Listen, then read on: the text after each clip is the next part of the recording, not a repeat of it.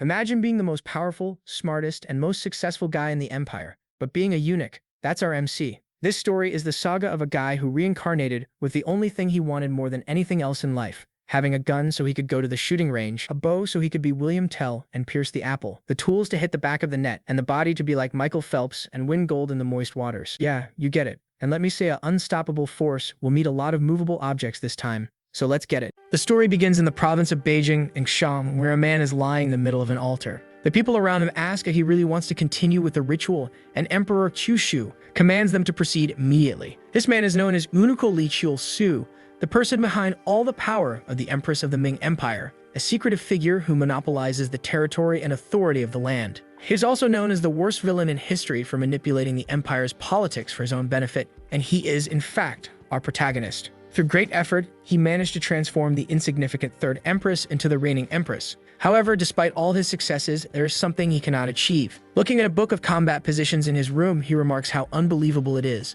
Since he is a eunuch, it is obvious that he cannot partake in this kind of combat. Suddenly, someone bursts into the room, calling him an idiot and shouting for the old man. It is the third empress, Yuanhua, who demands to know why he wants to leave this world. She kneels and begs him to stop this mysterious ritual, asking if the union of yin and yang is really so important to him. She wants to know why he can't just be happy with her by his side. She says that if it's money or power he needs, she will give him everything he wants as long as he stops the ritual. But Chiolsu responds that he has already made his decision. He asks for her forgiveness for his betrayal, but says he cannot serve her until the end. Naturally, the question arises: why is our protagonist so obsessed with the union of yin and yang? Most people wouldn't understand, but for him, it is crucial. This is because he is a reincarnated soul, and in his past life, he was also a virgin. Even now, he remains a virgin, having lived more than 50 years without experiencing anything. The infamous reincarnation truck struck him while he was crossing the street, and he ended up in this martial world for 50 years. He died at 28 and reincarnated as a 12-year-old boy. The problem was that as soon as he arrived, he was kidnapped by a maniac. This was no ordinary kidnapper. The lunatic castrated all the men to sell them as eunuchs on the black market.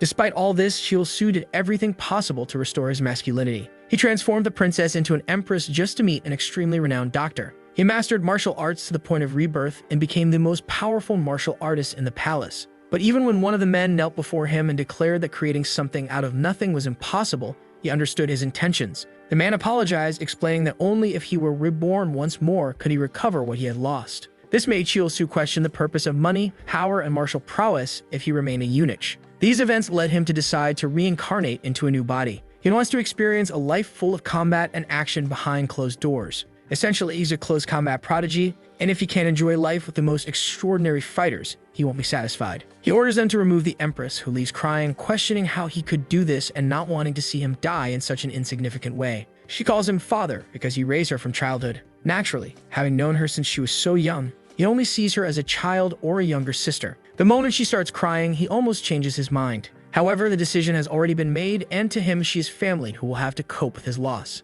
A man wearing a turban approaches and warns that the reincarnation technique is an extremely forbidden ritual. Out of every 100 people who attempt it, 99 die, and he asks if Chiolsu really wants to risk it. Chiolsu looks down and thinks that if he must live this way, it's better to die. He then orders the ritual to proceed. In life, he has conquered and enjoyed all that strength can bring. He has also spent all the wealth he could. All he wants now is to be reborn, and for that, he is willing to risk everything. As his entire body glows with a pink light, he sees a blurry old man calling to him. Slowly, he opens his eyes and rises, wondering where he is. The old man simply says he's glad the boy seems fine. However, Chiolsu immediately recognizes who this bastard is. This is the same cursed old man who castrated him 50 years ago in the imperial palace. Chiolsu remembers that in the past, he had tried to hunt this man down only to discover he had been killed by some bandits. However, it seems that instead of reincarnation, what happened was a regression in time. He thought he would gain a new body by reincarnating, but as soon as he looks down his pants to check, the old man, confused, asks if he's hurt. Chiolsu grins psychotically at him and thanks the old man for saving him before apologizing.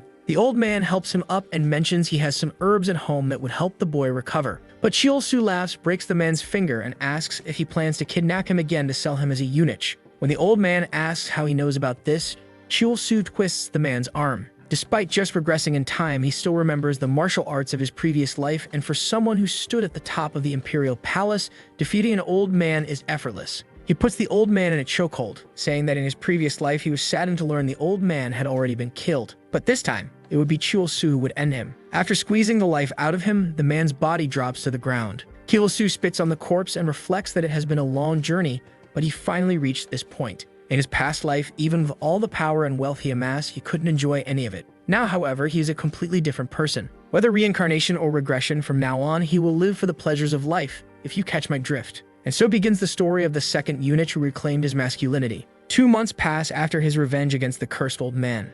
Su walks across a bridge, freezing in the cold. At this moment, he is trying to reach the province of Gamsuk, suffering along the way. But he tells himself that this pain is nothing compared to the life of pleasure he dreams of living. Although he has never experienced it, he knows it's more than just physical contact. If it were only that, he could simply earn money and buy some private combat sessions. However, he refuses to settle for such low-quality experiences. What he wants is to share true love with wonderful women, a connection of emotions and mental intentions. He dreams of the kind of love that leaves both people completely satisfied. Drooling at the thought, he declares this is the perfect thing to pursue. Still, he knows that to achieve this level of intimacy, he will need food and money. This is why he has decided to start his path toward becoming a hero in the martial world. Thinking he would reincarnate into the future, he had buried many treasures in his grave. Unfortunately, this isn't the case, but he still has the advantage of knowing what will happen 50 years into the future. With his martial prowess, he is confident that becoming a respected hero won't be too difficult. First, however, he needs to correct his habit of laughing like an idiot from his eunuch days. And so he swears this is where the legendary story of the harem king Lee Chil-Su begins. He signals toward a building and asks if anyone is inside. From within, someone hears the voice of a child and steps out, wondering how anyone could climb the mountain in such a blizzard. Chil-Su takes a deep breath and shouts for all to hear that he has lost his family to bandits and needs help to grow stronger. He declares that he wants to become a disciple of the joint clan. This martial faction combines 3 philosophies, Confucianism, Buddhism, and Taoism, to combat the dark forces of Django. However, to outsiders, they are often seen as either a demonic sect or a group of bandits. The old man rushes toward Chil-Su and scolds him for risking his life by climbing the mountain in winter. Chil-Su simply replies that nothing else matters if he can join the joint clan. The old man stops and tells him to show his arms and hands. He touches the boy's wrists and notices that the natural energy in Chil-Su's body is already expelling impurities. Somehow, the boy knows the technique required to ascend the mountain. The old man praises him, saying that if he managed to get there, it proves he has some talent. He asks if Chil-Su knows the basics of martial arts or if his family taught him anything. Chil-Su claims that yes, that's exactly the case. Of course, he's not about to reveal his 50 years of experience.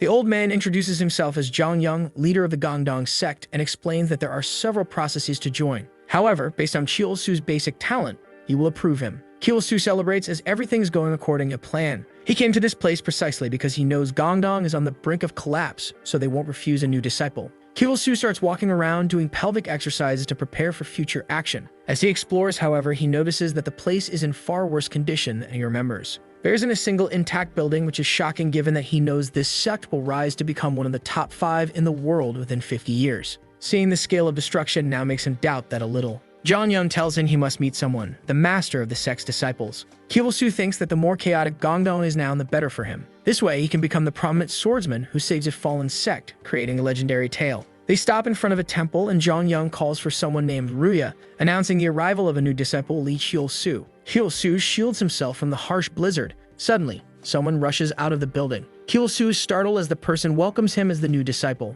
Chil-Su wonders why this person is so ridiculously handsome. It's not a master as he assumed, it's a boy around his age. He recalls from the manuscripts that this person was supposed to be incredibly ugly, but in person, he's shockingly good-looking. If this continued, his future was at risk. Fuya asks if he's okay, and Chil-Su responds that there's nothing wrong with him. He then extends his hand and tells Huye to stop being so formal, since they are brothers from now on. Chil-Su is annoyed that this bastard is still so nice, secretly wishing the guy only had 3 centimeters at most. Huye tells him to hurry up because there are many places he wants to show him. Before Chil-Su can say anything, Huye pulls him away, but strangely, Chil-Su doesn't want to be touched by him. He pulls his hand back and tells Huye not to touch him like that. Huye, or is it Huye? Chil-Su still isn't sure if this is a man or a woman, and he's a bit confused. Apologizes, saying it's their first time having a disciple and they got a bit too excited. Chil-Su also apologizes, admitting he overreacted while thinking that he can't afford to lose the opportunity to stay in this sect for now. Meanwhile, Huye is just observing him.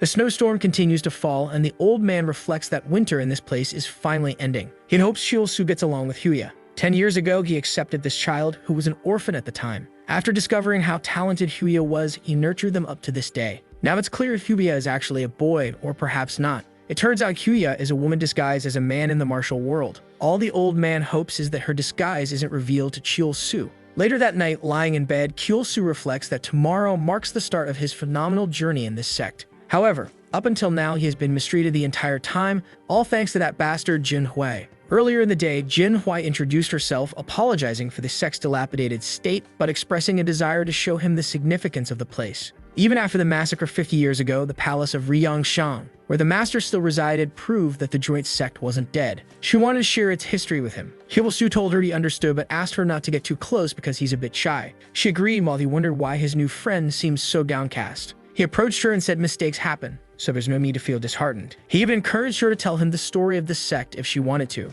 Jin Hui smiled brightly and Kyul-soo felt he had done the right thing. It was easy for him to calm down a kid like this by simply saying what they wanted to hear. What he couldn't understand was why this boy kept clinging to him. Back in his room, Kyul-soo writes on the wall, venting that he doesn't want to keep getting hugged by that boy. He's endured 50 years of celibacy and can't bear to see men anymore, especially one who's considered a genius among geniuses, the type who could rebuild an entire sect without breaking a sweat. In his past life, rumors said this person rejected every woman who approached him because he preferred to focus on martial power. Now, however, Kyul-soo is certain Jin Hui is gay. What he doesn't realize is that Jin Hui is actually a woman. He recalls seeing Jin Hui in the castle in his past life, thinking he was enjoying himself in some peculiar way. Little did he know, Jin Hui was struggling with her disguise. Determined, Kyul-soo swears that in this life he will ensure he gets to use what he's always wanted. Strangely, however, the weapon he always dreamed of wielding feels a little down today. He decides it's time to do some exercises to stay in shape. Meanwhile, Jin Hui, in her own room, is deep in thought. She wonders why she behaved so rudely toward the new disciple today.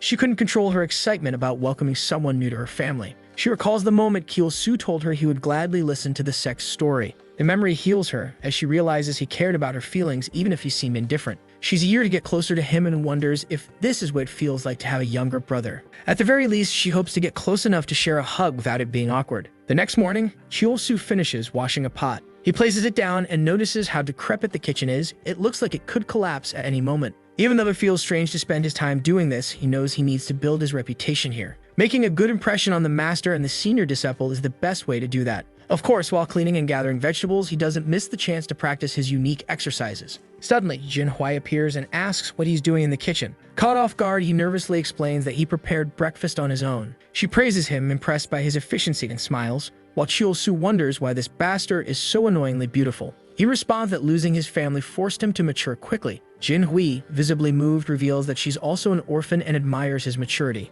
Kyul-soo finds it strange that this person keeps apologizing and saying they understand him. Jin Hui offers to help him prepare the vegetables. Kyul-soo remembers that in the future, this person will have someone by their side who will be renowned as the most beautiful and powerful in the world. Although that's far off, he decides it's best to maintain a good relationship with Jin Hui. He thanks her for her help and heads off to wash some vegetables, all the while thinking that he must keep his distance. He is determined to become an extremely powerful martial artist and conquer all the women who will be dazzled by his achievements. Suddenly, the shelf holding the pot collapses. Jin Hui turns to Kyul-soo and warns him to be careful as the debris is falling toward his head. He instinctively shields his face, but when he looks up, Jin Hui is standing too close, asking if he's okay. Kyul-soo, flustered, replies that he's fine while wondering what kind of situation he has gotten himself into. Jin Hui casually remarks that he's lighter than he looks, leaving Kyul-soo blushing as he catches a faint scent of wildflowers. Trying to shake off the moment, he snaps back to reality and feeling a hand on his back and wrist, yells out, asking where his senior brother thinks he's touching. Jin Hui hastily explains that it wasn't intentional and pleads with him not to misunderstand. Kyul-soo, embarrassed, tells Jin Hui to stop blushing because it's making the situation even weirder. Jin Hui apologizes again, says she'll leave and tells him to rest, assuming he must be shaken. As she walks away, Kyul-soo sees thinking this cursed senior might just be trying to kill him indirectly. After all, if Master Jong-young saw this scene, he'd likely grab him by the neck and toss him out. He firmly tells Jin Hui not to help with chores anymore, declaring that as the junior, he will handle it himself. Jin Hui, visibly uncomfortable, reluctantly agrees but seems a bit disheartened. A moment later, she picks up a small pot and asks if it's okay for her to give just a little help. Kyul-soo sighs and gives in for now, saying it's fine. 2 months pass and Master Jong-young gathers the disciples to ask what they think true martial strength is. Some believe strength comes from external sources requiring the consumption of various elixirs. Others argue that it's internal, achieved through constant body training. Jong-young states that true strength lies in the balance of both external and internal energies. Only a martial artist who connects with both the world and their body can reach their full potential. Jin Hui, focused on training, acknowledges the lesson and walks off, telling Kyul-soo to train hard as well. Kyul-soo smiles mischievously, thinking that even if no one ordered him to, he'd still give it his all. After all, a superior body equals superior vitality for the ultimate combat. As someone who plans to enjoy countless battles, achieving maximum potential is a must. To him, this suffering is nothing but sweet preparation. Sweat drips to the ground, but he feels at peace, knowing his efforts over the past 2 months are finally paying off. It feels like the euphoria gym enthusiasts experience when lifting heavier weights. In his past life, Chul-Soo hated his body. No matter how much he trained, he always maintained a somewhat cute appearance. This was because he had mastered a technique specifically designed for eunuchs. Before discovering that this technique would permanently halt his body's development, he had even destroyed nations searching for elixirs. The more he reflects on this past, the angrier he becomes. In this life, he vows to ensure everything will be different. He will have a masculine body. Suddenly, Jinhui approaches. Chul-Soo asks why she's there, and she replies that she's finished for training and came to fetch him. Apparently, time flew by, and Chul-Soo didn't even realize training was over. Frustrated that the days seemed too short, he reluctantly follows her while she observes him silently. That night, high on the mountain, Chul-Soo realizes he's missing something essential for achieving his perfect body. This leads him to train cardiovascular endurance, which he deems crucial for navigating the Garden of Pleasures. However, the sect leader doesn't allow excessive training, fearing it could harm his young body. But Chul-Soo refuses to give up his nightly runs, believing they are key to becoming the king of vitality. Unbeknownst to him, Jinhui is watching from afar. When he notices her, he stumbles on a rock and goes tumbling down. Angry and embarrassed, he demands to know why she's there. Jinhui asks why he snuck away from the pavilion to train alone, reminding him that overexertion is dangerous. Chul-Soo fumes, annoyed that he failed to sense her energy due to his current weakness. He worries she might report this to the master, jeopardizing his secret training. At the same time, he can't abandon his runs, they're essential to his goal. In an emotional performance, he apologizes to Jinhui,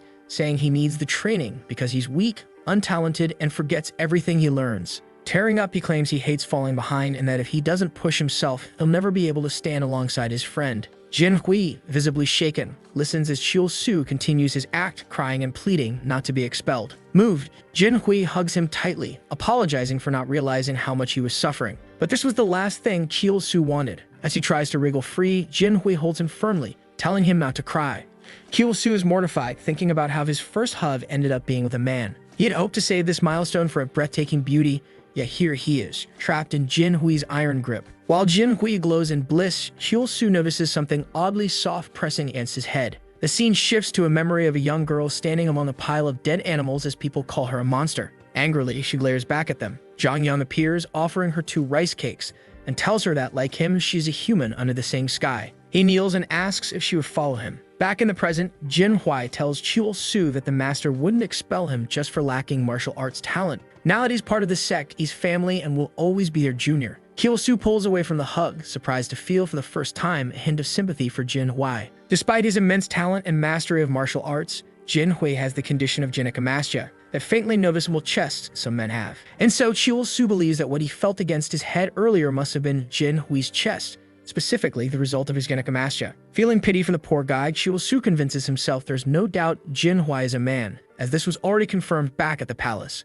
Time passes, how much he's not sure, but the sect leader announces that they've completed their external body training. Chul-Soo's muscles, are well developed, and it's now time to begin internal arts training. Jinhui congratulates him enthusiastically, which embarrasses Chul-Soo. He's fed up with how much Jinhui keeps involving herself in everything he does. The leader notices Chul-Soo's discomfort and asks if something is wrong. Chul-Soo brushes it off, saying it's nothing, while thinking that he has bigger problems than this person right now. Thanking the leader, he requests not to reduce his external training regimen. The master seems displeased by this, and Chul-Soo knows he's right. Typically, beginners only need to train their external bodies to maintain basic physical condition, with the rest of their time dedicated to learning internal techniques or weapons training. But Chul-Soo has a different goal, to build the perfect body that will captivate women. After all, he has to compete with Jinhui, who's much more attractive than him. The leader asks why he's so adamant about continuing external training. Chul-Soo explains that despite appearing talented, he actually develops slowly. He wants to contribute more than anyone else to rebuilding the sect and believes that additional effort will help achieve that. He acknowledges that continuing such training isn't the most efficient path, but it's not impossible. Moreover, if 2 fighters use the same sword strike, the one with greater strength will win. This slight advantage, he believes, will not only secure his victories, but also help him eventually attract an extraordinary woman who will fall for his strength. Smiling, he pleads with the master to allow it, confident that he can push himself to the limit. The leader is impressed by the determination in Chul-Soo's eyes. Here is someone who recognizes his ordinary talent yet strives to exceed it through sheer effort. Reflecting on the essence of the sect, to help individuals reach their maximum potential, The leader considers that certain traditions were abandoned as the sect deteriorated. Perhaps Chiul-Su's resolve is precisely what's needed to restore what was lost. Handing him a scroll, the leader says it contains the foundational formula for the Yang symbiote martial art. Chiul-Su, confused, asks if this means he has permission to continue external training. The leader explains that the martial world is cruel to those without talent, but for those willing to face challenges, all paths open. Thus, Chiul-Su is permitted to continue his external training but must also master the internal technique detailed in the scroll. Grinning, Chiul-Su thanks him. The leader then begins infusing energy into Chiul-Su's body, instructing him to guide it along the paths described in the scroll. As the warm, gentle energy flows through him, Chiul-Su realizes it's completely different from the cold, sharp energy of the eunuch techniques he mastered in his past life. This is Yang Kai, vital and rejuvenating. The leader, Zhang Yang, praises him for reaching the realm of internal energy. Chiul-Su pats his chest proudly, knowing he's no longer a eunuch. From this moment on, he truly feels reborn as a master. Jin Hui smiles joyfully, witnessing his progress. Later that night, Jin Hui tells the leader she wants to train externally alongside Chiul-Su. She explains that, as a senior, she wants to lead by example, just as their leader does. The master, impressed by her sense of camaraderie, permits it, saying that even in the worst-case scenario, it will be a valuable learning experience. Looking out the window, the master feels hopeful, seeing these two young disciples earnestly working to rebuild the sect. Perhaps he thinks the long-held dreams of the previous master might finally come true. The next day, Chiul-Su practices his punches, his face flushed as he begins to sense the new Yang energy. Still, something about it feels strange and unfamiliar, likely because he had grown accustomed to the eunuch techniques in his past life. Reflecting on this, he recalls the sect emblem the leader showed him, the reversed Teiji symbol. This emblem represents the ancestral techniques of mastering the inverse yin-yang. Chiul-Su resolves to adapt fully to this new energy, believing it is key to achieving both his physical and martial ideals. Mastering the technique of inverse yin-yang allows one to harbor two opposing energies within their body, achieving the peak of life force. This is why other sects often labeled them as practitioners of demonic arts. Using two such forces was unnatural. However, unlike demonic sects, they use their martial arts to eliminate demonic threats. Chiul-Su reminds himself to stay mindful of this distinction and not be deceived by rumors. He is overjoyed to have joined this sect. Eliminating demonic martial sects would surely earn him respect worldwide. Suddenly, a knock comes at the door. A small boy stands there, pleading for help for his grandfather. Tears stream down his face as he implores them, saying if this truly were the most righteous sect in Gansu, they'd surely have someone who could help the man who supported them his whole life. Jin Hui asks what's going on, and Chiul-Su explains that someone's asking for help. The problem is their master isn't around today, leaving them uncertain about what to do. Shortly after, they step outside, and the boy explains he needs help finding whoever stole all of his grandfather's goats. Chiul-Su remarks that such a theft should be reported to the local authorities. The boy insists it wasn't a person who did it. Judging by the tracks and destruction, it must have been something else. He explains that his grandfather always loved this sect and was raising the goats to sell and donate the proceeds. But when he went to fetch them from market, they were gone. Apologizing for being unable to pay, the boy begs them to help his grandfather, who supported the sect his whole life. Chiul-Su, after some thought, agrees to check it out, reasoning that the boy's effort to come all the way up the mountain deserves at least a look. Later, the boy leads them to the scene, and Chiul-Su, noting the location at the base of Gangdong Mountain, suspects it might have been a wild animal. His attention is drawn to some marks on the ground that look like snake tracks. However, the size suggests it's a demonic creature. He asks Jin Hui if there's any legend about a giant snake on Gangdong Mountain. She says she's never heard of such a thing. If it existed, the master would have dealt with it. Chiul-Su knows that the energy accumulating in the Gangdong Mountains could trigger mutations in animals, but something this large would have been noticed before, meaning it appeared recently. He also sees this as the perfect chance to absorb a lot of vital energy. Chiul-Su tells Jin Hui he'll handle it. Jin Hui hesitates, saying it's dangerous to act without informing the master. Chiul-Su brushes this off, claiming that causing unnecessary alarm would be unwise and helping the mountain's residents is a virtuous act. Ignoring the boy's plea could fuel the rumors that their sect is demonic. Jin Hui admits this makes sense, and the boy smiles, hopeful to eliminate the creature. Chiul-Su instructs Jin Hui to escort the child back home while they follow the snake's trail. Later, as they run through the mountains, Chiul-Su finds the continuation of the trail. Jumping from branch to branch, Jin Hui again questions whether acting without the master's knowledge is wise. Chiul-Su assures her that helping villagers is harmless, though his real motive is to accumulate vital energy. They pause on a branch as he advises caution, but suddenly, the trail vanishes. Jin Hui warns him to be careful, and when he looks up, the massive snake lunges at him. It strikes him square in the chest, sending him crashing to the ground. Jin Hui screams as Chiul Su struggles to rise, bloodied and bruised. The narration interjects with a prophecy about a saint from another sect who got lost in Gongdong Mountain and discovered a legendary item, secret techniques abandoned by Gongdong's ancestors, and an elixir. For an ordinary beast to become a demonic creature, it must absorb immense spiritual energy.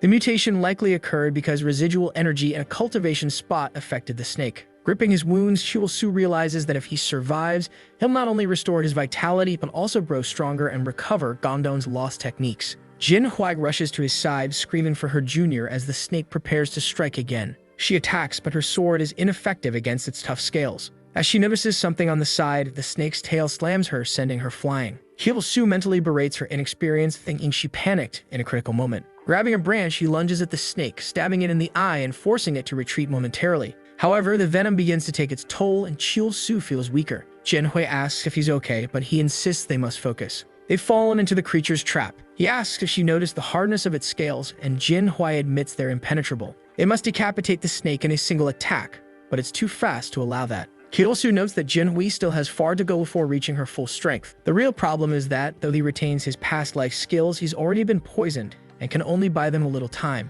If Jin Hui, with her inexperience, also gets poisoned, they're doomed. He resolves to create an opening. Removing his belt, he tells her to prepare for his signal. When it comes, she must use all her destructive yang energy in one decisive attack. Jin Hui hesitantly asks how he plans to do anything in his condition. Chiul Su charges toward the snake, yelling that there's no time for hesitation. No matter how formidable a demon may be, they all have a weakness. He shouts as he dodges the snake's strike. Using his belt, he loops it around the snake's neck and slides underneath it. He signals Jin Hui, who leaps with her sword, delivering a precise slash that cleaves the creature in two. The snake's body crashes to the ground, and Jin Hui remarks that, as expected, the neck was its weak point. Still, she's shocked that Chiul Su seemed to know this and guided her to decapitate the snake. Her attention shifts to the side, where Chiul Su collapses to the ground. His body is burning from within, the venom's effects as described in legends. Jin Hui grabs him as he struggles, thinking it's not so bad. He plans to use his superior energy control to absorb and expel part of the venom. Looking at Jin Hui, he feels confident he'll be fine soon.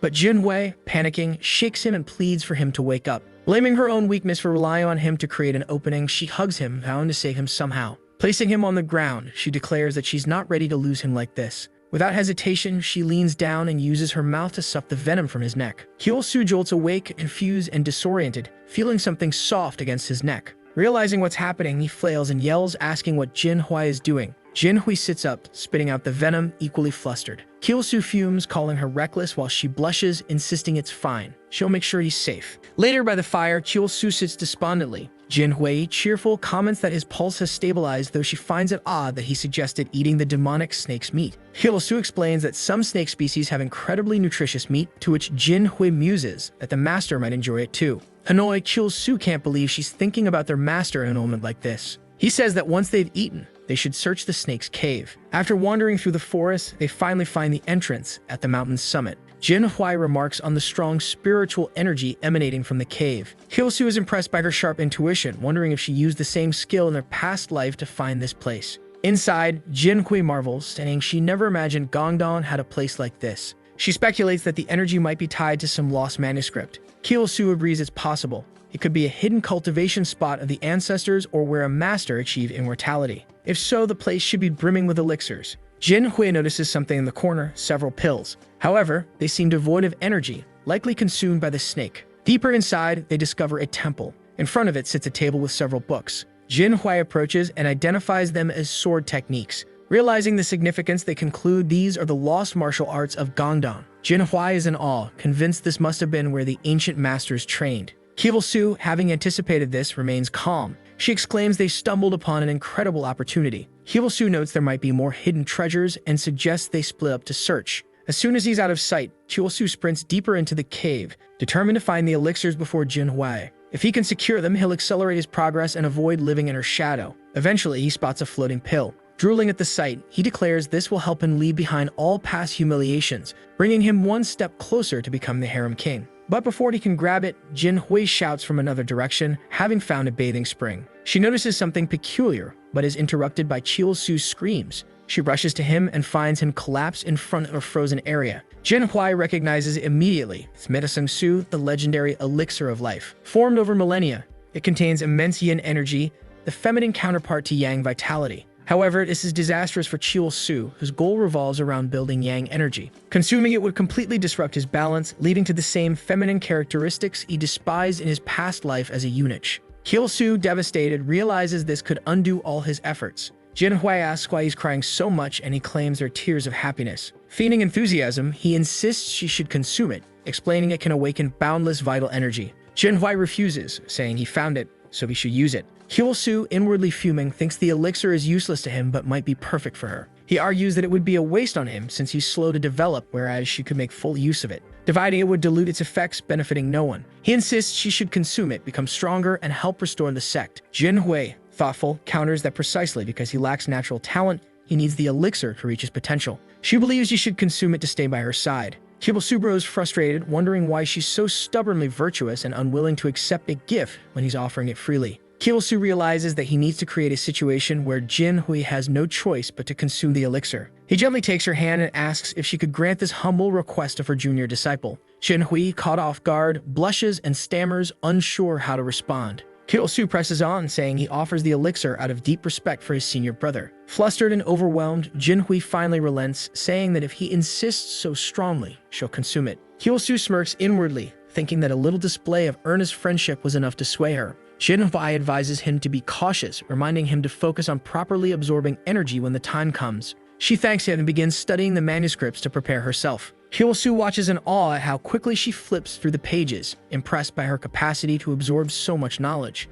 Only someone with an extraordinary body and talent could do that, he muses. Shortly after, Jinhui declares she's memorized everything and approaches the elixir. Holding it in her hand, she reflects on the incredible gift Chil-Su has given her. Out of respect for his decision, she vows to absorb the elixir fully. But the moment she consumes it, a freezing sensation overtakes her body. It feels as though her heart is encased in ice. Chil-Su asks what's wrong, but Jinhui collapses, overwhelmed by the immense power coursing through her. A fierce wind surges through the cave as Chil-Su realizes the energy is too violent for her to handle. Seeing her body freeze is a clear sign that something is going wrong. Inside her mind, Jinhui finds herself in a surreal mental realm. She recognizes this as the result of consuming the elixir. As a menacing energy approaches, she tries to absorb it, only to be thrown into a sea of chaotic memories. She recalls a painful incident from her past, a crow attacking and killing other birds. In a fit of rage, she killed the crow, but was judged harshly, accused of being a monster despite her innocence. Suddenly, she is confronted by a demonic version of herself, which attacks her relentlessly.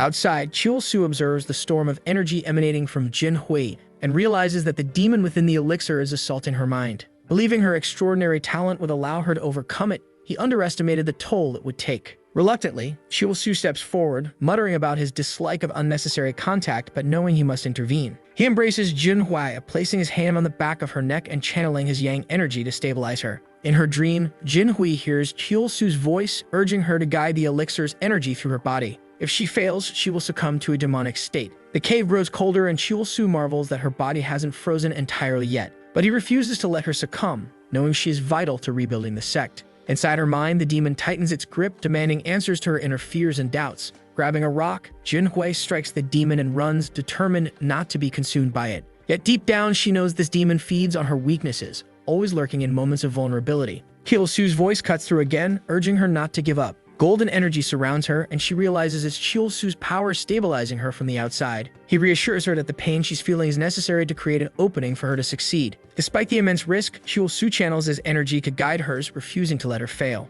The demon lunges at her again, but Jinhui counters with a decisive punch, sending it sprawling. Though victorious, she collapses, coughing up blood from the strain. She realizes Chil-Su isn't just helping her absorb the elixir, but also purging the demon from her mind. Determined to follow his guidance, she sits cross-legged, focusing on matching his energy flow. However, the demon rises again, emerging from the surrounding debris.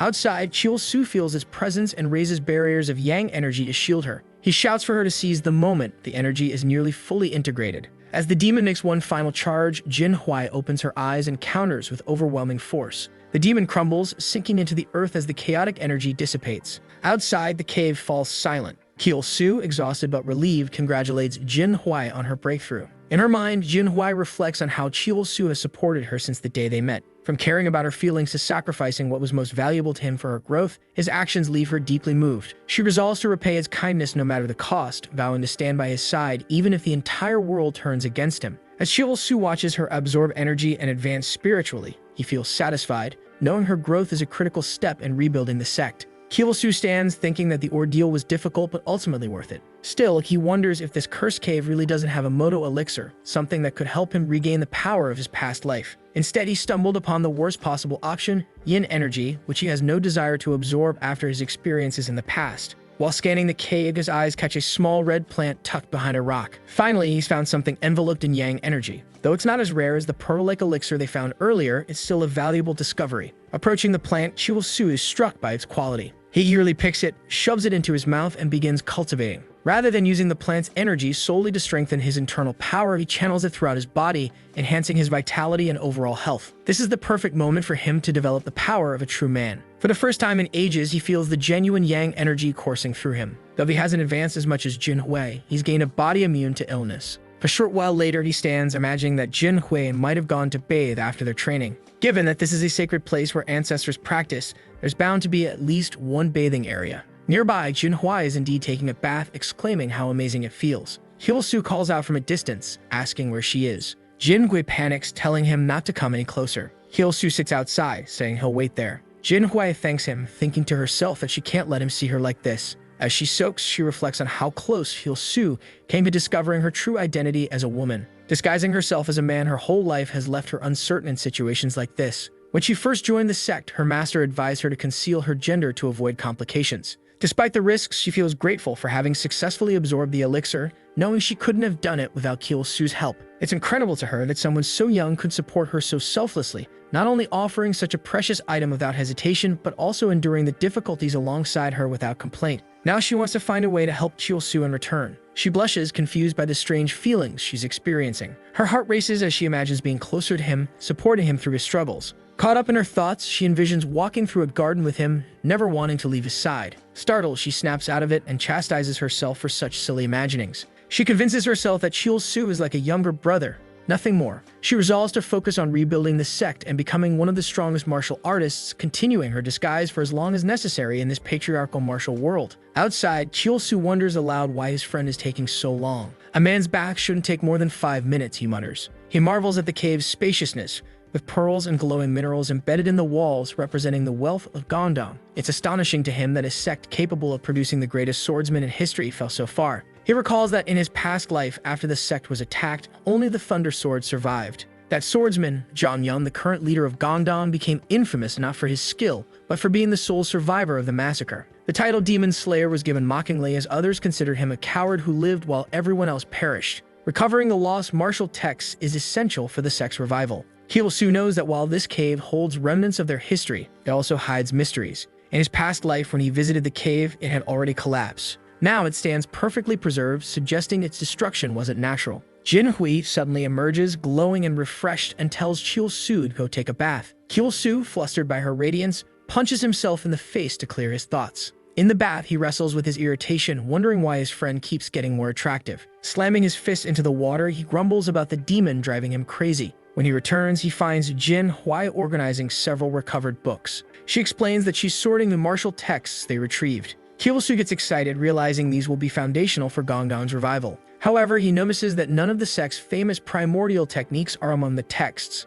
He asks Jin Hui if these 7 books are all she found. She confirms, adding that she didn't see anything resembling the Demon Slayer's technique. Kiyosu grows confused. In his past life, that technique was found in this very cave. This suggests that the legendary swordsman Mu Jucha left the technique in a non-written form, complicating its recovery. Now Kiyosu must figure out how the master who transcended life and reached immortality chose to preserve his legacy. Jin Hui suddenly exclaims that she's found something, a series of sword marks on the cave wall. She rushes ahead, urging Kiyosu to follow, saying he'll understand when they get there. In another part of the cave, they discover a wall covered in deep cuts. Kiyosu approaches and, upon touching it, senses something unusual. He deduces it's a mechanical structure from 300 years ago, designed to open only when the right amount of force is applied. However, using the wrong energy could cause the entire place to collapse. Jin Hui theorizes that without the correct Demon Slayer technique, the door won't open. Kiyosu agrees but suggests there may still be a way. He explains that although he doesn't fully understand the technique, the Imperial Palace has long studied martial arts from various sects to maintain control over martial artists. The Demon Slayer technique, being as famous as it is, was certainly among those studied. Kiyosu is confident that the secret behind the mastery of the sword lies beyond this wall. Walking alongside the sword marks, he studies their patterns. Jinhui, puzzled, asks what he's doing but soon notices subtle paths on the floor that seem to guide their movements. Following the paths, Chiwoo-soo stops before a wall overgrown with plants. Drawing his sword, he slashes at it, revealing markings beneath. He calls Jinhui over, asking if she can decipher them. The complexity of the markings requires 2 full days to interpret. Slowly, they piece together the technique, realizing it starts at one end of the cave and ends at the other. By retracing the sword's movements and using reverse engineering with the tools they recover from Gangdong, they begin to correct each motion. Jinhui frequently asks if her stance is correct, and Chiwoo-soo, often frustrated, makes adjustments. What annoys him most is the thought that his first lessons in this world should have been for a beautiful, adoring woman, not this infuriating Jinhui, who seems to overshadow all the experiences he hoped to reserve for his ideal partner. When hunger strikes, they sustain themselves on energy pills, pressing on until they've completed their calculations. At last, the day comes to test their efforts. Chiwoo-soo nearly hugs Jinhui in celebration but stops himself, remembering Jinhui is a man. Jinhui prepares herself and asks if all that remains is to use the technique. Chiwoo-soo confirms, noting that only she can perform it. Jinhui admits she's not confident, reminding him that the master always said the Demon Slayer technique requires a celestial foundation. Chiwoo-soo reassures her, explaining that 300 years have made the structure more vulnerable. He uses his proficiency in energy manipulation to loosen some of the seals, creating an easier path for her to succeed. He tells her the time has come. Jinhui takes a deep breath, gripping her sword tightly. Chiwoo-soo reflects that where he lacks yin energy, she excels, and where she lacks yang energy, he compensates. Together, they're uniquely suited to this task. Jinhui leaps into the air, her strike sending a shockwave through the cave. The wall begins to open. Overjoyed, Jinhui runs to Chiwoo-soo, asking how he knew it would work. Before he can answer, she continues, excitedly saying this means the lost techniques must be inside. Beaming with gratitude, she calls him a genius, but Chiwoo-soo tempers her enthusiasm, reminding her it's too early to celebrate. They still need to discover what the Celestial Sword Lord left behind. Advancing into the darkness, Chiwoo-soo suddenly collapses. When he wakes, he finds himself bound in chains. The ceiling above feels eerily familiar. A man in glasses approaches, asking if this is the child. An older man confirms it, saying the boy is a stray from Haedong City and will fetch a high price at the palace. Turning to Chiwoo-soo, the man says, "Ah, so you're finally awake." Chiwoo-soo's heart sinks as memories flood back. This was the day he lost his masculinity and was sold to the palace. Realizing the truth, he understands that when they opened the door, he fell into an illusion. Despite the surreal surroundings, he knows this is no dream. It's a trap left by the Celestial Sword Lord. Seething with rage, Chiwoo-soo vows to make that old master pay for this torment. The boy in the illusion comments that life in the palace wouldn't be so bad, suggesting Chiwoo-soo could even become a eunuch with enough power to change the world. These words infuriate Chiwoo-soo further because in his past life, he achieved exactly that, becoming the second most powerful figure in the empire, second only to the Empress. He clenches his fists, his resolve hardening. Though the illusion is meant to break him, Chiwoo-soo decides to turn it into an opportunity to uncover the true legacy of the Celestial Sword Lord. Chiwoo-soo begins to question the purpose of all this power. In his past life as a eunuch, even with immense strength and influence, he couldn't enjoy life's pleasures. This realization reignites his frustration, labeling his past self a damned bastard. Energy begins to surge from his body. Though his internal energy diminished after traveling back in time, his physical form has been restored, and his mind remains sharp and intact. The illusionary figures around him, representations of the men who once captured and sold him, demand to know how he's doing this, but their words freeze mid-sentence. Chiwoo-soo knows this is happening in his mental realm, a place where all his knowledge of cultivation remains intact. The figures suddenly shatter into nothingness before his eyes. Looking down at the symbolic remnants of his past, the broken cacti on the ground, Chiwoo-soo's anger intensifies. He's already killed these men in his past life. Being haunted by them again is infuriating. Suddenly, a soft voice whispers from behind him, praising him for his incredible strength. A group of alluring women surrounds him, one leaning in to kiss him. But Chiwoo-soo isn't fooled. Drawing on his ki, he obliterates the illusion, scattering the women into nothingness. Despite having desires like any man, he's not one to lose control. After all, he spent a lifetime dreaming of women. This tactic doesn't work on him. It's clear that Chiwoo-soo survived not for shallow indulgences, but because of his unwavering willpower. At that moment, a commanding figure emerges from the shadows, the Celestial Sword Lord Mujucha. "You've exceeded my expectations," the figure remarks, his voice resonating with authority. Chiwoo-soo moves to respond, but before he can speak, Mujucha launches an attack. A crackling blade of lightning slashes toward him. "Let's see if you can handle this," Mujucha challenges. Chiwoo-soo, startled by the immense aura radiating from the master, channels his energy into forming barriers while dodging the onslaught. Despite his best efforts, one strike lands squarely on his abdomen, sending him hurtling backward. Gasping for breath, Chiwoo-soo realizes the truth. Standing before him is the very person who halted the demonic invasion 300 years ago, the legendary Celestial Sword Lord Mujucha. He continues to dodge while telling the man to listen, insisting that he's not an enemy and asks if he doesn't recognize him. Mujucha immediately responds, saying that it seems like he thinks he's an idiot. Even though he could see that the boy had the mindset of an absolute master, he didn't possess the martial power of someone in the first class. Furthermore, the aura of rebellion surrounded his body, making it impossible for him to claim innocence. That's why he's certain the boy is a spy from the blood demon cult. Hyolsu collapses to the ground without responding, and the man launches an attack demanding an explanation. Suddenly, Hyolsu seems to have an idea, bows deeply, and introduces himself as Hyolsu, a disciple of the Gundong sect. He then welcomes the man as his ancestor. At the last second, the attack changes direction and misses him. Out of nowhere, Mujucha starts laughing and says that he truly is a very clever successor. It seems that Hyolsu used a technique recognized only by members of the Gundong sect. The man congratulates him for thinking of it in such a critical moment. He then introduces himself as the celestial sword master from 300 years ago, and adds that this is the first time he's seen someone walking the path of reversal and immortality. Hyolsu says that reversing time isn't a problem, as he is still a disciple of the Gundong sect. Mujucha agrees to some extent, saying it really isn't that important. He mentions fighting fire with fire and asks if this is the will of the heavens. Looking at Hyolsu, he declares that facing anomalies with an anomaly is the natural law. Our boy, though, is utterly confused by all this talk of fire against fire and anomalies. The real reason Hyolsu did all this was simply to regain his masculinity, not for any secret technique or anything of the sort. He explains that he ended up in this place while searching for the legacy of the sword, and he's certain that there's nothing else in this place, so it must be here. The man asks what he plans to do if that's the case. Hyolsu replies that he has a request. He wants the man to teach this martial art not to him, but to the boy who came with him. Hyolsu's plan is pretty sly. He already has all the trust he needs from Jin Hui, so it's perfect for this man to rebuild the sect. That's because he knows that whoever becomes the celestial sword lord will gain absolute power but also countless obligations. All he wants is to be second in command, extremely influential, but without too many responsibilities,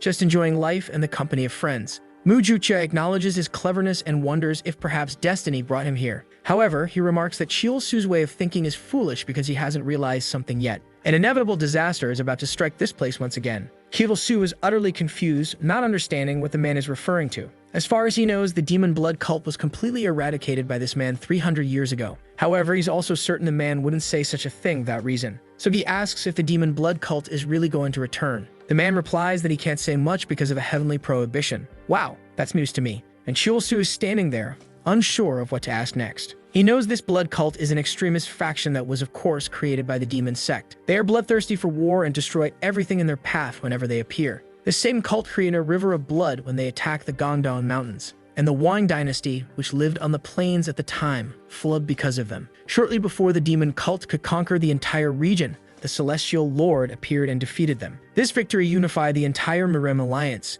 and with it, the Ming dynasty was established. The martial groups were granted royal privileges for their contributions. It was the pact of non-interference. He knows that in the past, the demon cult didn't do anything, so why would it be any different in this era? One thing, however, is obvious. Is a different person from the one who existed before. In the worst-case scenario, both the demon sect and the blood cult could invade this place simultaneously. Even with someone powerful, it wouldn't be easy to handle such a situation. Now he doesn't just have one problem, but two. Wars sow feelings of anxiety, worry, and an uncertain future. This affects everyone regardless of how much wealth they have. If the entire country is suffering because of war, how is he supposed to go around charming women who'll all be crying in their beds? A desperate woman says she can't believe her lord might die in battle, and Hyolsu imagines himself crying over all the lost opportunities. A future like that was completely unacceptable. Worries like this would prevent him from creating the perfect paradise. However, from what he understood, he was chosen by Mujucha since the lord is not there. And since he has no choice but to become stronger, this was an opportunity he had to seize.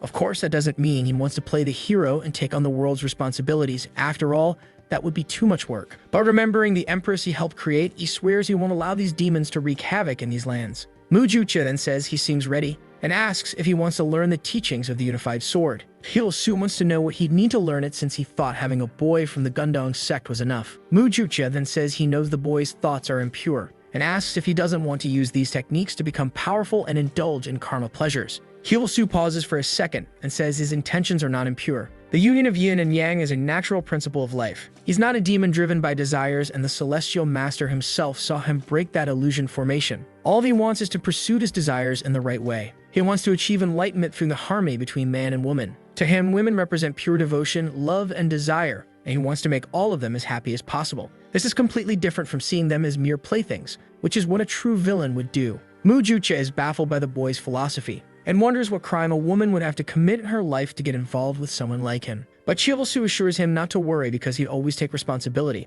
Otherwise, he wouldn't have started this in the first place. Mujucha is impressed that the boy is truly motivated by this. He then laughs and says he'll at least give him some credit for being so ambitious. He warns, however, that if Chivalsu wants to learn this martial art, they'll have to discard any mental foundations he's created. Chivalsu says that's not a problem. He hates the martial foundation of Yetni currently has. Mujucha declares that since he's so resolute, they'll begin. He will learn the supreme martial art that belongs to this sect, the celestial unification of the art of harmony. Wow, such grandiose names. The two appear in a kind of floating sea, and Chivalsu is completely confused looking around. Mujucha says this is the unification of harmony. It's the depth of yin and yang that he'll only comprehend if he masters the celestial art. Back in the cave, he hears the master's voice telling him he must dedicate himself to learning the dual harmony technique. Suddenly, he wakes up and sees Jin Hui beside him. He tells his sister to wake up and touches her shoulder. She asks what happened, saying she saw the master disappear and the pavilion burning. He then explains that both of them were caught in the celestial master's illusion. He managed to survive and now knows what's there.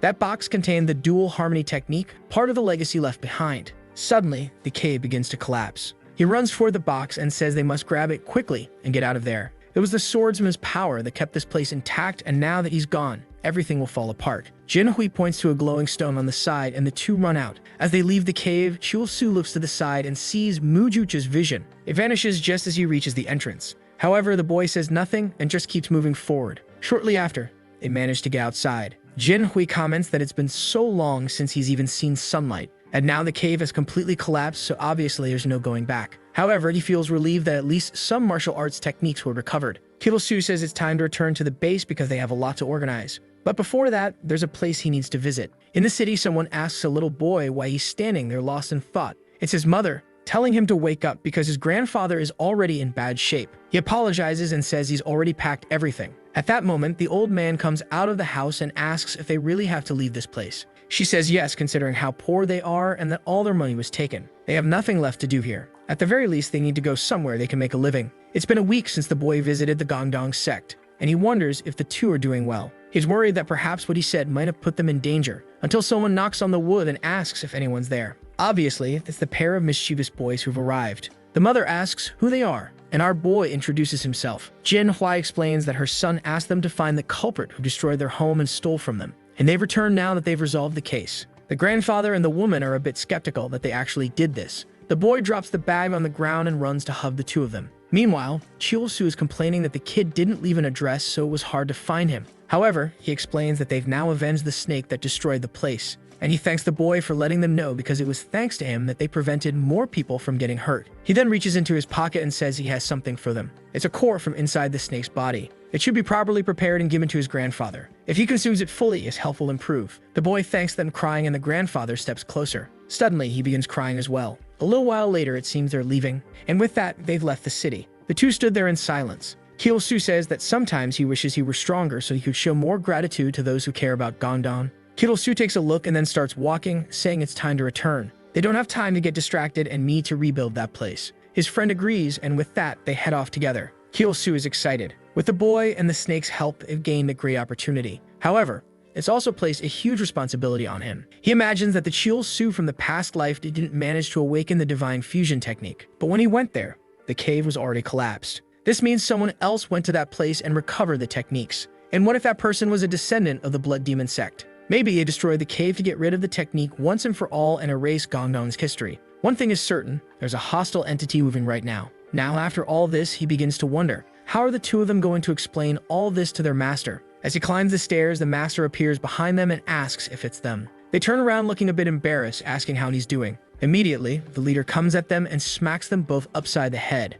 He demands to know why they disappeared and what they were doing while he was away. Sometime later, it seems everything has been explained, and he asks if it's really true. Jin Hui confirms, and our boy says that Lumina's pearl was taken from the cave. Looking through the books, the leader says there's no doubt, it's all genuine. Out of nowhere, the man starts crying emotionally, saying they've recovered techniques that had been lost. It was truly a stroke of luck, maybe even the blessing of the ancestors falling upon them. Obviously, as much as they deserve credit, it was still an unauthorized adventure. For what they managed to accomplish, they wouldn't be punished. However, they'd better ensure something like this doesn't happen again. The leader then hugs them and says they're welcome back. Later on, they're seen writing some things in the manuals. Jinhui was helping the leader organize everything. The leader commented that the luminous pearl would also be a great help. At least for now, they wouldn't go hungry and would have enough to sustain themselves. At that, Kyo-soo mentions that it might not be a good idea to reveal to the public that they recovered all this. The leader asks if he means they shouldn't sell the pearl, as everyone would know what happened. Kyo-soo says yes. His peace is what matters. Whatever the nature of all this, it symbolizes the demon cult.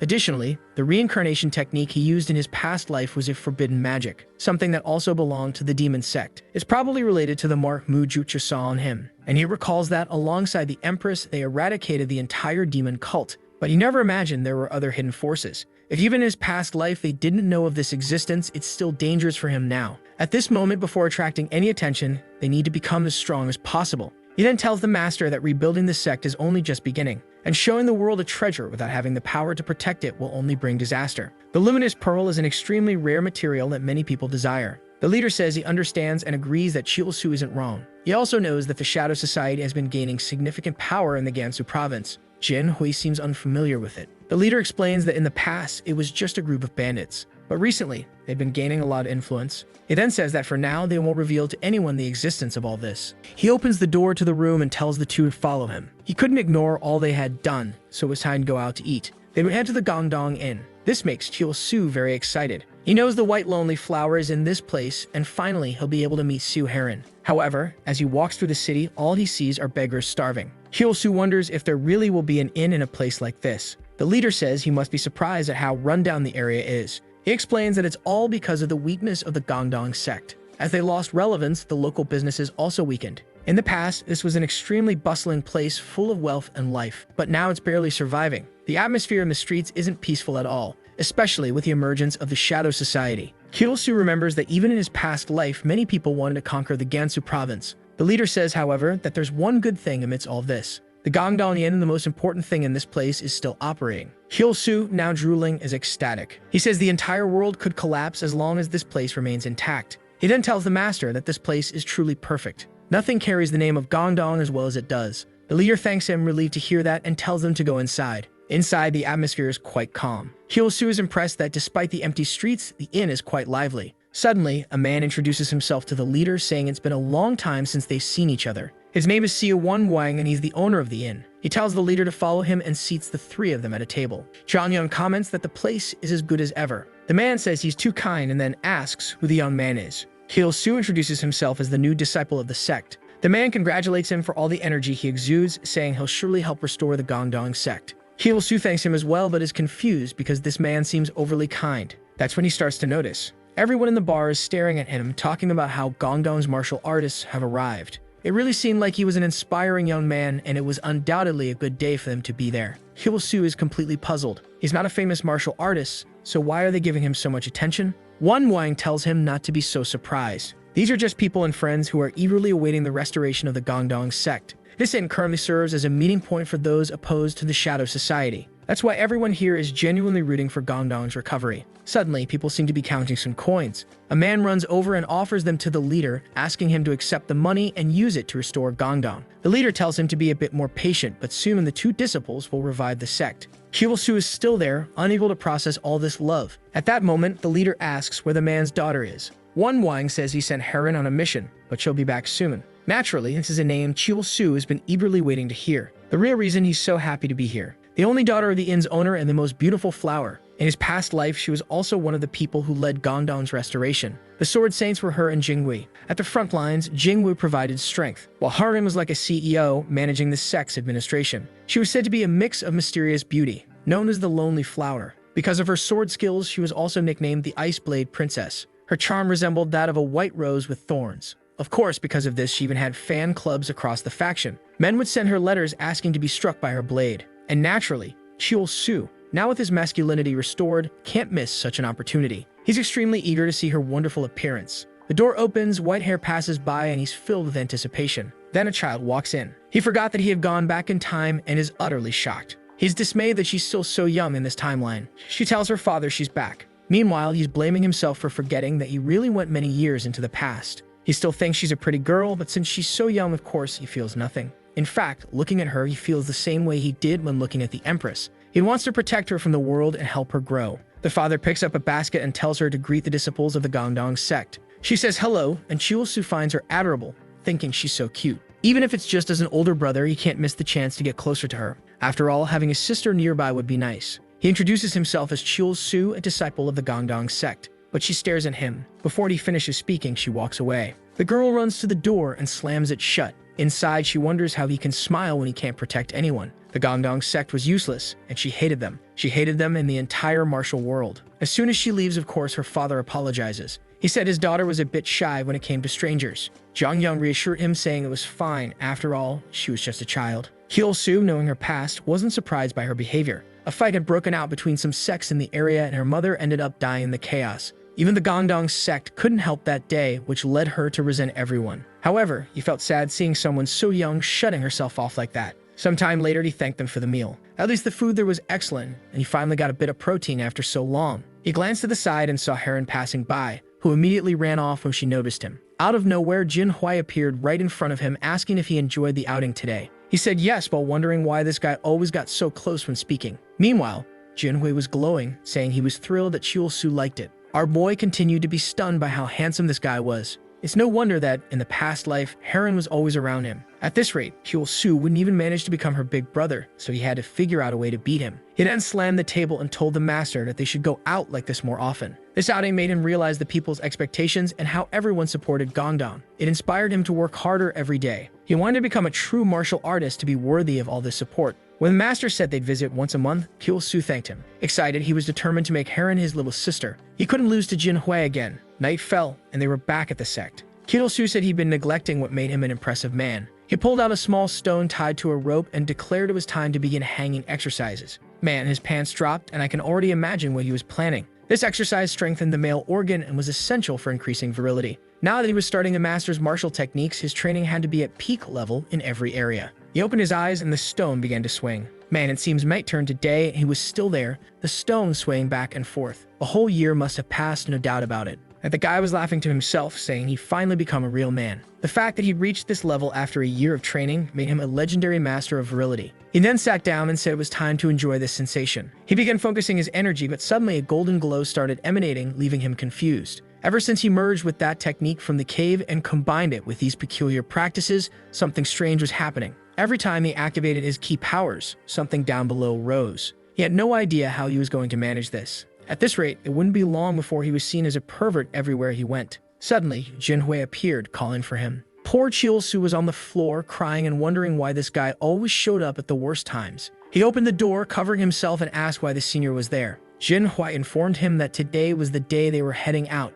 and he was waiting for him. The master had told them to go to Huajiang County first, so he should get ready quickly. Chul-Soo was relieved that his friend hadn't noticed the situation. However, he'd recently noticed Jin Hui acting a bit strange. Maybe puberty was hitting the guy. At the inn, Heron poured tea for the two of them. As soon as Chul-Soo thanked her, she ran off again. Though she still avoided him, it was much better than the first few times he visited. However, something seemed off. The inn was unusually deserted. Jin Hui noticed it too and mentioned it. Suddenly, Wan Guang greeted them warmly. He introduced himself again, and our boy asked how he was doing. But he quickly realized that something was clearly wrong. Wan Guang simply asked if they wanted their usual order, and Chul-Soo confirmed. As he went to fetch it, he suddenly seemed to stumble. Heron screamed for him, and Chul-Soo rushed over, asking what had happened. Wan Guang assured them he was fine and told them not to worry. It was just his health, not being in the best shape. Chul-Soo then asked what was happening at the inn and why there was no one around. Wan Guang revealed that soon he would have to close the place. It was all because of the Shadow Society villains. They were gaining more and more power and using their influence to extort everyone in the city. A few months ago, they began threatening the inn. They started preventing any merchants from trading with them. Because of the fights outside, no one wanted to come in. They'd been trying to hold on for a while, but with no customers, the bills were piling up. He was starting to worry about Heron's safety, so he decided it was time to close. Now Chul-Soo understood why Heron joined the Gangdong sect, even though she hated martial artists. It was probably her father's decision, hoping she'd find a place where she'd be protected. Even though the Shadow Society was just a group of bandits, they still had the support of the Black Dragon of Sichuan. Looking at Wan Guang, Chul-Soo knew it was nearly impossible for an ordinary person to solve problems with martial artists. But just then, someone knocked sharply on the door. Someone yells his name, and 3 bandits burst in, shouting that today's the day he pays his debts. They demand either the money or the entire inn as collateral. One of them grabs Heron and says that if they won't sell the inn, they'll take her instead. Jin Hui rises to his feet as Heron's father tries to rush to save her. The man holding Heron declares that from now on, she'll work for the Shadow Society to pay off her father's debts. She begins crying, saying no, and tries to wriggle free before running off. Suddenly, Chiul-Su calls out to them. The man pulling Heron stops when chopsticks fly through the air and pierce his hand. He screams, and the other two draw their swords, demanding to know who dares interfere. Chiul-Su simply says, "The girl said no." From his robe, the men recognize him as a member of the Gongdong sect and question how such a dead place could dare challenge them. But one of them warns his brothers to be cautious. They're dealing with the madmen. They point out that Chiul-Su seems unusually armed. Chiul-Su, realizing the embarrassing situation, covers himself, furious that his energy leaked out and caused this. Meanwhile, Heron runs to her father, hugging him tightly. From behind, Jin Hui calls out to Chiul-Su, asking if this martial technique of his is meant to confuse his opponents. Chiul-Su responds sarcastically, amazed at how well Jin Hui understands his intentions. Meanwhile, the bandits burst into laughter. They say they've never seen anything like this and that it's pure comedy. They thought Jin Hui and Chiul-Su were pretty unish, but now they see the boy is packing a solid mountain. What kind of talk is this, seriously? One of them points his sword, saying that now that they've messed with their group, they'll have to pay the price in blood. Chiul-Su crouches down and says, "Fine, take whatever you want. But if you fail, you'll lose your most precious jewels." The bandit warns him to be careful with his words. Chiul-Su tells Jin Hui he'll handle this and asks his senior to protect Heron in the meantime. Jin Hui agrees and moves toward Heron and her father. The father, worried, asks if it's really okay to leave the boy alone. Jin Hui reassures him, saying not to worry. Chiul-Su is much stronger than he seems. At that moment, one of the bandits charges at Chiul-Su, swinging his sword. Chiul-Su ducks, picks up a twig, and delivers a precise blow to each bandit's jewels. The third bandit, watching this unfold, starts to panic. Chiul-Su advances and declares that he'll crack 6 eggs with a single spoon. Blood sprays everywhere. Moments later, a Gum's leader arrives and asks if everyone is okay. Looking down at the broken bandits, he asks what exactly happened here. Chiul-Su apologizes, saying he caused unnecessary damage while trying to restore order. One Guang speaks up, thanking them. If it weren't for the boys, they would have lost everything today. The leader admits the bandits are getting bolder, trying to rob the inn outright. He declares that they'll finish them off today. But one Guang begs them not to. Everyone knows the Shadow Society has the Black Dragon's support, and he doesn't want Heron to continue suffering from such tragedies. The leader agrees, saying that if it's up to the Gongdong sect, Heron will be well cared for. Chiul-Su steps forward and tells the leader to wait. At this rate, Heron would join the sect as a disciple, just like in his past life. But he didn't think it was the best choice to force a child so young to go against her own heart. The better path would be to give her the freedom to choose her own destiny without enduring so much pain. He tells the leader that what is seen cannot be ignored. If they turn a blind eye to the problems of someone so close, the Gongdong sect would never recover. The leader considers his words and agrees. It would be wrong to ignore the altruistic actions of a disciple. However, he asks what Chiul-Su's plan is for dealing with the Black Dragon. Chiul-Su says he'll send a letter challenging the Black Dragon in the name of the Gongdong sect. The leader, confused, asks if they'll really accept such a challenge. Chiul-Su says they'll make an offer so tempting that they won't be able to refuse. The scene shifts to the Black Dragon sect. The challenge bypassed the Shadow Society entirely and went straight to them. One of the members scoffs, saying these Gongdong fools don't know their place. The challenge is for a consecutive 2 versus 3 fight.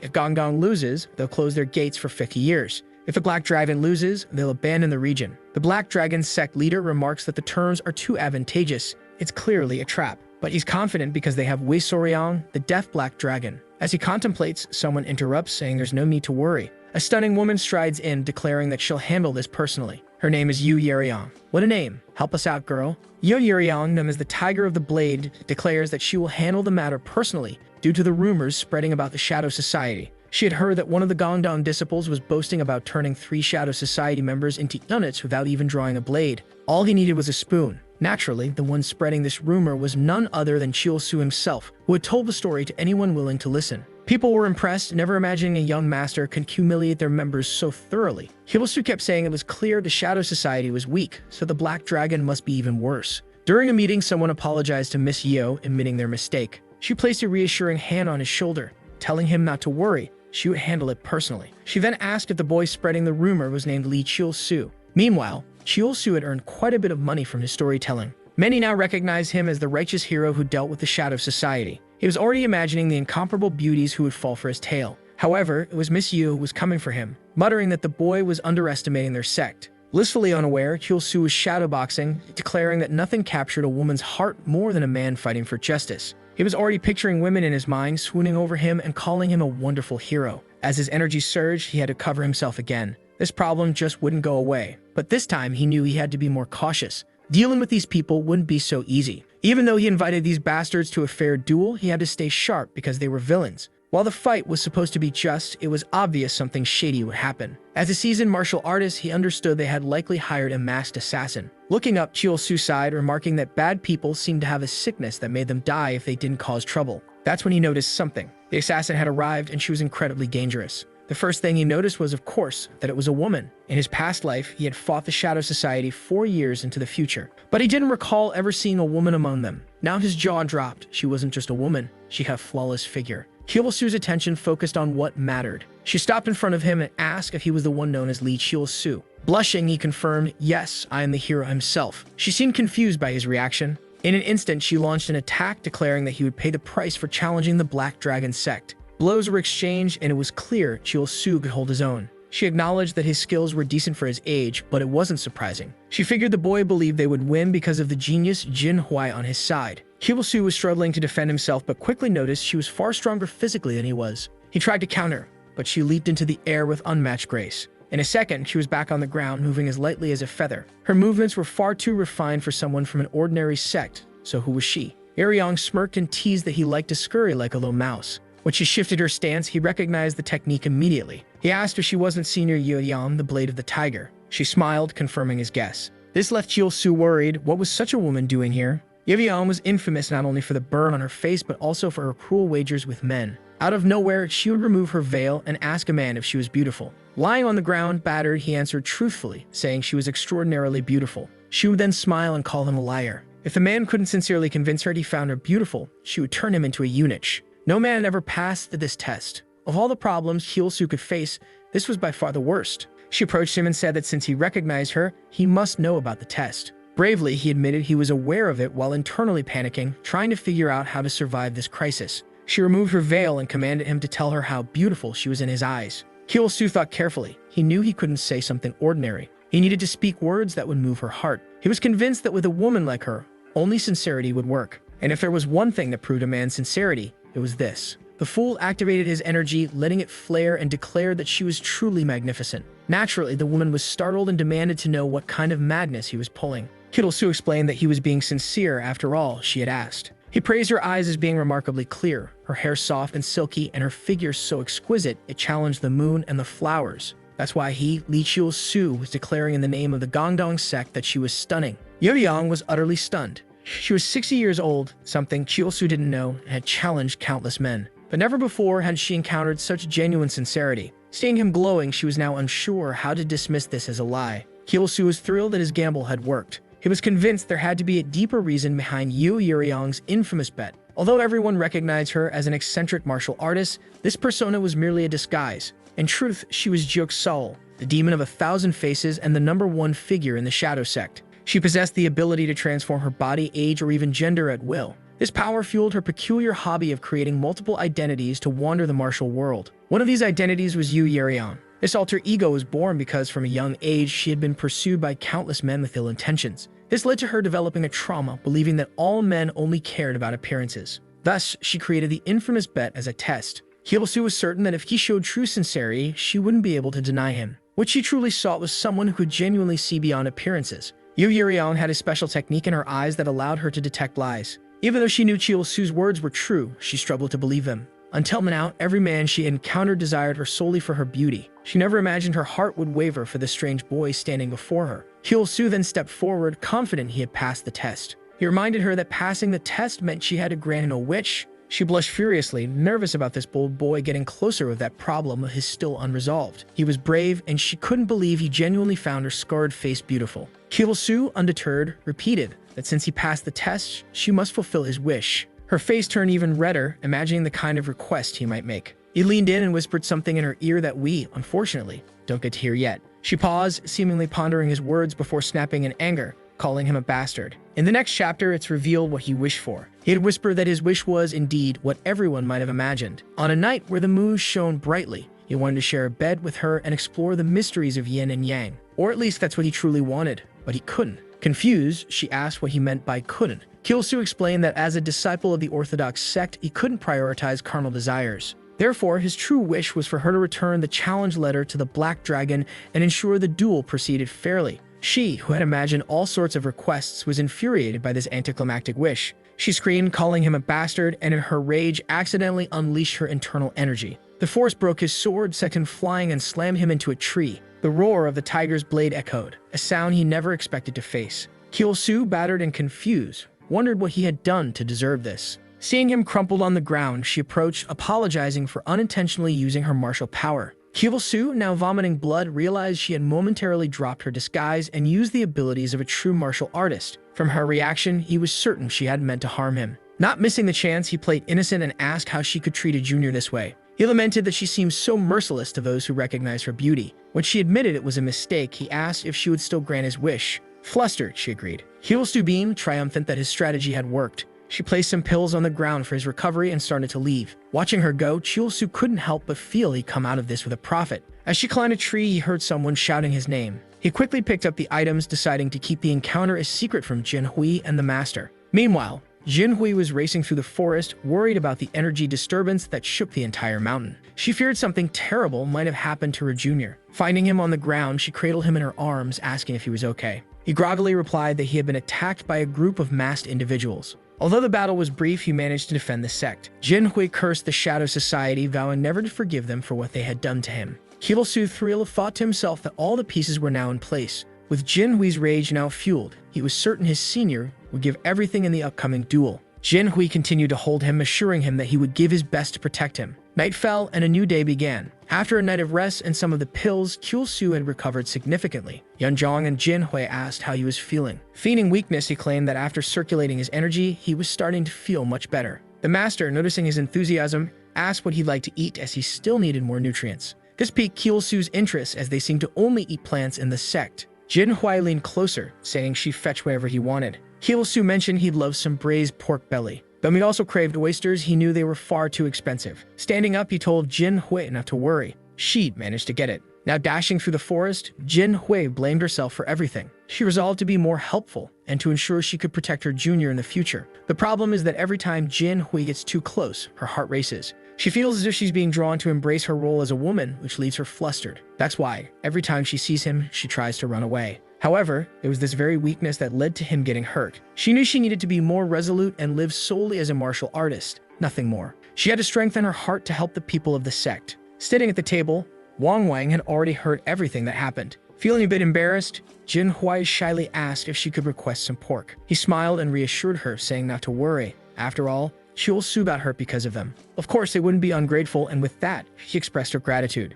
Suddenly, then sadly, he said that if they lost the duel against the Black Dragon gang, it would be bad news for everyone, which made her upset too. A moment later, the owner asked what she thought of our guy if she found him a little handsome. That made her nervous, and she shyly admitted he was kind of cute. She added that the way he stood up to those thugs was really brave. Hearing that, the owner said a dependable man like him would make the perfect husband for his daughter, and thought maybe choosing that future for her wouldn't be so bad. That made the girl blush. Looking down, she said that if that was what her father wanted, she had no reason to refuse. So back in the present, when she told Julia that she was Chelsea's future wife, she meant it. Julia thought the girl wasn't exactly wrong, but for some reason it still made her uncomfortable. Then the owner asked Julia to at least take her along, saying his daughter would be safer at the sect, since the streets had gotten much more dangerous after that day. And once they reached the sect, our guy stayed by the master's side, sharing a quiet moment with the old assassin. But in his head, he was daydreaming about a beautiful dark-haired girl coming to check on him. In that fantasy, they joked around all day long. Then the master said someone had arrived and went out to greet them. Once he left, our guy started talking to his little friend. He got up, happy that a full year of training had finally paid off. He remembered how, in his past life, he had desires but couldn't even comfort himself. Now that he was alone, or so he thought. Because right then, our little sis walked in. She greeted him and said it had been a while since they last met. As for our guy, he asked why she was there, and she explained she'd be staying at the sect to take care of him, even if the timing wasn't great. Holding a cloth, she asked if she could wash his body, and like I said, this was the worst possible timing. The second she reached for his blanket, he screamed as loud as he could for her to stop. While that was happening, Julia was lost in thought, wondering why he seemed so uncomfortable. She remembered how boldly the younger girl had claimed she'd become his wife. In Julia's mind, that girl would surely grow into a beautiful woman, while she herself might have to stay a man forever. That left her sulking a little, and if you think that's wrong, then you're the one who's wrong. Suddenly, she heard our guy shouting from inside the room. A moment later, the younger girl came out looking shaken. She said he told her men and women shouldn't be mixed together. That secretly made Julia happy if she couldn't be with him as a woman. Nothing stopped her from staying by his side as a man. Meanwhile, our guy who had nearly traumatized the poor girl realized that almost went terribly wrong. Then Julia showed up, looking way too happy, which caught him off guard. She walked over with a huge smile and asked if he sent the girl away because she was a woman. Then she said that since he was a man, she'd be the one taking care of him from now on. That left him completely confused, wondering how things had gotten this bad. She then reached for his blanket to wash him, and he quickly begged her to wait, but she wasn't backing down. Her determination was so strong it almost moved him. Just look at his face, shaken, nervous, insisting he was fine and telling her to go too. No chance though. Now it was time for a massage. And there she went. Just look at his face. After several rounds of massage, let's move somewhere else. Yang was deep in thought about our honored protagonist, wondering if he was okay before realizing she was actually worried about him. She, the great supreme martial arts master, #1 of the evil sect, the most beautiful and envied woman around, was blushing, confused about how a simple boy from the Gongdong sect could affect her like this. At last, someone approached her. Without wasting words, she said she'd be leaving the martial world for a bit and wanted no trouble while she was gone. Elsewhere, she kept telling herself she had no feelings for him and was only going because she made him a promise. She kept repeating that to herself, insisting there was no way she liked him.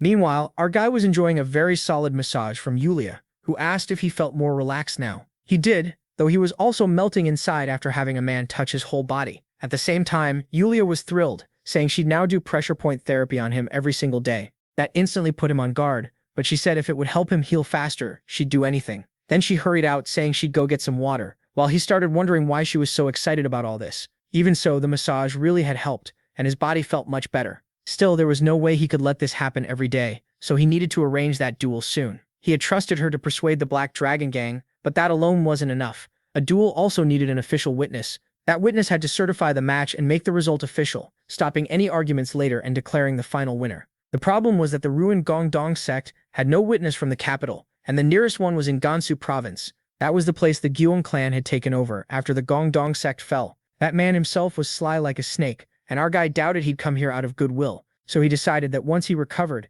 he'd check that man's movements himself. Just then, Yulia returned with a cup of water. As he drank, he wondered if she really had nothing better to do. Then he asked who was cooking. Yulia happily answered that the younger girl was in the kitchen, which made him panic. Now let's head back to the Dragon sect. There, Yulia was reviewing the duel request from the Gongdong sect, a traditional duel. Then the sect leader Shang Ming asked why he was being bothered with something so trivial. Grinding his teeth like a beast, he demanded to know why she had come for this. His anger flared, and he mocked those fallen people, asking who they thought they were while she stayed silent. At last he said she didn't need to report something like this to him. He threw the scroll toward Yulia and told her to handle it herself. But she caught that scroll, shocking him, since he had thrown it with internal energy. That man was instantly terrified. Then she removed her mask and revealed who she really was. Coldly she asked when exactly he had been given the right to act like that in front of her. He stood there stunned. Then he quickly apologized and asked why she was here. Still annoyed that she had to reveal herself, she once again thought of our guy. In her head, she called them all idiots, but a promise was a promise, so she ordered him to accept the duel, and he asked what the point was. She asked if he had forgotten about the Xiaomu clan. That shocked him, and she confirmed that was exactly the issue. The Xiaomu clan had only been waiting for a chance to move. For centuries, Gansu province belonged to the Gongdong sect. If the sect rose again, it would only be a matter of time before the Xiaomu clan fell, and that was why they never lifted a finger against the Shadow Society. They had benefited from Gongdong's collapse and secured their place as the strongest sect in Gansu. But if the Dragon Gang won, the Xiaomu clan wouldn't be able to do anything, she explained.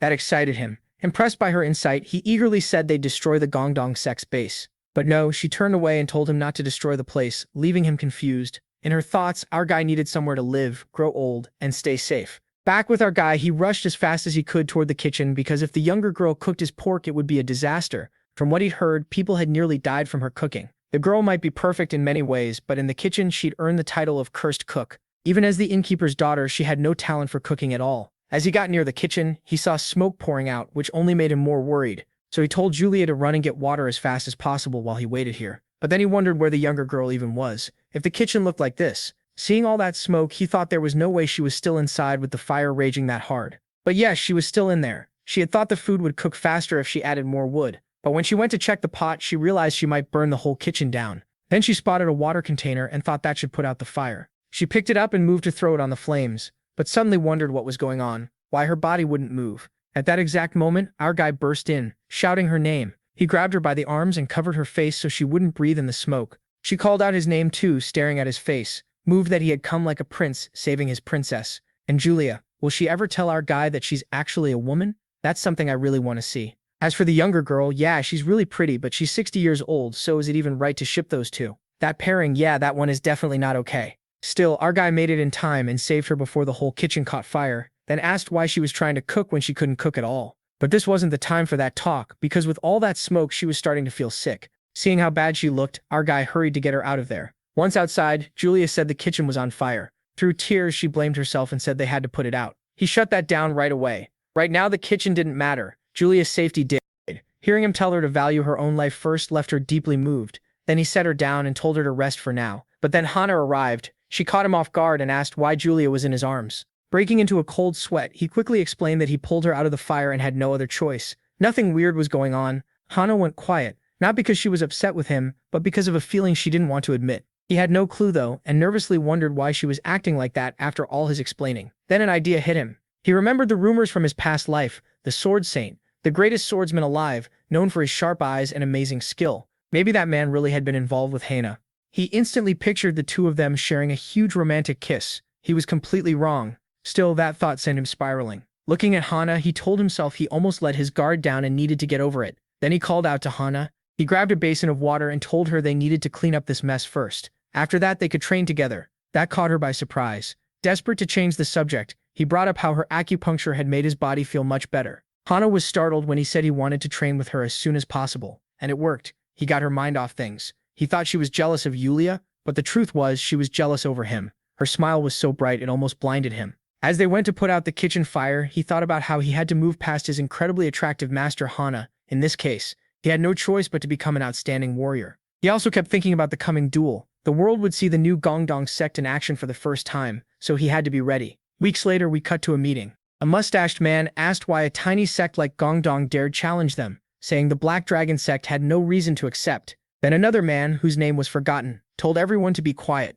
The room fell silent. He then said they would accept Gongdong's challenge. He admitted the duel was absurd, but their offer would help them a lot. He said it with a faint smile. Then he slapped the table and told everyone to listen. If they won this duel, the Cedric clan wouldn't be able to mess with them so easily. Everyone at the meeting called him a genius and praised the plan. Enjoying the compliments, he added that this fight was between the younger generation, so the young leader would handle it. In another place, a mysterious dark-haired woman stood before three men with swords. All at once, the three rushed her, but with quick moves she struck them down with ease.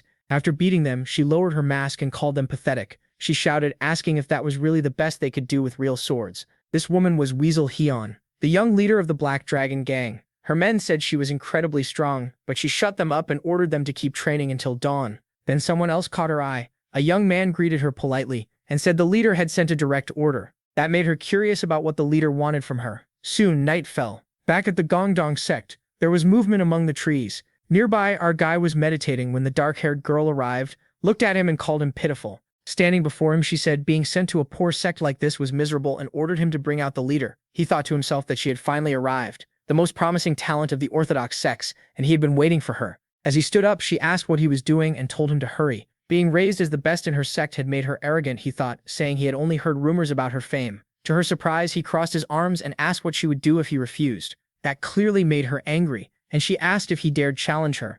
He gave a slight grin, thinking arrogant people like her were easy to provoke. With total attitude, he said it was outrageous for a young sect leader to order around the leader of a righteous sect like Gongdong. That was exactly why unorthodox sects had no manners. His attitude made her puff up too, and she replied that respect only exists for those with power. He got annoyed as she went on, even insulting Gongdong as worse than a beggar sect. He shot back that if she wanted to learn respect, Gongdong would teach it by winning the duel. That made her burst out laughing. She asked how they could possibly beat the Black Dragon sect and called the idea ridiculous. He had held back long enough and decided this arrogant girl needed to pay a little price, so he asked if she was really that sure, and what would happen if Gongdong won. If she was so confident, why not make a bet? She asked why she would do that. He pointed at her, and with a mocking face, asked if she was getting scared. That line hit her hard. Seeing her get more irritated, he kept adding fuel to the fire. Confidently, he pointed to himself and said again that if she was really so sure, then they should bet on it. Gongdong would not lose. He himself, Li Jisung, would win this duel and make her his servant. Taking the bait, she angrily agreed and said the same should apply to him. Even though that would never happen, if he won, she would call him brother for the rest of her life. The moment she said that, he smiled like he had already won, And just to be clear, brother here doesn't mean they're related by blood. In the Murim world, people often call each other brother or sister as a sign of respect, so no weird meaning there. Also, it's worth saying that this dark-haired girl really is stunning. No one can deny that. Then his bearded master arrived and asked what all the commotion was about. After seeing the girl, he asked if she was a messenger from the Black Dragon sect. She said yes, gave her name, and explained that she was the vice leader carrying her sect's reply. Seeing how polite she was now made him wonder if her earlier provocation had been on purpose. Reading the message, the bearded master saw that the date had been set for 15 days later at noon, under a judge's supervision. He said that meant the Black Dragon sect had accepted the duel without adding any conditions. "You're correct," she replied, adding that they now needed to arrange a judge. Seeing all this, the bearded master went quiet. At last, he said they would request a judge from the Siamore clan. The vice leader simply answered with a calm, "All right." In the end, the bearded master rather bluntly told her to be careful on her way back. Before leaving, she glanced at our guy and wondered what that strange man was doing, while he just stared back with that look of his. One thing was certain, he definitely got her attention. Whether that was good or bad, who knows. But for the next 15 days before the duel, she wouldn't get him out of her head. Just remember that. After she left, the bearded master said they needed to send a letter to the Seomuro clan. Then Hana arrived. She was surprised to hear that a messenger from the Black Dragon sect had just left, and that a letter now had to be delivered to the Seomuro clan.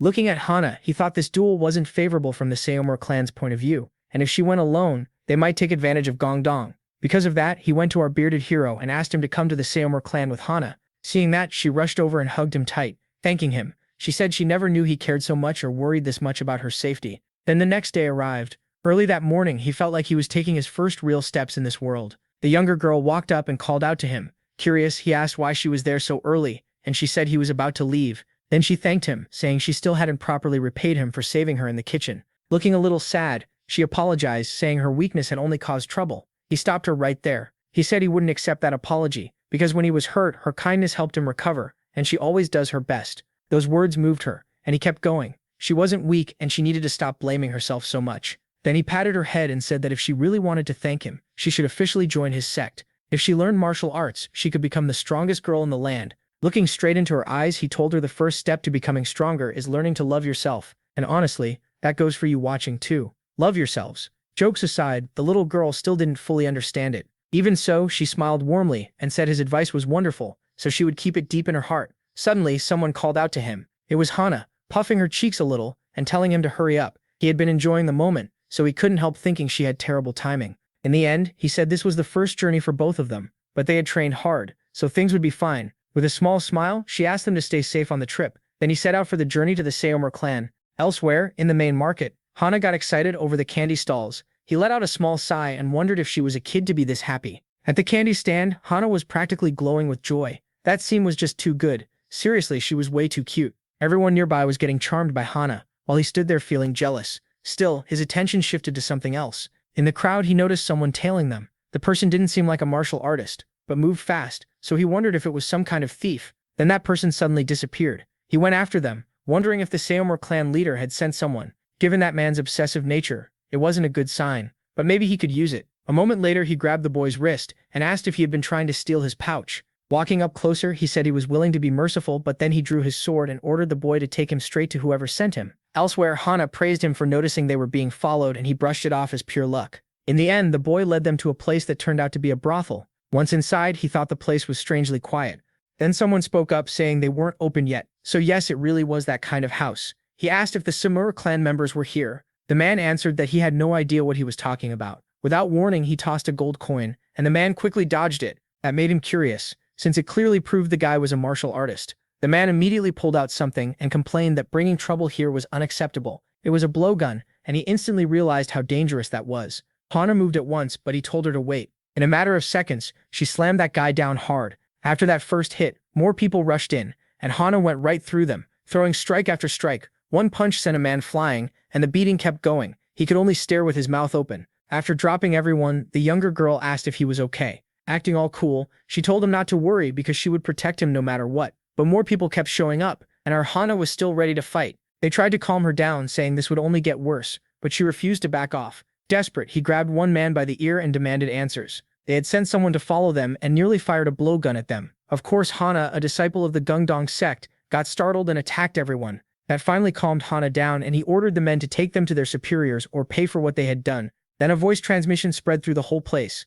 calling him a young hero. Above them, a beautiful woman appeared and told him to stop bullying that poor guy. She asked if he'd rather join her for a private talk in a room on the second floor. And yes, this was still a brothel. He looked up and wondered why someone skilled enough to use sound transmission was here. Since she called for him instead of Hana, he figured she might be tied to the clan. Curious, Hana came over and asked what happened, and he said someone had sent him a sound message asking for a private meeting. The words private meeting instantly worried Hana, and she warned that it was dangerous. She asked if it might be a trap, but he told her not to worry. He planned to use this chance to find out what they were doing. He gave her a confident smile and asked her to trust him. That clearly caught her off guard. Clenching her fists, Hana finally answered, "All right." She smiled back and said she would trust him. After all, he was still her junior. He quickly headed off, wondering why she had to say something so cheesy. Soon he stood in front of a door on the second floor, thinking it could be a trap, but he still had to try. Then the door opened, and the person inside caught his eye. A beautiful woman greeted him with a dangerous smile. This was Nangung, the most beautiful woman in the province. He was instantly stunned by Naina's beauty. So yeah, let's go with Naina. Looking at her, he thought he never expected to meet her like this. As said before, Naina was the most famous courtesan in the province, usually known for elegant performances and calligraphy at elite events. And on top of that, if you know stories like the apothecary one, you'll get it. Courtesans weren't always just about that kind of service.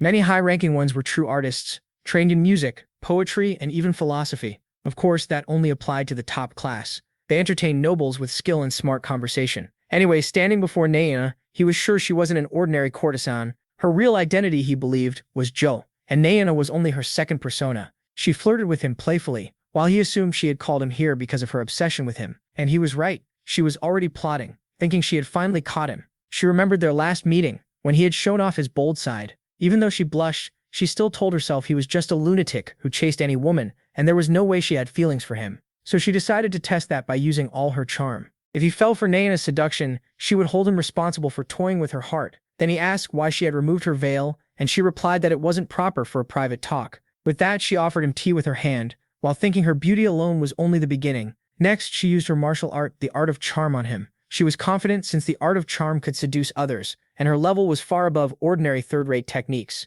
The skill hit him, because it worked by interfering with the target's mind and breaking their judgment. Honestly, it kind of felt like she just wanted an excuse to throw herself at him. But anyway, he suddenly blushed and said it was getting really hot in here. Seeing his face, she thought it was time to finish him off. She gently took his hand and in a sweet voice asked what brought him here. By then, our guy was already blushing hard. That made her think he had fallen for her, so she told him to show his true self. But all of a sudden, he pushed her hand away and flatly said he came because of a concern he needed to check. That made it clear her seductive art had failed. He then said it was rude to trail a disciple of the Gongdong sect, asking if they were gathering info to sell to the Black Dragons. But she barely heard him, still stunned and wondering why her technique hadn't worked. Cutting through her thoughts, he warned that if that information leaked, her duel could be affected. She could only stare, mouth still open. He realized she had exposed a weak point and decided to press it, turning the question back on Naya. In his mind, it didn't matter how strong the charm art was, it would never work on him. His body might be younger now, but his mind was still at the heavenly realm level he reached in his past life. If she had come disguised another way, she might have had a chance, but as a mere courtesan, she lacked that power, so she relied on the charm art. Then he asked how she planned to apologize for such rudeness. Uneasy. She answered that the sect duel was a huge matter in the martial world, and as part of an information network she had to act. Placing a hand on her chest, she admitted it was her mistake, swore it had nothing to do with the Black Dragon sect, and begged him to clear up the misunderstanding. That hit her hard inside. What kind of man was he? She had always believed smart men were easier to trap with charm.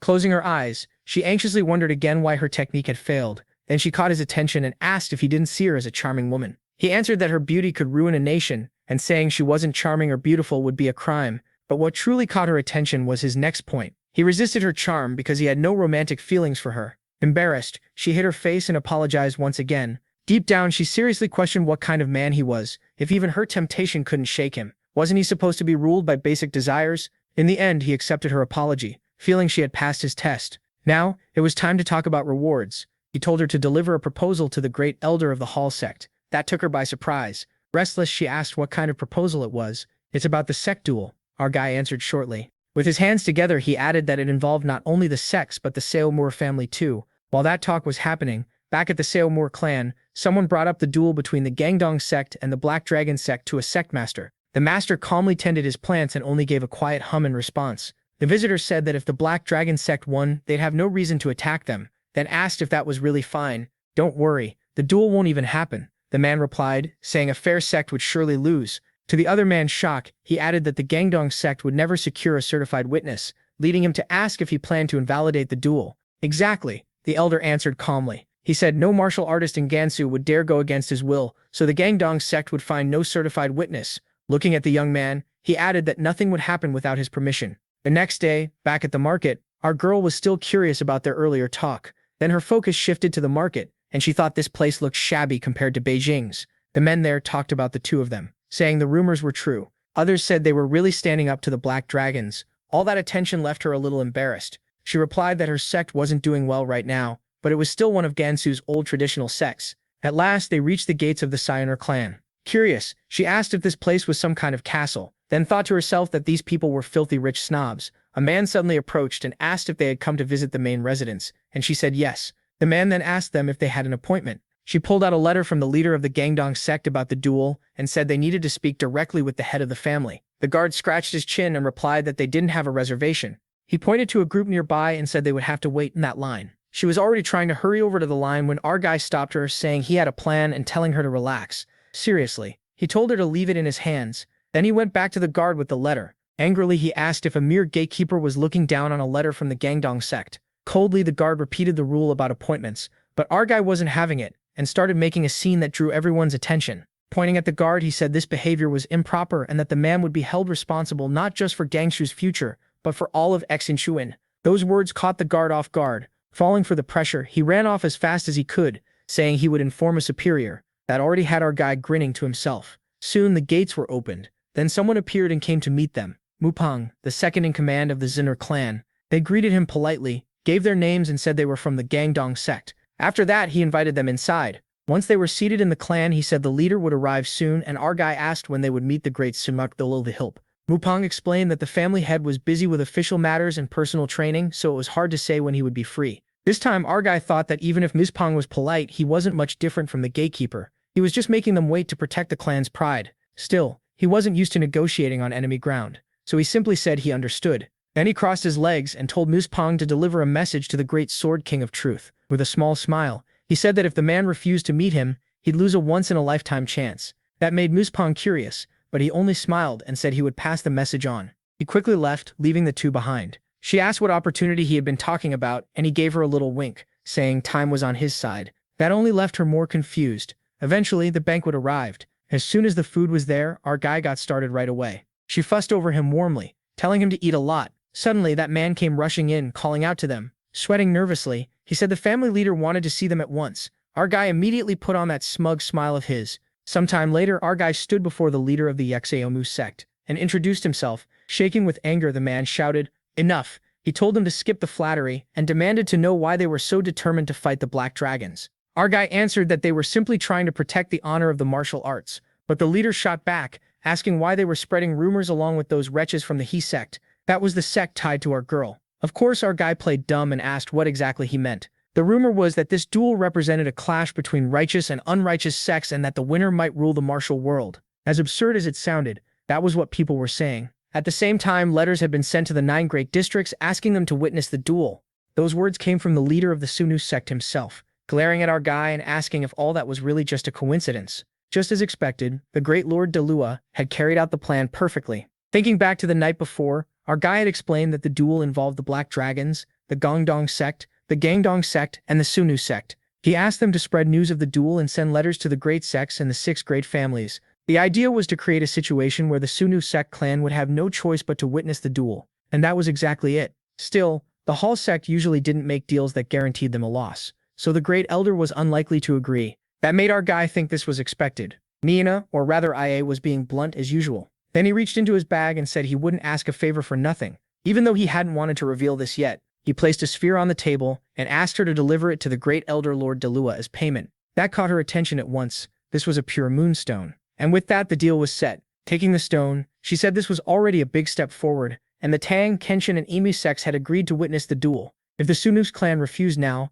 they'd only make themselves look foolish. She realized this was about winning before the fight even started, and it was a smart move. Sunus clenched his fists and said Gong Dong stood to gain the most from this mess, then asked if they would deny working with the house sect. Our proof? She shot back. Then she called him unfair for making claims like that, but since the Moon Elder handled everything himself, of course there wouldn't be any evidence.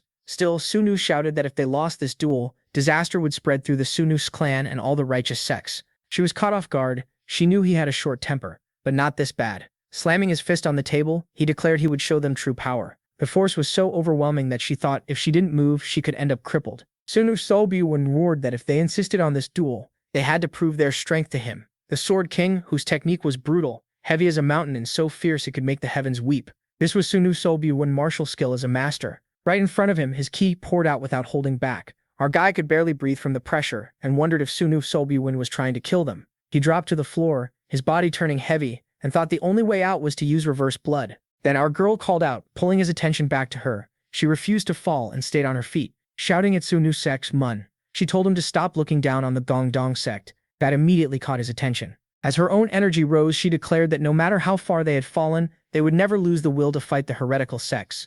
Seeing that, our guy was stunned. She had blocked Sunu sect Kaim. She really was a genius. Sunu Met admitted she was impressive, but raising his hand, he said that still wasn't enough to earn his approval. Then he tightened his fist and asked if she could handle this too. His inner energy bore down on her, and the pressure cracked the ground under her feet. Blood spilled from Hannah's mouth under that crushing force. Our guy, shocked, called Sumun insane. Looking at Hannah, he thought there was no way she could endure power like that, but she stayed focused, trying to drive away the Kiryu while thinking of how to stop it. What did she need? The Sohyang mental technique, the Trezin formation, the Hakusha reverse blood arts, the double convergence art. None of the martial arts she had now were enough, she realized. Sumun shouted, asking where her fighting spirit had gone. Was she really going to stand there until they both died? No, the answer was in the path she had walked to get here. The core of Gongdong martial arts lay in the destructive force born when yin and yang clash. Those thoughts ran through her mind as she fought to keep her focus. Did Gongdong martial arts really depend only on raw power? No. The Swordmaster's techniques were not built on brute force alone. That was her conclusion. She remembered talking with our guy when she had said Gongdong martial arts shared some similarities with the demonic sect. Back then, he answered that they only looked alike on the surface. The inside was completely different. She agreed, saying that the more she practiced double convergence, the more flexible it felt. All of that came back to her now. She knew she had to be strong, but opening her eyes, she understood she also had to be flexible. Bringing her hands together, she channeled her ki, realizing Gongdong martial arts were not based on strength alone. She raised her hand and combined the heart of double convergence with the reverse blood technique. Suddenly a teacup fell, and even the spilled liquid bent away. Seeing that, Sumun wondered if this was the flow of air itself, and stared at her in surprise. Then she pointed forward and focused her kai, firing it at Sumun. Their energies collided, and a huge blast burst out. When all that force finally cleared, her face was calm and firm.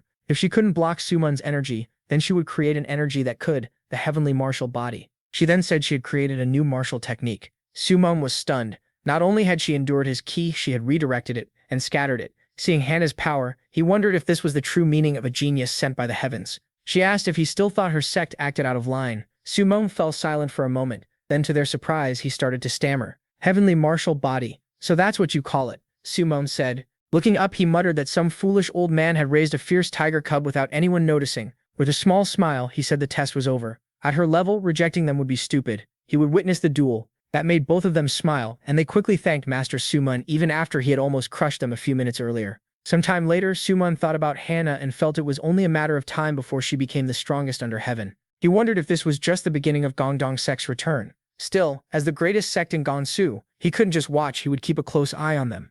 Then a sudden voice called "Father," drawing his attention. That instantly melted the great master, and he gently asked his daughter why she was here. The honorable daughter asked about the Gongdong disciples and wanted his opinion. She was the youngest daughter, Shonga, of the Seomor sect. To her surprise, her father said they weren't bad at all, and that he had approved their duel against the Black Dragons. That made her extremely happy, since she greatly admired the Gongdong sect. She quickly asked if they had already left, and whether they would stay at the Rubin Inn that night. Her father answered with curiosity. Then she took off running at once, thinking that Gongdong had led the fight against the demonic sect and had now appeared again in battle. She smiled brightly. If even her father acknowledged them, then they had to be amazing. Somewhere else, our guy held a sword in his hands, thinking everything had worked out today thanks to our girl. Meanwhile, Hana trained her keel, determined not to fall behind. As usual, our boy stepped out for a look around. Then a presence caught his attention. He asked who was there, thinking it might be Hana, but then he heard someone shout, calling him a pervert. In front of him stood our girl, red as a tomato after seeing his whole body lying there, in a way she could hardly believe. Shocked, she wondered if a pervert like this was really a disciple of the Gongdong sect. Our guy asked if she was the youngest daughter of the Seomor clan. He was stunned to run into her in a place like this so late at night. She just kept calling him shameless. At the same time, she thought she had never expected someone to spy on her training. This was Shong, the young lady of Seomor's Sword Peak, once known as the most beautiful woman in Gansu before Hana appeared. She secretly admired the Gongdong sect and was completely obsessed with Hana, chasing after her like crazy. But after her brother rejected those feelings, she turned cold and strict. Now this tall stalker stood there scolding our guy and calling him a creep. Because of that, our guy told her to leave, saying there was a deeper reason behind what he was doing. Instead, she told him to cover himself already, which only made him even more embarrassed. At last, he asked why she had been spying on his training, since that was a major taboo in the martial world. She fired back that something this vulgar should never be called training. A true master trains both inner and outer cultivation. So what was wrong with his method? Our guy shouted, catching her off guard. Flustered, she said he had shown something shameful to a young lady, and now he had to take responsibility. That only made him angrier, until she suddenly offered what she thought was the perfect solution. Shaking with rage, she declared they had to settle this with a duel. Confidently puffing herself up, she asked if he was really challenging Seomor's Sword Peak. Fine, she'd show the whole world how rude he was. The two traded sharp words, and the tension between them was already obvious. Honestly, the pair of them were pretty cute together. Hard not to like this. Our guy drifted into his own little fantasy, thinking he would win the duel and make Miss Tion, elegant and beautiful, serve as his maid. With that, the next day arrived, and our guy walked around humming, thinking the Seomor clan was actually pretty beautiful.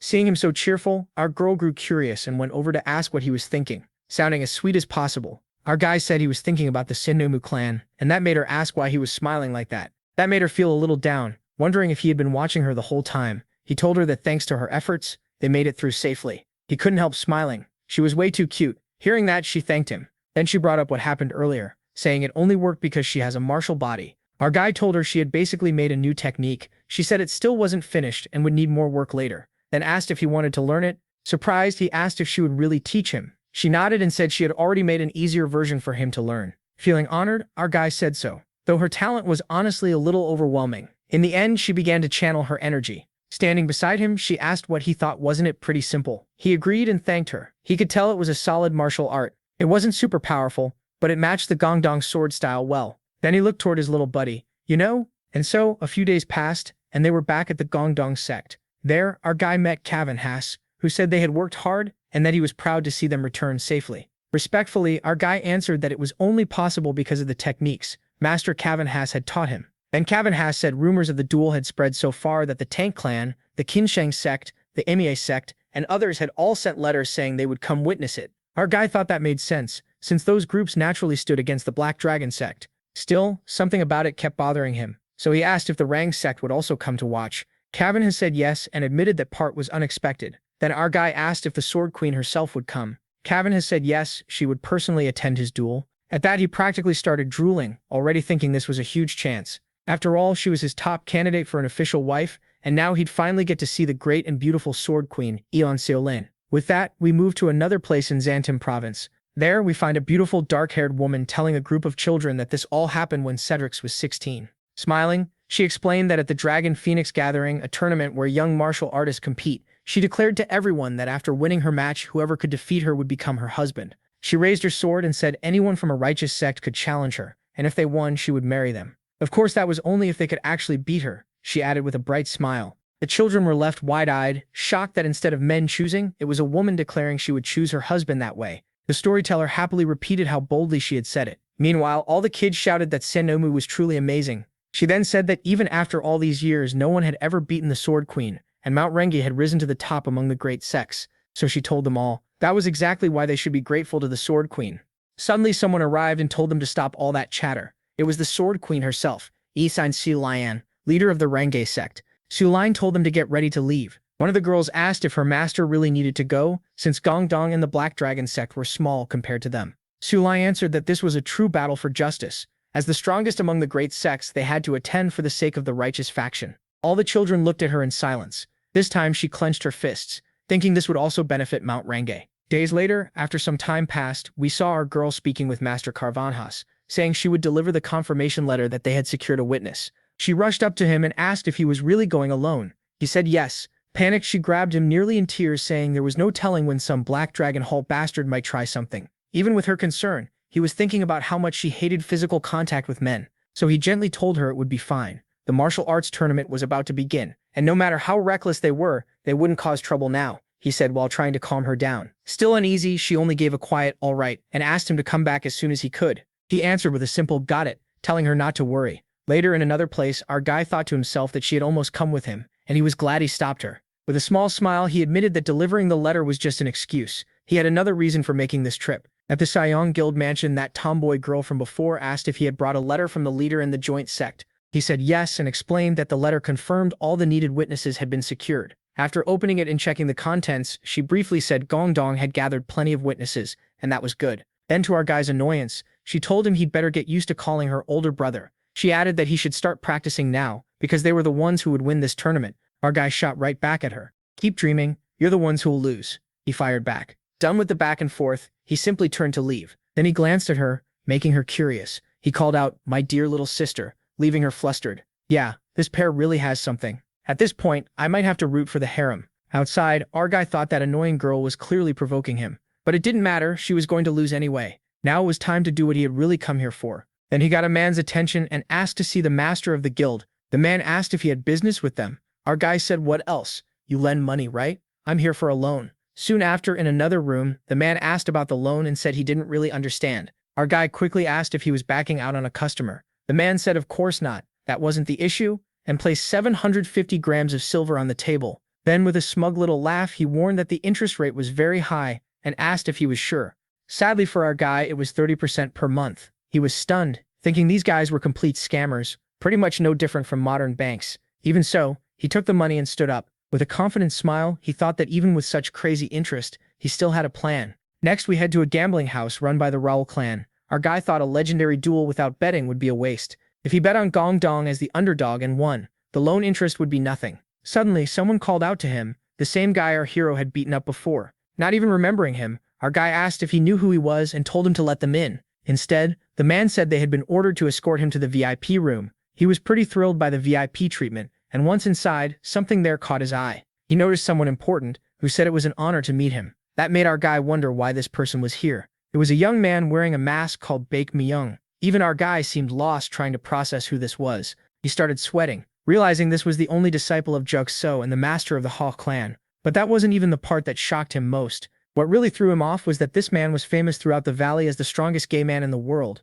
and he politely said it was a pleasure to meet such a young hero. Our guy barely knew how to react, awkwardly saying the honor was his. Then the master asked what had brought him there. Avoiding his gaze, our guy said he had come to place a bet on the martial arts tournament. He put down all the money and said it was all going on Gongdong. He also asked about the odds and was told Gongdong's victory paid 20 to 1. After a quick calculation, he realized he'd win 15 kilos of silver if he won the duel. Startled, he stepped back but said it was fine and to confirm the bet. The other man accepted. Then he handed him a token and said to bring it back after the match to claim the reward. No way was he lingering there. Our guy grabbed it, thanked him, and headed out fast. He left the place as quickly as possible, leaving that guy behind. Then someone looked in a certain direction and called out, Master. That person was Ye, asking what he had seen. Using his strange eye technique, the so-called strongest gay man in the world commented that our guy didn't like men. And of course, hearing that made our guy incredibly relieved. Honestly, I might have to accept it. There's no way not to. It's women everywhere. This is crazy. The next day, the martial arts tournament arena in Huanzhuang was packed, and people were already saying Gongdong better win. Looking at the huge crowd, Piton could hardly believe the tournament was really happening. After everything he went through, he got emotional. Then a dark-haired woman walked up and greeted them. She was Shushu, the leader of the Hankamoriok sect. That immediately caught the protagonist off guard. Everyone exchanged greetings, and Piton listened quietly. Kevin introduced himself as the leader of the Gongdong sect, and said it was an honor to meet the Sword Empress. MC thought she was just as beautiful as people said, so stunning it was hard to look away. In his past life, she stayed single because of a vow she made when she was young. She would only be with someone stronger than her, or someone who could beat her in a duel. Then she turned to the group and asked if these were the rising talents who would represent Gongdong. She said she was looking forward to seeing what they could do. Blushing hard, he shouted for her to begin the tournament, saying they would show the world the rebirth of their sect. More than that, he hoped the Sword Empress would pay special attention to this new disciple of Gongdong. That left her wondering what exactly was going on. Meanwhile, Piton thought that ever since he came back from the past, she had stayed in his mind. She was his first choice to become his wife. Anyway, it was time to head into the tournament. As he climbed the stairs, Piton told himself this was his moment, the first step toward becoming a great warrior in the martial world. With all the women around, he imagined this was the stage where he'd carve his name into their hearts across the whole land. He grinned and thought, I can't do this in some normal boring way. Then he asked everyone to wait a second, he had something to say. Suddenly he looked straight at her, and she grew curious. He tightened his fists, put a hand on his chest and shouted, "Sword Empress, you Lusu La, I Lydia Sunga will challenge you when I come of age." That caught everyone off guard, because this clearly sounded like a marriage proposal. Pitchum was stunned, and so was Kavalas. The people from the Black Dragon sect were left staring with their mouths open. Even the new woman who had just arrived, Su Lusu La, was shocked. Meanwhile, he kept shouting it for everyone to hear. With a huge smile, he thought to himself that Operation Public Confession was complete. And it really did get Su La's attention. She didn't know what to think, but it definitely worked. That was when the woman from earlier stood up and shouted, asking how he dared challenge the Sword Empress. She was furious, saying the Sword Empress was a great symbol of the martial world, almost like a master to her, and now this guy was trying to force a relationship with her. But that wasn't it at all. Pigeon answered that he truly was making a challenge. He yelled that if she accepted and anyone tried to stop it, he was ready to face them too. That only made the woman even angrier. She drew her sword and said she'd show him her strength right here. Pigeon was surprised and thought she was already taking this way too far. Then Sula stepped in, told her to calm down, and finally revealed the name of this beautiful newcomer, Sobam. While staring at her seriously and ordering her to settle down, Sobam froze in shock. A little red in the face, she looked toward the protagonist and thought with a faint smile that this was fine. He was at that age when his blood ran hot. She actually had a pretty good impression of Piton, but he still wondered if she was angry at him. Even so, she still thought what he did was reckless. Then she seriously considered the current state of the sect. Maybe this kind of bold challenge was exactly what they needed. She raised her hand and called out to MC. Then, with calm grace, Sangha told him she accepted his challenge. That made Piton incredibly happy, and he thanked her right away. The crowd was shocked that the Sword Empress had accepted a duel from some kid. Sambam looked completely desperate. But the Empress said she had made this clear before any righteous warrior could challenge her, so she had no reason to refuse him. Still, if he spoke those words carelessly, she would punish him herself. That threat barely even reached the protagonist. He just happily said he'd do his best, thrilled that she had finally accepted. Then he pointed his sword at the guy in the back and said it was time to prove his sincerity. He wore a huge smile, dreaming of becoming the Sword Empress's husband. Then some guy MC didn't care about said he would personally put MC's arrogant spirit back in its place. He told him to shut up and come fight already. He wasn't wasting words on an idiot like that. Without thinking twice, the extra charged at the protagonist, annoyed by how rude he was. He leaped in close and his attack landed with a loud blast. "You really are an idiot," Piton said, holding his sword at the man's neck sharp enough to cut him. MC explained that he had put too much power into his first move and left himself wide open. He had beaten this nobody easily, just like he said he would. The winner of the match was Lydia Sunga. He celebrated, ridiculously happy. Piton couldn't even hold back while the defeated extra raged on. Then a brute stepped in, saying he'd never lowered his guard for anyone.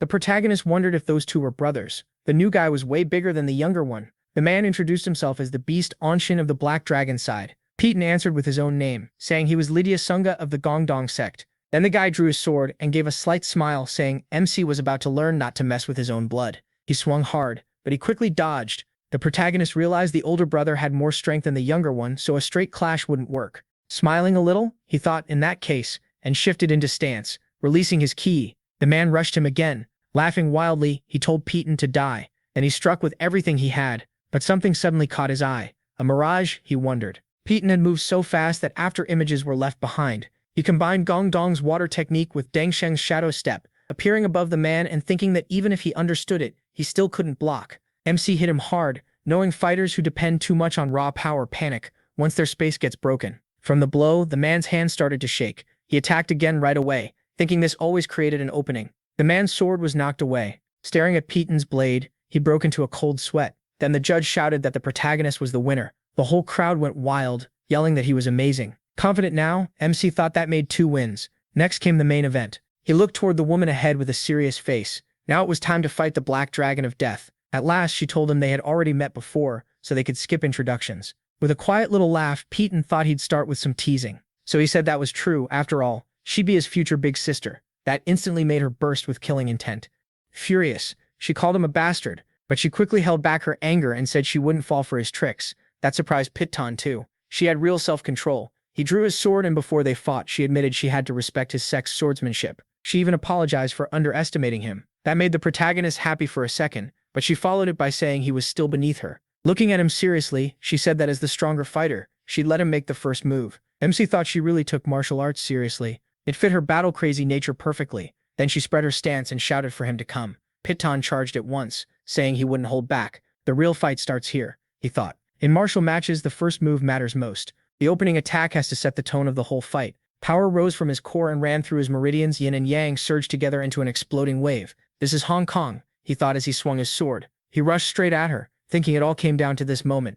A huge blast shook the arena as their power collided. Everyone around them stared in shock, but then something caught Piton's attention. She had blocked his attack with ease. Too shallow, she said, swinging her fist. The hit landed hard and sent Piton flying. She charged after him right away. Shouting that his technique was half-baked, she said it couldn't compare to the martial art of the Black Dragon sect. With some effort, the protagonist defended himself. Alice was surprised he could still block her sword. She asked if he really thought he could endure this, then said she'd see how long he lasts. Their natural strength was worlds apart, but he knew he couldn't fail here. That was the thought running through his mind. He swung with everything he had and knocked her sword away. Alice smiled, thinking he wasn't totally untalented after all. Then she landed smoothly right in front of him. The two stared each other down, while he was clearly running out of energy. Suddenly, Alice released all her ki and declared the warm-up over. Her next move would finish it. He lowered his head a little and felt it right away. The next attack couldn't be blocked. Even so, it fit perfectly with his plan, and that made him secretly happy. After all, his dream is simple: enjoy life with no real burdens.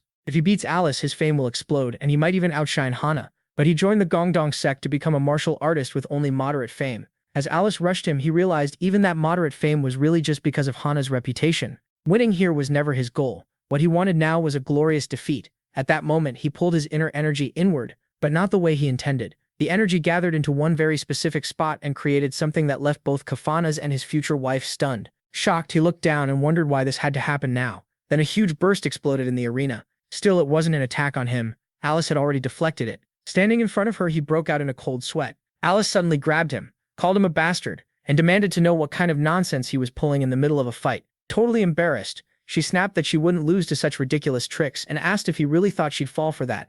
Even though everyone else clearly thought she might, Kevin has bit back his anger, telling himself this was normal. Our guy was in puberty after all. Alice, though, seemed weirdly understanding. She remembered old texts saying that losing control of your ki could make your shukido rise, and Hana was way too flustered to deal with it. Blushing, Hana shouted for him to control his ki, saying that might help him get past Yuhon's blood art in Shunan. Then out of nowhere, look, my phone's ringing. My God. Seeing her reaction, he realized this still wasn't over. He thought in disbelief that this had actually shaken Alice. The leader of the Black Dragon sect really had a pure heart, so he apologized for going too far and begged for one final deciding clash. Trembling with shame after exposing his shukido to everyone, he said they should settle this in one move. Dragging it out would only make things worse for her. A little red in the face, Alice stepped back and agreed, but warned him never to use such a cheap trick again. He quietly sighed in relief, thanking God for her simple mindset, and thanks to Hana, he'd managed to suppress the problem for now. Still, who knew when it would happen again? Pointing his sword at Alice, he decided he needed to lose fast.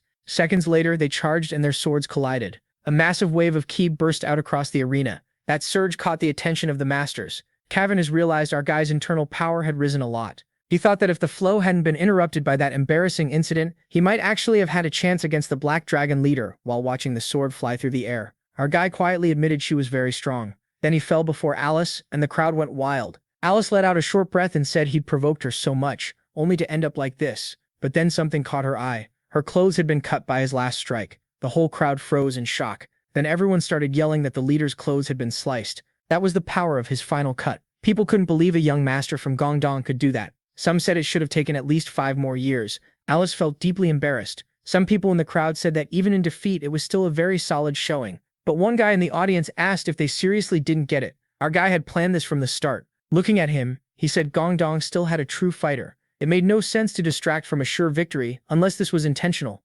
Everyone watched as people called it a battle. Only he could fight. A true demonic martial artist. The birth of Gongdong's demon. Hana quickly grabbed him and said this should have calmed things down a lot. Still furious, she said she'd end all of this herself. Meanwhile, while changing clothes, Alice said Hana's eyes had turned sharp. She called her out, saying this match was getting boring and dragging on too long, so draw your sword. Maybe Hana was still uneasy, after seeing him carried away on a stretcher. Master, what should I do? She wondered. Her expression hardened as she told herself she had never been this angry before. Then suddenly she moved. In seconds she was already close to Alice, saying that if Alice wouldn't come, she would go to her. Alice could only stare, stunned. Then a huge blast of ki swallowed the arena. Kevin stayed silent until Sulan spoke up, saying his disciple's abilities were impressive.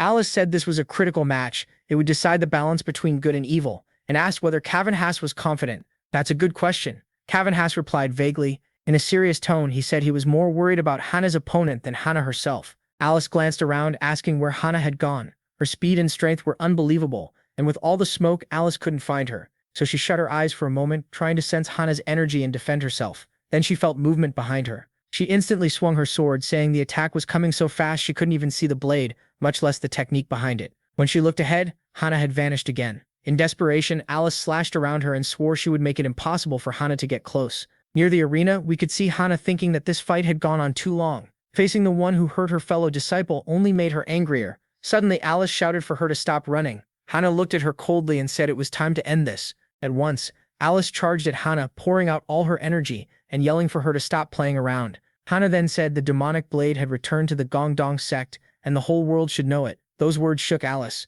Hana quickly took her stance and released all her power. She remembered this was a technique she and our guy had found together. They had trained it together. Their shared memories, the peak of strength, the loaded blade, those were with her now, and she swore she would have her revenge. Raising her sword, Hana declared she would show power beyond demonic swordsmanship. Then the blades clashed and both energies slammed into each other. Alice wondered if this was really demonic swordsmanship. When had Gongdong recovered it? How had they managed that? Her blade cracked. To her shock, it shattered completely. She was thrown back and wondered if the person before her was truly a genius. No genius or prodigy didn't fit. Looking at Hana, she realized this was a monster. Then our mana pointed her sword and said this still wasn't enough for the one who made her junior cry. Alice needed to cry blood. "I'll make you cry blood." Those words terrified Alice. Then a scream rang through the arena, a cry from the Black Dragon leader before Gongdong's disciple. But no, Hana stopped her blade at Alice's neck, making her lose her breath and struggle to breathe. After sheathed her sword, Hana finally told her that next time she wouldn't forgive her. At last, the winner was announced. Everyone there erupted in excitement. Somol said the confidence of his master and Cavanhass had not been misplaced. The return of the demonic sword and blade was truly a blessing to the martial world. A little red-faced, Cavanhass replied that his sect's top disciple had shown herself brilliantly, and he was proud of Hana. Somo added that Hana also had a heavenly martial body. With a faint smile, he said that would shake the martial world for a long time. Then 3 days passed. In another place, we could see a certain person. That person greeted the ruler of the blood demon, the supreme blood demon. In front of him was a huge bubbling pool of blood. Suddenly, a long-haired young man appeared and asked what was going on. He was the leader of the blood cult. His subordinate answered that the Gongdong sect had defeated the Black Dragon sect. He added that the demonic swordsmanship was revealed during that fight. Hearing that made the cult leader's eyes light up. With the blood behind him boiling wildly, he said that was very interesting. The subordinate then asked what they should do next. The leader raised his hand and started talking about those who were late. A blade of blood suddenly shot out toward the young man, startling him. With a cruel smile, the leader declared that everyone would soon meet their death. The shaken subordinate could only answer with a simple, "Understood." Meanwhile, the leader burst into laughter. Then a huge surge of energy rose from the lake of blood, while the half-naked man shouted that soon everyone would belong to the blood cult leader. Days later, we head to the Gungdang sect. There, our little sis asks if he has finally woken up. Our guy is surprised to see him. As he gets up, he asks how long he was out, and to his shock, he's told he slept for the last 3 days. He jumps out of bed and asks what happened during the duel. Our girl gives a small smile and tells him they won their match against the Black Dragons. Once he hears their side won, he learns that people are now calling him and our girl the twin heroes. A huge grin spreads across his face. Everything went just as planned, and he thinks the title sounds amazing. Perfect for winning over every pretty girl who hears it. Then our little sis adds that Yulia is being called the divine hero of Gungdang, while our guy is apparently being called the strange hero of Gungdang. That instantly leaves him hung up on the word strange, trying to figure out why he got stuck with that name. He starts panicking, remembering he let his little guy pop out to say hello in public, while he beats himself up over it. Our little sis just keeps a blank face. Still, he decides a win is a win. So whatever happens, happens. Sometime later, they meet with their master, Cavanha, who congratulates them on the victory. He also says our little sis has joined the Gungdang sect and asks everyone to treat her as their new little sister. She politely answers that she'll study hard from now on. Then our guy gets his master's attention and says he has something important to tell him. Scratching his head, he admits he has a duel arranged with the youngest daughter of the Sumu family. A little nervous, he says a lot happened, and it's hard to explain everything. After hearing the short version, Cavanagh says there's no way to avoid this duel. Of course, our guy leaves out a few details, like showing his little shocker to the young lady from the Sumu family. Cavanagh also warns him that his opponent stands at the peak of the sword. Even so, our guy stays confident and says he accepted the duel because he knows he won't lose. Cavanagh replies that since he made a promise, there's nothing else to do. Then he warns him not to overdo it since he still hasn't fully recovered. With a light smile, our guy says it's fine, and through this duel, he'll prove he's not a burden to the Gongdong sect. Even so, our girl still looked worried, and that concern was clear on his face. That only made our guy wonder why this dude was so worried about him. Joking to himself, he decides to show off no matter what. He has to fix that weird title somehow. So he asks where the Black Dragon leader is, and Hannah says she should be at the Shadow Society mansion, then asks why. Smiling, he says he has a debt to collect. And then, at that place, our guy asks the guards at the gate if they know who he is. They shout, "The twin swordsman, the two-colored sword, how dare you show up here?" That makes him furious, and he asks if that's really what the whole city is calling him now. Still, he manages to get through the gates of the Shadow Society, thinking he really needs a new title fast. Then our girl asks why he came all the way here. To his misery, she also calls him the two-colored twin sword. Looking away, she says that just as promised, all the Shadow Society members were handed over to the authorities. But that's not why he came. He says that Duel got him a new little sister. Moving closer to Liz, he reminds her of their promise. The loser would call the winner Big Brother. So now she has to keep her word. Liz quickly turns her eyes away, completely embarrassed. This time, our guy keeps teasing her. With great difficulty, she tries to say the words. Then comes that sweet moment. Face red, lips puffed a little. Liz finally calls him her big brother, but he acts like he didn't hear and asks her to say it again. That sends her into full panic, and she yells as loud as she can, calling him her big brother. Yep, my little sister. We'll be seeing each other a lot from now on, he says, making Liz regret everything. Right after that, he gets chased out with sticks and stones from the place. Out in the streets, he thinks Liz acts like she hates him, but he's sure she likes this kind of guy, a bad boy. Soon enough, she'll totally fall for him. After that, he heads back to those old betting houses. He remembers that guy with the impossible name from the valley and hopes he isn't here. He opens the door, a little uneasy. Then a strange smell from inside catches his attention. Right in front of him is a feast. Next to it stands a pretty dark-haired woman in revealing clothes, and in the corner there's aphrodisiac incense. Our lovely Nina happily walks over and asks why our guy came here. She quickly grabs his arm and tells him to sit down. Pulling him to the table, she says she prepared all of this just for him. Embarrassed, he asks why she's doing all this, and admits he feels a little uneasy. She simply asks if he's hungry. Then she offers the roll in her hand and says she'll feed him so he can grow stronger. Thinking she can't let this chance slip away, Nina decides she's winning him over right here and now. What happens next? Is our guy finally going to bring out the little shocker on Nina? Will our cute tomboy fall for our guy? Will the Siamu daughter end up becoming another Nina?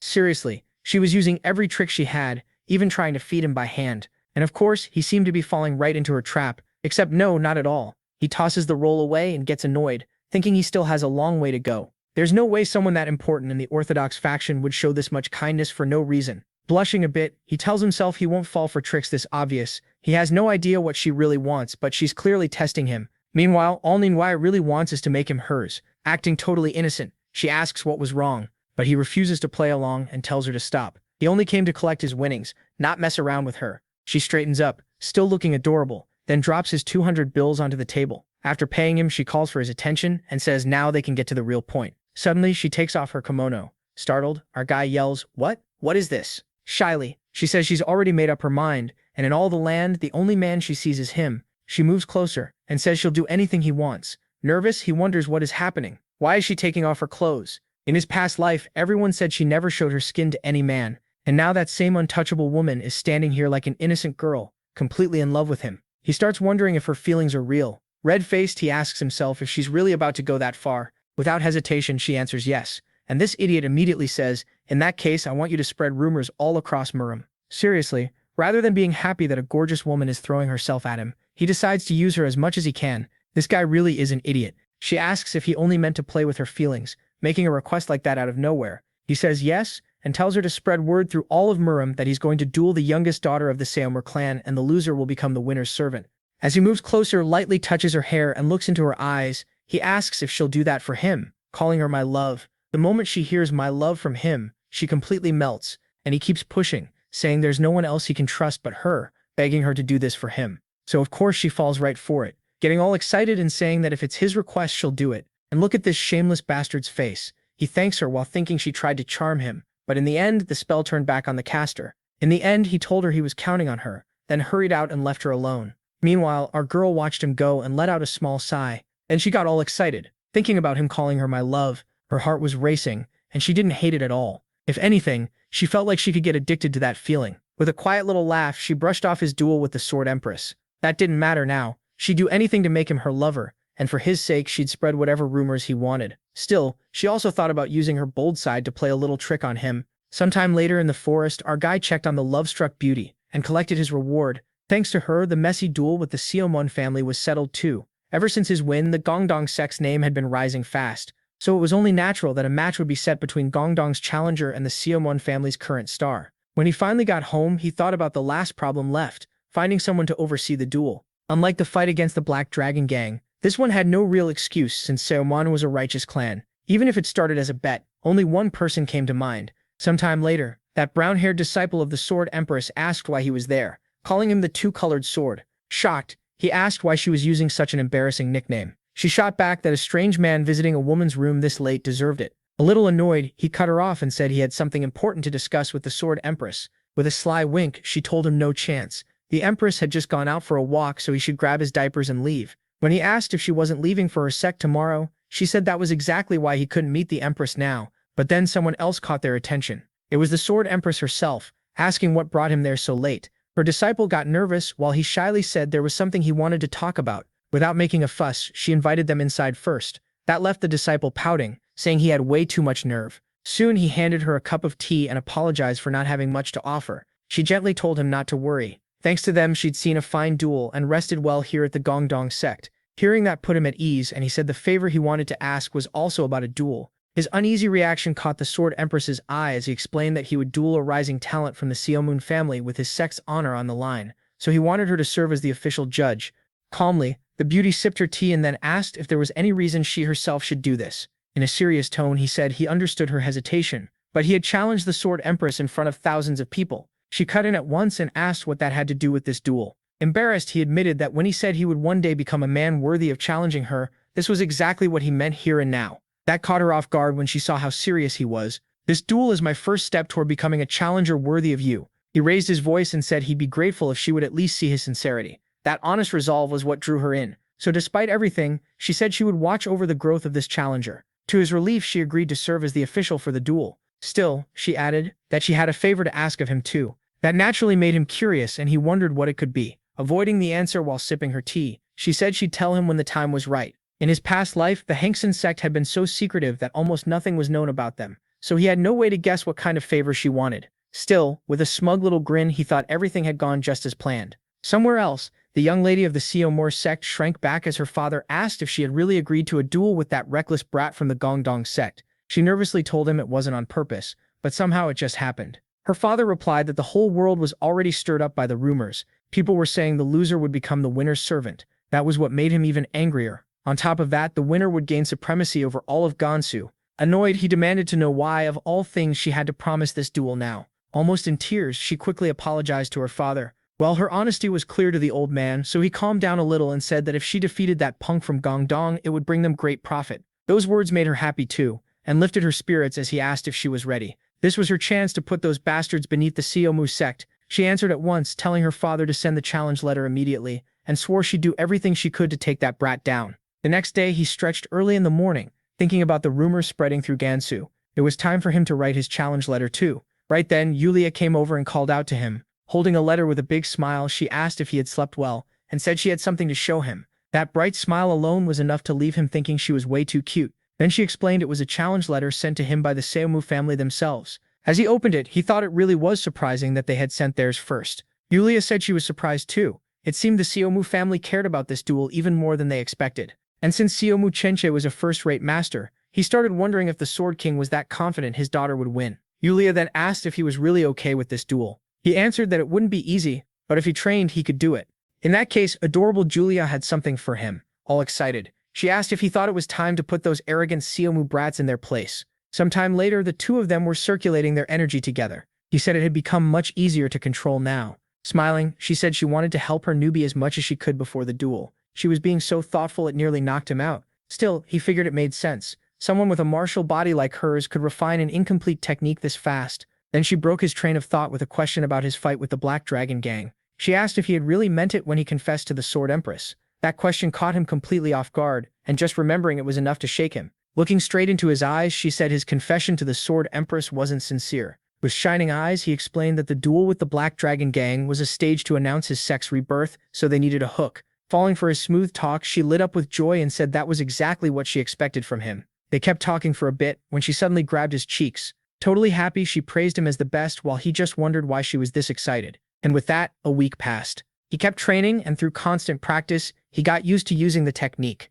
But there was still one problem. His little guy kept standing up to say hello. Desperate, he wondered what he was supposed to do and why this kept happening. Falling to the ground, he thought that since the Siomu family took this duel so seriously, he could lose if he didn't prepare right. Yet no matter what he tried, he still couldn't master the reverse blood flow technique. Then a sound from the bushes caught his attention. It was the Sword Empress. She said she was out for a walk and didn't expect to find him here. She asked why he was training in such an isolated place, and he answered that it was easier to focus somewhere quiet, while thinking it was also better since nobody could see his problem. She commented that he looked tired and asked if training wasn't going the way he wanted. Embarrassed, he said maybe it was because the duel was close and he was getting impatient. She listened closely to what he said. Then she suddenly drew her sword and said that since fate had brought them together like this, she could help with his training if he wanted. She was so stunning it took his breath away. Politely, he thanked her for the chance to learn from a great swordmaster like her. He quickly drew his own sword too, thinking she was the perfect sparring partner, someone he could face with all his strength. Determined to go all out, he made his first move. But before he could even settle his thoughts, she buried him with a single strike of her sword. As expected, he realized facing her sword would be anything but easy. She told him his sword still had too many weak points. Smiling, she told him to try blocking her next strike. Then the two clashed hard. She shouted that a sword meant to defeat demons was too weak on defense. He shot back that martial arts only improved through practice, so that was normal. Seriously? Chiosho asked, her face turning sharp as she swung again. Her blade flashed in a quick cut, not to kill him, just enough to tear his clothes. Calmly, she reminded him that the Gongdong sect was built on balancing yin and yang, and said that wasn't wrong. If they only followed reversal techniques, they'd be no different from the demonic cult. Then she pointed out that his sword leaned too far to one side, a biased side. He thought back on his life and realized all his effort had gone into raising endurance. Now he understood her point. He had focused almost only on yang energy training, and started wondering if that imbalance was holding him back. Cutting through his thoughts, she told him to focus on the harmony of yin and yang, and try again. He concentrated and realized that because of the memories of his crazed former self, he had kept rejecting yin energy without knowing it. That was what broke the balance. Only by focusing on harmony could Julia's technique and the reverse blood flow art exist together. Thinking about what he had to do, he pushed it further once more. Suddenly, his sword moved cleanly. She blocked it, then told him that strike was beautiful. With a pleased smile, she said he learned fast. Shuryu stepped back a little. Thrilled, he realized he had used sword energy this time, and his little problem didn't pop out. Just as he was about to say he was close to becoming a first-rate master, his body gave out. The Sword Empress moved at once, catching him in her arms, saving him by pure luck. A little dizzy, he asked her what the Gongdong sect's sword was really like. She blushed faintly, smiled a little, and said his sword had been excellent. The two rested together under the moonlight. The next morning, he woke up completely cheerful about the night before. Training with the Sword Empress beneath the moon felt almost like a love poem to him. There had even been some accidental physical contact, and judging by his face, he had enjoyed every second of it. He kept thinking about how she had brought him back to his room and how perfectly everything had gone. Then Chushu suddenly rushed in, calling for him. Curious, he asked why she was in such a hurry. Out of breath from running, she said another strange rumor was spreading through the market. Sweating, she explained, it was a rumor that he had been secretly training with someone. Shocked, he asked what she meant. That only made her more anxious, and he told her to explain everything right away. While shopping at the market, she had heard people talking about that weird hero from the Gongdong sect doing something scandalous. They were saying he and the youngest miss of the Seomu clan had been having a secret affair behind everyone's backs. Then, without any explanation, he dumped her. Right after that, the rumor said he started seeing ninja, and when the Sword King's youngest daughter heard it, she burned with jealousy and swore she wouldn't forgive him. That was the rumor going around and supposedly why she challenged him to a duel. Kyuchu said she couldn't believe it, so she ran straight here to ask him herself. He immediately flared up in anger, wondering where the hell that rumor came from. Later, in a meeting with the gentleman, he was asked what had happened. Rubbing his head, he said the duel was tomorrow, and if this rumor kept spreading, even a win would do him no good. Then he thought of Sara, the only one who might spread something this twisted. Furious, he wondered how that fox dared make up such nonsense. He concluded she wanted the world to believe he and Neta were lovers. With her in mind, he told the gentleman he had an idea. He said he had visited the Black Dragons to send a letter and ask for an official response, while avoiding the Siomu family's eyes. Confused, the gentleman said he already knew that. That was when he claimed those grudge-holding bastards were using the incident as an excuse to slander him, which made the gentleman furious. The man said that even for an evil faction, he never expected something this low. Then, with fake tears and full acting skills, he said not to worry. Somehow, he would put an end to these weird rumors. Sometime later, back in the market, people were now talking about the size of his package. According to them, he had an unbelievable weapon down there. He stood nearby listening, thinking the rumors were getting more warped by the minute. While eating, he figured he needed to understand how the rumors were moving before changing them, so for now he would just watch quietly. Suddenly a voice caught his attention. Someone asked if he knew who had exposed the scandal with Net. People were saying she started the whole thing out of jealousy, afraid his relationship with the other woman would go further. That made him stop. Were the rumors changing? After half a day walking the streets, it became clear someone had been deliberately rewriting the love triangle story. Now the women were saying Netna was obsessed with him, and that the strange hero of Gongdong was especially gifted, which left him speechless. In the end, the rumors had been corrected into nothing more than baseless gossip spread by the girl because of one-sided love for him, and for him that was the best outcome. Still, he couldn't stop thinking this lucky turn felt suspicious.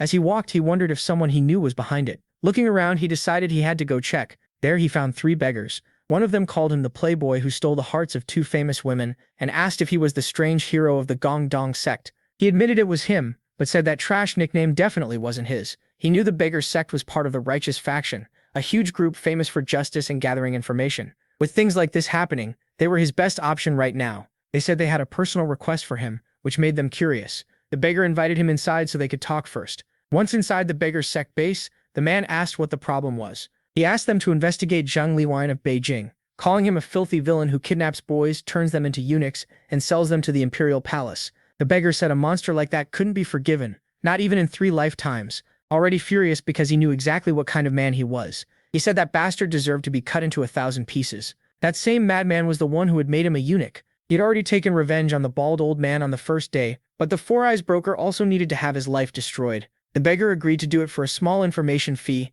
and said they would probably have results in a few weeks. After that, he left the place. Outside, he thought that only one person had enough influence to alter rumors on this scale, and bother such a powerful information network, the Sword Empress. That was why he was investigating the glasses-wearing cutter. It was the only way to learn if the Empress was involved, even though he didn't want that to be true. Now that part was settled, only one thing remained. If he wanted to change public opinion, win the duel in spectacular fashion.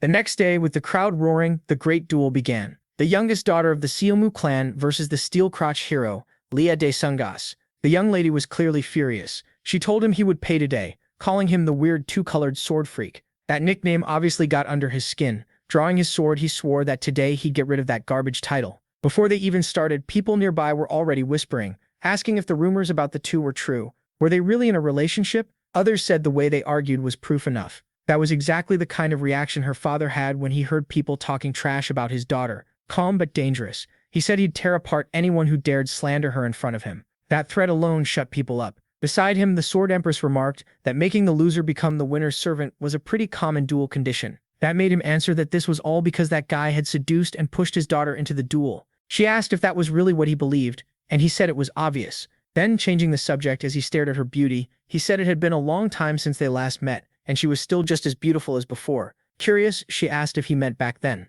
She looked away and changed the subject, saying it was time for the duel to begin. Still, it really felt like those two had some history. Honestly, who knows? Anyway, that's a story for another time. Now the real fight starts. Our girl called Piton shameless for raising his sword in a duel and refusing to admit his mistake. Today, she said, she'd expose his disgrace in front of everyone. Then she released all her energy and told him to get ready. The pressure was huge and filled the whole arena. This time, she believed she completely controlled the match. Her family's sword art used heavy strikes loaded with internal energy, a style strong enough to leave him no room to escape. Then she charged straight at him. He calmly raised his sword. With sharp eyes, he prepared for her attack. She brought down a heavy, powerful slash at him. As he blocked, he realized the strike was slow but packed with incredible power. Pulling back, he reminded himself that he had plenty of strong martial arts too. After creating some space, she asked if he had used the demon-subduing sword essence to soften the impact, admitting he really was talented. Then she rushed him again and told him to try blocking the next move too. Once again, he defended.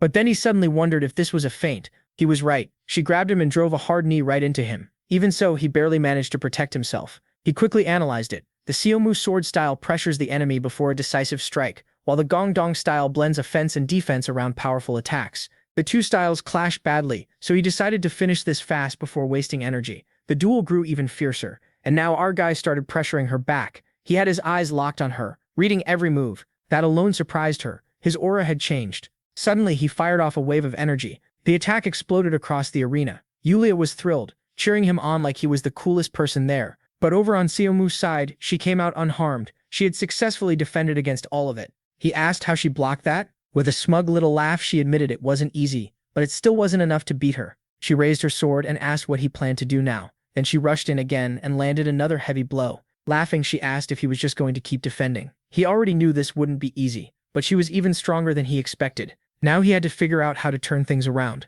Then an idea hit him. He remembered the Empress and her words about the balance of yin and yang. Taking a breath to steady himself, He wondered if the answer was to become completely unpredictable. That was when she shouted that she wouldn't allow it. She lunged at him and smashed the ground with full force. Startled, she looked around, wondering where he had gone. He had used the martial art he mastered during his time as a madman. Shadow steps, a technique made for exploiting openings and launching surprise attacks. Even in his current state, he could use it well enough to briefly fool Zhang's senses, despite her being at the peak of the first-line realm. By drawing on one of the secret techniques from his past life, he admitted to himself that Zhang was a truly strong opponent. As he repositioned, he decided to combine the demon-subduing sword essence with shadow steps. He moved in, knowing his power might drop, but one unpredictable strike could end everything. His movements caught her attention at once. Facing him head-on, she thought his plan was obvious. She only had to block, and this would be easy. But suddenly he shifted again and changed the path of his sword. That move caught her completely off guard. Before she could react, he struck her hard. From the crowd, her father shouted at the top of his lungs. Meanwhile, our guy completed the attack. Her sword fell to the ground, and then she dropped in front of him too. With that, victory for the Gongdong sect was announced. The crowd went quiet, confused. That strange mood confused him too, and he wondered what was going on. Then people looked behind him and started asking if Xiong had been badly hurt. Xiong herself was bright red, staring down at her clothes in shock. Little by little, they were tearing apart. Panicking, she had no idea what was happening or why her clothes were ripping like that. She could only stare in disbelief, wondering if it was because of that last strike she failed to block. Poor thing. Humiliated, she screamed and called him a shameless pervert for using such a disgusting technique. People in the crowd said that explained why he was known as the weird hero of the Gongdong sect. Clearly, they joked, he only thought with the wrong head. Flustered, he tried to explain that it wasn't on purpose, but she was already in tears and refused to listen, just calling him a pervert again. He quickly took off his shirt and handed it to her, telling her to cover herself. Still embarrassed, he apologized and guessed the shadow steps had spread the force of his strike through her clothes, tearing them apart since he had held back from using a killing blow. He was upset too. This was absolutely not the outcome he wanted. Then we cut to her furious father, shouting that he could not accept this duel's result. He roared that Peyton had insulted his daughter and his family's honor, so he would personally punish this crime.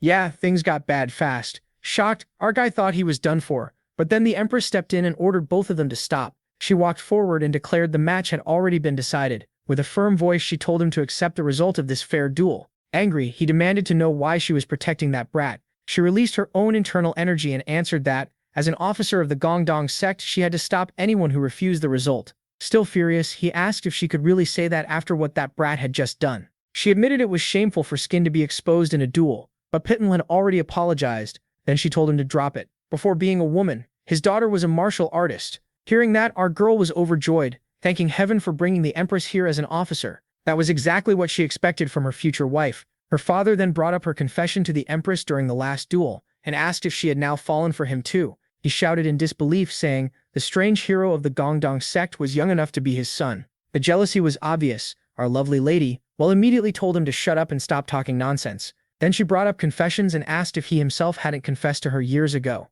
That caught him completely off guard. It also grabbed our guy's full attention. 30 years earlier, at the Dragon Phoenix Assembly, he had confessed his love to her. He challenged her to a fair duel so he could make her his wife, but with just a few quick moves, she beat him in a single strike and called him an insignificant man. Now with sharp eyes, she asked if he still had feelings for her. Burning with embarrassment, he had to listen to the crowd react. Our guy, meanwhile, found the whole thing pretty funny, since he had never heard this story before. At last, the beautiful elder asked if she should share more of his past, and he instantly yelled for her to stop. Then she turned to our guy and said his actions had been an unfortunate accident, so she would let it pass this once. He quickly thanked her for forgiving him. Sometime after that duel, there was a meeting between the Empress and the Gongdong sect, where the goaded elder thanked her for calming things down earlier. She said she had only done her duty as an officer, though he still thanked her again. Then she asked about the chance of holding an exchange competition between their sects. The elder happily said that sounded excellent. That completely caught our guy off guard, and now he was curious about what was coming next. In his past life, the Sword Empress's sect had been isolated and closed off,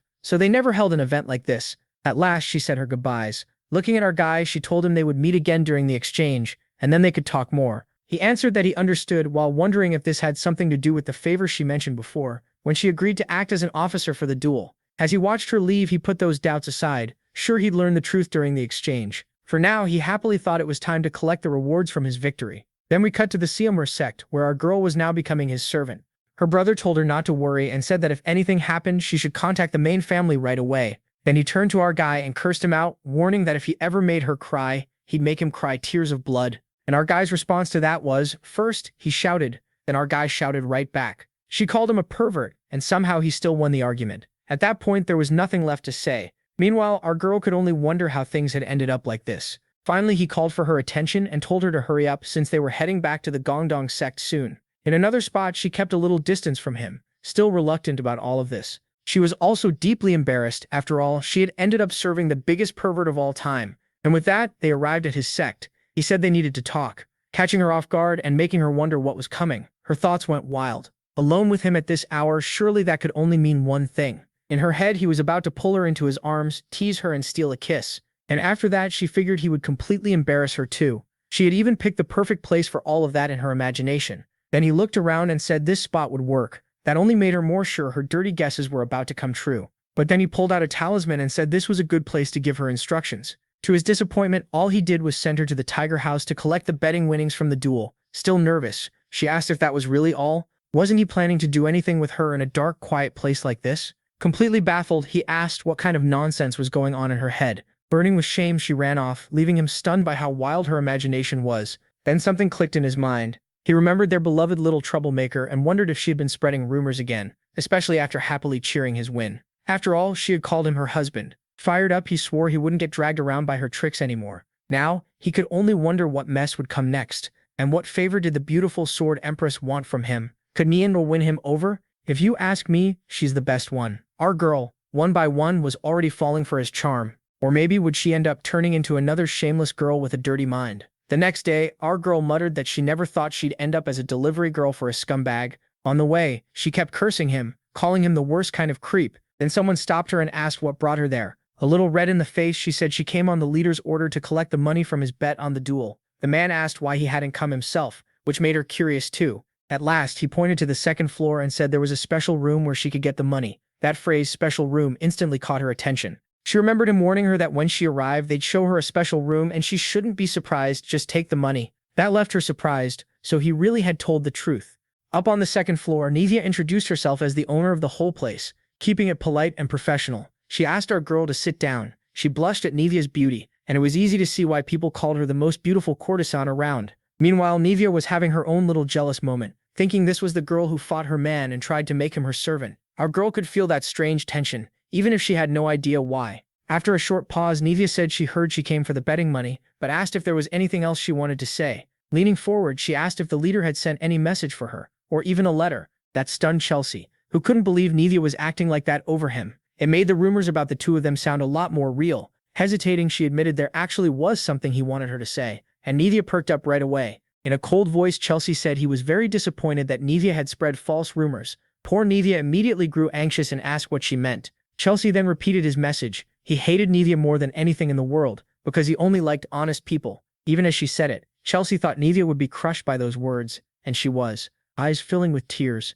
Nivea asked if he had really said that. Uneasy, Chelsea said yes. That was everything he wanted to tell her. In the end, Nivea set the betting money on the table and told her to take it. As Chelsea left, she tried to cheer her up, seeing how down Nivea looked, and said she'd speak well of her when she went back. Then she left. Nivea sat there in shock, unable to believe it. Not long ago, he had called her my love, and she had completely believed it. Now she feared she might never see him again, because of lies she made up just to spice things up. Panicking, she cried out that this couldn't happen. If she lost him, her heart would stop. Until now, she thought it had all been a joke. But judging by Chelsea's reaction, he really was angry, so she had to fix this somehow. Meanwhile, our girl thought it was strange that someone as stunning as Nivea liked a scoundrel like him so much. Then another thought hit her. Yulia, our girl, the master with the mustache, even that gorgeous beauty too. All of them seemed friendly with him and even liked him. That left her confused. Why did so many people care about such a shameless pervert? Then, for some reason, she paused. With her face turning red, she wondered if all the bad things she had heard about him were just one big misunderstanding. After all, he was the one who won the duel against the Black Dragon Gang to protect his sect.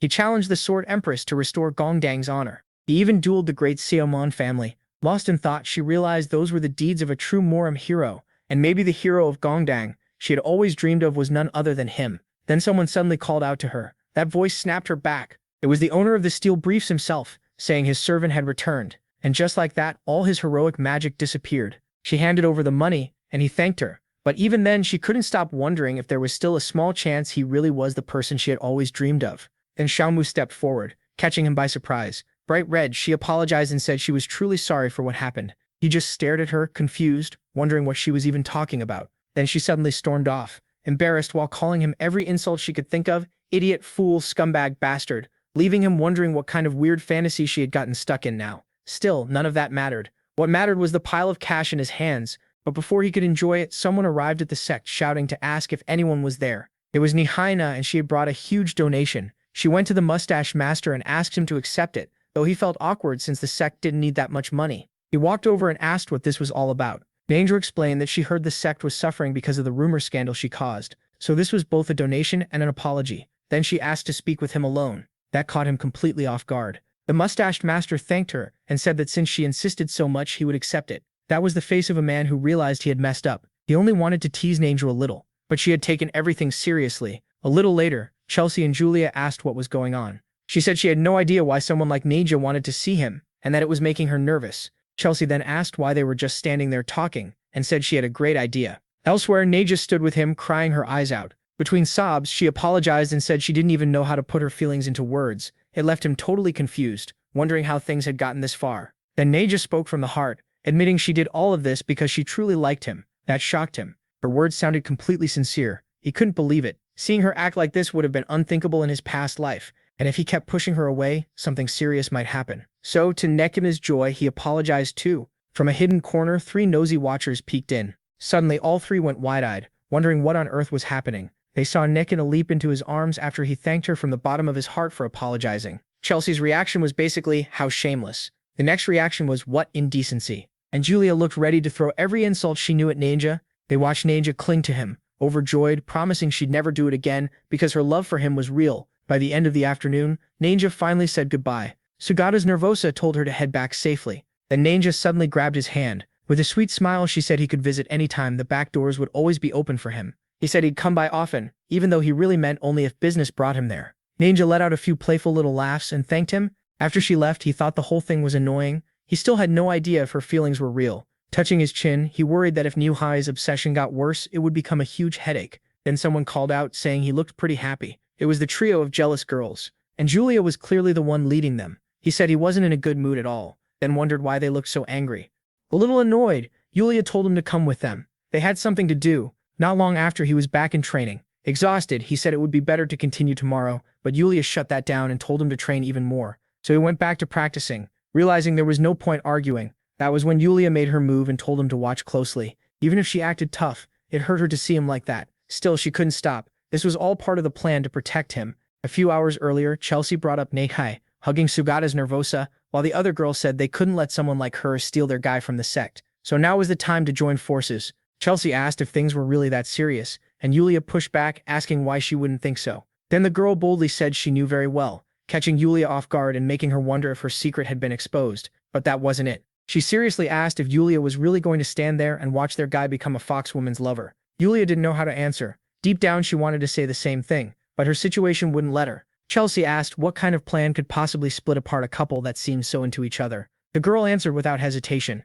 First, whenever Sugata's had free time, someone had to train with him so he wouldn't have time to think about anything else. Julia agreed and said she would handle his training here for now and keep him in the main training grounds. And that explains our guy's reaction. As he ran through the courtyard, someone suddenly called out to him. It was Chelsea, asking if she could stay by his side. Then the other girl stepped in too, saying she would stay with him as well. They were putting the plan into action. During breaks, she and Chelsea would take turns watching him and keeping him from going to Nanyue. Out of sight, out of mind. That was the idea. They wanted to stop Sugata's from seeing Nanyue, and this would last until next year, when the exchange competition at the Hang San sect was held. For that whole year, they stuck to the plan. They basically kept their guy trapped inside the Gongdong sect. A year later, we cut to Sugata's again, more ripped than ever. Looking around, he wondered when his sect's buildings had gotten so big. Then he said it straight, money really was a great thing. He was especially happy that they could now eat pork at least once a day, which he proudly called a great aphrodisiac. After the fight against the Black Dragons, Gongdong became well known, so visitors started donating a lot.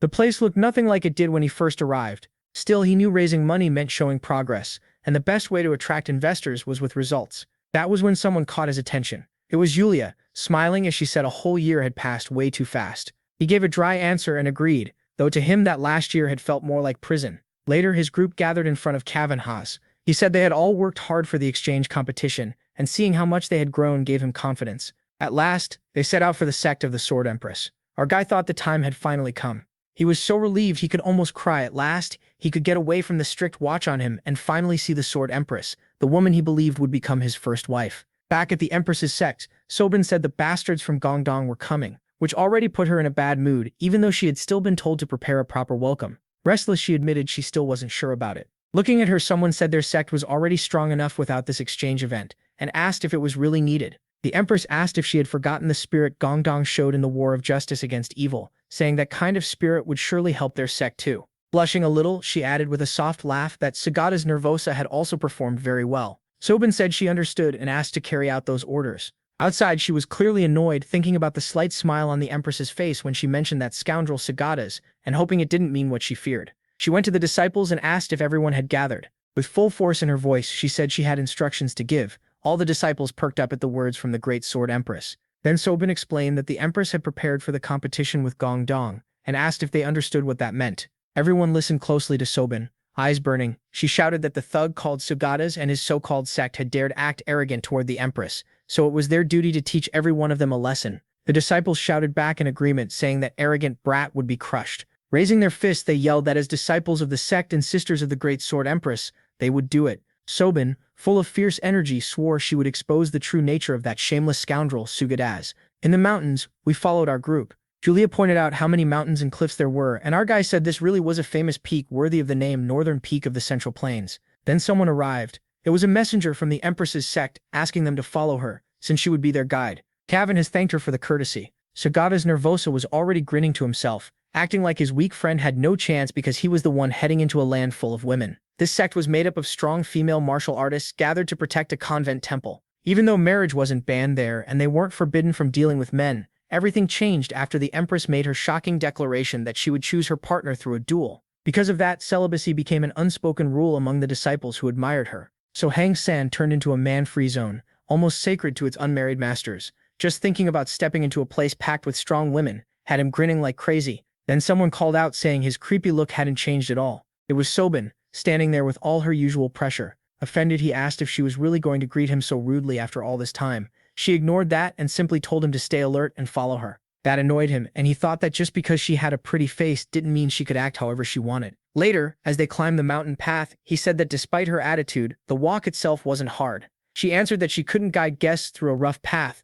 Changing the subject, she asked if he was still planning to challenge the Sword Empress. He replied that as a real man, he couldn't take back his own words. She shot back that no one expects much from a demon who only thinks with his lower half, and he answered right away. She gave a small laugh and said no one would be surprised if he gave up the challenge anyway. That made him snap. He shouted that he planned to win her heart, so Sobin should drop those thoughts. At last they reached the sect gates. Sobin was still chuckling, while he thought things were going to be hard with goals like his. Then Sobin opened the sect gates, and they could finally see an incredible welcome waiting inside. The girls were stunned by what they saw. This time, our guy thought that compared to the Forbidden City, it was still smaller, but the endless buildings rising above the sea of clouds were still amazing. Then the Sword Empress herself came forward to welcome them. Cavan has thanked her and said his sect would never forget such hospitality. She politely said this was the least she could do for the guests who accepted her invitation. Then she held out her hand and told them to rest in the guest hall after such a tiring trip. Everyone thanked her. Laughing to himself, our guy thought she somehow looked more amazing every time he saw her. That thought was cut short when she told him she would see him at tomorrow's exchange match. He answered calmly, already thinking things were getting interesting. Sometime later, after finally eating, he took a walk around the sect. Looking up at the full moon, he wondered if it was time. He stayed sure of one thing. The Sword Empress's telepathic message earlier had caught him off guard. She had asked him to come to the pavilion when the next moon rose. Just that thought had him excited, almost like he was heading to a date. Once he reached the pavilion, something instantly caught his eye. Silver hair moved softly under the moonlight. It was her, the one carrying that great title. Our guy could only think how unreal she looked under the moon. Facing him, she said she had something delicate to discuss, which was why she called him there. As she stepped closer, he realized she really did need a favor. But first, she had something important to say. With a serious look, she revealed that her sect was in great danger. He already knew her disciples admired her deeply, but in recent years that admiration had turned into obsession. They swore celibacy because of that devotion, cut off outside relationships, and even held secret gatherings to worship her. Shocked, he asked if they were treating her like a religion. Even if she seemed goddess-like, if this got out, the whole sect could be branded a dangerous cult. She believed the problem came from how isolated the sect had become, so she asked him to use the exchange competition to show her disciples that the outside world was still wide and full of different people. Confidently, he agreed. She smiled and thanked him. Later on, as he walked, he thought about how strange this sect had seemed in his past life. Closed off from the outside for no clear reason, Then Sobian's words from earlier came back to him. He quietly realized that now her careful attitude toward him made more sense. Still, this wasn't a simple issue. A sect with anti-demonic arts wouldn't develop something like this for no reason, so he started wondering if it was a warning sign.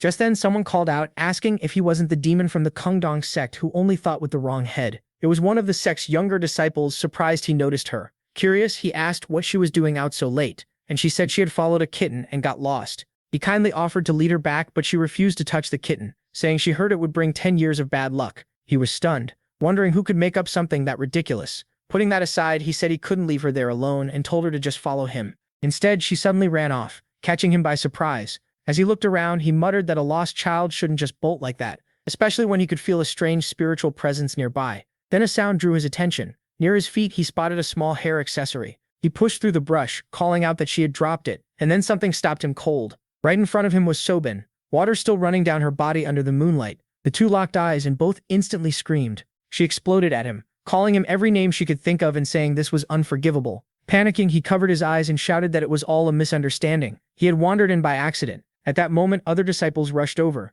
They headed straight toward him. Angry, they called him a pervert for spying. Then someone stepped up and told him to stop acting ridiculous. It was Sobin, demanding to know if he would have kept staring if she hadn't found him. He apologized again and tried to explain, but she didn't want excuses. Pointing at him, she ordered him to take responsibility, leave the sect, and drop out of the exchange match. He tried to say it was a mistake and that he came because of a child. The disciples shut that down at once, saying there was no child there, and his excuse was pathetic. That was when something clicked in his mind. He looked at the disciples coming toward him and realized they appeared almost the moment Sobin screamed, like they had been waiting. Then he looked at Sobin, who was insisting he leave the sect, and it started to feel planned from the start. Putting it all together, he began to wonder if they had all already decided he was guilty. Sobin kept shouting for him to take responsibility and leave, but he had no intention of doing that. Caught off guard, Sobin asked what he meant. With a small sigh, he said it didn't matter. She clearly had no intention of believing him anyway. Crossing his arms, he said that if it had come to this, there was only one way left to settle it, the Morim way. The next day, Kevin has angrily asked what he had done and whether he had really spied on Sobin while she was bathing. Rubbing his sore head, he insisted that wasn't it at all. He saw her by accident, nothing more. Kevin has believed him, but this exchange was meant to build friendship between their sects, and an incident like this was a disaster. Our guy felt the whole thing was unfair, but he had nothing he could say to fix it. Then she arrived, drawing everyone's attention. She walked up to Cavanhaz and said she had heard about last night's unpleasant incident, making him apologize at once. That took him by surprise. She said there was no need for that. With a sad expression, she admitted the truth of the incident was still unclear. Deep down, she wanted to trust Sobin, but she also knew the state of her disciples and their obsessive feelings. It hurt her to doubt them, yet she had to admit there might be another reason this happened. After thinking it through, she suggested to the leader of Sungos that they settle the matter the Morim way, with a duel before the exchange match. Cavanhaz agreed. Our guy silently thanked her for giving him that chance. Hours later, in the arena, one elder said it was strange for the Hangsa sect to hold an event like this, while another replied that it wasn't a big deal. Friendly matches between sects were normal. Still, they pointed out that our guy caused trouble wherever he went, and now he was opening the exchange with a duel. The Shaolin master joked that he was just at that troublesome age. Then Sobin stepped up in front of him. He raised his sword and declared the terms. If he lost, he would leave the sect. If he won, she would help prove his innocence. She lifted her sword too and agreed. Then she charged, shouting that if this was what it took to throw him out, so be it. Their swords clashed in a quick exchange. He had expected her strength, but he had trained non-stop as well. He struck back and forced her away, then rushed in again, and they traded another serious round of blows. The Shaolin master noted his skill, while Samorn said he clearly trained hard over the past year. Our guy released more of his energy, thinking this still wasn't his limit. He pressed Sobin harder and harder. It worked. She found his movements hard to read. Even Yulia and Chelsea were surprised, saying he had improved a lot. Meanwhile, Sungdatas nervously pushed Sobin, asking where all her confidence had gone. He laughed and said if she gave up now, he might accept her apology. That only made Sobin even angrier, and she snapped at him to stop talking nonsense. She drove him back with her sword. He was surprised her last strike was stronger, making him wonder if she had been hiding her true power this whole time. Sobin shouted that the Sword Empress was a flower far beyond someone like him. While he realized he had to win this duel, she rushed at him as fast as she could, locking his sword down with all her strength. Watching her movements, he was shocked. Was this the supreme art of the Hangsan sect, the female sword technique? But her moves were emotional, and too spread out. He dodged every strike and realized that was exactly why avoiding them was so easy. Breathing hard, Sobin cursed at him, and he called her attention back to the fight. He told her that in battle, you lose the moment you lose focus. Then he raised his sword, expanded his inner energy, and said it would end here and now. He rushed at her as fast as he could. Their clash set off a huge burst of energy. As she struggled back up, a strange look crossed her face. In the end, our guy was declared the winner of the duel. Chelsea shouted with joy, calling it a win worthy of a hero, and Julia was just as happy. Still catching his breath, he told Sobin it was a good fight. She could only stare in disbelief, telling herself this couldn't be real. He turned away and told himself to focus on the event ahead. This time, it was a truly clean and amazing win. Then a sharp headache suddenly hit her. Her eyes rolled back and a voice in her head whispered that she was jealous. The voice kept feeding her anger, saying that bastard was going to steal her master, and it asked if she was really going to let him leave like that. She suddenly stood up and shouted, "No!" Clenching her fists, she said she couldn't let that happen. A moment later, she called out and caught his attention. He was caught off guard when she charged at him with her sword raised. He told her to wait. The duel was already over, and wondered if she'd lost her mind. But before he could finish that thought, her sword struck him. A strange energy spread through his whole body. With a wicked smile, Soban told him to die. He collapsed, and Julia ran to him. She held him in her arms and cried out, asking if he was okay. The crowd couldn't believe Soban had used a killing move after the match was already decided. Julia glared at her and demanded to know why. Meanwhile, Soban put on a cold look and said anyone who insulted the Sword Empress deserved to die, no matter who it was. The sect's disciples shouted in support, saying the little Sword Empress did the right thing. Soban's rage only grew stranger, and she said she'd finish him right there. Julia released her energy and warned that if Soban attacked again, she'd have no choice but to kill her. Then something caught her attention. Soban was suddenly struck from behind. It was the Sword Empress, who quickly knocked Soban unconscious. With a grave expression, she looked her way. Her disciples demanded to know why she'd done that, when this was the best chance to get rid of that bastard. Furious, she yelled for all of them to shut up. Then she walked over to Julia and asked if he was all right. Julia blocked her path and told her not to come any closer. The Sword Empress looked surprised and said she was only worried, but Julia refused to let anyone from the Hang San sect near him. Then someone stepped in, saying this had become a complete mess. It was the temple master everyone jokingly called Kuririn. As he approached, he said using a killing move in a duel was a serious matter, and the Sword Empress apologized, saying it was her failure to guide them. But he coldly said an apology wasn't enough. She needed to explain exactly why this happened. Sometime later, in another place, they held a small meeting after she explained the trouble with her disciples. After hearing it all, Kuririn let out a quiet murmur. Then he said the obsession that caused this incident felt unnatural, which made the Empress curious. With a serious look, he pointed out that someone nearly died in a simple duel between righteous sects. That made her ask if there could be another reason behind it. Remembering how Soban acted, she admitted her behavior was strange. Not just Soban, even the disciples who defended her made him suspicious. He said he felt a faint aura from them, and it was nothing like the aura of a righteous faction. He said it plainly. It was demonic energy. That answer shocked her. He warned this might be worse than they thought, and if it was tied to the demonic cult, the Mori Alliance would get involved. If that happened, did she understand the punishment her sect could face? Sadly, the Empress said her sect might even be forced to shut its doors.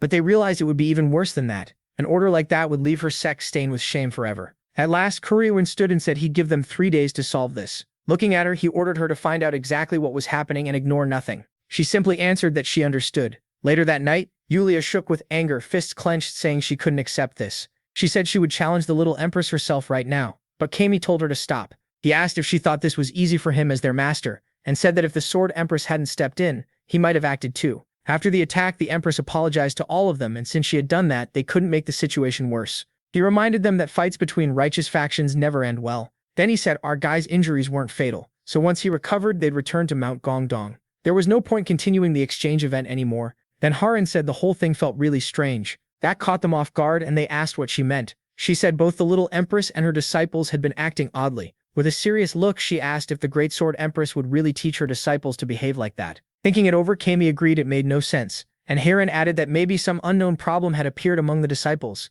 Kami said that would explain a lot. While from a distance, someone watched them. It was that same girl from earlier. Surrounded by a dark aura, a wicked smile spread across her face. Elsewhere by that river of blood, the elder of the demonic sect watched everything our group had done. He grinned and said it was nice to see those bastards from the righteous sects fighting each other. Then someone got his attention. One of his disciples approached him. Curious, the disciple asked about the preparations. The elder replied that years of effort had paid off, and they were nearing the final stage. By mixing a small amount of blood energy into the rivers of the Rangasan sect, they weakened the disciples' will and cut them off from the outside world for years. The Rangasan disciples, including the little Empress Soban, had become hooked on blood energy and now moved according to the bloody cult leader's will, so their operation should go smoothly. Still, the elder warned him not to lower his guard. The Sword Empress still didn't know what she'd have to face. The disciple said Gongdong's visit had been unexpected, but thanks to the plan, things had actually turned out better. They manipulated the disciples and increased their resentment toward the Gongdong sect. Then they pushed Soban at the perfect moment so she'd use a killing move in the duel. Because of that, they proved Rangdasan had fallen away from the righteous faction, and now it wouldn't be easy for them to avoid having their sect shut down if everything kept going to plan. Clenching his fists, the bloody cult leader shouted that this was only the beginning. The blood-red river bubbled around him. With a cruel look, he declared that the righteous sects would destroy themselves from within. The next day, the Empress said the best choice was to cancel the competition, but even knowing how serious this was, she asked him to reconsider. Kami replied that the fact they weren't causing a huge scene already was something she should be thankful for. She said she knew that, but the truth behind the incident still hadn't fully come out, which made him pause. Seriously, she said she didn't want to believe it, but another group's power might be at work inside her sect. That shocked Kami, and he asked if it could really be. She answered yes, there was a chance the evil faction or even the demonic cult was involved. Elsewhere, inside a cave, the disciples talked among themselves, saying Sobin had done great and nearly killed that bastard. They also said the Empress had been too soft, though it was a relief the Gongdong sect would be leaving soon. Then someone walked in, saying she was thirsty. It was Sobin herself, the little sword Empress. The others rushed over and asked if she was all right. She said yes, then asked if there was any water in the cave. They handed her a small flask. She took it and drank the water, tainted by the demonic cult. After drinking, the demonic energy around her grew stronger. She said she felt much better now and asked what was going on. They told her, sadly, that his injuries didn't seem serious. With a grin, they added that the Gongdong sect had decided to use the incident as a reason to cancel the exchange and go home. That caught her off guard, and she asked if they were really leaving. They happily said yes, but that only made her mutter that it wouldn't do. A dark smile appeared as she asked where all the Gongdong members were. Meanwhile, Haran stayed by our guy's side, caring for him. She grew worried seeing how much he was sweating. It hurt to see someone so bright-looking that pale. He'd always been the one helping her. Compared to everything he'd done for her, she felt ashamed of how helpless she was. Thinking back on all the good moments they shared, she told herself she couldn't just sit still. This time, it was her turn to repay him. Determined, she swore to find the real reason he was attacked. With that decision made, she headed for a river. She came here to wash her clothes. Then something caught her eye, and she wondered if someone was about to show up. There was definitely something suspicious about this riverside. The disciples from the Hangsan sect kept disappearing along this river path. No matter the hour, sometimes alone and sometimes in groups, they kept coming and going through here. Watching the area, she figured that if this was a secret route used by the Hangsan sect, it was worth checking out. Then something else grabbed her attention. One of the sect's disciples was walking through the area, hidden in the brush. She told herself this was her chance. The trail was long and rough, and after following for quite a while, she started wondering where that girl was headed. She kept tailing her carefully when a shadow suddenly flashed past. Right beside her, it turned out to be a fox, making her wonder where it came from. Still, she quickly focused back on the disciple only to realize she had lost sight of her. Then someone spoke up and asked what she had lost. She froze and swallowed hard, wondering when anyone had gotten behind her without leaving even a trace. A moment later, that person attacked. She dropped to the ground, unconscious. The attacker was the little sword Empress herself, wearing a faint, twisted smile. Soon, the sound of a body being dragged through the forest echoed out. A light rain began to fall. Back with our guy, he slowly woke up and wondered if this was the Hangsan sect. As soon as he stood, a sharp stomach pain hit him. He remembered his duel with Sobin and wondered if she had really landed some kind of deadly strike. Either way, he looked around and asked where everyone had gone. Then a noise outside caught his attention. Outside, the disciples were running around in panic, shouting that they had to find the little sword Empress. While Chelsea and the others were trying to understand the chaos, our guy asked what was going on, and she told him their little junior sister had vanished. That shocked him. Chelsea added that the little sword Empress was missing too, so the Hangsan sect was searching for both of them. He couldn't help feeling uneasy after hearing they had both disappeared. Thinking back to his duel, especially that crushing blow, he knew Sobin clearly hadn't been acting normal. Looking around, he feared their little junior sister might be hurt, so he needed to find her fast. That was when the small table girl from earlier caught his eye. One look at her face, and he realized she was the child who had lured him to the riverside where Sobin was bathing. When he saw her slipping into the forest, he thought following her might lead him to their missing junior sister. So he took off after her at full speed. Deep in the forest, he wondered where she had gone. He searched around, thinking he had lost her, but from another angle, it was hard to believe a child her age could move that fast and hide her spiritual presence so well. He told himself not to rely on his spiritual sense alone, and to look for even the smallest clue. Then movement from a bush caught his attention. It was that same girl. A small smile appeared on his face. He had found her. He rushed over and ordered her to stop, but she bolted away again. He chased after her, thinking he had finally caught up, when she suddenly looked at him and said he couldn't catch her. Alarmed, he ran closer and asked what the heck she meant. Then the little girl jumped off a cliff. He reacted at once, leaping after her and grabbing her arms. The landing hurt when they slammed into a tree. He quickly grabbed onto a branch. Hanging there, he let out a long breath and told himself he was still alive. Somewhere else, after making a small fire to stay warm from the rain, our guy was stunned when the girl said she remembered nothing about what had just happened. Nervous, she insisted she was telling the truth. In a panic, she said she was sure she had only been taking a nap, and then suddenly she was here. He then asked about what happened by the river that day. Confused, she said this was the first time she had ever seen that pervert from the Gongdong sect. She didn't seem to be lying, and he realized she truly remembered nothing. Catching her off guard, he went through his things and clothes. Then he pulled out a hairpin. Her eyes widened, and she said it was one of hers. He told her that proved they had met before, then asked if anything had struck her or if she remembered anything at all. Any detail could help, but she still looked uneasy. She had been told not to speak to him. He explained that one of his sect's disciples had disappeared tonight, his precious little junior sister, and her words could really help. Still uneasy, the girl admitted there was actually a secret event among the Hang San disciples. They gathered in a cave on the mountain, praised the Sword Empress, and drank a strange red water. At first, drinking it only filled them with pride as disciples and respect for the Empress, which seemed like a good thing. But after a while, if they stopped drinking it, they felt an unbearable thirst. To satisfy that thirst, she started drinking more and more of it, and in recent days, her mind would just go blank, just like it did today. She added that there were things she couldn't remember inside that cave. Our guy asked if that was where they gathered, and the girl said yes. Pointing at the river, she said that was where the red water flowed. With that, he walked over to the river. He lightly touched it. Right away, he was stunned. He had felt this kind of energy in his past life. When he went to seek the great dharma of reincarnation from the descendants of the bloody cult, they used this same red water and told him to drink it to strengthen the spell's bond. This was the exact energy coming from that water. Then it hit him. He remembered that even a small amount over a long time could make someone addicted, just like this girl. In severe cases, people could even lose control of their bodies to the bloody cult's bastards. That was very bad. It meant the bloody cult's claws had reached the Great Sword Empress's sect. In his previous life, this same sect was wiped out in a massacre called the Annihilation of the Righteous Faction. The fight began over the Sword Empress's secret cave, where the Hang San sect's supreme technique was hidden. Inside that cave was also a supreme anti-demon art. Once rumors spread that the cave held such a treasure, the clash between martial artists grew even worse. During that chaos, the anti-demon art was lost, so the ones who gained the most were the bloody cult's bastards. He was now sure that in his past life, all of that had been part of the bloody cult's plan. If their goal was the same this time, they would definitely stir up conflict among the Hang San disciples. Looking into the forest, he worried that the next targets would be the disciples of the Gongdong sect. Somewhere else, our girl Julia thought bitterly that she had done nothing this whole time. All she wanted now was to find Heron, no matter what happened. Suddenly someone called out to her. A mysterious person asked what a member of the Gongdong sect was doing there. A chill ran through her. She had never felt an energy like this before, and it made her shiver from head to toe. The young man coldly told her she didn't need to know anything. Raising his hand, he said she would die anyway, and her name would vanish from history. Then a group surrounded her. Demonic beasts. She was stunned. The man shouted that he would finish her right there. Then he sent all those zombie-like creatures at her. So what happens next? Will Julia be badly hurt? And has Heron been taken over by the bloody cult's will after drinking that red blood water? Who knows? After leaving the cave, our guy told the little girl not to drink that water again and to go rest.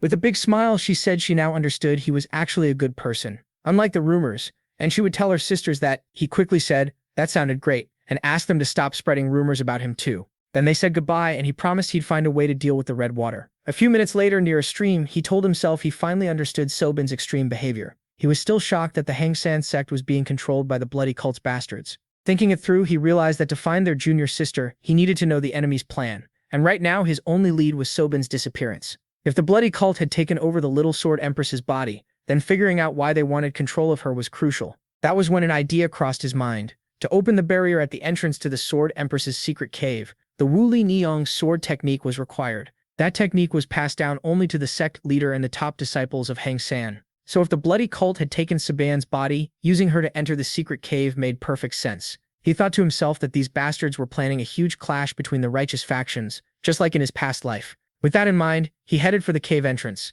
Then he stared in shock. The cave was already open. In his past life, it wasn't found and opened until 8 years later. When he touched the cut carved into the stone, he realized the intruder hadn't gone in long ago. Then someone arrived and called out to ask if it was really him. It was Saya staring at him in surprise and asking what he was doing here. She stepped closer and checked if he was okay. He said he was. Then he asked what brought her here. That question clearly made her uneasy. Things in her sect felt tense, so she went to the reception hall worried about his safety. But when she got to his room, he was already gone. A little embarrassed, she admitted she tracked his aura to this place. Hearing that, he was secretly happy she had been worried about him. Changing the subject, she asked what this cave was. He scratched his head, struggling to explain the Sword Empress's secret cave. Still, meeting her here might actually help him. Inside this cave, not only the Little Sword Empress but also the blood cult bastards were likely gathering. He knew handling that alone would be tough, even for him. On top of that, Seo was a born master of the mystical realm, so her help would matter. The problem was finding a believable reason for how he knew all this without revealing he had reincarnated.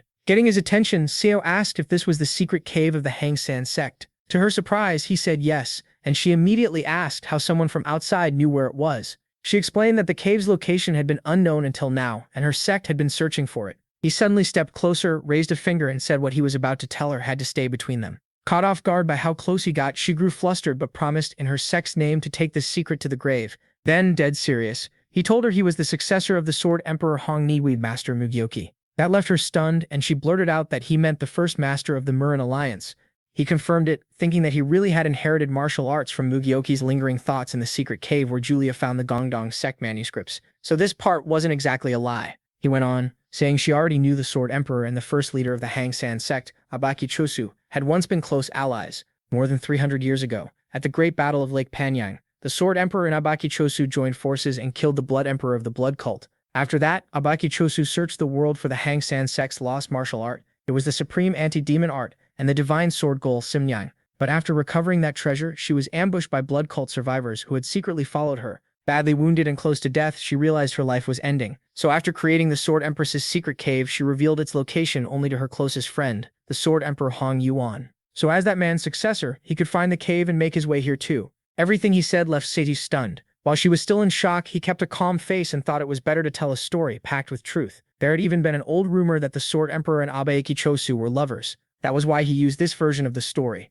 Mostly true, with a few details hidden and that romance part added in, since that was only rumor anyway. After that, Se called out to him. She thanked him and said that because of him, she now knew where the Sword Empress's secret cave was, though she had no idea how to repay him. Then he pointed to the sword marks and said it looked like the missing little Sword Empress had opened the cave's mechanism with the Hunyan sword technique. Confused, she asked how Sobin even knew this place. He said it had to be the Blood Cult's doing, and urged her to hurry before things got worse. They entered the cave together and moved deeper inside. Soon they reached a huge gap, and he told Seiju the path was blocked. She said it was a cliff. Looking into the drop, he realized the secret cave stretched underground. She agreed it looked dangerous, but there was no other way. They had to jump, so the two of them leaped off the cliff. As they fell, he thought it was much deeper than he expected and still couldn't see the bottom. Then the ground below suddenly came into view, catching him off guard. They were closer than he thought. At that moment, Seo gathered her energy and shouted that it was dangerous. Her energy rushed toward him at once, just before he could slam straight into the ground. Seo caught him in her arms and stopped the worst from happening. Worried, she asked if he was okay, while he froze up like a helpless princess in her arms. He quickly said he was fine, but she kept telling him to stay calm or he'd fall again. With that, she looked at his condition and said she'd carry him somewhere safe, so he just needed to lean on her until then. That was when he discovered one big perk of being carried by a strong beauty, and part of him wished this moment would never end. But his giant warrior woke up at the worst time, as if proudly announcing that everything was alive and well. The sudden reaction made him let out a panicked yell. Hearing that, Seo's Kon turned bright red, and in total embarrassment she hurled him away with a shout. Landing in the water below, he thought that even if his energy and yang force had grown stronger, this was still a problem. Embarrassed, he apologized to Seth. Neither of them could even look the other in the eye. Trying to escape the awkwardness, she started walking and told him to hurry up. Left behind, he panicked, thinking he was losing it. It was impossible to stand up normally in this situation. He looked towards Seth and worried that the strange rumors about him were bad enough, and now she would definitely think worse of him. Meanwhile, she was shocked, thinking this was the first time she had seen his energy and yang force in such a direct, obvious way. Covering her mouth, she thought that even if he was young, he was still a very healthy young man. After some awkward twitching from his side, he called out for her to keep going, and she said it was fine. A little later, the mood between them was still weird. The path grew narrow, so they had no choice but to walk pressed close together. Red-faced, he thought she was always beautiful, but the image of the soaked sword empress would not leave his mind, and it was driving him crazy. Then Seus got his attention and said there was a problem. She pointed out the bridge leading to the other side and explained that it had been cut so they couldn't continue from here. Looking at him, she said she could reach the other side with her movement technique. Raising her hand, she awkwardly asked if he could hold onto her. He said her hand felt rough, but since there was no other option, they'd have to do it. Though secretly he thought this was actually amazing. Once again, this lucky guy lived the dream as Seus Kong gathered her energy and told him to hold tight. Then she jumped across. While she moved through the air with smooth, powerful steps, he thought this trip inside the secret cave was turning out way more pleasant than expected. But when he glanced at his giant warrior, he told himself he couldn't let that happen again. So he shut his eyes and tried to calm himself down with anything he could think of. At last, they reached the other side. He called out to Seus Kong and said there was a strange smell in the air. Surprised, he wondered if it was blood, and she replied that this didn't seem simple. Then they spotted blood traces around them, and he said that if there was this much blood here, some kind of ritual must have happened. Sejkong got his attention and told him to look over there. She pointed at the bridge cables and said the cross-section had been torn apart. He said those were marks from blood cult zombie techniques, the same kind she had seen in her sect, confirming that the blood cult really had been here. Sweating coldly, Sejk said they had all disappeared, and he answered that if they used zombie techniques then they had prepared for this for a long time. They both realized the situation was far worse than expected, so they needed to stay extremely alert from now on. While that was happening, somewhere else in the blink of an eye, a zombie charged straight at Yulia. She realized its skin was too tough, and her sword couldn't pierce it. So she poured in her energy and shouted, asking if it could handle this. Then she drove in a heavy thrust at the zombie. It was blasted away and crashed hard into the wall. The blood cult member crashed to the ground, laughing and mocking Yulia for fighting like a brute. He raised his hand, gathered energy, and wondered how much longer she could keep going. Then he sent all his zombies at Yulia. She dodged and jumped back to avoid them. But then something grabbed her foot and she lost her balance. She fell and slammed her head on the ground. The cultist sneered. He had heard she was a martial body, but if this was all she had, it was disappointing. Then he ordered the zombies to finish her. At once, the whole pack leaped at Yulia. Staring at them, she realized nothing she tried was working. Shaking, she wondered if this was how it would end. Then Pidden came to her mind, along with Q and Chelsea. She remembered that last battle and swore she couldn't lose to another member of that sect again, and Q was still missing. That was why she couldn't stop here. Her strength came back as she remembered her disciples were in danger. She refused to stay useless forever. She wanted to protect the people around her with her own hands. With that thought, she drew on her inner energy. That power burst toward the zombie in front of her, sending it flying into the air.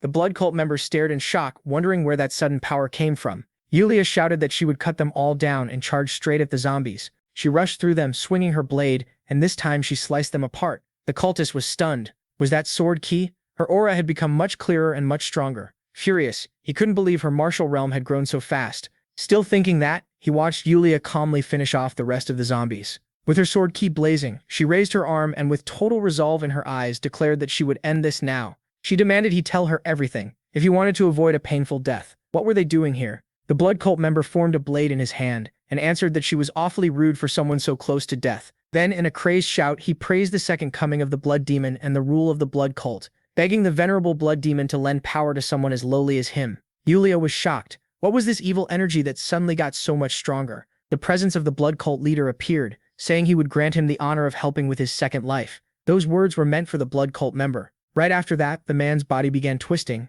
and Yulia could only watch in alarm. He looked at her and said it was unfortunate that she had the bad luck to meet him. Yulia could instinctively tell someone else had taken over that body, and she demanded to know who he was. Using that body, the blood cult leader said her talent was both a blessing and a curse, but she should still see this as an honor. Then, before Yulia could react, he vanished from sight. A voice came from above her head, calling out and asking where she was looking. He slammed down from above, but she barely dodged in time. A fierce clash of blades followed.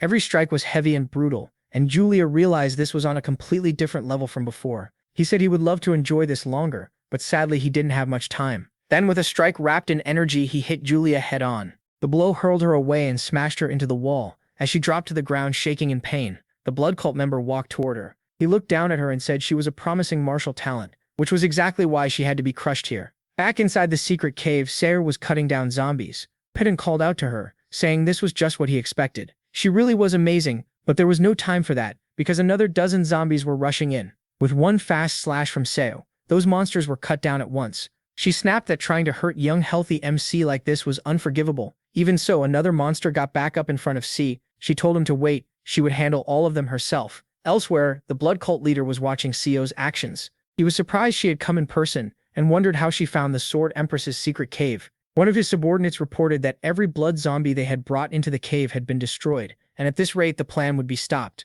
He listened and said the heavenly order was in chaos, thinking that some outsider was changing everything. Some variable had appeared without him noticing. The subordinate said that even if it cost his life, he would gladly sacrifice himself to serve the venerable blood demon's second coming. The leader replied that there would be plenty of chances to deal with the heavenly martial body later. For now, he would send his power to him. The cave plan came first. Laughing, he said that if the man offered up all his life and vitality, then even with his pathetic skills, he could fight the Sword Empress. The subordinate screamed that the blood demon would return, and the blood cult would rule the world. His voice echoed through the hidden cave in the forest. Seo then said she couldn't see any more zombies, and it looked like the blood cult lackey would appear soon, so they couldn't let their guard down. Then something caught her attention. Taking Pitsin by surprise, she lowered her stance and warned him through thought transmission that an enemy was right ahead. and a surprise attack would be the fastest way to end this. In front of them, they could sense a strange energy in the distance. They exchanged a quick glance and moved at once, but something was wrong. Out of nowhere, Sella suddenly collapsed. Pitsin felt that same energy too, and he also slammed into the ground. Confused, he wondered what this was. Some strange force had pulled both him and Sella in. A barrier drawn in blood appeared around them, and little by little their consciousness started to fade. Suddenly he woke up, half dazed, as someone asked if he was okay. It was Seo, saying she had been waiting for him. Then Nian chimed in, acting sweet and saying Pitom belonged only to her. Jutia was there too, though she looked a little different from usual. And of course Julia was there as well, also waiting for him. In the middle of all that, he wondered what was going on. He could understand Chu and Chelsea being there since they came with him to set a Hangsan. But why were Nians and the others here too? Was this some kind of illusion? Then Sedao walked up, called him her husband, and said it was time for them to share a bed. Nanya cut in at once, asking what nonsense she was saying, because Piching would be sleeping with her tonight. Then all the girls started fighting over him, each one pulling at him. That was when he started getting annoyed. After knocking each of them on the head, he demanded to know what they thought they were doing. The girls grew embarrassed, then attacked his greatest weakness. And honestly, who could resist spoiled sweet voices like that? Even so, he couldn't help thinking he was living the dream. 3 wives and 4 concubines, but he still couldn't ignore the ugly malice behind whatever had created this illusion. Gathering his inner energy, he told himself a trick like this wouldn't fool him. He had faced this kind of illusion before. Then he unleashed his power and shouted that he would not be deceived. The girls around him froze, and the illusion shattered. He was actually right beside Julia. The subordinate muttered that the Sword Empress's attack had been too fast, so they had to use the illusion formation. Because of that, he was leaving early. He told Julia she got lucky, but next time he would definitely kill her. Julia stayed on the ground as the blood cult member left. Worn out, she thought the warrior who controlled demonic beasts had gone without taking her life, and she couldn't understand why.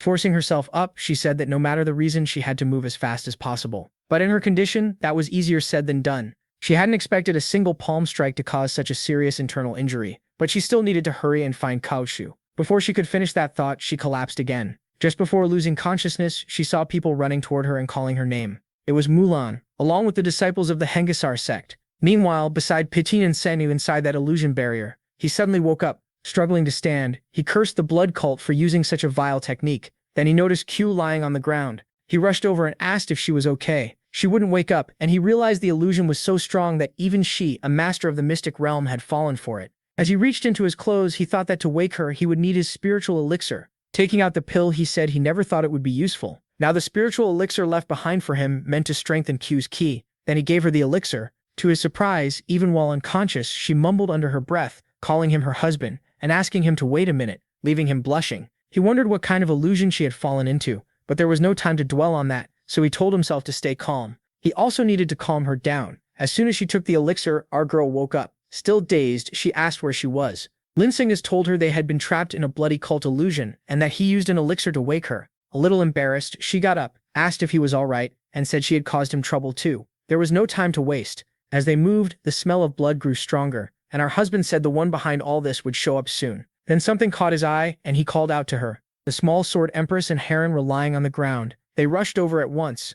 She checked Sorbin's condition and told Linsingus that, thankfully, the internal damage was not serious. Sorbin woke up. Worried, she asked if Sorbin was all right, leaving her confused about why she was there. She also asked how Sorbin knew the location of the Sword Empress's secret cave and why she brought Heron here. Shocked, Sorbin wondered if she had really done all that. While they talked, Linsingus realized she had lost her memory. It was the same symptom as the girls whose bodies were taken by the bloody cult. So they called Dasush. He said that while investigating the strange behavior of the Ragzanda disciples, he found something, making her ask what he meant. He explained that the bloody cult had cast a spell on the water source of the Ragsanda sect, causing the disciples to lose their minds. That let them gain their loyalty and take control of their bodies. Furious, Sue demanded how they dared do that, and cursed them out. He said they needed to get the 2 girls somewhere safe first. But right then, someone else appeared and asked who gave them permission. It was a bloody cult member. He said he didn't expect her to break the illusion and make it this far. Sue shouted, asking if he was from the bloody cult. Using her skill, she spoke telepathically with Linsingus.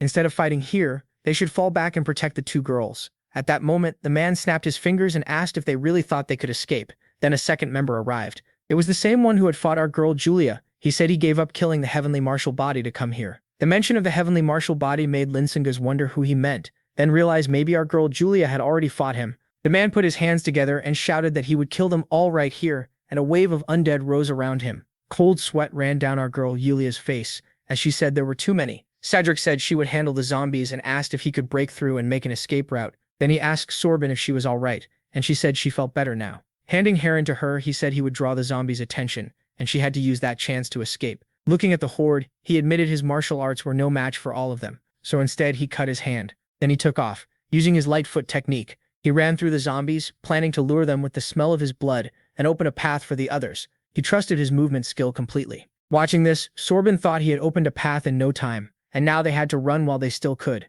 But then that bloody cult member appeared in front of her, asking where she thought she was going, and saying that trick would not work. Breaking into a cold sweat, she thought this was the end, until a slash hit that man. Our dear Sorbin told him not to touch her disciple with those filthy hands. She gathered her energy and with a fierce stare, vowed to make them regret picking a fight with the Hang San sect. Facing the great Sorbin's sword, the man laughed and said that as expected of the Sword Empress, she was no ordinary person. Then, with a twisted grin, he said it no longer mattered, that none of this changed anything. She mocked him for acting arrogant after losing an arm and called it pathetic. The bloody cult member raised his hand and gathered his inner energy, saying it was perfect that there was blood everywhere for his technique. Then he revived his zombies once again. Pointing at Sul, he shouted that the real battle was starting now. Seeing all that, she muttered that these demonic beasts were annoyingly tough. Then she leaped at them and swung her blade. She yelled that she would wipe out every last one. This time, our guy thought she was incredibly strong and her sword skill was razor sharp. He was glad her level was more than enough to handle these bloody cult members. Then he called out and told her to save her strength until she could gather all the zombies and finish them in one strike. So he used his blood to draw them all in. Calling for Sul, he gave her the opening, and she swept right through the whole group. Delighted, he called her amazing, but she brushed it off. As they went deeper into the cave, she felt her body growing lighter. Our guy guessed it might be the influence of Baek Chol Su, and she answered that this was an important place for the Hang San sect. Looking ahead, she said that was exactly why everyone who tainted this place had to die. The bloody cult member admitted Sul's skill was greater than he expected. Raising his hand, he said that was why he would grant her a glorious chance. She asked if he was joking and said she wanted to kill him right here. He made his move, shouting that soon she would learn how weak she was, but before he could finish, a hand shot toward him. It was the other bloody cult member grabbing him. He said this was their chance to witness true power. Both of them were stunned by what they saw. Our girl shouted, asking what the hell was going on. That cult member yelled that for the venerable blood demon and his second life he was willing to sacrifice himself. Then with his own blade he stabbed himself. Cold with shock, she asked if he had just killed himself. The bald man started shouting that it was an honor, and with bloody energy pouring from his eyes,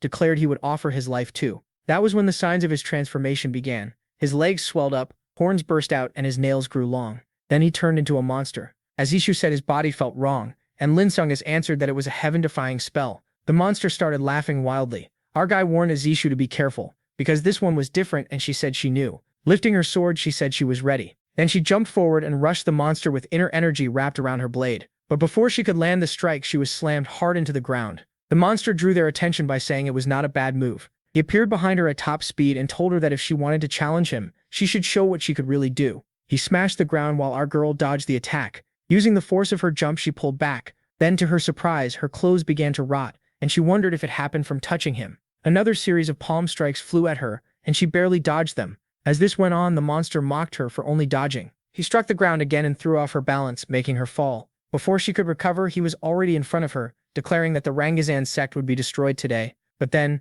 to both their surprise, someone shouted to the Sword Empress. The monster looked up and saw a stalactite falling. It smashed straight into his head. Our guy had done it, saying his martial arts could not beat the monster, so he had no choice but to use the terrain around him. The monster roared at the top of his lungs. Taking that chance, Suyu swung her sword and struck the monster cleanly. Seeing that made our guy happy. But then something else caught his attention. The monster had blocked Suyu's attack with ease, and even told her it was a decent move. Linsicus broke into a cold sweat, thinking that even a sneak attack from Su Blows, a Mystic Realm master, had failed. The monster then hit Su Blows hard. As she lay on the ground, he walked toward her and asked how she knew the secret cave's location, saying he was very curious about that. Then he looked at our guy and wondered if he was the unexpected variable. Linsicus wondered what that meant. Could the monster really see through everything? Raising his hand, the monster shouted that he would kill him first if he could dodge the attack, but he was smashed to the ground. He got up with difficulty. Before he could think of anything else, the monster charged him again. Suri moved as fast as she could, shouting our guy's name. She threw herself in front of the attack and took the hit, head on. She collapsed into his arms and he called out to her in panic. Little by little, she began to lose consciousness. Cold with fear, Lin realized her wound was getting worse. The monster's martial art made the victim's blood rot. Standing over them, the monster called her pathetic for protecting a mere subordinate. Our guy tells her not to move, but Seju says not to worry. She's using her ki around the wound and her blood to keep it from getting worse. She also tells him to leave and bring backup while she buys time. The monster bursts out laughing and mocks the two lovebirds. He watches her force herself back to her feet. Our guy realizes this can't keep going. Panicked, he tells himself he has to find another way. The monster tells them not to bother either way. Everyone here is going to die. Then something catches his attention. He looks at the hand of the blood cult member. Before turning into that thing, the man had seemed to offer himself up for something. Remembering that exact moment, he suddenly understands someone is feeding power to that monster, and it must be tied to what that man did, acting like a mediator. That's why he starts running. Worried, Samil asks what he's doing. He says he has an idea and tells her to hold the monster back so it can't reach him. The monster gets furious. It charges at him, yelling that it won't let him do whatever he wants. But Cedric jumps in front of it and says his opponent is her. He thinks that if he can cut the link to the mediator spell, Cedric should be able to handle this guy. Grabbing that hand, he feels like there's no other choice. Still, stopping the spell is incredibly hard. Then, for no clear reason, he collapses to the ground. Cedric calls out to him in alarm. But there's no time to stop. The fight with the monster only gets fiercer. She manages to make some space. Glancing back, she wonders if he's alright after blacking out again and again. The monster rushes her, and she dodges once more. She notices that after he passed out, the creature's attacks got simpler, so she slashes back at it. Now she wonders if his method actually worked. She remembers him saying he was the Sword Emperor's successor, and if he really is who he claims to be, then he must have some kind of plan behind this. With that thought, she throws herself back into the fight, telling herself she has to do her best. In his fading mind, we see our guy. He gets up and wonders where he is. Looking around, he asks himself if this is an illusion. If he entered the spell itself, then a voice calls to him. The leader of the blood cult appears before him. Our guy asks who he is. That man explodes with energy and shouts that he's the only one allowed to ask questions here. Our guy can't help wondering how a master with this much demonic power could exist in this world. The man grins wide and calls him a brat for walking into his illusion spell on purpose. Our guy thinks this is on a totally different level from the illusion he and Siku faced before. Not even a mystical realm master could easily make something like this. The blood cult leader says he can feel a power from him that defies the heavens. Then he says that Lida Sungas has challenged his fate. The great reincarnation technique Lida Sungas used in his past life is a heaven-defying secret art, one of the blood cult's martial arts. The only one who ever saw through that heaven-defying nature was the Sword Emperor himself. That means the man in front of him is at least on that level. In the blood cult, only one person rivaled the Sword Emperor, the blood-devouring demon god himself. Our guy realizes that, like him, this man also used a reincarnation art to return. But why would a master like the blood-devouring demon god be hiding in secret? The man roars, demanding to know who he really is. But our guy answers that he won't tell someone who can only make cheap illusions. Instead of getting angry, the man seems pleased, like he's truly being challenged. Almost thrilled, he asks if our guy is really confident he'll survive. Right away, our guy figures out that this man has a physical body, and if he had to guess, unlike him, the blood-devouring demon god was killed by the Sword Emperor himself. So even if he used the great reincarnation technique, it was probably incomplete. His real body must be recovering somewhere, which is why he can't move freely. Facing the cult master, he tells himself that if that's true, everything makes sense, so he calls the man a coward with nothing but a sharp tongue. The man smiles and asks if he wants a duel. Our guy feels how terrifying his aura is. This is a master from the realm of life and death, but in a battle of the mind, it's not impossible for him to use the strength of his past life too. That catches the man off guard. Our guy's hair starts to grow, and his giant warrior form slowly fades. In its place appears the greatest master of the Imperial Palace, the Eunuch Lichelsu. With that graceful feminine air, he taunts the man to fight him if he has the courage, if he even calls himself a man. The man gets furious, shouting that Lichelsu is neither man nor woman anymore and asking what the hell he is. Then he fires his energy straight at him, but our guy channels his inner power and blocks the demon god's attack. Then one detail catches his attention. Our guy says the man claimed he wasn't a man or a woman, and asks if his eyes went bad after reincarnating. That sets him off completely. Enraged, he yells that of course he's a man, and the wretch before him is dead. So what happens now? Does our guy really have enough strength to take this monster down? Is he really about to throw hands with this so-called god? And can we finally say our guy has truly awakened? After seeing the size of that giant warrior, the old monster gets even more interested in him. Inside the mental world raised by the demonic elder, there was one thing Lee Dusungus couldn't feel. His little buddy, or rather, the fact that it was missing. Lee Dusungus is shaken. This can't be happening. The elder, surprised, asks if this energy belongs to Gyeon Bonggyeon, and whether he had some link to Princess Tapyeong, the empress from his past life. Furious over what he's missing, Lee Dusungus tells him to shut up. Even if this is only a mental state, he still can't stand the feeling of not having his friend by his side.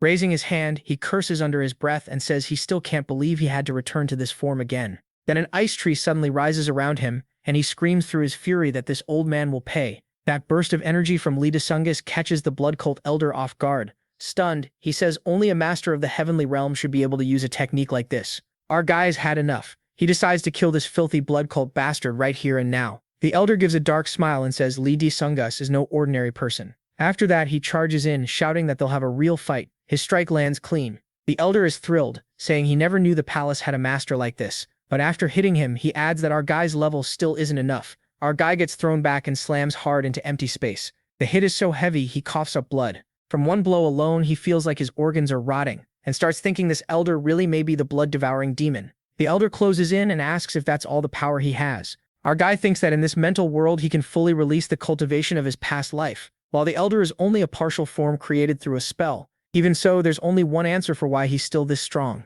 Cutting off his thoughts, the elder calls him a cursed eunuch, and says he won't allow anyone to interfere with his grand ambition. When he sees our guy get upset at being called a eunuch, the elder mocks him and asks if he said anything wrong. He only spoke the truth. Fueled by pure rage, our guy shouts that he got his little buddy back, and from now on he'll live as a real man. But before he can finish bragging, the elder smashes him again. Another brutal hit makes him spit blood once more. Laughing, the elder says that when he gets too worked up, his stance fills with openings.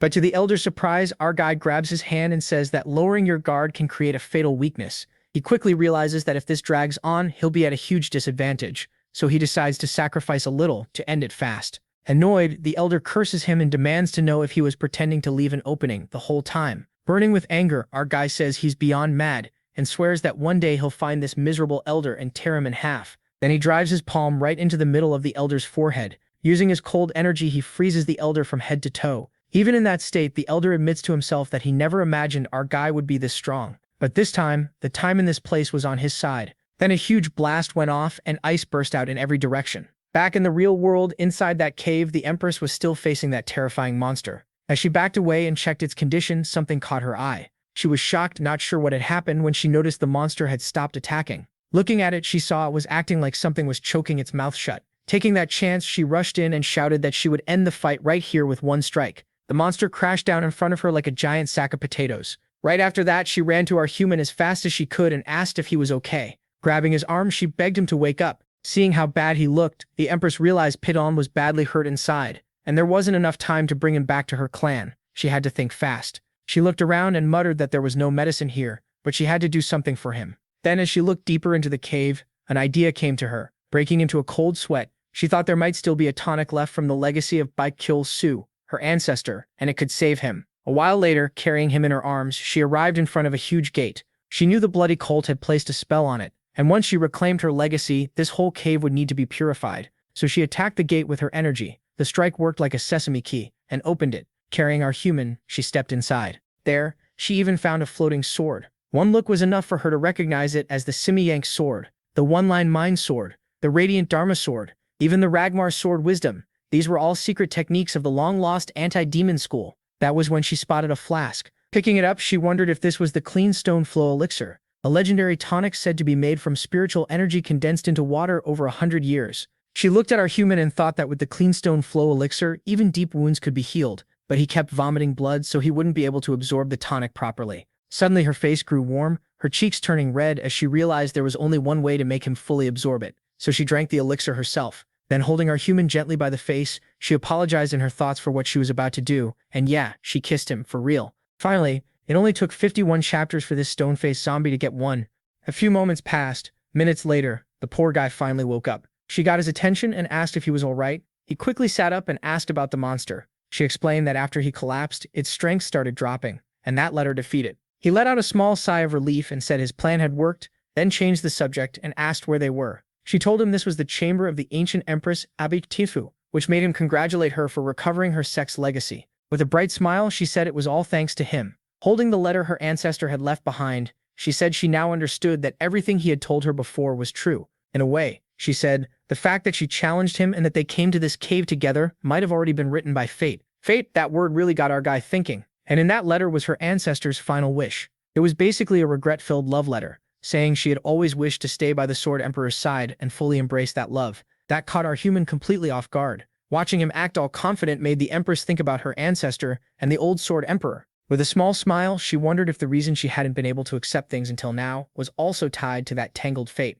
After that, she called out to him. In the sweetest way possible, she placed a hand on her chest and asked if from now on she should call him her great and gracious benefactor. Surprised, our human asked if that was really okay. She answered that he had helped fulfill her sex's long-held wish, so it was only right, and she didn't regret giving him the clean water flow elixir to heal him. He was stunned to hear that and asked how he could have taken something her ancestor left for her, but she said that without him, she would have lost everything to the bloody cult. With the cutest smile in the whole manhwa, she told him to accept it for her peace of mind. At last, she walked to the sword and said it was time to erase the traces left behind by the filthy bloody cult, making our human excitedly ask if she had mastered the anti-demon arts. As she took the sword in hand, she said that while waiting for him to wake up, she studied the secret scrolls and had a sudden breakthrough. Glancing again at the gate, she said the Hangsan sect had been used like puppets by the bloody cult, and she nearly lost all the wisdom her ancestor left behind without even realizing it. Holding the sword and channeling her energy, she said she would never forget our humans' help in this crisis. It must never be forgotten. After saying that, she unleashed a beautiful slash.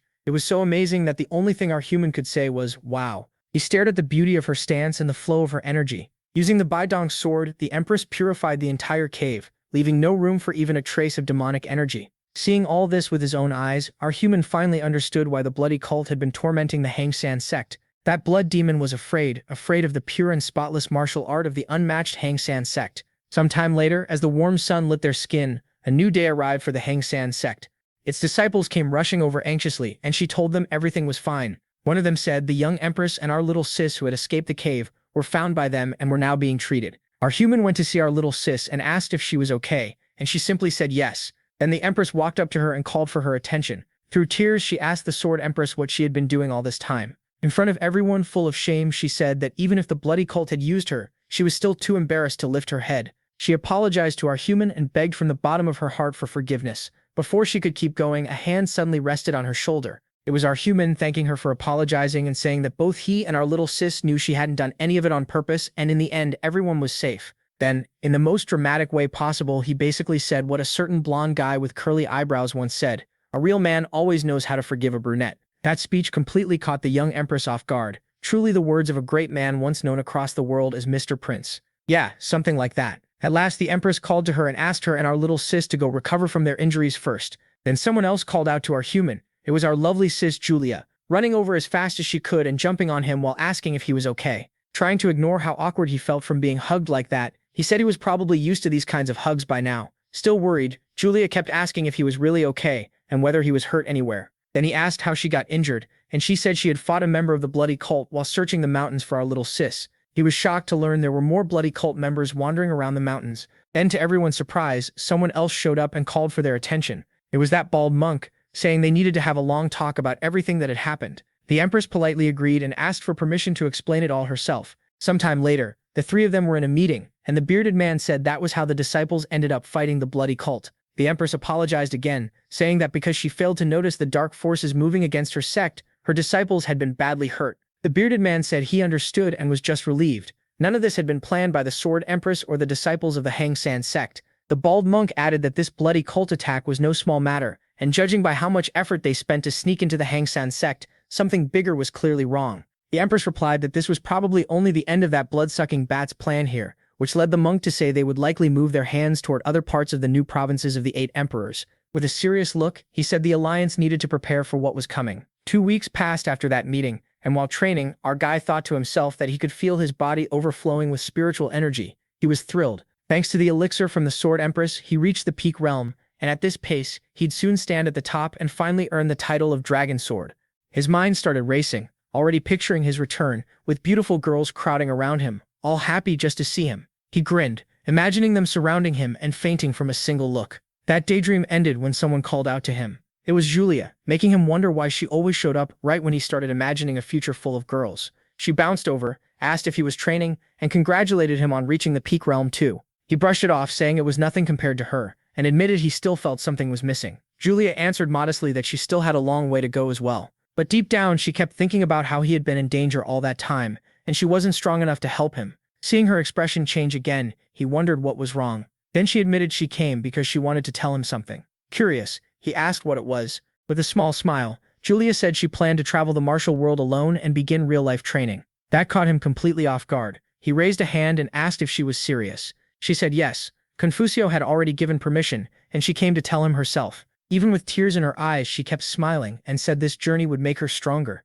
she'd bring honor to her sect and become a senior he could be proud of. He asked if she was really sure about this, shaking his head in disbelief. Then he quickly clarified that wasn't the issue. Julia was a gifted fighter, and that was exactly why he was worried, not because she was a man or not. Taking her hands, he warned that traveling the martial world alone was dangerous and begged her to at least let him come with her. But she told him not to worry. This was the time for her to learn how to protect herself. He understood, but still asked her to contact him right away if she ever ended up in danger. With a bright smile, she promised she would. At last they hurried out, since the cremation ceremony for the former Sword Empress was about to begin. By dusk, night started to fall as the flames rose. For both sects, that fire carried their respect and the rebuilding of what had been lost. The Empress prayed for her ancestor to rest in peace. Watching this, he remembered that in his past life, the cremation had not gone this way. Back then, many people had died in the sect war over the martial arts, hidden in that cave, so the ceremony had been nothing but grief. But now, as he looked at the disciples of the Hangsan sect, it felt like a proper and solemn tribute.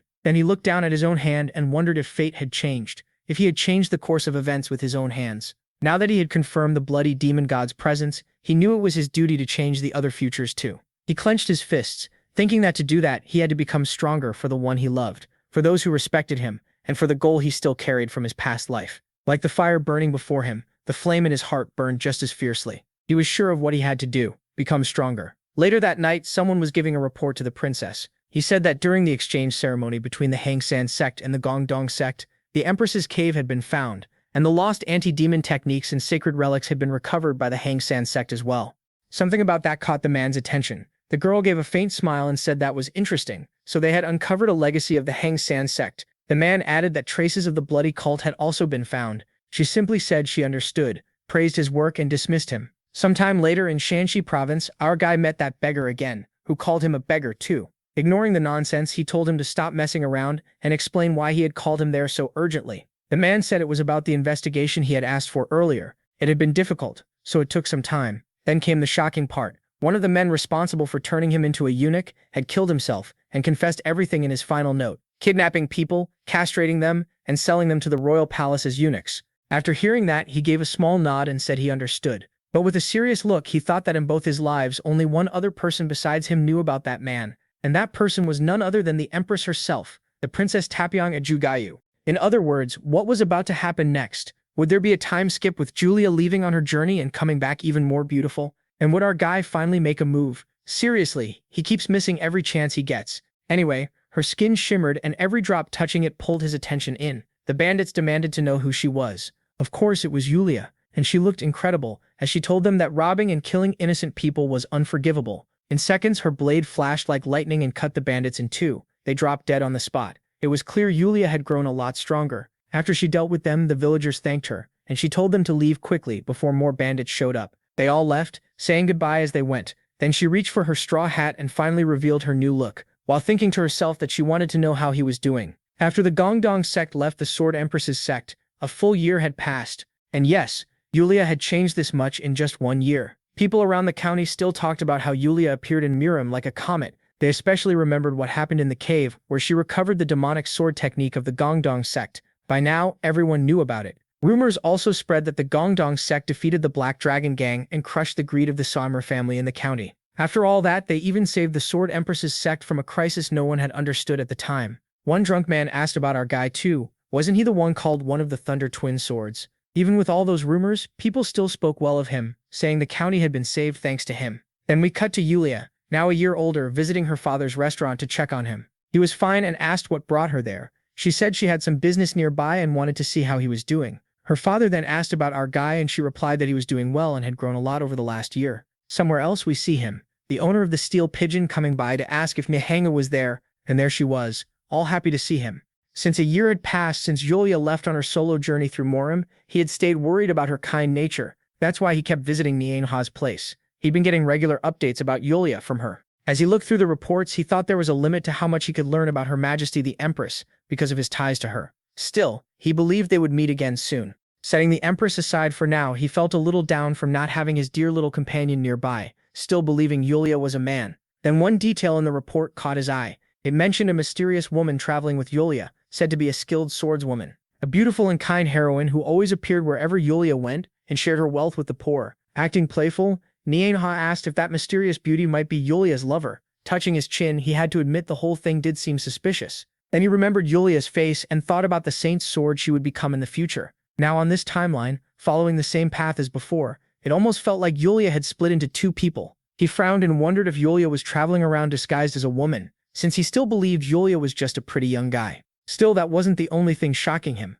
What really caught him off guard was that my girl had met that devil from the Tang clan. Nianhan noticed his face right away and asked what was wrong. In a cold voice, he said yes, this could be a serious problem. He remembered his past life and that same Tang clan member, Young. She was the one who failed to recover his giant warrior and tricked him with some dumb recipe for reaching a higher realm. In short, that Tang woman was a fraud. Elsewhere, deep in a cave at night, Yulia was guiding her energy, thinking her body might finally recover. With a small, happy smile, she thought that at this level, she wouldn't need to rely on anyone anymore and could protect our guy on her own. Then someone called out, asking if she was finished. The girl praised Yulia for reaching the flower realm from just a single hint. That was Tang Young, around 50 years old, a flower realm master and a very odd doctor. Yulia said she was done and asked her to check her pulse. And so, after feeling her pulse and handing her some clothes, Young said the infertility was still there. For now, Yulia still couldn't have a child. A little down, Yulia said that was expected. Beating this heavenly curse seemed impossible. Young told her not to worry. After all, she had defeated the infamous demon Zheng from Honan province. Even after being hurt and tossed across the lake, Yulia had recovered much faster than Young expected. With a wink, she said there had to be a way. And luckily, Yulia had a very skilled doctor helping her. Yulia gave a faint smile and thanked her anyway. But Young quickly cut that off, saying there was no reason to thank her. She was only here to study Yulia's heavenly martial body. That was why they were traveling together. As Yulia got dressed, Young changed the subject and said they'd soon head to Shaolin, where the assembly would be held, the Dragon and Phoenix Assembly. That caught Yulia off guard because she'd soon meet a man she admired a lot. Yulia instantly got flustered and insisted it wasn't like that at all. He was only a disciple from her sect. Soon after, she hurried toward Shaolin. Meanwhile, our guy still couldn't believe that fraud, who was somehow also a Tang clan master, was beside Yulia. He also couldn't ignore the fact that the Gongdong sect was heading there too, probably because of the Dragon and Phoenix Assembly. At last, he sweet-talked Neige a little, lightly touching her cheeks and thanking her for all the information. Using all his charm, he reminded her the assembly was close. Once they left, they wouldn't see each other for a long time, so he was counting on her to watch over the prefecture. That hit our emotional girl hard. She answered, "Yes, my love." A few minutes later, she stood by the window thinking about him. At moments like this, it felt to her like they shared the same feelings. He had been visiting more and more lately, and that made her incredibly happy. Blushing, she thought about how much she loved spending time with him and how she could wait a little longer. But then she pushed those thoughts away and grumbled that the greatest beauty under heaven had her pride crushed like this. She was upset because she really wanted to go to the assembly and stay by his side. But he had trusted her with the prefecture, and if she did everything he asked, her mind instantly wandered into a bunch of shameless fantasies with him. Yeah, like that? Putting those wild thoughts aside, another woman's image flashed through her mind. Annoyed, she muttered that the Sword Empress would also be at that assembly. Now trembling with jealousy, she complained about how many beautiful women kept gathering around our guy. Suddenly, a bird flew in and caught her attention. It was a carrier pigeon, and she wondered if it was some kind of report. After reading it, something in the message took her by surprise. A sly smile spread across her face. This news was perfect, and could help her a lot. The next day, Kevin had said goodbye to the members of his sect. He told them this was the right time to prepare for the day they'd stand alone in the martial world, so they should treat this like practice, and stay careful on the road. After that short speech, the three of them set out for the Dragon and Phoenix Assembly. Their destination was Shaolin Temple, the greatest of the orthodox sects, the Mount Tai of the martial world. It was also home to the most important monk of the age, and one of the great orthodox powers, the ancient Shaolin. Now Mount Song was welcoming visitors from everywhere. Chelsea was stunned by how many people had gathered for the assembly. With a faint smile, Lee thought that made sense. This was a festival where top young warriors came to test themselves, so of course the crowd would be huge. Then his thoughts were cut off when people nearby recognized him as the strange hero of the Gongdong sect. Others argued he wasn't strange at all, just a pervert who liked tearing women's clothes during duels. Even with all that talk, our guy just laughed to himself. He didn't care much about the rumors, and soon enough, all of this would end. Chelsea walked over and smacked him on the back, telling him to stop smiling like a weirdo because people were laughing at him. He asked what was so wrong with his smile, then teased her by asking if she hated him that much, even though Chelsea admitted she actually liked his smile. A loud commotion suddenly pulled all three of their attention away. In the distance, they spotted our girl arguing with someone. The young man had grabbed her arm and begged her to calm down and go eat with him. Nangong Xiang said he'd been waiting for this meeting for a long time. Our guy immediately wondered if that was Xiang Nangong, the elegant. He remembered his past life, when this same idiot chased after her everywhere, trying to force her into marriage. While pulling free from his grip, she noticed our group nearby. A bright smile spread across her face. Then she ran straight away from that guy. shouting that someone was waiting for her. She suddenly hugged our guy and yelled as loudly as she could that her beloved benefactor had arrived. That completely stunned the creep. Chelsea and our girl both made those wide-eyed faces. Standing beside Lee, he quietly asked what the hell was going on, and she told him to just play along. That was the only way to get that weirdo off her back. The stunned fool could only stare as she declared that she and our guy had liked each other since their last competition, so she had no time to waste on him. In more modern words, what she was really telling this strange man was, "There's nothing here for Beto." Still completely delusional, he asked how she could ignore his feelings. He complained that he had never let another man stay by her side, so this was a betrayal. Annoyed, she called him a creep and asked who he thought he was to make choices for her. Even then, he walked up to Lee Shan and said this wasn't really their first meeting. Then he introduced himself as the young master of the Nangong clan. While she kept trying hard to avoid him, he asked our guy if they were truly in a relationship. This time, he looked at her face and thought that, from her point of view, rejecting someone famous like this nutcase probably wasn't easy. So he raised his hands and said she had misunderstood his actions. There was nothing serious going on between them.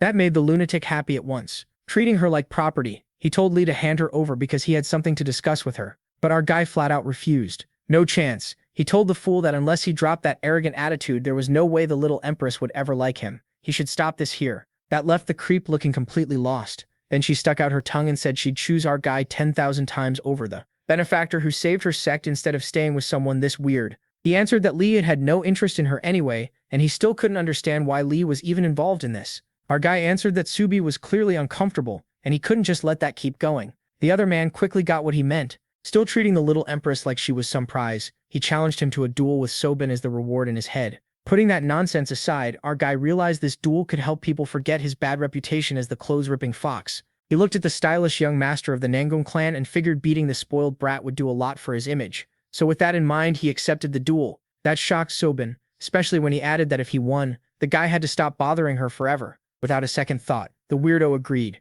After settling the duel, he left the place. A shy Sobin thanked our guy, while the other two just watched from behind. Then someone suddenly called him Big Brother, catching both of them off guard, and whoever it was knew exactly what they were doing. It was Yu Zhang from the Nangong clan, standing beside our girl Julia. Julia immediately asked what this duel was about and what he meant by involving Sobin, sounding worried the whole time. Throwing him under the bus, Yang teased that Julia had come all the way from far away just to hear her dear brother confess to somebody else. Our guy shot back, calling that old woman shameless for being over 50 and still calling him Big Brother. Julia then introduced the granny, gave her name, and explained that she was an amazing doctor who had helped her a lot since they met by chance while traveling through the martial world. Li De Sungas greeted the old woman politely and said it was an honor to meet her, but inwardly he stayed cold. She was Yu Zhangtang's older sister, the mind behind the Tang clan of Shushu Aran, so he couldn't help wondering why someone like her was following Julia around like a shadow. Laughing, she asked if he shouldn't start by explaining why that duel even happened. He told Julia it was all a misunderstanding, and that he was only helping Sobin deal with that weirdo so he'd leave her alone. Once that misunderstanding was cleared up, Julia gave him a bright smile. Then she suddenly jumped onto him and said she had really missed him. Catching him off guard, she whispered in his ear that she had finally reached the state of mastery, but wanted to keep it secret between them for now. He was honestly surprised she had reached that level so fast. That kind of growth really did suit the person who'd one day be called the Saint of Hispania. With a light tap on his shoulder, she added that her gongdong techniques had improved a lot too, and she wanted to show him later. Before they could keep talking, someone interrupted by saying Sobin was here. Of course it was Shandong. She looked at our guy, called him her benefactor, and said it had been a while since they last met. Then she noticed the little granny from the Tang clan. That caught the Empress off guard when the old woman called her older sister and asked what had brought her here. The Tang granny hid her age and acted offended, asking what she meant by older sister. How could someone as young as her possibly be the older sister of the great Empress? Clinging to Julia, she asked if that wasn't true, and poor Julia, not understanding any of this, just said yes. The Empress stepped up and told the granny not to drag Julia into this or cause her trouble. After a small sigh, the old woman agreed. Then she asked our guy if he had come for the assembly. He said yes and asked if she was staying to watch the event too. She said she planned to stay because she had come to meet the master of Shaolin Temple. Our guy realized she hadn't come for the event itself, but for something else, and that was unexpected. The Empress's sect had been busy dealing with internal problems, so he guessed she came to discuss those issues with the monks. Even so, he said they would be staying too, and it would be an honor if they could share knowledge with her. Shandong smiled a little, blushed, and answered that the honor was actually hers, calling him her dear benefactor. In the end, she and Soban left, saying they'd see him again later. A few hours later, in another part of the place, they were all waiting in line there. A monk asked if they were martial world travelers who had come for the event. Our guy said yes, gave his name, and explained that they were from the Gongdong sect. The monk was surprised to hear the name Lide Songas and asked him to wait a moment because there was a message for him. That caught our guy off guard, and one certain person immediately came to mind as the sender. Then the monk said the Grand Master wished to meet him and our girl Julia from the Gongdong sect. So he told her that the Grand Master of Shaolin wanted to see the two of them, even though neither knew why. The divine monk, the Grand Master named Wang Yoke, was someone our guy had never met, not even in his past life. That was because after giving Julia the title of Sword Saint, he retired from the Murim world and vanished. Later, at a cave, the monk said the Grand Master was waiting inside for the two of them. An imposing voice from within told them to come in. Julia got Lady Sungas's attention and asked him to hold her hand. He smiled a little, thinking she was treating him like a kid. Still, he appreciated how she felt and took her hand. Together, they walked into the cave, hand in hand. No matter what, these two really do make the best pair. Soon they reached a spot where a huge statue stood before them. Ahead of them, the great Shaolin master welcomed them both and called them heroes of the Gongdong sect. The two introduced themselves politely, said their names, and told him it was an honor to meet a divine monk. The little old monk asked them not to call him that. It was only a title people from the martial world gave him, and he said it meant nothing to an old monk like him. Then he served tea, saying he had grown it himself some time ago and hoped they would like it. Getting right to the point, Julia asked why he had called them here. He said that 50 years ago he had owed the Gongdong sect a debt, and now he wanted to repay it. Then he placed a worn-out manuscript on the table. Julia picked it up, and before she could ask, he explained that it was half of a secret manual that fused the heavens. Calmly, he said that when he reached the Gongdong sect 50 years ago, the massacre by the bloody cult had already ended. After everyone in the Gongdong sect had been wiped out, fate somehow led him to find this half of the manuscript. Julia only stared at the manuscript. At that moment, he thought about how the former master of the Gongdong sect had made a sacred promise with the monk before dying. That promise was simple. The divine monk would guard this manuscript until the Gongdong sect was ready to return to the martial world. Calling himself just an old man, the monk said he believed the Gongdong sect was finally back on its feet and ready to reclaim what was theirs. That brought him relief. Julia carefully put the manuscript away and thanked him. Liu Jisong was felt happy for her because even though the manual was incomplete, he knew Julia could finish it. Still, as he looked at the monk, he wondered why he had been called here too, since his presence made no sense if this was only about handing over the manuscript. Then, to Julia's surprise, the monk asked her to step outside because he had something personal to discuss with our guy. Curious, she asked if it was private. With a small smile, he said it concerned the secret cave of the former Sword Empress, and since it involved another sect, he couldn't share it with her. She understood, stood up, and politely excused herself. Before leaving, she quietly told our guy that if anything happened, he should send a sound transmission, and she would come at once. He smiled a little, thinking that maybe because they hadn't seen each other in so long, she was being extra protective. Then the divine monk said he had heard that without him, the Sword Empress wouldn't have been able to solve her problems with the cult. A little embarrassed, he answered that it really wasn't like that. He honestly hadn't done much. Before he could finish downplaying it, the monk suddenly cut him off and asked who he really was. He said his heavenly eyes could see a twisted fate aura clinging to his body. A mandala appeared behind him, and the monk demanded a proper explanation. With a hard stare and crushing energy, he asked again who this man was. The Society of Heaven and Earth was a hidden force, gathering masters from both orthodox and unorthodox sects. They stayed in the shadows of the martial world to fight the bloody cult. Standing before the divine monk, the man who had defied fate understood the monk's caution. This was the supreme monk of Murim's greatest orthodox sect and the leader of that society. By coincidence, J.R. stirred that he was the direct heir to the primordial key sword. But the monk shouted for him to be quiet and demanded to know how he carried a fate-defying power that challenged the heavens. To him, it felt like an insult. The little monk moved, his hand wrapped in energy. Before Pitun could react, he was dragged into a mental world. Coldly, he realized his past life had been exposed by the supreme monk's heavenly sight. Looking at him, he thought that besides his evil-breaking martial art, the monk could also see the flow of endings. The monk said that after seeing his true form, it was obvious he had absorbed a power that defied fate. Pitun burst into laughter and said that since he had been exposed, he couldn't let him live. He released his inner energy and used the Stillwater formation. With a faint smile, he launched his attack at the monk. The monk simply raised his hand and erased his technique like it was nothing.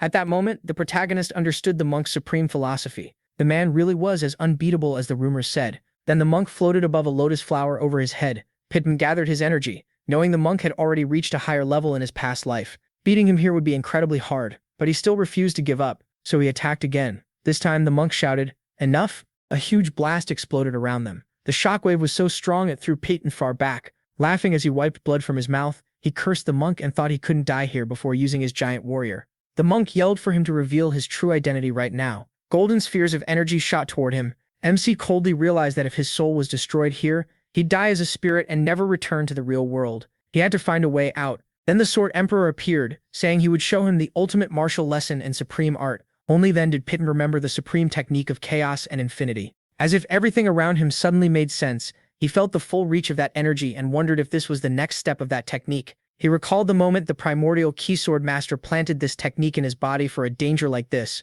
Suddenly, in the monk's mental world, the Sword Emperor appeared and asked how someone like this had become his heir. The sight of the Sword Emperor left the monk stunned. Then another huge blast erupted, catching Piton off guard. The Emperor stepped in front of him, called him a useless heir, and told him to watch carefully and remember everything from here on. Gathering heat and cold yin and yang into his palms, he said this was the true path he had to follow in this new life. The monk's energy was completely scattered. Before either of them could react, both the monk and Piton were thrown out of that mental world. After seeing all that, the monk admitted it was true. The protagonist really was the Sword Emperor's direct heir. At a loss for words, he apologized for his grave mistake. MC asked if that meant he would let the whole matter go. The monk coldly asked if compensation would settle it, then offered a great elixir and 3 summoning pills. He knew the great elixir could give him overwhelming power for a full year, and the summoning pills could support him for at least 10 more. It was a very good offer. Even so, he was furious, thinking this little monk had gone way too far, so he instantly used his top skill, First Form, Art of Acting in Tears, and claimed that he, Piton, had suffered deeply because of the so-called Supreme Monk of Heaven and Earth.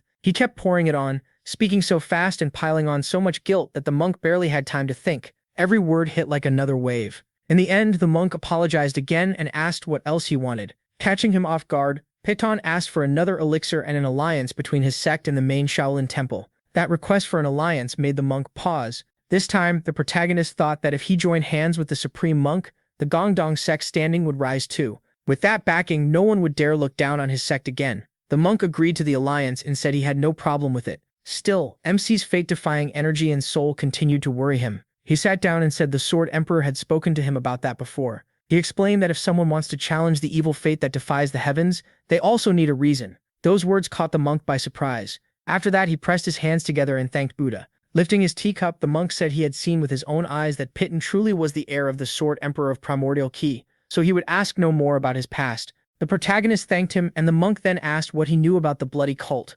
He answered that they were assassins, who slaughtered innocent people to ascend to the heavens and rule the world, while their followers were just tools. The monk said he was right. The blood demon had lived for over 1,000 years, and the bloody cult was only his tool. The fate set by the heavens had been avoided through reincarnation and the law of reversal. But the blood demon couldn't escape heavenly punishment forever. Each reincarnation slowly consumed his soul. Closing his eyes, the monk said the blood demon believed that if he conquered the world and reached the heavens, his curse would disappear. That was why, over many generations, those who protected the world from him created the Society of Heaven and Earth to stop that cycle of reincarnation. Then he said that to truly end the blood demon's reversal, they now needed that same reversal for themselves, a contradiction. He told Piton that the soul of reversal and the path of virtue could only be carried together by one person, him. Suddenly, something caught MC's attention. A barrier appeared in front of him again. It was an overwhelming wall, a kind of awakening he had only understood in his mind, never with his senses. But barrier or not, he broke through it and declared that he would carry both paths in his body,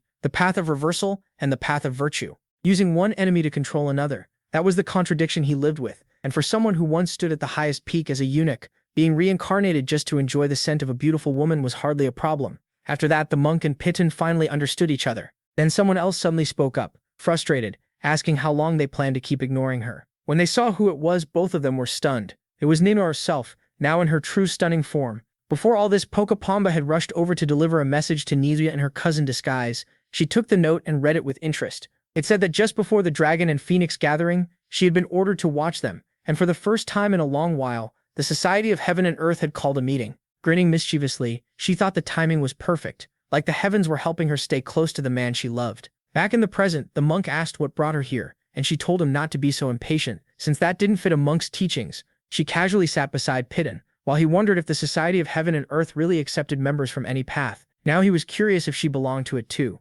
Either way, with her here, he had to change his plans. Ancient monster or not, anyone who threatened this world, the one the Sword Empress had sacrificed so much to protect, would be killed by his own hands. His goal hadn't changed at all. Warm hugs and kisses from a beautiful brunette, and he was ready to do whatever it took to make that happen. The blood demon clenched his fists in rage and swore he would kill him with his own hands. Nianka, as I'll keep calling her, asked the monk why our guy had been brought here. Meanwhile, he wondered if she would keep up this fake identity, like she didn't know that he knew exactly who she was. The monk called him a young hero who had passed the test of a master of the void with flying colors, which caught her interest. Still, he only said he had made a promise to our guy and wanted to take this secret with him to the grave, so he wouldn't tell her anything about him. Nina let out a light sigh and asked if that was really all he had to say. Then she looked at our guy and said that if the monk trusted him that much, he would still need to prove himself before earning her trust. He raised a finger and said that when she mentioned a test, he thought of someone they both knew, a certain scarred brunette, one of Nina's other faces, the woman he first met. Since that woman already trusted him, he asked if she knew her. Playing dumb, Nina answered that she didn't want to see that woman at all. That made him sigh, thinking this was exactly why he still couldn't fully trust her. So he asked what kind of test she wanted. Of course, Nina stayed bold as ever and asked if he wasn't curious about who she really was. He played dumb too and said he had no idea who she was, then asked if he was supposed to know. With all her confidence, she told him to remember her face well. She was the number one of the Rao sect, the supreme master of the Fire Kingdom, the grand and dazzling joke Saul, also known as Nina. After hearing her full self-praise speech, he introduced himself too, giving his name and saying he was from the Gungdong sect.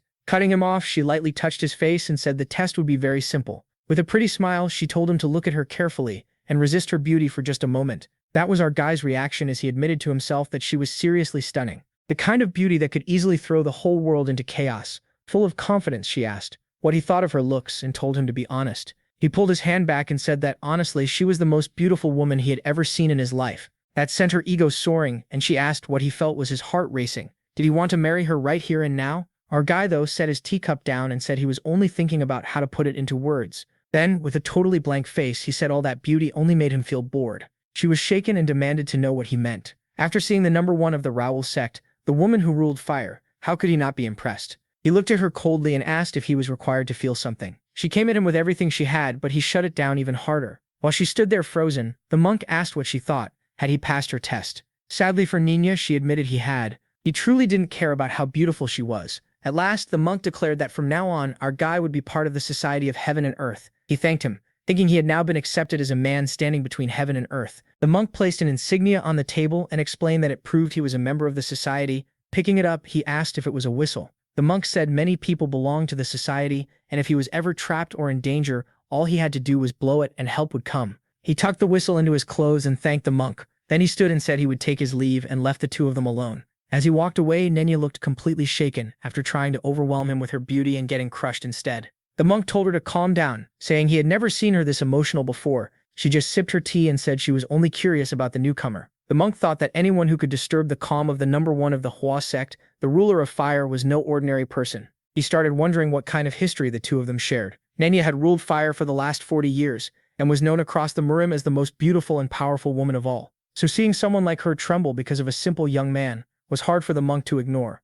He knowingly asked if she was interested in our guy because he was the only one who had passed her beauty test. She slammed the table in fury and shouted that there was no way she could be interested in such a cruel, hypocritical man from the Orthodox sect. That poor table took the full hit. Even so, the monk simply told her to be more honest about her feelings. Furious, she stood up and told him to shut his mouth because she was leaving too. As she stormed out, she fumed that our guy was a jerk and swore she would punish him herself. She still couldn't believe he had looked right at her, the most beautiful of all women, and called her boring. But before leaving the cave, a sudden uneasy feeling stopped her. Shaking, she thought that from the very start he had always been different from every other man, and for some reason that made her feel sad too. Out loud, she wondered how that guy could dare make her cry when she didn't even understand her own feelings. In the end, she switched back to Nenya's usual face and told herself that at least he had seen her real one, and for now that was enough. She couldn't waste any more time. Back beside the supreme monk, a small laugh escaped him, pleased. To him, the thing speeding up Nenya's heart was simple. It was love. Elsewhere, in the main area of the Shaolin Temple, several people were carrying a large royal transport.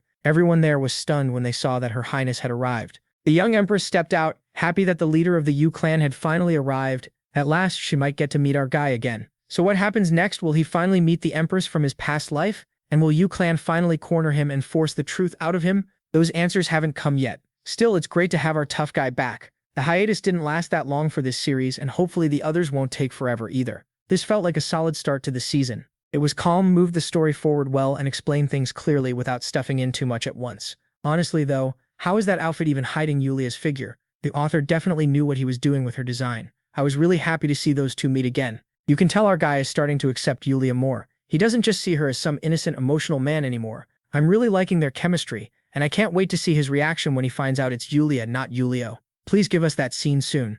Putting Yulia aside for now, I still feel bad for Neja. I think our guy makes a great pair with Yulia, but seeing Neja cry like that really hurt. Alright, I get it. You already convinced me. Go ahead and write your harem if you want, just please let Neja be happy. I think I'm back to commenting too. The author got a little too excited at the start of this season. I'm watching you. After leaving the cave, our guy found Julia waiting for him outside. She took his hand, said he took a while, and admitted she stayed there because she was worried. He told her everything was fine. Then Julia pulled him into a hug and said that thanks to Master Kuririn's teaching, she'd made a small breakthrough in martial arts. This time, he really liked the wildflower scent coming from Julia. But then that voice echoed through his mind again. Because of that, he pulled away, reminding himself that he was the sword's child. To shift the mood, he brought up the alliance between his sect and the Shaolin monk. On the way back, he added that Master Kuririn promised them 2 high-grade elixirs and 3 spirit pills. That made Julia happy, and she admitted she'd been scared he got into trouble by staying behind. He said it wasn't like that. There had been a small misunderstanding with Kuririn, but it was already settled. Then she tugged his hand and said it was getting late, so they should head back to camp.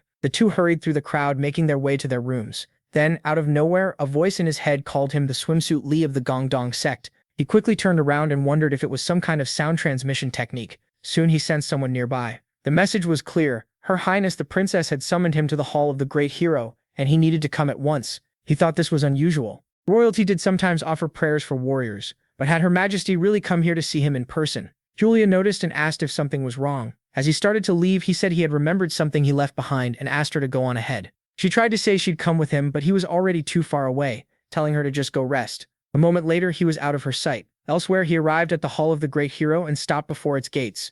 Staring at the doors, he couldn't stop thinking that she was waiting on the other side. Then a voice from inside called for him to enter. As his hand touched the door, the Princess Empress filled his thoughts. Since childhood, they had shared their pain, played together, and grown close like family. Their bond was pure and sincere like father and daughter. Even though he had been a eunuch, the time they spent together was truly happy. Those days meant everything to him. Even back in the modern world, he never had a real family. So for the first time in his lonely life, he had someone by his side. With all that in mind, he slowly opened the gates. Then he walked toward the little princess he had longed to see. He bowed politely, gave his name, and introduced himself as a disciple of the Gongdong sect, greeting Her Highness. The princess looked at him with a shaken expression and asked if it was really him. Then she rushed forward, threw herself into his arms, and shouted his name. Crying so hard she could barely speak, she said she had missed him so much. He was stunned. He couldn't believe she had really used the great reincarnation technique or somehow turned back time, just to see him again. But he pushed those questions aside, hugged her back, and admitted he had missed her too. After they both calmed down, they sat and caught up. She explained that she had been helping him from the shadows for a while, hoping to ease his burden even a little. Unlike everyone else, the princess called him Noya, a title that meant something like wise master. She asked if he was doing well in his sect, if his body had recovered, and if he had truly gotten his manhood back. Then she bluntly asked if he had actually put it to use yet. He simply answered no, not yet, and not with anyone. That shocked the little princess. After everything he did to go back in time and get that back, why hadn't he done anything? This time, though, he was thinking clearly. Even if he was desperate before, he was still a decent man. After waiting almost 60 years, what were 2 or 3 more? So he told her he still wasn't an adult yet, and what he wanted wasn't just something physical. It was a real relationship, a true bond between a man and a woman. Trying to explain himself, he added that a real relationship could only happen when 2 hearts were truly connected. She said she understood, and since those words came from him, she believed they had to be true. Changing the subject, he asked if he could ask her something, and she said yes. With a sad look, he asked why she had used the great reincarnation technique when one small mistake could have erased her completely. The princess looked away before answering. She remembered how, after he was gone, she waited and waited for him to return in a new body. But as the decades passed, a sudden disaster struck. The heavens collapsed and countless lives were lost. He asked if it was the work of the bloody demons. She replied that at the time she never even learned the cause. With pain in her voice, she said it happened without warning. All she could do was wait for death and hope to see him again one day. That was why she used the great technique. Her eyes filled with tears as she remembered it, saying it was a terrible destruction that never should have happened. He pulled her into his arm and comforted her in silence. She thought to herself how much she had missed that gentle embrace and how he was still the same as ever. To her, he was the one who accepted a humble princess born from a concubine, the one who cared for her like a father, a mother, a brother, and even a teacher. And now that she could finally hold him again, she realized it was impossible not to love him. Looking at him, she knew she couldn't confess that love now in this state. She simply couldn't. Confused, he called her attention and asked if something was wrong. She quickly brushed it off and said no. Even so, she kept thinking that one day she would become the most beautiful woman in the world, the queen who would rule the Jade Throne. After that, she would confess her love because to her, he was the most important person in the world, and not even death would separate them. At the end of their talk, as he left the hall, the princess said she would stay at Shaolin Temple until the event was over. He smiled innocently and said he would be joining the event too, and that he would train even harder to dedicate all his stories to her. Those words caught the little princess off guard. but as she held his hand, she thought that was exactly right. As they left together, the two who dared challenge heaven and earth were finally reunited. The little princess felt that this was the very reason she had come here. Later, before leaving, she told him she had a gift for him. She showed him a pill, and to his shock it was a 10,000-year fire. Something. Staring at it in disbelief, he asked if he could really accept something so precious. She only smiled and said she would be waiting eagerly for his next achievements. With that, the next day finally arrived. Everyone there was stunned, unable to believe that the Sword Empress and her disciples had really appeared. Meanwhile, the Empress kept looking around for our guy, wanting to see him one more time, but he was nowhere to be found. Suddenly a shout and the thought that she needed to see him as soon as possible filled her mind. Sorbin, the little Empress at her side, noticed and asked if something was wrong. She replied that it was nothing and just told them to return to their room quickly. After saying that, she hurried out and left Sorbin behind, totally confused about what was going on. Blushing hard, the Empress wondered where that shameless voice in her head came from. Maybe it was her own heart, desperate to see our guy. Sorbin came over again and asked if something was wrong, saying she had been acting strange, but her mind was still stuck on him. She only wanted to see him, yet she couldn't understand the feeling squeezing her chest. It was that restless inner voice again, dying to see him and his handsome face, that only made her more flustered. What in the world was this feeling? She quickly scolded herself and tried to shut those emotions down, asking why she was acting like this. Clenching her fist, she reminded herself to stay dignified. After all, she was the leader of a martial sect. Even so, she couldn't get the image of him as a fine young man out of her head. And if he ever defeated her one day, maybe they really could marry. Pushing those thoughts aside, she suddenly noticed a disturbance ahead. The source of it was Nienka, which made everyone curious. They wondered why she was here, and whether she had come to cheer for someone in the event. Subrin recognized Nienka and walked over to her. With a faint smile, Nienka asked if this was the Sword Empress. Then she politely said it was an honor to meet her here. The Empress recognized Nienka at once, the courtesan who was always by her guy's side. Nienka stared straight at her. The Empress stared back, and almost at the same time both of them thought the same thing. The other woman was way too pretty, and that was annoying. Stepping closer, the Empress asked if she was Neja, the most famous courtesan in the province, and what had brought her here. Neja said yes, and claimed she had only come to offer incense and prayers. Still, Neja couldn't stop thinking about how annoying this Sword Empress was, acting all proud after getting a public duel request from our guy. In her head, she swore she'd show her who his real love was. Cutting through that, the Empress asked if she had really come just to pray. Lifting her chin, Niencha admitted that of course not. Since her dear love would be joining the event, she had come to cheer for him too. The Sword Empress, clueless about her games, asked who this dear love was. Niencha, very skilled at this kind of teasing, simply repeated that yes, she meant her dear love. Unease spread through the Empress, and she asked what Niencha's relationship with our guy really was. Feeling like she had the upper hand, Niencha gave a sly little smile and said she didn't understand the question. Then she asked why the Empress was so curious. She quickly leaned in and whispered so only the Empress could hear that she was just a middle-aged Sword Empress, and there was no way she'd ever have a romance with our guy. Wasn't that right? Even while playing those dirty rivalry games, Niencha was sure the Empress couldn't deny it. After all, a public confession was just as bold as a public duel challenge. The Empress's face turned sad because without either one happening, no one was in a more awkward position than her. She clenched her fists and admitted to herself that it was true. Her bond with our guy was supposed to be nothing more than gratitude. But now, despite her high martial level, her title as Sword Empress and her place as a sect leader,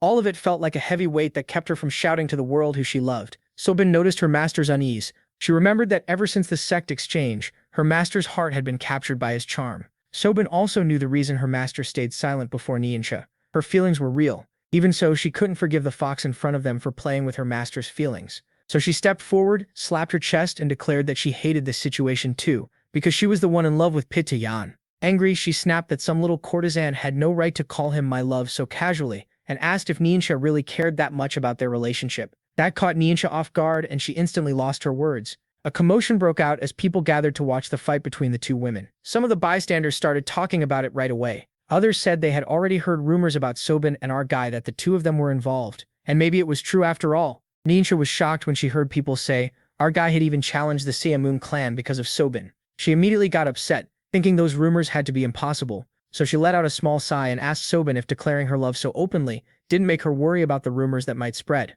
Sobin fired back that it was none of her business, then asked Niencha what her relationship with our guy was. Those words caught Niencha by surprise. Now she was the one feeling miserable. She wanted badly to say she and our guy were lovers, but if a false rumor spread because of that, she feared he would be deeply disappointed in her. Gripping her own arm, Niencha felt shaken. She thought Sobin and the Empress had tried to humiliate her, and when she struck back, it only backfired twice as hard, so she chose a tactical retreat. telling them they should end the conversation there because she was a very busy woman. As Ningxia walked away, Sobin launched into a long speech. Even the Empress asked if Sobin hadn't gone too far against that woman, but Sobin just told her they should head back to their room. The Empress trembled as she thought about Sobin, her own disciple. This couldn't be true. Master and disciple loving the same man was unacceptable. It should never have happened. Meanwhile, beside our guide, Julia was still clinging to him and asking if he had found any valuable item. He said yes. Sitting at a nearby table, she thanked heaven, because while he had been away, she had met the Grand Master there, who had received spiritual elixirs along with the Alliance packages. She set them on the table and said that since they had been entrusted to him, he should handle giving them out. Holding the box, our guy gave a small laugh and said they should call everyone together for a meeting. Julia quickly agreed. The next day, she came to him and asked if he had called for her. Everyone gathered in the room, curious if they were about to be sent on some kind of mission. With some sweets in his hand, our guy told the old lady from Contango to take them and stay here. The sweets vanished from his hand in a flash, and she proudly said she knew exactly how these things worked. Once everyone was seated, our guy thanked them for coming. Then he explained that, together with the Alliance supplies, Master Kuern had given him spiritual pills,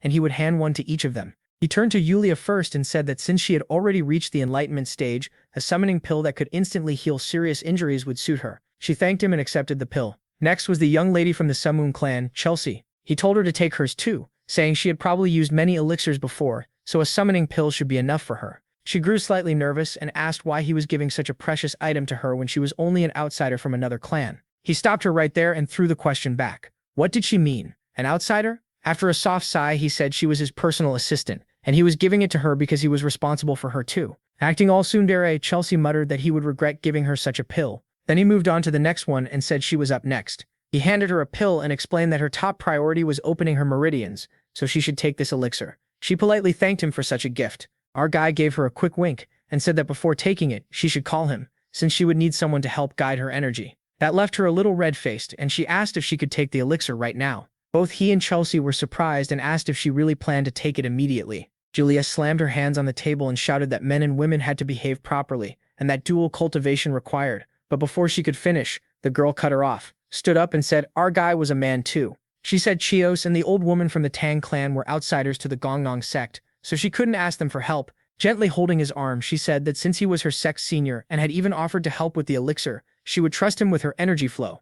That sly look of hers said it all. Where did she learn that? She's definitely been spending too much time with Naina, and now she was asking him to come with her. A little flustered, she looked at the elixir and thought she would never have received something this precious on her own. Now she understood him better, and also how cruel Mirim could be. Warriors would kill without hesitation to get an elixir like this. Clenching her fists, she kept thinking about one thing. Even so, he had given this treasure to her. To her, that meant he trusted her, and she wanted to answer that trust with all her heart. Her chest tightened. She didn't want to be seen as just the new disciple from her clan anymore. She wanted him to see her as a woman, someone who could stand by his side, even as a lover. Gripping his arm tighter, she told herself she was old enough to marry, so it was time to act. Pulling him closer, she spoke in a sweet voice. He had promised to help her, so she wanted to trust herself to him completely. Then she asked if he was coming or not. At last, only one elixir was left in his hands, and he already knew who would get it. With that in mind, he told everyone the final elixir would go to Master Carvanhus. Since the pills had been handed out, he asked them all to return to their rooms and rest.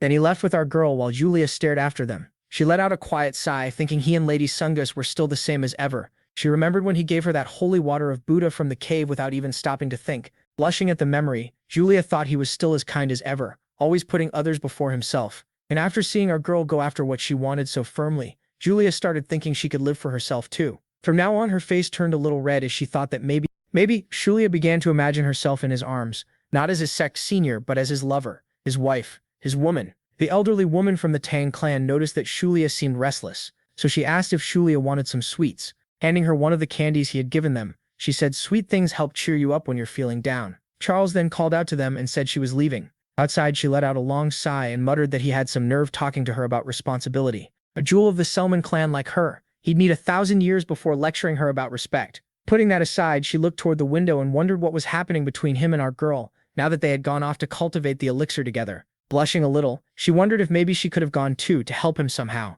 since for some reason she felt a bit jealous of our girl. Somewhere else, he brought her to a training hall provided by the Shaolin Temple so they could work on the elixir. Curious, she asked if all she had to do was drink the elixir and lie down. That made him a little shy, and he asked if she really meant that, because just training her internal energy would be enough. She simply drank the elixir and told him to hurry. Then she took off her clothes without the slightest shame.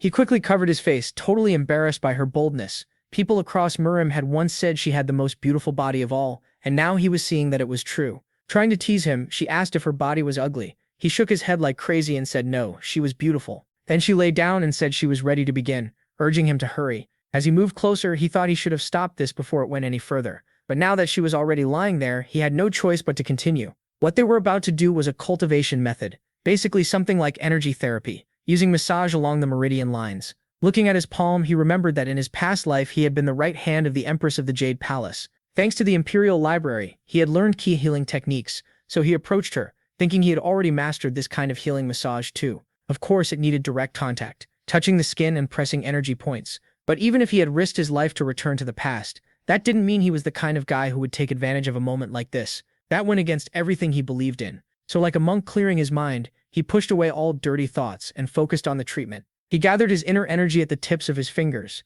Each press on her meridian points caught her off guard. Her breathing grew heavy. She could also feel the huge spiritual energy coming from him. He told her he was channeling his ki at the same time. Next, he would send a large flow of energy through the elixir and into her blocked meridians, and if it hurt, she had to endure it until the end. With both palms, he pressed down on her meridian points. The pain was so intense her eyes started to water. A powerful energy spread around both of them. Then he asked if she was ready to receive his inner energy. She gave a small nod, telling him to go ahead. A huge surge of energy rose up, slamming through the whole room and cracking the floor. In the end, something major was clearly happening there. Whatever it was, things had definitely gotten intense. After that very suspicious-looking massage, she said her body felt strange. He explained that her meridians had just opened, and the toxins in her body had been removed. Pulling her closer, he told her to breathe because he was going to wipe away her sweat. Our girl, who had clearly been learning too much from Nietzsche, asked if it was all over. He said not yet, she still hadn't absorbed much energy, so she lay back down and said they should finish it quickly. A few minutes later, after getting dressed, she thanked him for his meridian massage, and he said there was no need to thank him.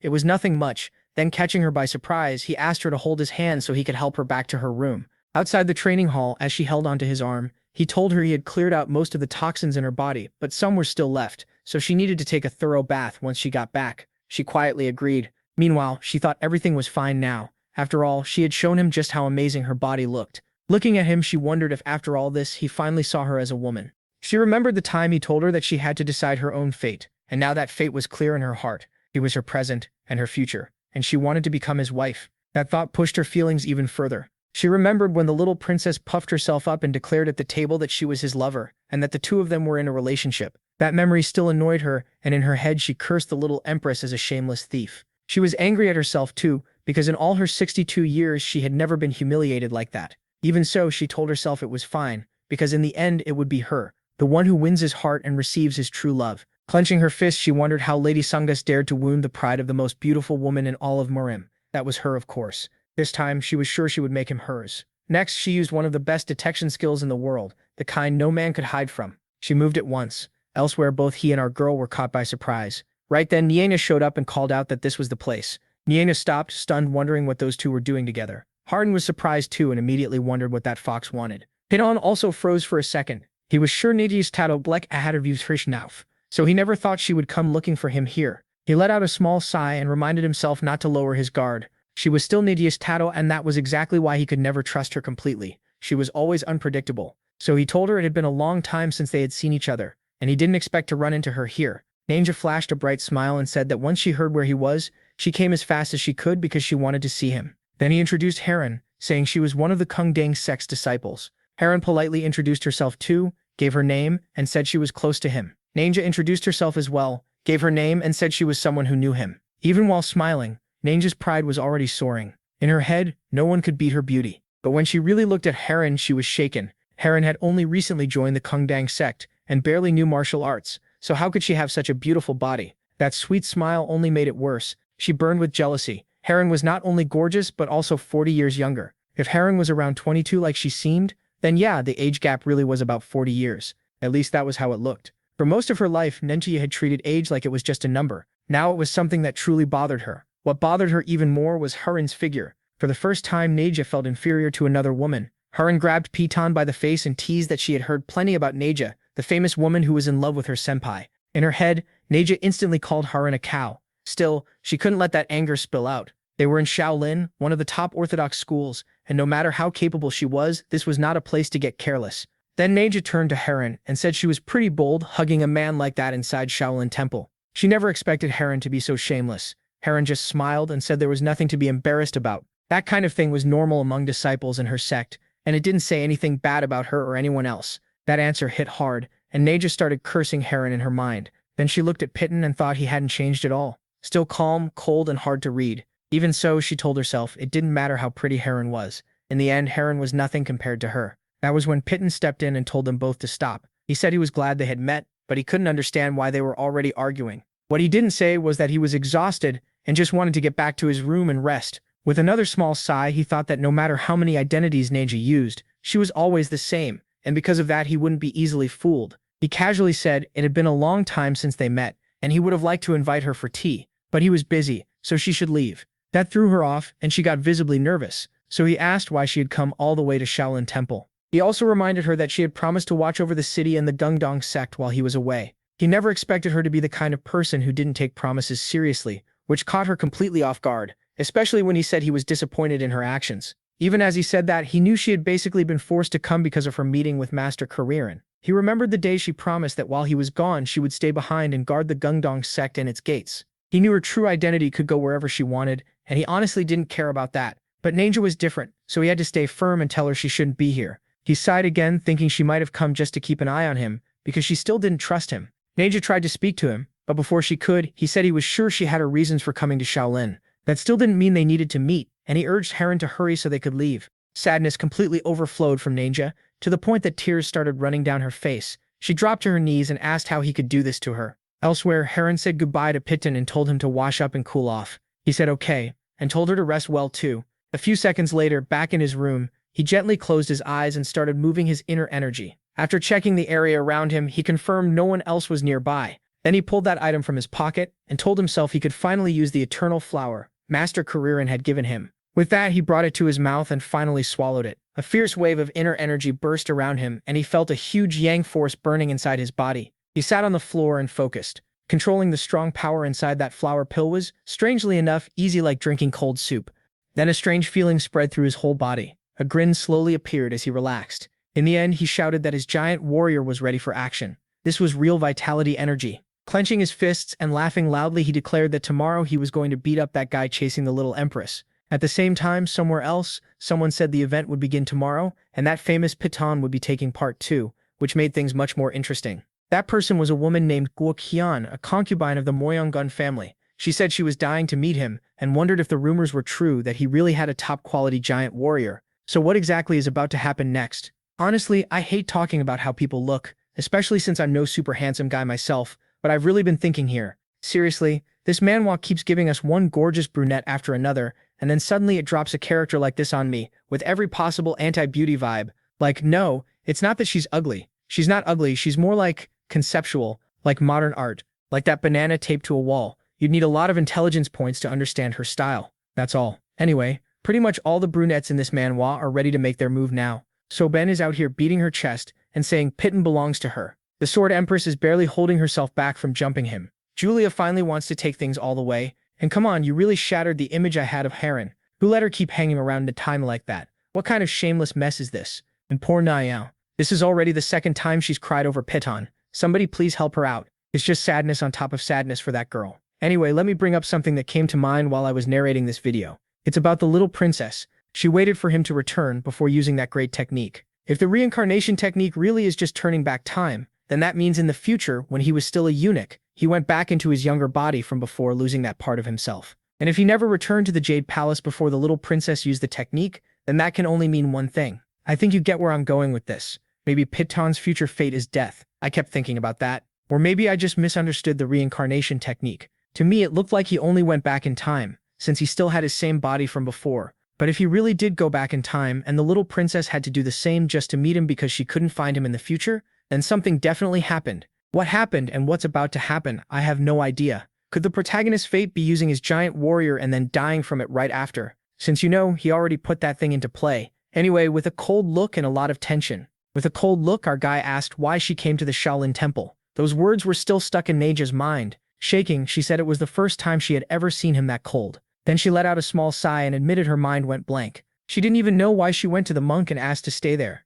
The monk answered that the temple does not choose its guests. She could stay as long as she wanted. The choice to come or leave was hers. In the most Buddhist way possible, he said, a mantra after she prayed to Buddha and wished with all his heart for her desire to come true. Remembering that, Nyang slammed her cup onto the table, feeling deeply humiliated in front of that bald monk. Already crying again, she thought all that shame happened because of our guy, that jerk. She remembered when he met her in her cousin disguise and reminded her that she had clearly promised to protect the city while he was gone. He never thought she would break that promise so easily, and that disappointed him. The memory made her anxious, but her feelings for him were still as strong as ever. So she curled up at the table and admitted that yes, she really had promised him, and he had trusted her with that duty. Even so, she was still the famous Red April, the #1 figure of the demonic faction, so worrying over a small group like the Gongdank sect felt almost ridiculous. Still, she thought sadly that she had not fully abandoned the city. She had left that guy from the valley there, the one who used to chase after our guy to handle things for her. Just imagining herself revealing her true identity made her picture his coldest reaction yet,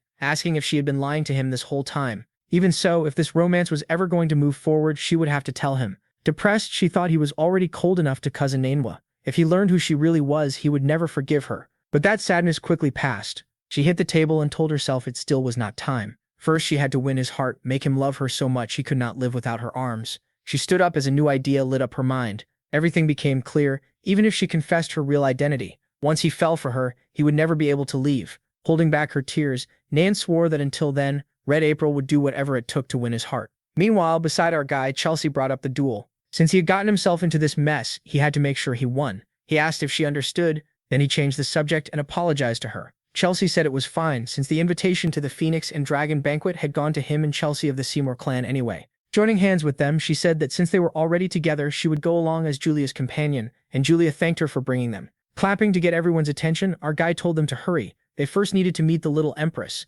Elsewhere, at the Shambong market, Sobin wondered why they were taking so long. She was thinking about the coming duel. Thanks to our guy, she owed him a huge favor, so she felt she should stay close. Being near him was not exactly comfortable, but it was still much better than standing next to that weirdo from the Nangoon clan. Annoyed, she thought he was one of the most irritating people in all of Murim, and every time he saw her, he acted with zero dignity. Then she grew a little nervous, thinking that to stop the Nangoon weirdo's advances for good, she would have to act like she truly loved our guy. She was suddenly pulled from her thoughts when he himself called out to her. But one thing left the little empress confused. She could not understand why he looked so ridiculously good. That was all she could think while staring at him. But she quickly pushed that strange spell aside. Shaking her head hard, she told herself not to think about that. After a light cough, she said he was very late and told him to hurry to the banquet hall. He pointed out that he had brought company, Julia and Chelsea, and she nodded in understanding. Politely, she told the two girls it was nice to see them again. Julia answered that the pleasure was hers, and she was glad to see the little empress was well. Even so, the rivalry was intense. Julia still remembered that the empress had once pretended to be our guy's lover, and she definitely did not like that. At the same time, Julia thought sadly about her own condition. Even if she remained unable to have children, she could never become our guy's wife, and she knew she had no right to say anything to him or the women around him. Still, even if she was only his fellow disciple, she hated seeing the women around him always trying to fool him. Chelsea cut through the tension and told everyone not to stand in the street. They needed to keep moving. At the place where the banquet would be held, a young man checked the invitations of the three of them and asked them to go in, so they all entered. Inside, everyone was surprised by how huge the place was and how many people were already there. The tables were filled with top-quality food, expensive wine, and beautiful gold-covered tableware. Seeing all that, our guy commented that the Dragon and Phoenix banquet really did attract young talents from the great sects and clans all across Murim. From the look of it, the rumors were true. As they walked, people started whispering, "Wasn't that the hero of the Gongdong sect, Du Li?" The jealousy was obvious, especially with him standing beside the little empress and Chelsea, the sword-peak talent of the Xiaomu clan. All that talk about him caught our guy off guard. Then he got full of himself, thinking all this attention was perfect. If he beat the Nanglong weirdo today, he would rise like a star in Murim's social world. And speaking of the weirdo, he soon showed up and called out to our guy for arriving first. The two greeted each other politely, and everyone who knew about the duel immediately turned to watch. What really annoyed our guy was that even though everyone called that other man weird, they thought he was even stranger because of how he had acted in his past duels. The weirdo then approached Sobin. She held herself back as much as she could and answered that she had nothing to say to him. But the idiot still did not get the hint. She was making it painfully clear she hated him, yet he kept going, saying she would soon have plenty to say to him. Honestly, he did not even deserve to be called a beta. Then a man stepped up, drawing everyone's attention as he announced the duel between the heir of the Nangong clan and the heir of the Gangdong clan. At last, both men climbed onto the ring and faced each other, ready to fight. The weirdo declared that, just as agreed, they would compete here and now for the little empress's heart. That nonsense made her so angry she nearly jumped into the ring herself. asking if she was some kind of trophy and calling him an idiot. Seeing her boiling with rage, our guy said that for the little empress's sake, the hero of the Gangdong sect would win this duel today. He drew his sword with a faint smile and told the weirdo that as men they should accept the result with honor. The weirdo pulled out his own sword and answered that if he lost, he would gladly accept the outcome. A sudden gust swept across the ring as our guy declared that martial artists speak through their swords, and today he would break the Nangong clan's blade with the sword of the Gangdong sect. Right after that, the two clashed blades for the first time. The crowd cheered. After all, these were two rising talents of Murim trading fierce sword strikes. But the weirdo grew confused. This technique looked very different from what he had heard about the Gangdong sect. It was far too light. Lied Sungas swung his sword hard. The strike was strong enough to shove his opponent back. Caught off guard, the other guy stared at him and asked, was that really his full power? Our guy just gave a small grin like, if you want to believe that, sure. That answer set the weirdo off. Furious, he snapped, asking if he was being mocked.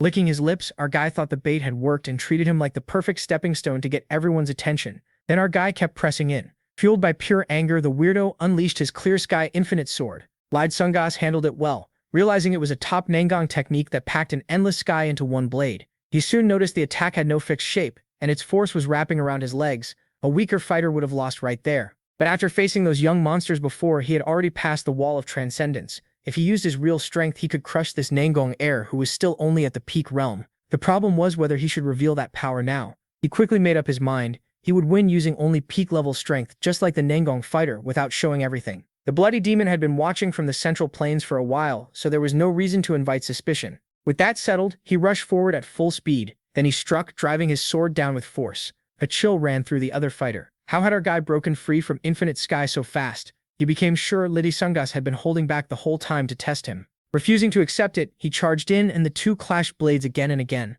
But Lady Sungas's strikes kept getting heavier, forcing him back until he could barely fight back. Lady Sungas swung once more, sending the weirdo stumbling backward. Shaken, he wondered if he had really been pushed back that easily. How was this happening? Why was a Nangong talent struggling so badly? He had challenged Lady Sungas because he truly believed he could win. He thought our guy's fame had only reached the first class of Sword Marquise level. Still, he rushed in with everything he had, asking himself if Lady Sungas was really hiding his true realm. It felt impossible. He swung with all his strength, but our guy blocked it with ease. The impact was so fierce it even cut his face.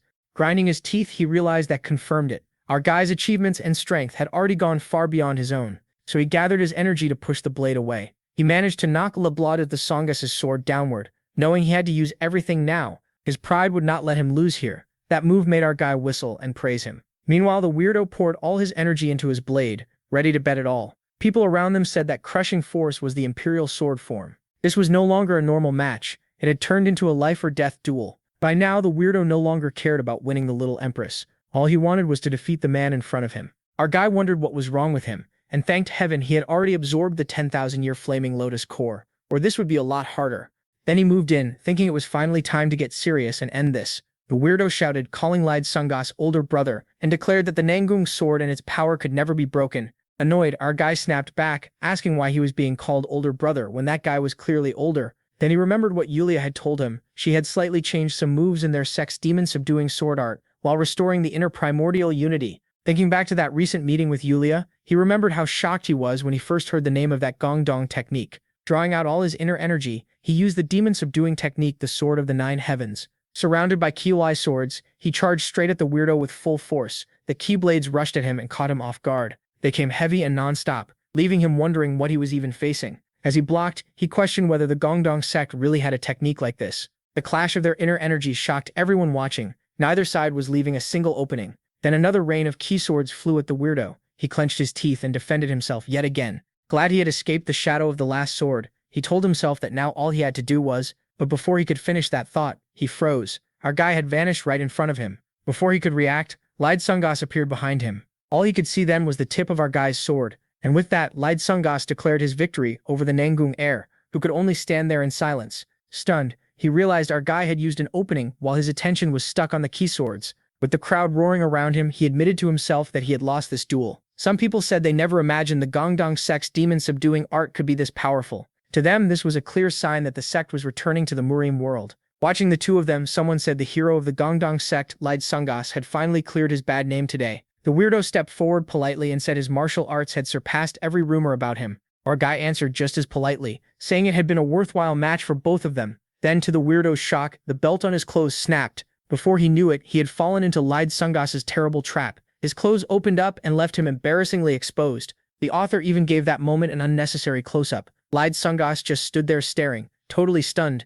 thinking the guy was carrying a serious sword. Everyone there was left speechless by the size of the weirdo's sword. Chelsea said our guy was really something. Once again in the middle of a duel, he ended up cutting off his opponent's clothes. Some people wondered if he was obsessed with seeing what weirdos were packing. Others joked that he did this to both men and women, like it was his secret sword art, the stripping attack. Well, sorry man, that was basically our guy's reaction after seeing it.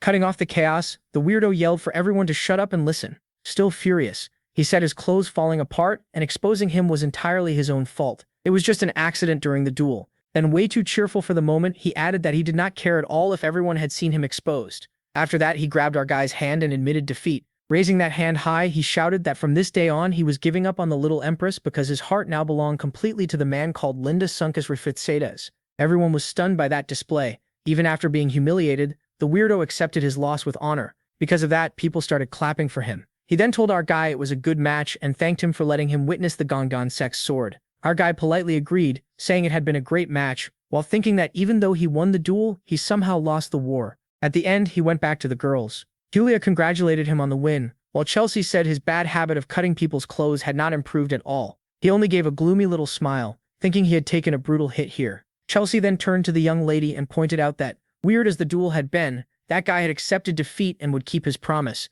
She only looked away and muttered something, making our guy ask what kind of reaction that was, after he had tried so hard. Nervous and worried that he might have gotten badly hurt, she said he did not need to fight that hard. If he was going to get injured, she would rather keep dealing with that weirdo herself. That response left everyone confused. Blushing a little, she said this was all embarrassing. She had only wanted to escape the situation, but in the end, for her sake, she had just used our guy, using all the charm from his old ex-twink days back when he was the most feminine man in all of Marim. He basically said the charm was all his. He told her everything was fine. That charm attack hit our girl so hard her heart started racing. Then he touched her forehead and said that as a man he couldn't leave a woman in trouble. Of course he'd help, so she didn't need to worry so much. All of a sudden, Sabine stood up from the table and said she needed to step out for a moment. She also thanked him for everything he did today. Before he could even ask what was wrong, she ran off as fast as she could. So he asked Chelsea to follow her and see what was going on, but she just called him an idiot for not noticing the obvious. Completely lost, he wondered what the problem was this time. Then Julia gave his shoulder a light pat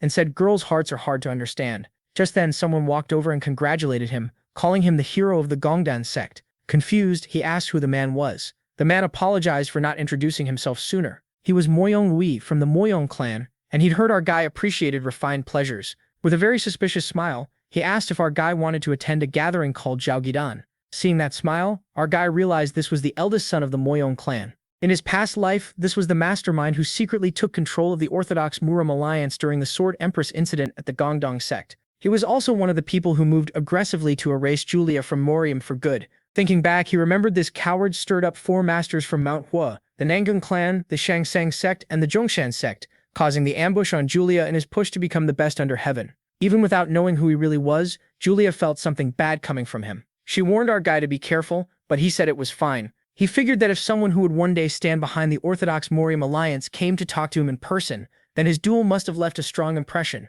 So he asked about the offer, and what kind of banquet this Zhaogidan gathering really was. Still smiling, Moyong Yuj said only men with big ambition and refined taste were invited. Then, using telepathy so only our guy could hear, he added that a young man who had also stolen the heart of Gansu's top courtesan, Nanya, would find even sweeter delights waiting there. The words sweet delights instantly caught his attention. His face changed right away, and he thought the more he heard, the dirtier this gathering sounded. It was shocking to think something this big had happened in his past life without him knowing. Pushing that thought aside, he thanked the man and said he would attend the gathering. Then Moyong handed over the invitation and explained that the Zhaogidan meeting would take place right after the Dragon and Phoenix banquet. He also said a man had to come with a woman, making sure our guy remembered that. After giving him the invitation, that second weirdo left the area and our guy stayed behind. Julia asked if he was really okay with this. After a long sigh, he said yes, and then looked at her and asked if she could give him a little more of her time later, since there was something he wanted to discuss with her in private. Somewhere else, Sobin was calling Lita Sungas an idiot because he already knew she was using him for his own good,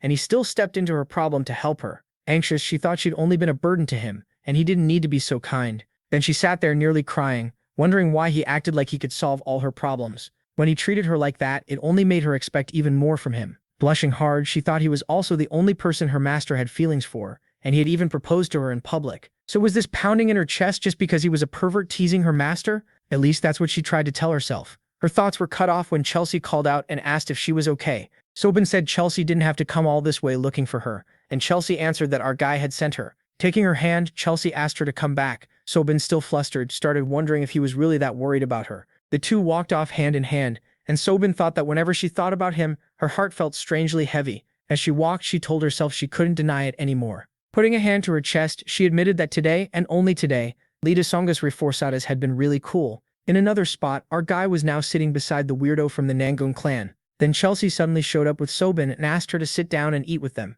The weirdo acted very polite and offered our guy a drink, but he replied that he didn't like alcohol, so the guy offered tea instead and called him Big Brother. Using telepathy, our guy asked why he was calling him that. While handing him a cup of tea, the guy simply answered, "Because I want to." Changing the subject, our guy asked if he had also received an invitation to the Zhao Giden gathering. He said of course he had. As expected, a man with such refined taste would definitely be invited there. But before he could keep going, our guy suddenly told him not to go. Caught off guard, he asked why he'd say something so random. Lever answered that the choice was still his, believe it or not, but he had a bad feeling about that banquet. The weirdo touched his chin and said he understood, since staying away wasn't really that hard. Still, with a wink, he asked for something in return. Next time he held a banquet, the two of them should go together. Our guy agreed. Then he turned to Yulia and asked if he could speak with her in private. Curious, she asked if it was about the thing he wanted to discuss earlier, and he said yes. Later, while crossing a bridge, he thought about how the Zhao Giden gathering required a man and a woman to attend together, and that gave him a pretty good idea of what kind of place it was.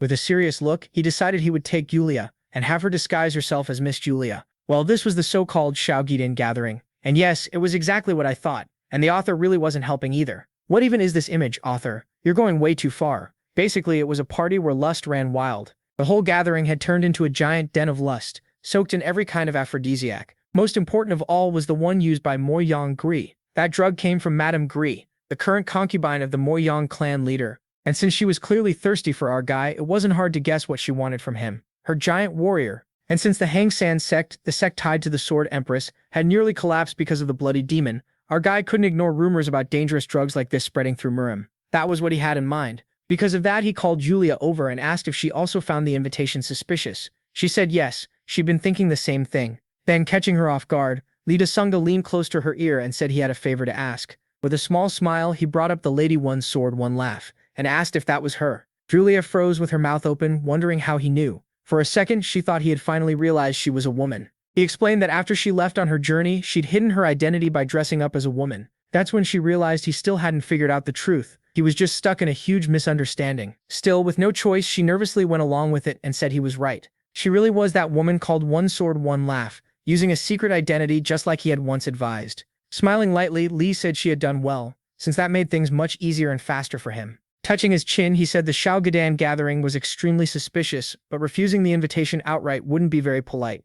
So he said he couldn't take his little sister to a place like that. Chelsea from the Sinburoy clan was out too. That left Julia as the only person he could ask, which caught her off guard. Her heart still raced, but one thought stayed with her. He needed her help. Her disguise as the dark-haired girl called One Sword One Laugh was meant to help her travel safely, but it also gave her something she deeply wanted, even if only once, to live as a woman. And once that wish bloomed, her desire to stay by his side only grew stronger. So even though it was a lie built on another lie, she surprised him by agreeing to go disguised as Lady Julia. Later, with the others nearby, he told her he was heading to the banquet that was about to begin. Then he asked Lady Sobin to return safely. Still unable to look him in the eye, she said he didn't need to keep pretending they were a couple. After that, he hurried off, saying he'd see them later, while Chelsea told him to be careful. As the two girls quickly left, Julia realized she didn't have much time to get ready. Sometime later, in another place, he waited for Julia and thought she was taking a bit long. But that made sense. She had to avoid everyone's eyes while changing her look. Then a few young men nearby suddenly asked if that was the famous One Sword One Laugh. He turned to look and could only stare with his mouth open. Julia had arrived, walking over with a bright, happy look as she called his name. With an unbelievably sweet smile, she apologized for being late. He was left completely speechless by how stunning Julia looked. Then he nearly panicked, begging his own body not to react right there, but his blood was already rushing, and he started freaking out, wondering what this meant. Was he really drawn to Julia while he was disguised as Julia? So what was going to happen from here? It really felt like this might finally be the moment he learns that Lady Julia isn't Julia at all. Could this really be it? Honestly, the author is going wild here. Meanwhile, Nanchua was still at Shaolin Temple, and everywhere she went she drew attention. People kept looking her way and asked if she had come to offer incense and flowers for a young master, saying that kind of devotion was beautiful. She felt smug, thinking most men could sense a lady's beauty right away, but Ningchuang still hadn't made a move on her, and that annoyed her. As she climbed the stairs, she thought she could no longer avoid him. She was the one who broke her promise to protect Gongdong District, so this time she would apologize properly. After entering the hall, she decided to pray for Nangdong's victory at the Dragon and Phoenix gathering. She normally didn't enjoy things like this, but as his lover, she felt it was her duty. Then she was startled to hear that the silver heroine of the Hang San sect had arrived too. She turned around in shock, wondering if that was really possible. It was the Sword Empress herself, also there to offer flowers and incense. Nang greeted her, saying that as the leader of a great sect and the famed Sword Empress, she deserved respect. The other woman returned the courtesy, saying it had been a while since they met, then asked if Nang had come to offer incense and prayers too. With a sweet smile, Nanger said yes. She couldn't miss today for the sake of her beloved. The tension between them rose fast. Ninja then asked if the Sword Empress had come for the same reason, and what feelings she planned to put into her offering. She quickly answered that she was only praying for the meeting's success, then calmly asked if something about that bothered Ninja. Just like that, the rivalry in the prayer hall exploded as the two women locked eyes. The Empress had no intention of losing this time. In her head, Ninja called her a liar. It was obvious she came because of their man. Then Nayang removed her veil and said that answer was exactly what she'd expect from the head of a great sect. With a bright smile, she asked why the Empress didn't put her real feelings into the flowers too. That caught her off guard. She clenched her fists, feeling like Nina was belittling her feelings as if they were just shallow or accidental. Something flared up inside her, pushing their rivalry even further, and in her thoughts she apologized to God. Then her face turned serious. She said she'd stop with polite excuses and speak honestly. Nina needed to stop leading her benefactor down a path of temptation. Nina gave a light smile and said that made no sense. This had to be a misunderstanding, because what she felt was real. As she placed her flowers on the Buddhist altar, she added that calling a girl's love temptation was cruel, and besides, since the Sword Empress had no relationship with her beloved, she had no right to interfere. The Empress asked what Nina was trying to imply with that. With a faint smile, Nina replied that maybe the famous Sword Empress had truly fallen for a young man 30 years younger than her. She shot her a look so cold it basically said, "Get lost." That glare was so fierce it caught her completely off guard. Nini knew people from righteous sects valued honor and reputation as much as life itself. No matter how amazing she was, she could never admit in public that she loved our human. That was exactly what the insecure Sword Empress was thinking. She envied Nini's youth, since it let her openly devote herself to her benefactor. Even so, our human's smile wouldn't leave her mind, especially from the day he challenged her to a duel and asked for her hand in marriage. Back then, she barely knew how to react to words like that. The feelings she tried to hide had already sunk deep into her heart, and they only kept growing. She had at least admitted she felt something for him when she called him her benefactor out loud. So after all that, she thanked Nina for the concern. Even with those feelings, one thing could not be changed. Her benefactor had challenged her. Walking up to the altar, she said that just as she always had since entering the martial world, she would answer that duel. As she set down her offering, she declared she would do it without a trace of dishonesty. After saying that, she turned away and announced she was leaving. Then she walked out, leaving Nina behind. Poor Nina could act tough, but she was still insecure, and the Empress's words about falsehood hit harder than expected. Meanwhile, the Empress kept thinking about what Nina had said. Nina had asked if she truly had feelings for our human, a man over 30 years younger than her. Taking a deep breath, she admitted to herself that this was something she could never deny. Sometime later, on the busy streets of Dungumbong,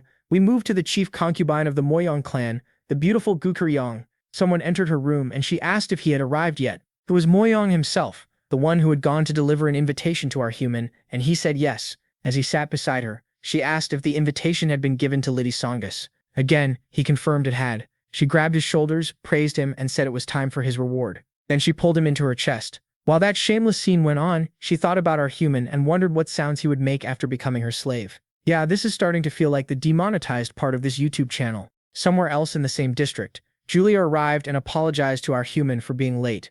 He tried not to get distracted by her charm and told her he hadn't been waiting long. That made her smile, and she said she was really glad he hadn't waited too much. But her smile felt oddly dangerous, so he quickly told his giant warrior not to show itself right now. Putting that aside, he told her to hurry so they could get to the meeting. She took his hand and agreed. Soon they were welcomed by someone already waiting there. Our human introduced Julia as part of his group and said she was the famous sword lady. The young man said he had heard rumors about her, praised her beauty, and invited them inside. With a small smile, he explained that no weapons were allowed at the meeting, so they needed to leave them in a storage box. Our human found that very suspicious. This guy had come all this way just to ask him to give up his weapons. Still, he went along with it because he trusted both himself and Julia. As they walked in, the place was full of beautiful women. Julia felt a little out of place, seeing people act so openly. Catching our human off guard, she moved her arm in front of him, clearly uneasy in such a shameless place. He noticed how tense she was, and figured this had to be her first time somewhere like this. There was also a heavy smell in the air. Thanks to his past experience, his nose was sharp enough to pick out perfume, sweat, and something far worse.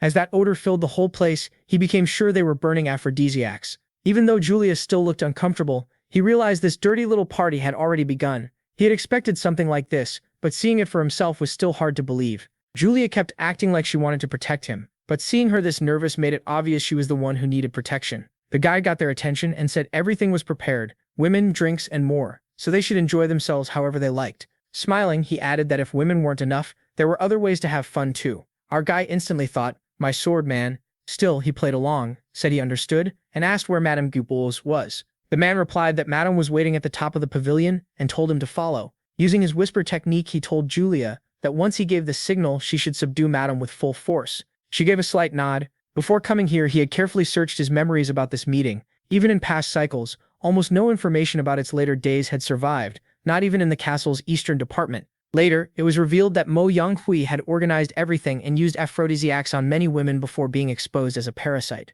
Back then, their only goal was gaining an advantage, so they never dug deeper. But now, he couldn't ignore the possible involvement of the bloody cult. Their drug-making ability had grown fast, especially with the special substances created by Jianxi. Those drugs alone could now cover the money side of things, which meant the bloody cult's role could be hidden completely. If the bloody demons used Madame Gur to control Mo Yonghui, then the incident where he pushed the 4 top righteous masters to attack and kill Julia would fit perfectly. From what he learned in his past life, Madame Gur knew martial arts, but only for self-defense. She wasn't supposed to be an expert. Still, if she really was a secret agent of the bloody cult like he suspected, then she was probably hiding her true strength too. Then the guide suddenly said they had arrived. They stopped in front of a large gate, and the man told them to enjoy themselves. As they stepped through the doors, our guy called out, asking if anyone was there. The incense in the air was incredibly strong, and it felt like Niji Yang was rising inside his body. At last, they came face to face with the infamous Madame Guju, who welcomed them warmly. Smiling, she said it was a pleasure to meet our guy. He swallowed hard, thinking, so this is Madame Guju, and she was way uglier than he expected. Putting her looks aside, he said he had heard that Lady Songus didn't really enjoy alcohol. She handed him a cup and said that was why she had prepared tea in advance. He thought it looked like ordinary tea, and on the surface, everything seemed normal. But after checking the cup, he noticed the sediment looked like tea leaves with traces of aphrodisiacs mixed in, which was actually a relief. To remove a poison like this, he would need a special detox method, an antidote, or to neutralize it through yin-yang union. He glanced at Julia. In his past life, he had learned field detox methods as an agent of the Marcel Castle Department, but Julia was a different problem. They couldn't back out now to prepare, so he had no choice but to expel the impurities and absorb only the medicinal effect. As he drank the tea, he used his whisper technique to warn Julia that it was drugged and that she needed to fall back. Then he told Madame Gu that it was delicious. She commented that both he and Julia were very beautiful, a perfect pair of a man and a woman. He took another sip and thanked her for the compliment. Then she said she had heard he competed for the title of the finest master of heavenly pleasures, where elegance and feminine beauty both mattered. After finishing the tea, he replied that the beauty of clouds and rain marked both the beginning and the end of refined pleasure. Even he felt sick saying it, and this clearly wasn't a normal aphrodisiac. That was when Madame brought her chest fully into view. She said his words were exactly right, and from now on the three of them should enjoy every pleasure life had to offer. Yulia turned to get our guy's attention, still waiting for his signal, but saw his dazed face and drooping eyes like he was nearly unconscious. Worried, she hurried to him and tried to snap him out of it. Then Madame said the medicine was finally taking effect. Struggling to stay on his feet, our guy demanded to know what the hell was in that tea. The Mayor Cedric said she spent a long time thinking about what kind of drug would work best on him, but choosing just one was hard. With an ugly laugh, she said that was why she mixed in every medicine she had, along with water from the deep cave of Mount Bugaki, since it worked so well. Clenching his teeth, he realized that water came from Mount Bugaki, the same tainted water stained with bloody energy before the Empress purified it. A sick feeling spread through his whole body, and he understood it now. The bloody cult had mixed aphrodisiacs with blood-infused water and drinks for these twisted acts. This was far beyond a normal aphrodisiac. It was basically a narcotic. Thank God the Empress purified that water, because dealing with it later would have been a disaster. He asked the Midriff if she planned to drug him and steal his chastity. Then he flipped the table and shouted that she was not just ugly, she was a predator too. Right after that, he called for Yulia. She rushed straight at Midriff. Go! Pulling back her fist, she thought this bitch really dared to mess with him. Her punch landed clean, and she swore she would never let this happen. The Midriff only laughed and said Yulia was pretty strong. But before Yulia noticed, that cloth wrapped around her arm. In one quick move, she slammed Yulia hard into the ground. Letting out her energy, the Midriff told them both to give up and just accept her pleasure. Yulia pushed herself back up, kneeling on the floor. Grinding her teeth, she shouted that power like this would not stop her. She yanked forward with all her strength, swearing she would make sure that ugly face was never seen again. Her fist crashed right into the middle of the woman's face. Even then, the midriff had just laughed. Before Yulia could react, the cloth caught her again, and the midriff yelled that she liked women too. Grinning wide, she said she loved this kind of fight and would personally teach Yulia the art of pleasure. Then she caught Yulia off guard and blew that midriff breath right into her face. Yulia jumped back and struck toward her face, but suddenly dropped to her knees, wondering what the hell that was. The midriff burst out laughing and said Yulia had breathed in an aphrodisiac directly. If she did not share in her cloud pleasures, her Canaan blood would explode and she would die. Swinging the cloth again, she shouted that she would make sure Yulia could not move either. But right then, our guy appeared behind her like Escanor reborn, and asked who decided that. He drove a punch straight into her face. The blow was so strong it sent her flying. Chewing those herbs, he said the one dying here and now would be her, the crazy midriff. She stared in shock and asked how he could still move when his keel should have been lost in sensation by now. Before coming here, he had gone to an apothecary on impulse and bought every antidote he could find. Thank God he did. Barely staying upright, he thought that as long as he forced out the drug and the impurities, he would not pass out. Then he reached into his pocket and said madamada had been spreading illegal substances, acting like a predator, and disturbing the order of the martial world. Since she drugged him personally, he was perfect evidence. Next, he pulled out a whistle and declared that he would judge her crimes right here and now. He remembered the monk Kuririn giving it to him and saying that if he got involved in anything suspicious, he should just blow the whistle. The sharp sound instantly grabbed the whole district's attention. On nearby rooftops, people started moving after hearing it. One of them was Niana herself in her usual form, one of the main leaders of the Society of Heaven and Earth. Sometime earlier, during her meeting with the Empress, Niana kept calling the Empress shameless and swore she would tear her apart one day. Then someone came over, got her attention, and handed her a letter, saying the chief receiver had ordered that if they found her, they must deliver it. She was curious right away. A letter from the sacred monk had to mean something, maybe about the Society of Heaven and Earth. In it, he wrote that the trouble at the Sword Empress's cave in Holy Rangza had already been handled. Still, one thing worried him, and he wanted a favor. Shortly before the cave incident, 2 carts of water had been taken out under the excuse of medicinal use. The amount was small, but no one knew what problems water from Mount Bukak's cave might cause. So he asked Nietzsche to watch the taverns, since those banquets usually happened there, and that Bukaki water might be used for some reason. That letter made her furious, and she cursed all those filthy blood cult bastards. Now we return to the moment when our guy declared he would arrest Madame Gu, right here for predatory acts and dealing illegal drugs. Hearing that title caught her off guard, and she immediately grew furious at the idea of being judged. Suddenly she screamed at the top of her lungs and released all her inner energy. Then she charged at him, yelling for him to try it if he could. Our guy called out to Yulia and told her to hold on and give him an opening. He dodged her attack and Yulia blocked the next one, creating the gap he needed to move in and land a heavy strike, hard enough to make her cough blood.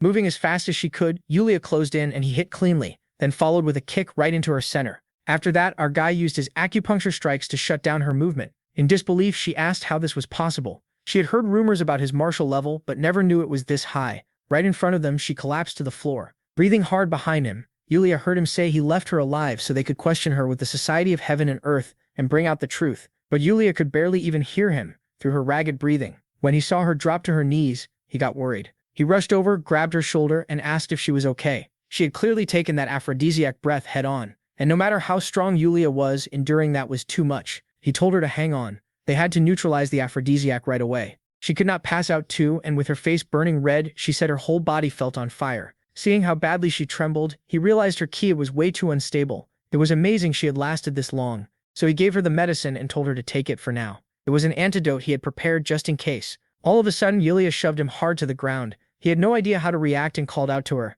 In a sweet, hazy voice, she called him her dear junior, her precious disciple. Then she slowly started taking off her clothes, saying he had nowhere to run now. Redder than ever, he begged her to wait. But before he could finish, she stripped fast and ordered him to stay still. And just like that, Julia left nothing covered. Yep, this was the demonetization moment. That was when something suddenly caught our guy's attention. He looked at Julia and realized there was nothing there. Only then did it hit him, and he wondered if Julia was actually a woman. For the love of God, man, finally notice. Completely flushed, he told himself that after all the time spent beside Julia, the thought that she might not be a man had crossed his mind many times. But since he had never seen any sign of menstruation, he pushed the idea away. Then one thought flashed through his head. He once wondered what exactly he felt for Julia. Disgust? Betrayal? No, none of it felt bad. So what was it? At first, he really did not like Julia much. Anyone would think Julia was just an insanely handsome man, and his popularity with women was ridiculous too. So our guy figured he would get in the way of his 10-year dream to become a womanizing hero. But being the junior disciple of the strongest man in the world was vital to that plan, so he decided to treat Julia only like a business partner. That had definitely been the plan from the start, but her warm way of treating him, and those emotion-filled eyes she always looked at him with, kept catching him off guard. Every time they walked side by side, he could not help noticing the smell of wildflowers coming from her. Even with all that in his head, he told himself to get a grip. Both of them were out of their minds right now because of the aphrodisiac, so he covered her up and begged her to calm down. They needed to force the drug out of her body as fast as possible. But Julia, still half gone, wondered why she wanted to do this here and now with him and why she needed to have him right this second. Seeing how flustered he was, Julia thought he was still just a clueless fool. Before he even realized it, she moved in close. Then she kissed him without warning. Caught off guard, he still gave in and kissed her back hard. After that long kiss, Julia looked straight into his eyes and said she felt something lower down. Right then, someone else arrived. It was Nina, who had come worried about our guy and called out to ask if he was there. Instead, she walked right into that shameless scene, Julia on top of him, and demanded to know what was going on. She was completely stunned, wondering what in the world she was looking at. Behind her, Tang also called for Julia and asked if she was okay. Again, shock hit the room, but there was no time for that. Tang knew the most dangerous person there right now was Nina and how she might react, so she shouted at the top of her lungs, asking what kind of disgrace this was. Our guy tried to calm her down, saying this was urgent and they needed to examine Julia's body right away. But before he could finish, Julia lightly grabbed his chin and asked him to get rid of her aphrodisiac right now. Then she kissed him again. Seriously, Julia was way more aggressive than usual. He had no idea how to respond to these sudden attacks, so he begged her to stop and calm down. Julia then turned and looked in one direction, staring at Nanya as she thought that if this woman hadn't barged in, they could have gone all the way. Seeing how angry Nanya was, her emotions trembling and breathing, Julia realized she was deeply in love with him too. That made her wonder how a seductress from the demonic faction could desire him, especially when she could never become his wife. With pure rivalry in her eyes, Julia seemed to decide that even if she couldn't be his wife, being his lover would still be more than enough. Nanya, on the other hand, thought she never should have come and wondered why she was acting like this. Still, she couldn't ignore the signal whistle. If something happened to him, it would become her problem too, that's why she came. And of course, she told herself she didn't resent him at all. The real problem was the other person. Julia, who in that moment looked to her like the lady of one sword and one smile, every bit as beautiful. That only made her madder, because this woman dared to seduce her man, and to Nanya that was unforgivable. So she yelled, calling Julia a shameless, filthy woman with no decency at all. Julia just gave a small, wicked smile and repeated, "Decency?" Watching her act like that, he realized Julia was driving out the aphrodisiac with her own inner energy, and he was shocked she could do it alone without ever being taught. Julia suddenly stood up and said she had never even been called filthy or shameless. So was Nanya talking about her? Nanya fired back that even if she belonged to the demonic faction, she still had standards. Letting out her energy, she demanded to know how someone from the righteous path could try to devour a man so vulgarly. Her inner force rushed toward Julia. At once, Julia narrowed her eyes, and just as Nanya's energy was about to hit, she sensed the storm of feelings pouring out of Nanya. That energy made Julia realize this was a Yombu Siwang technique, an extremely refined martial art. As if she suddenly understood everything, she raised her hand and thought she could fill in the missing pieces with this. Clenching her fists, she realized she could finally understand her own technique too. Nanya was left stunned when Julia brushed away her inner energy with one small move. Once she calmed down and shook off the aphrodisiac, Julia thanked Nanya, saying that because of her she had caught a glimpse of enlightenment. Of course, Nanya wasn't letting that slide. She called Julia a crazy bitch and asked how she dared read her technique, especially since Nanya had only used enough power to threaten her. Yet Julia erased it in an instant. Clicking her tongue, Nanya thought Julia had the level of a born genius, someone others could never reach in a lifetime. She kept looking at Julia as she got dressed, forced to admit the skill of the lady of one sword and one smile. Once she saw Julia was free of the drug, Nanya calmed a little, though she still couldn't stop thinking that at this rate Julia might one day reach her level. Then Nanya snapped that she had never meant to teach her anything, and if Julia was really at that level, she should be at least over 30, so why was she throwing herself at a young boy like him who was still underage? Julia turned that right back on her and said she was wrong. She still had a long time before turning 30. That left Nanya stunned, wondering how that could be. She still wasn't even 30, and had already reached this level? It almost felt like a joke from fate. After Nanya had mocked the Empress as old, Julia was nearly doing the same to her. Furious, Nanya shouted that it was impossible, and accused her of lying to her face. Julia just smiled and said if she doubted it, she could ask Tang, who was standing right there. Nanya immediately turned to her and demanded the truth, and Tang hesitated awkwardly.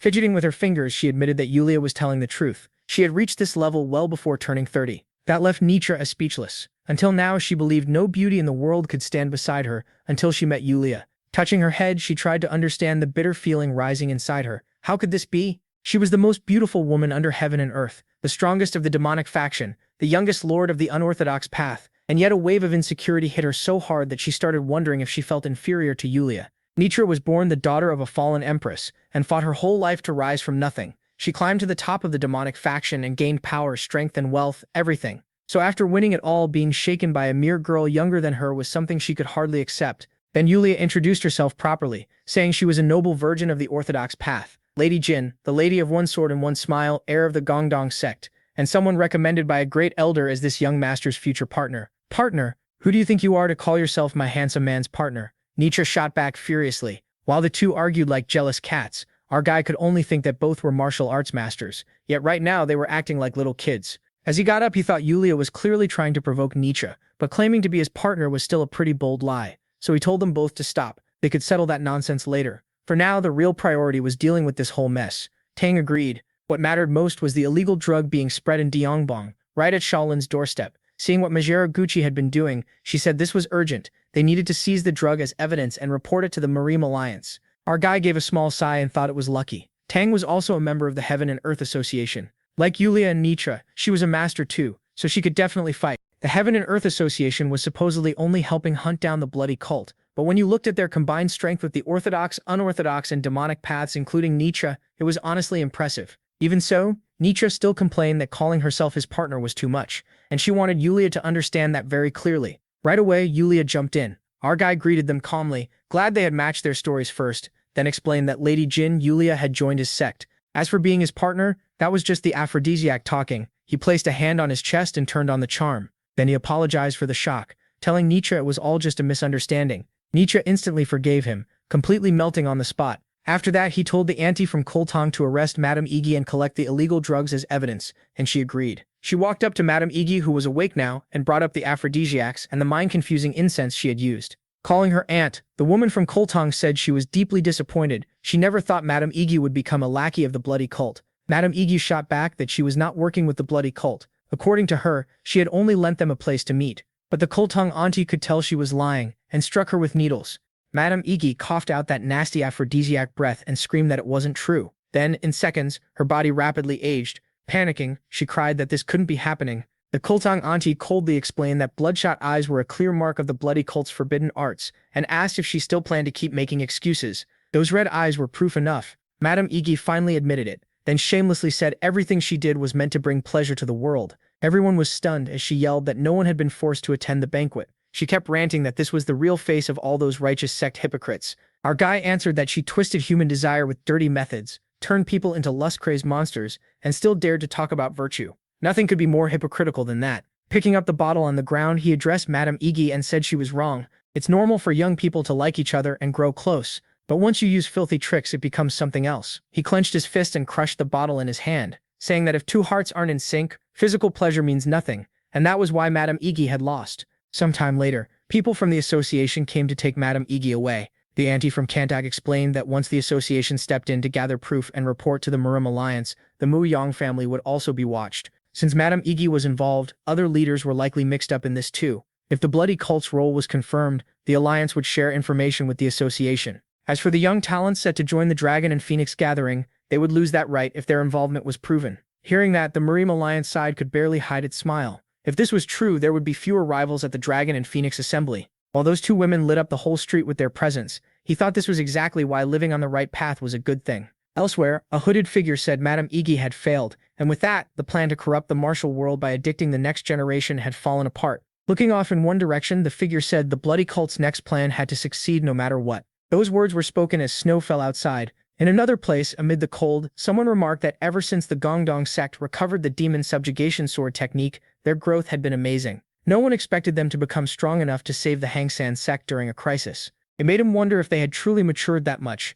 The man in front of him replied that restoring that sword art should have been nearly impossible. Yet Julia, the main disciple of the Gongdong sect, did it, and she also possessed the heavenly martial body. That caught the man's attention, and he asked what he thought. The other man brought up Julia again, and asked whether this bearer of the heavenly martial body might be able to entertain him. The man being addressed was none other than the heavenly demon, the peak of 100,000 demons, the supreme master of the demonic path, and an absolute being who split the world into three. He was also the one who killed the previous heavenly demon and took the throne. In short, this was a genius among geniuses. Breaking into a cold sweat, that same man thought about how, after reaching the mystical realm at just 30, the heavenly demon had become almost completely indifferent. But now, a human had appeared who might have sparked his interest.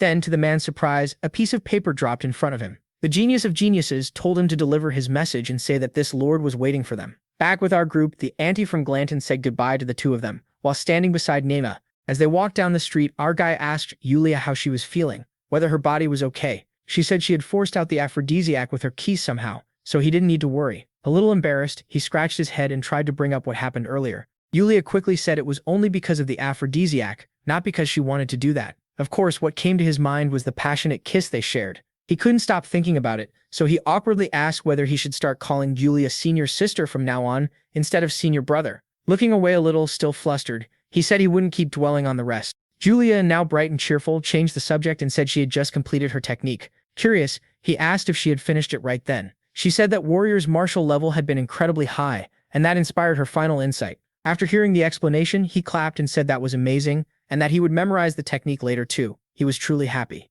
The technique Yulia restored no longer needed either solar ki or lunar ki, which made it much easier to understand. Watching how happy she looked, he wondered if this was the meaning of having a heavenly martial body, or simply the natural talent of a grandmaster. Then, Yulia suddenly apologized for hiding the fact that she was a woman all this time, and he told her it was fine, not a big deal. A little red-faced, he admitted he had been confused when the truth came out. It was a shock to learn the information he had been given was wrong, but to rebuild the Gongdong sect, hiding her gender must have helped. That was the conclusion he reached. Then he asked whether Julia planned to tell the others in her sect, and she replied that Master Kavanja already knew. She added that she couldn't tell Lady Seymour because she was an outsider, but aside from that she would tell their junior sister. As they climbed the stairs behind their junior sister, Julia kept thinking that she was still a barren woman, so she could never be his wife. Still, that didn't stop her from dreaming of becoming his lover, and sharing more sweet kisses, maybe even more. Getting a little carried away, Julia scolded herself, then decided that for now, even this was enough. She was happy just to stay by his side. Sometime later, in another place,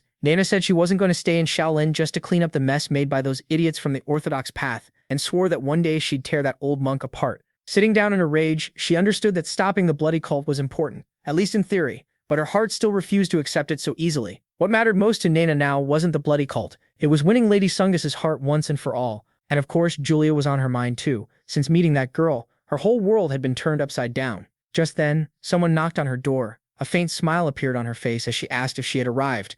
The visitor was, of course, a powerful woman. She said it had been a while since they last met, and found it strange that Manhwa had called her so late at night. Manhwa said she would get straight to the point. Raising her hand and sounding as convincing as possible, she asked whether the Sword Empress would join forces with her. The Empress crossed her arms, thinking it was absurd. Manhwa had mocked her age all this time, and now she was asking for an alliance. So she told Manhwa that more than anyone, she should know just how ridiculous that request sounded. While making tea, Manhwa said that earlier as she passed through Thumgong County, she happened to see our guy with the beautiful wandering sword master. She told the Sword Empress that Yulia's beauty could even rival Juxao's original look, a kind of beauty that could bring down nations. Then Manhwa shocked her by adding that Lady Jin, really Julia, said the young master, our guy leader Sungas, had chosen her as his future wife. Seeing the Empress hesitate, Manhwa told her not to take her word for it. Go see for herself, then come back. A second later, the Empress was gone. She raced across the rooftops of Shaolin Temple, refusing to believe it. She had felt something special between herself and our guy, and thought he felt it too.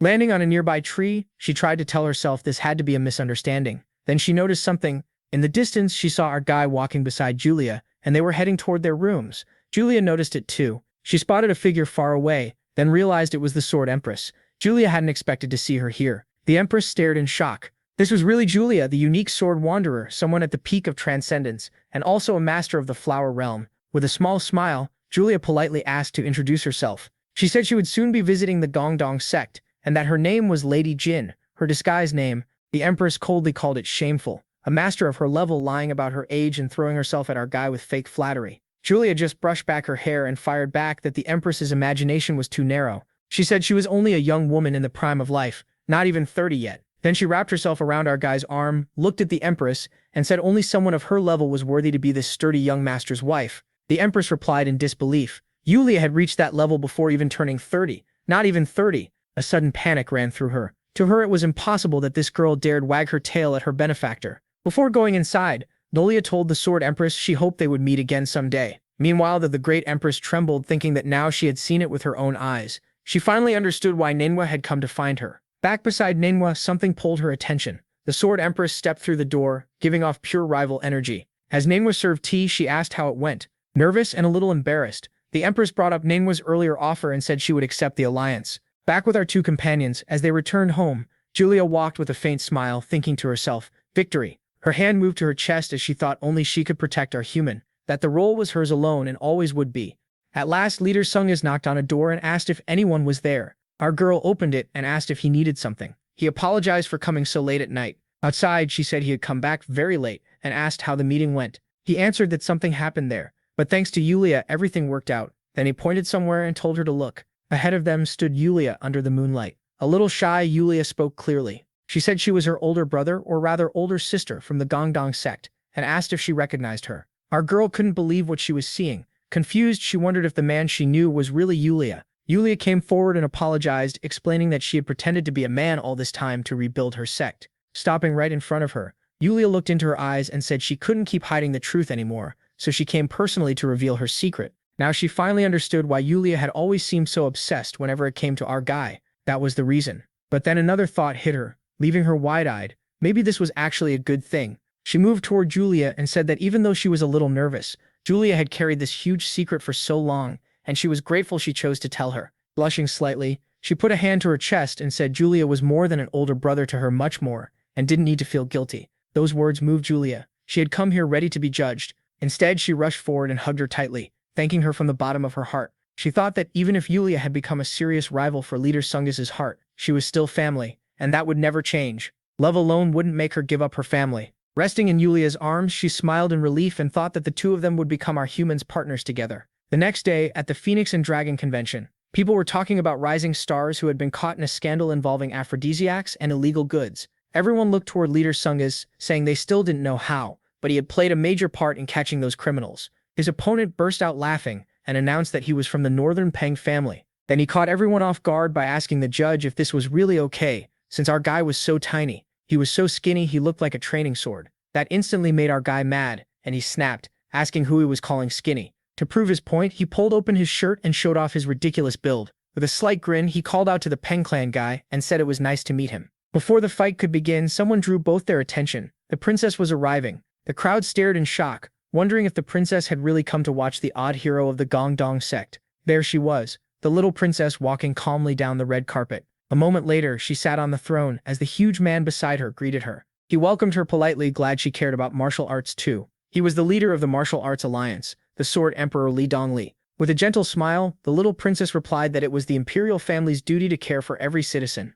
Our guy thought this was an event meant for important guests like the princess and even the alliance leader. Seeing the princess smile, he told himself that since she came all this way, he had to do his best, and he believed he wouldn't lose to anyone. He smiled back. Since she came here to cheer for him, he would show her how much he had grown. His growth. Once the match began, the Peng clan fighter rushed straight at our guy and shouted for him not to lose focus. Swinging hard, he told our guy to show the demon-subduing sword that had beaten the Nangun clan brute. Our guy jumped back and dodged the attack. Then he gave a light yawn and said his sword was only drawn for people worthy of understanding it. That enraged the Peng clan fighter, who demanded he say it again. Even the people watching were stunned by our guy's arrogance. Chelsea shook in panic, wondering what that idiot was doing. Beside her, Julia said it was fine. At his current strength, he would definitely win. Beside her, Julia said it was fine. At his current strength, he would definitely win. Meanwhile, the Sword Empress was freaking out inside while cheering for our guy. She took his line about only drawing his sword for the disgusting and strong as a sign he meant her. Beside the little Empress, something caught her eye. She looked toward the three women there, especially the Sword Empress, the same woman our guy once told all of Marim he wanted as his concubine. But what stood out most was Julia, who in her past life had been the Sword Saint. Now she was completely different from before. Thinking it over, she told herself that after the old minister died, our guy's timeline had pushed the martial world into a strange state. And when she had tried to speak with Julia in that past life, Julia's expression had never been as bright as it was now. Back then, Julia didn't care about anyone else's feelings or thoughts. The look in her eyes made it clear that without the Gongdong sect's teachings, she could have turned into a monster, an assassin star that threatened all of Mirim. Then she looked back at our guy and his match, and with just one glance, the little princess figured out what took our guy nearly 70 chapters to notice. Julia, the Sword Saint in her past life, had actually been a man, and meeting him had changed her completely. Still, she pushed those thoughts aside. Watching him release his inner energy, she told herself none of that mattered right now. She just wanted to enjoy the fight he was about to put on. The guy from the Peng clan rushed in, demanding to know how he dared challenge the Peng clan's blade. He closed in on our guy and raised his sword. Then he swung hard, but Lady Sunga stopped it easily with his bare hand. He focused his inner energy into his fingertips and gripped the blade tight. The Peng clan fighter started shaking as he pushed harder, wondering what the hell was going on. This time, our guy thought about the key skill he'd been training lately, the nerve finger technique. Catching his opponent off guard, he moved in fast and struck. The man swung wildly again, but Li dodged with ease once more and in one quick move drove a kick right into his chin. The blow was strong enough to send him flying and bouncing across the ground. He crashed hard into the wall. From above, the duel was clear to see. The Peng clan fighter had already been thrown out of the ring, and Li Sungus of the Gongdang sect was declared the winner. As the Peng clan guy was carried away, someone stepped forward, called out to Li Sungas, and praised his martial arts. With a quiet smile, the young man introduced himself as Shen Bakshan of the Huangshan sect, holder of the title Empty Dragon Sword. Looking at the beaten fighter, he said Li Sungas only draws his sword for those who truly understand it, and that performance had been impressive. After hearing that, Kuprin answered politely and said he hoped Shen Bakshan would do his best in his own match too. The other man just gave a light smile. Then he went to his sword, glanced over, and told himself that today would be the last day he carried the title of Empty Sword Dragon. With a big grin, he drew his blade and declared he was ready for the duel. He even laughed. Still smiling with total confidence, sword in hand, he believed that starting today, the one who would truly be called the Sword Dragon would be him, Lied Sungas. So what happens next? Will our guy beat the man in front of him without much trouble, or will this one be a real challenge? And will the Alliance, the Empress, and the Master of those dangerous curves ever win our guy's heart? Those answers still haven't come yet. Honestly, I don't even know what to say here. To be real, I expected Julia's reveal to our guy to hit much harder, but it didn't really go that way. Instead, it leaned into what this story has been building from the start, full of lust-driven actions. Even so, I like this mini-arc in the Pleasure House. I don't see Mishiragua as some amazing villain, but she works really well as an antagonist in her role. There's also something the Manhwa leaves between the lines, and I saved it for now instead of bringing it up earlier. It makes it pretty clear that Mishiragua is a predator.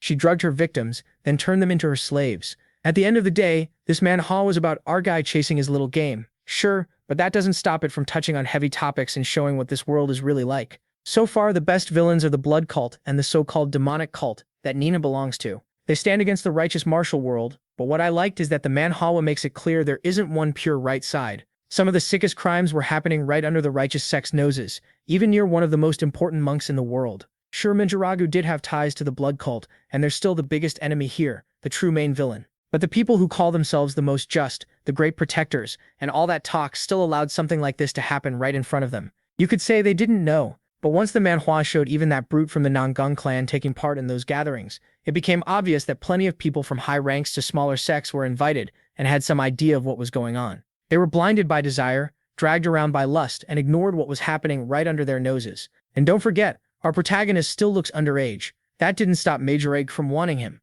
If anything, it made her want him more. It's a small detail, but it's there, and to me it also shows the author's point. These sects aren't purely good or purely evil. There's one more thing, and this part is just my own reading. A similarity between our guy and Mejiragu. Yeah, I know. On the surface, comparing our guy to a predator sounds crazy, but both of them are driven in a way by lust. What separates them is their ethics and morals. I see people in the comments criticizing our guy because he had chances to make a move, especially with Nainsha, but didn't. But think about it like this. If he really used everything he knew from his past life to trick innocent people around him, he'd be no different from Mejiragu. She throws away her morals just to satisfy her own desires. From the start, the Manhwa makes it clear that our guy wants something shared with a woman, a real connection, not just messing around. Up to this point, it feels like the story is moving toward a harem plot, and honestly, I'm hoping it turns into a well-written polygamous romance. All the women so far may focus on our guy, think about him and act because of him. But even then, they still feel like different women with their own personalities, not just objects for the protagonist. They each have their own reasons for finding him attractive and admirable, and to me, the ones clearly falling for him did so in a natural way. Aranha's feelings for him didn't feel forced. The Empress's feelings didn't feel forced either. Every romance in the Manhwa has been built pretty naturally, and even though he talks about wanting to play his little game, his actions still draw people in. That's why he ended up being called the eccentric hero. As for Yulia, that romance has been there from the very start, back when our guy was still Yulio. The two of them slowly realized their feelings for each other in a very natural way. Our guy held himself back because he thought Yulia was a man, while Yulia held back because of her secret. At least to me, the Manhwa makes it clear that whether Yulia had been a man or a woman, the protagonist would still have been drawn to her. Their bond was built well enough that the feeling would have been there either way. So in my view, their relationship was handled really well. Even with all the complications in the end, whether Jolia was a man or a woman, one of them was always going to fall for the other. So yeah, this Manhwa may look vulgar on the surface, but it's much more critical than it seems. I get the feeling it doesn't want to go too deep or become overly serious. It just wants to tell the story of a guy trying to chase his desires while the world builds itself around that. Everyone went wild for the big fight that was about to begin. From the crowd, Yulia shouted for him not to get nervous. Even as she yelled that, she remembered Shenbaxin, the guy our hero was facing now from the first time she entered Murim. She recalled the day he came up in surprise and asked if she was the divine hero of the Gungdong sect. He was a strange one. Out of nowhere he grabbed her hand, said he was happy to meet her, called it fate, and insisted they should duel. But Yulia wasn't weak at all. She beat that annoying guy. And that day she also understood why our hero had asked her to travel through Murim under a fake identity, so she wouldn't have to deal with irritating people like him. Back in the present, while everyone cheered for him, she never doubted that Piton could beat the sword dragon. Beside them, the two raised their swords toward each other. MC looked at the man in front of him and thought he knew exactly how this life would end, all because of memories from his past life. Shenbaxiao was the pillar of the Huanshan sect, and the martial world had huge hopes for his future. Even so, he never became the greatest swordsman because of Julia, who made him feel completely outclassed. In the end, his life was ruined along with a conspiracy. He attacked Julia, only to suffer a crushing defeat that shattered his spirit. After that, he destroyed his own Dantian, hid in a cave full of regret, and stayed there until he died. Now, facing that once promising warrior, Piton wondered if this fate could be changed. Shenbaxia brought up his last match and his nerve point finger technique. He admitted it was amazing, then added that the last disciple from his sect he fought, Yulia, beat him with ease. The protagonist gave a small smile. That fight must have happened during Yulia's journey through Murim, and compared to her, he still had a long way to go. Then, as polite as ever and smiling wide, Baxia shouted that this humble warrior wished to witness MC's sword for himself. Piton answered right away that he'd gladly do it, ready to grant the wish of the noble warrior standing before him, eager for a real sword clash. Baxia moved first, releasing his inner energy and declaring it was the power he had trained so hard to build, the Amicia flower sword of the Huanshan sect. With that, he rushed straight at him. The protagonist answered by releasing his own energy. He could tell Huanshan's technique mixed with quick movement, and to someone skilled like him, it was a very sharp feint. Their swords met in a short exchange, and both of their energies shook the whole ring. Pipin pulled back, raised his sword, and decided it was time to end this duel. Energy flowed from his hand and wrapped around the blade. Then he unleashed a slash of pure force that tore through everything ahead of him. The blast was so strong it covered the entire ring. Everyone watching was left speechless. Through the dust, the short guy called it the revived final move of the sword art of immunity subjugation. But the nearly naked Baxia didn't care at all. If anything, he looked happy, saying that attack had almost caught him. The crowd went wild, shouting that this was the kind of fight they expected from the eccentric hero of the Golgadong sect. Piton could only think, oh no, not this again. Meanwhile, the short lunatic just burst out laughing. He laughed louder and louder, looking completely unhinged, yelling that this match was truly fun and made him happy. He was so strange that even MC got creeped out, thinking whoever gave this man the title Sword Dragon had to be crazy too. This guy wasn't missing one screw, he was missing the whole machine. Still laughing weirdly, the man suddenly asked himself who he was. At this point, it really looked like he was having an identity crisis. Then he answered himself. He was the greatest prodigy of every generation, the one who carried his sect by his very existence. But after losing in a single strike to that mysterious person, he devoted himself to understanding the blow Julia used on him. For a long time he kept at it. He gave up drinking, romance, and even turned down an invitation to a pleasure house, all to perfect his technique. And now in front of him stood the disciple of the one who beat him, the person who lit the fire that pushed him to improve. As he let out more energy, he said meeting someone who could defeat him again was incredible. And even if he was naked in front of everyone, none of that mattered. Grinning from ear to ear, he raised his sword and declared he was freeing himself from the limits of clothing forced on him by the world, becoming one with his body and blade. Then he charged at Piton, swinging both swords and launching his attack. He blocked, but the man's sword pressure was intense. He still couldn't figure out what this lunatic had realized during the fight. There was also the sword energy itself. It had stepped into something close to the absolute realm, and even a tiny mistake could throw his ki off balance. Facing the naked swordsman, the protagonist told himself he had no choice now. He could only use moves meant to cut flesh and break bones. With a clean swing, he forced the short man back, but the duel was far from over, and once again the man rushed in with fierce attacks. His energy was so wild that before Piton could react, the rest of his clothes were blown to dust. The crowd lost its mind as everything went fully off the rails. MC just stood there trying not to care. He told himself that if both of them were naked now,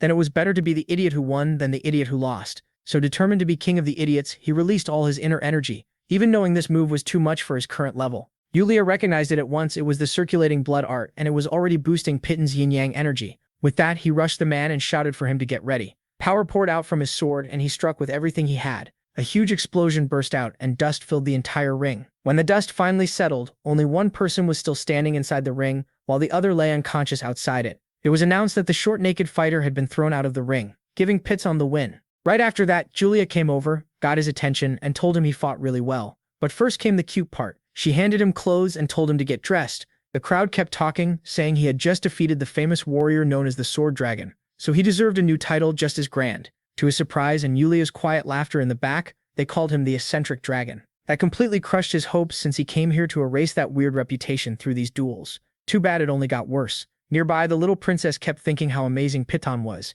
and to her it was obvious he would win. Then the young man beside her shouted that the little princess would later meet the winner of this duel, so he should get ready and wait. Both the protagonist and Julia politely bowed and said they were deeply grateful for the Emperor's grace. MC thought that even if the duel had been pretty embarrassing, he still won, and that victory was for her as well, for the little princess and the promise he had made to Her Majesty. Sometime after the match, the short man came over himself to congratulate Piton on his victory. With a bright smile, he said he had given him an insight that helped him reach a new realm. Since that was such a huge favor, he wanted to call him brother from now on. A little bothered, the protagonist told him to do whatever he wanted, while wondering why grown men kept wanting to call him brother. Setting that aside, the short man thanked him as politely as he could. Then Piton brought up the Kingston meeting. With strength like his, the young master of the Morang clan must have tried to recruit him too, right? Scratching his head, the man said that about that. After explaining that once Julia defeated him, he focused only on his training and duel, refusing drinking, women, and everything else. MC couldn't help saying that was seriously impressive. The short man tapped his chest and said he had been training every minute instead of wasting time on wine,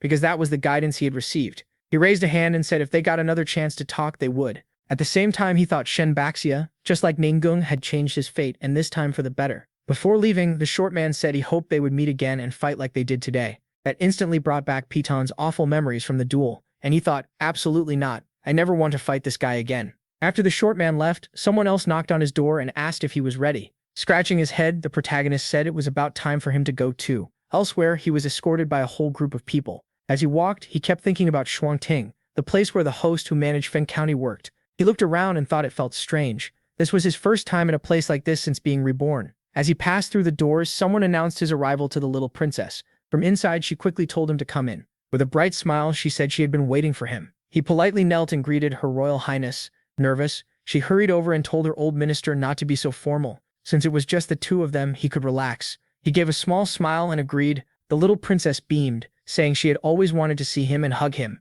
tell him she always thought about him and ask what she should do. He answered that no matter what others said, this humble servant was still a loyal subject of Her Majesty. He embraced her like a father would comfort a daughter, saying he had won the Dragon and Phoenix convention for her and hoped she would accept it. Still cheerful, she brought up his duel. She had watched it and asked if he had grown lazy in his martial arts and training. Back then, his old self had been much more composed. Embarrassed by the whole thing, he answered as politely as he could, saying he was deeply ashamed she had seen such an improper side of him. She only understood about half of what he said. Panicking, the little princess quickly said she had never thought badly of him. After all, he was her only family. That made him think. In both the modern world and the martial world, Her Majesty really was his only family. After everything they had gone through in his past life, it made sense she felt that way. Breaking his thoughts, the little princess said there was something she wanted to ask.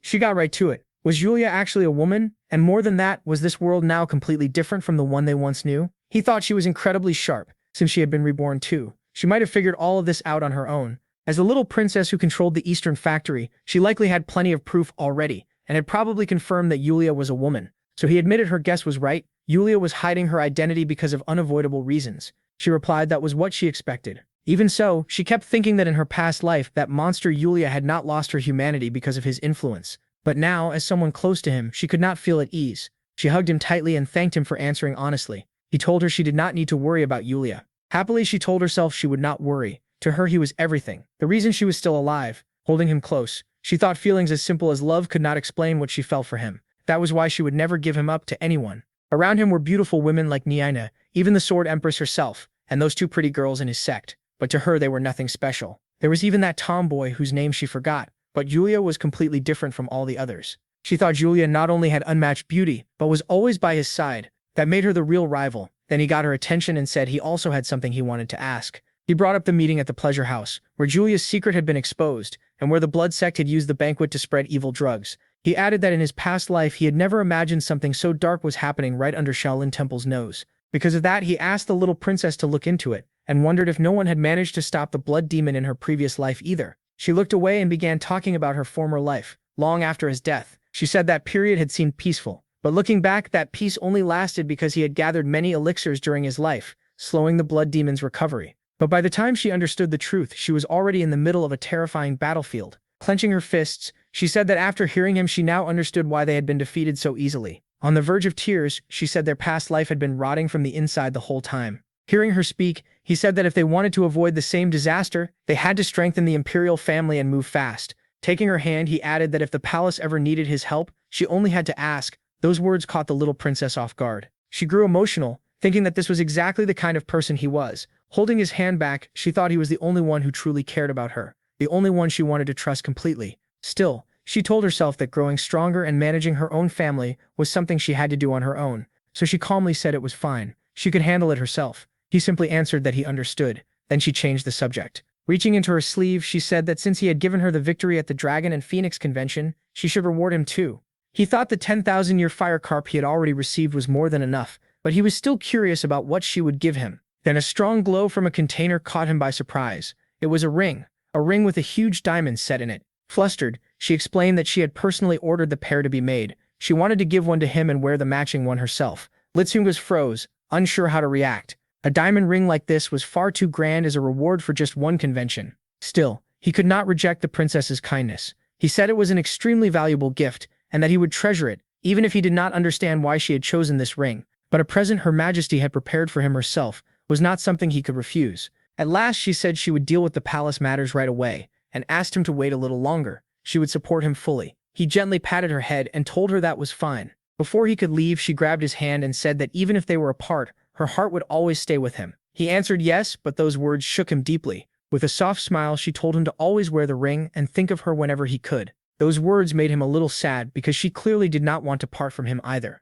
Remembering their past life and everything they had shared, he knew it was only natural that this new separation hurt her. So catching her by surprise, he pulled her into a tight embrace and told her he would always think of her every moment of his life. Happy, she said that until the day she took back her throne, she wanted him to wait for her. Later, once he was outside, he thought that wearing this gift on his hand all the time would be troublesome, so he needed to find a safe place to keep it. Then sudden shouting caught him off guard. It was the old lady from the Tang clan yelling at an elderly man, demanding to know who he was calling sister, and saying he had no right to stop her from doing what she wanted. Our guy could only wonder what was going on. Both he and Yulia seemed glad he had shown up. He quietly stepped closer and asked what was happening. She answered that the girl from the Tang clan had apparently just fallen for him. The old man nearly cried, saying traveling the world was fine, but why settle in Dongpai of all places? Wouldn't her own home be better? She shouted back that he was already being annoying. Then, to his surprise, she threw a pile of books at him and told him to take them. Confused, the old man called her big sister and asked what those were. With a quick wink, she said they were the medical and poison arts she had studied all this time.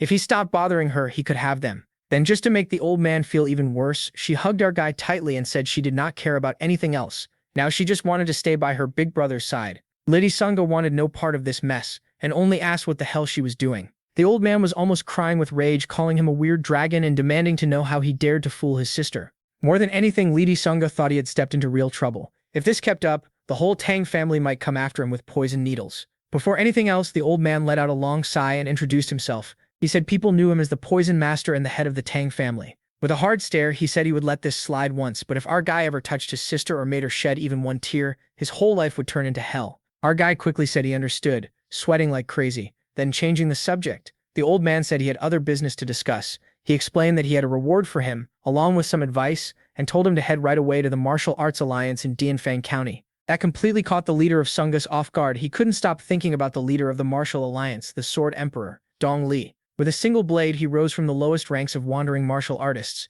built himself up alone, and reached the transcendent realm. Just the thought of meeting someone that famous in Dianfang felt like a huge honor. Before leaving for Dianfang to meet Dong Li, Julia told him to be careful. She and the others would be waiting for him. With a small smile, he told them everything would be fine. Some time later, he arrived at the Great Martial Alliance castle. There, Dong Li, the Sword Emperor himself, said it was a pleasure to meet him. Our guy politely answered that it was a great honor to meet both the Martial Alliance leader and the Sword Emperor. Dong Li invited him to sit so they could talk. As he poured tea, he said he hadn't expected this, defeating the Sword Dragon and then winning the Dragon Phoenix Assembly too. Laughing, he called him the rising star of a fading sect, and asked if the whole world wasn't making a fuss over the weird dragon. Now, while drinking his tea, our guy tried not to get mad and asked who had given him that weird dragon nickname. Without hesitation, Dong Li grinned and said it fit him perfectly. Our guy argued that Sword Dragon sounded way better than Weird Dragon. but Dong Li just asked why he wanted that title so badly. He answered at once, eyes full of resolve, because he was a swordsman too. Those words hit the Sword Emperor. Then he shouted loud enough for everyone nearby to hear that the boy was right. If the winner wanted a different title, there wasn't much he could say. That made our guy happy. He thought he was finally getting rid of that strange nickname. But it wasn't that simple. The Sword Emperor said he would only change it if our guy could endure one of his blade strikes. Only then would the title be changed. Our guy bowed and accepted, saying he would gladly receive his guidance. Then the Emperor set a small box on the table and told him not to be so tense. When he looked inside, our guy realized it was a high-grade rejuvenation pill. He didn't really need it, but thought it could still be useful as backup medicine. The Emperor said that since he had already given him his reward, they should move on and asked him to stand. Soon, our guy was surprised to find them entering an arena, while the Emperor said only a few people were allowed inside. Once inside, the two stood facing each other, each with a blade in hand.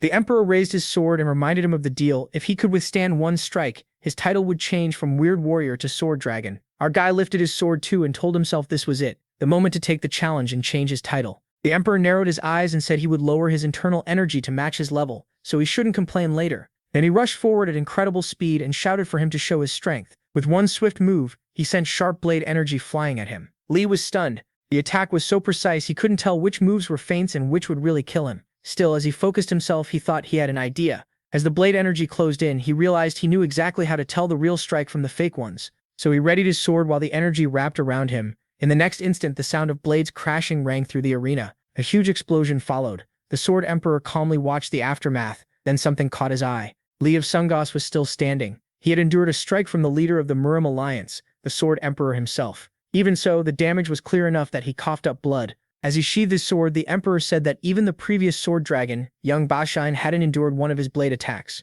Barely staying on his feet, our guy still talked big, asking how he could be called the Sword Dragon if he couldn't take a strike like that. That bold answer made the Emperor burst out laughing. He declared that he had passed and that the young disciple of the Gongdong sect, Li of Sungos, was now the Sword Dragon. Our guy politely thanked Gong Li. Too bad it wasn't exactly perfect. The Emperor said he could change the official martial title, but he couldn't control what people would keep calling him. So Weird Dragon would probably still stick. Changing topics, Gong Li pulled out a document and said he had some information to show him if he wanted to see it. Looking through the papers, he saw they were about those pleasure houses, and that the information had already been sent to His Majesty. But then he noticed something unexpected. A letter from the Heavenly Demon had been sent to the sect, and its contents said, to recover the martial arts stolen from Dong Pai, he was to come to Tian Mountain and compete against the rising stars of the demonic cult. Even so, our guy felt excited. This was a direct invitation from the demonic cult. In short, it was time for him to head to Tianhua, and that also meant it was finally time to meet that beautiful girl from the demonic cult. Seriously, the girls just keep piling up in this story.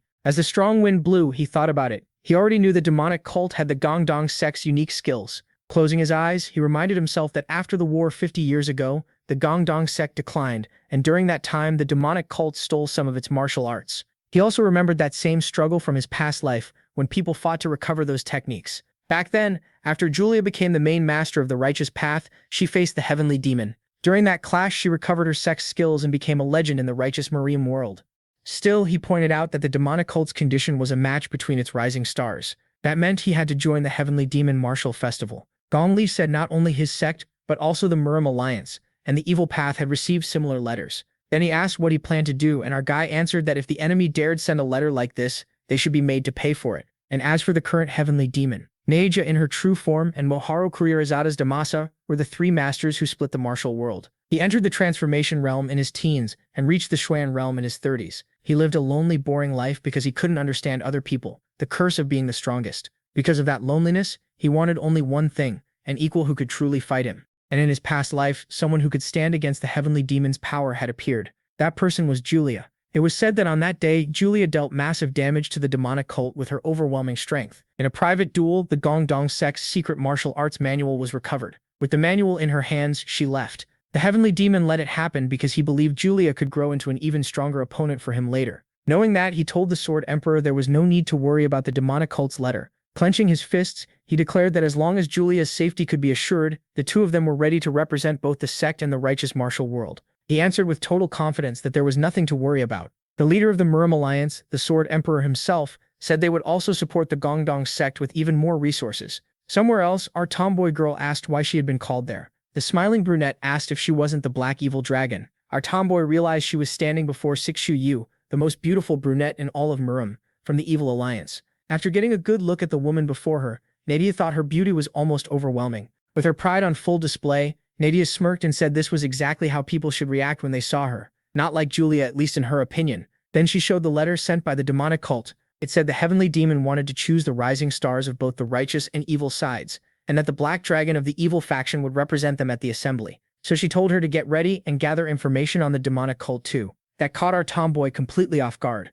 especially when she heard that Piton, from the Gongdong sect, would be there. Just hearing his name made her tense up, and a faint blush rose on her cheeks. She remembered losing to him in a clash between good and evil, and since he left the province, she hadn't seen him again, even if she wanted to. Still, the burning feeling in her chest bothered her, and she kept telling herself it was just deep hatred for him. But as she stared at the letter, she knew it was more than anger. Simple rage wouldn't make her heart pound like this. Nana asked if she was willing to go. In her heart, the answer was yes. She wanted to see him again, and figure out what she really felt. So driven by that wish, she agreed to join the assembly arranged by the demonic cult and the heavenly demon. Nana let out a small sigh, thinking it was a shame she was no longer one of the rising stars. Time catches everyone. Even so, she smiled to herself and wondered how Piton would react when he met her version from 20 years earlier. She was dying to know. Meanwhile, the curious monk asked MC if he planned to attend the assembly, and MC said nothing was settled yet. The monk remarked that the heavenly demon would probably accept the safety terms. Those security conditions mattered. Piton gave a small smile and said it didn't matter much to him either way. Sooner or later, he would have to go there.